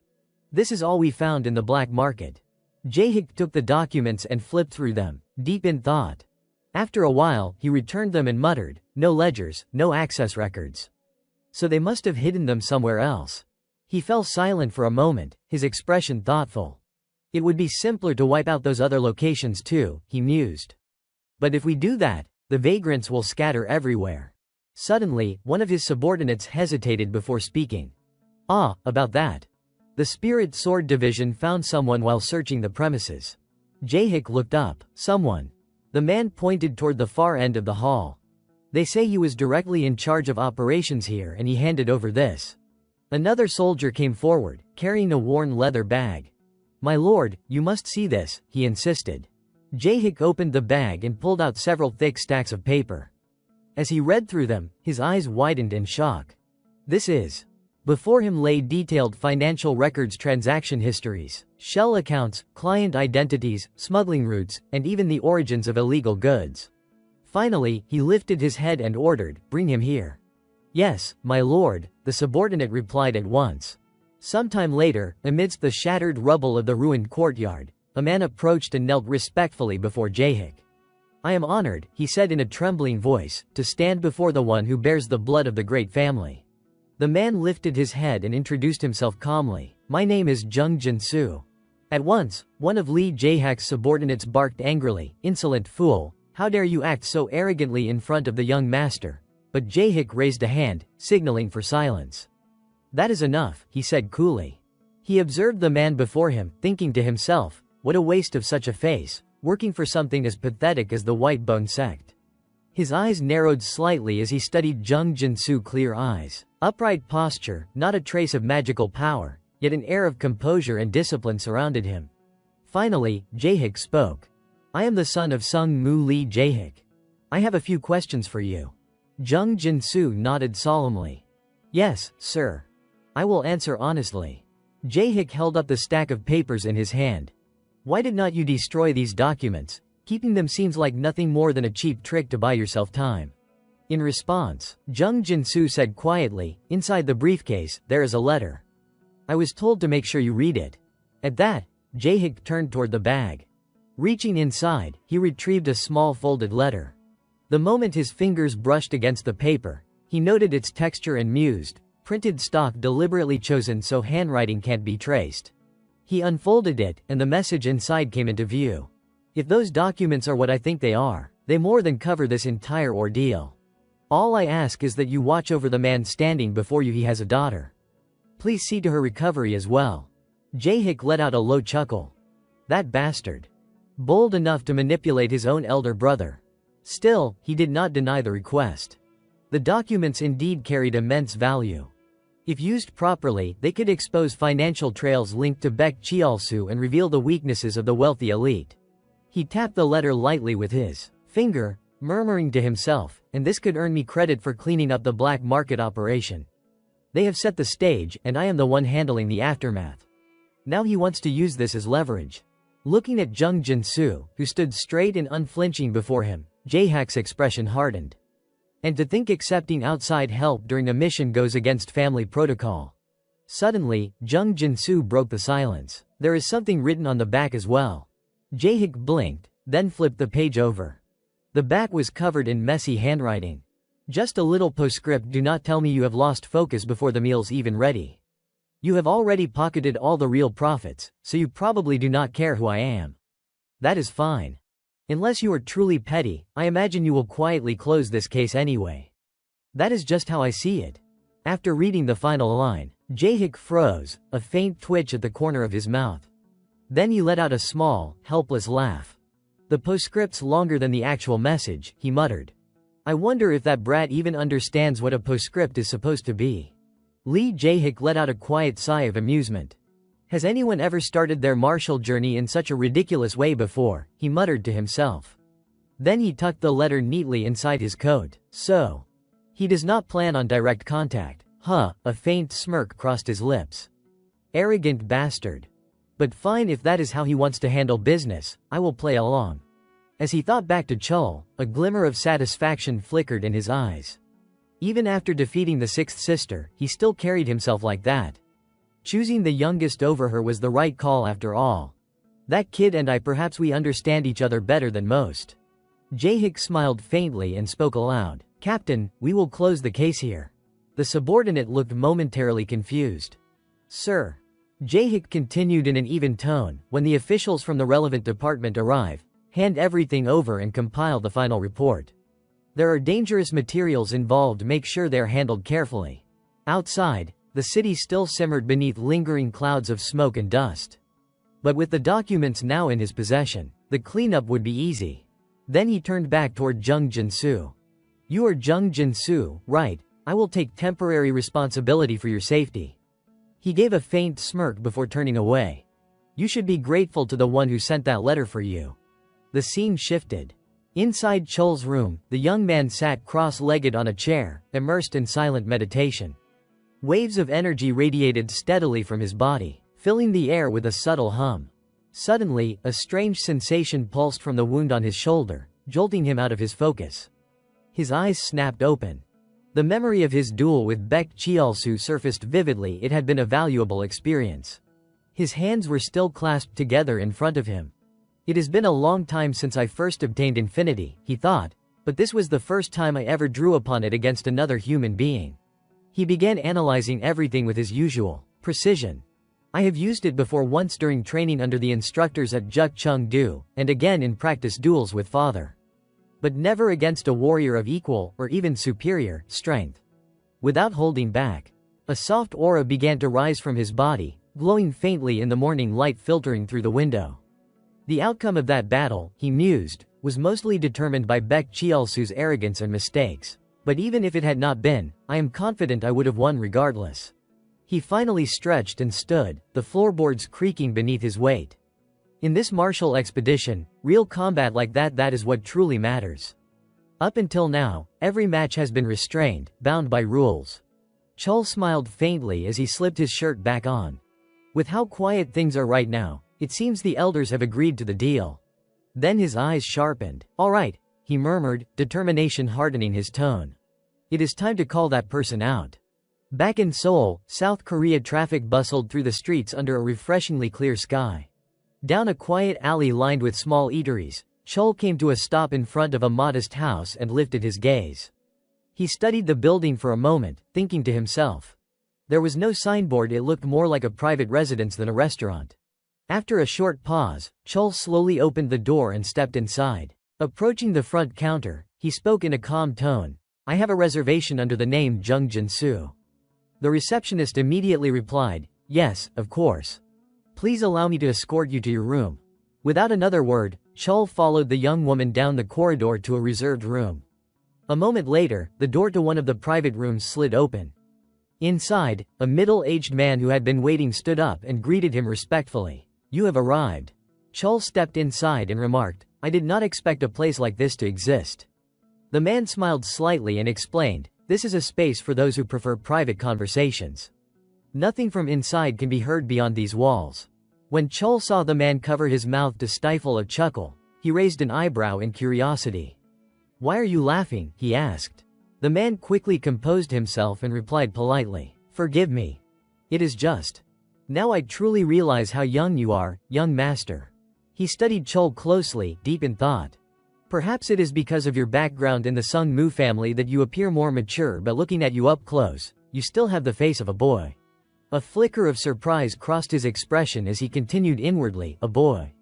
Yes. A real boy. After observing for a while, the man spoke again, his tone laced with admiration. But your eyes. Your presence, it does not feel like I am speaking to a child at all. Memories of what he would witnessed before came rushing back to him.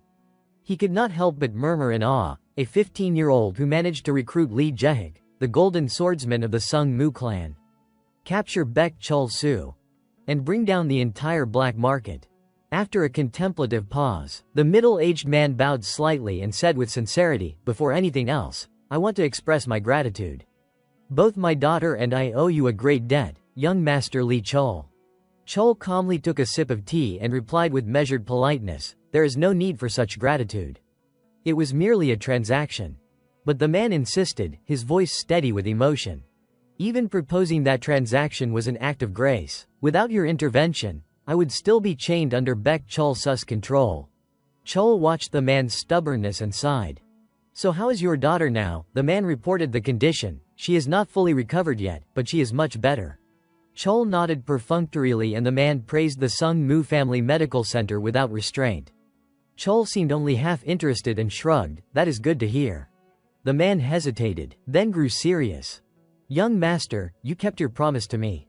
Now it is my turn to make good on mine. The next words made Chol pause slightly, I will do whatever you ask. Tell me what I must do. Seeing the man's earnestness, Chol could not resist a small tease.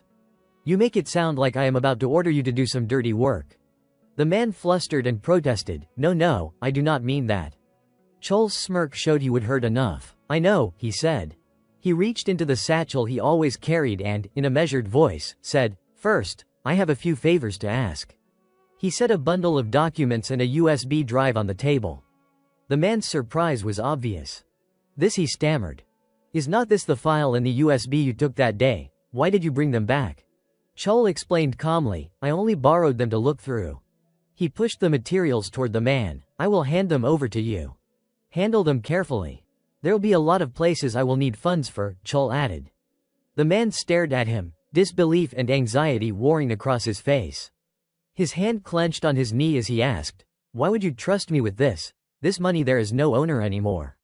Do not you think I could run off with it? Chol answered with the same cool seriousness. Why, are you planning to run? The man hurried to deny it. Chol's tone turned firmer. Of course I do not blindly trust you, you have given me no reason yet to. But I trust the circumstances that surround you. He had been thinking, and he continued inwardly, Jung Jin-soo is entangled in two things.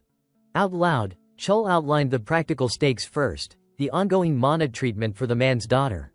Second, the man's ties to the White Bone sect. Because of the deal with the seventh brother, the man had been granted freedom. But if he reneged, Chol could drag up the past and rebind him at any time. Chol's assessment concluded like a verdict, that should be enough to answer your question. The man bowed his head slightly and answered, yes. Chol suddenly added something that made the man flinch in surprise. But still, he said softly, I can't bring myself to truly trust you. Not yet. Then, extending his hand forward with a calm, sincere smile, he continued, I hope that one day, I will be able to trust you wholeheartedly. Those words struck deeply, resonating with the man's reason and heart alike. How wonderful it would be, he thought, if we could truly trust each other without needing deals or complicated circumstances.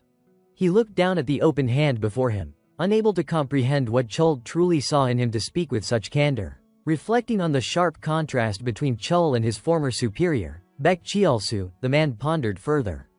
I thought he would be the same as Baek Cheolsu, someone who grasps others' weaknesses just to exploit them. Yet even though young Master Lee Chol keeps using the word transaction, our relationship feels like a debt that binds me, not chains me. After a long pause, the man finally came to an answer within himself. No. The way he treats me now, it feels like he truly sees me as an equal. At that realization, he reached out and clasped Chol's hand firmly. Understood, he said with determination. I will prove it to you, piece by piece. It won't take long. Chol smiled, satisfied.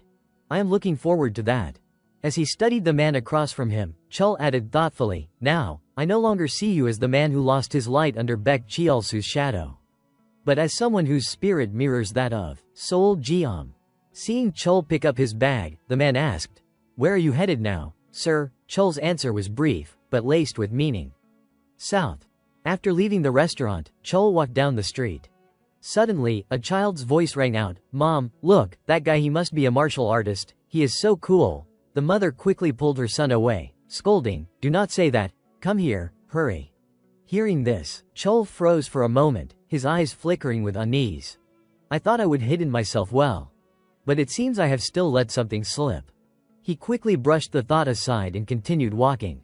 Amid the busy crowds flowing down the avenue, Chul paused, quietly observing the world around him. Meanwhile, somewhere else in a simple, minimalist cafe, hazy smoke drifted through the air. A woman with chestnut brown hair was smoking a cigarette. When the waiter brought her coffee, she suddenly let out a low sound of surprise. Her gaze shifted to the clear window outside. "Well, what do we have here?" she murmured, amusement lacing her tone. "Looks like I have found something interesting." The cigarette still burned between her fingers as she smiled with fascination. "Such readings. I have never seen numbers like this before." Finishing her thought, she rose gracefully and walked toward the door. "Let us see who this person really is." As her face came into view, her eyes gleamed with a mysterious, almost supernatural allure, sharp, curious, and dangerous. Her voice carried a note of excitement as she whispered, "With these very eyes,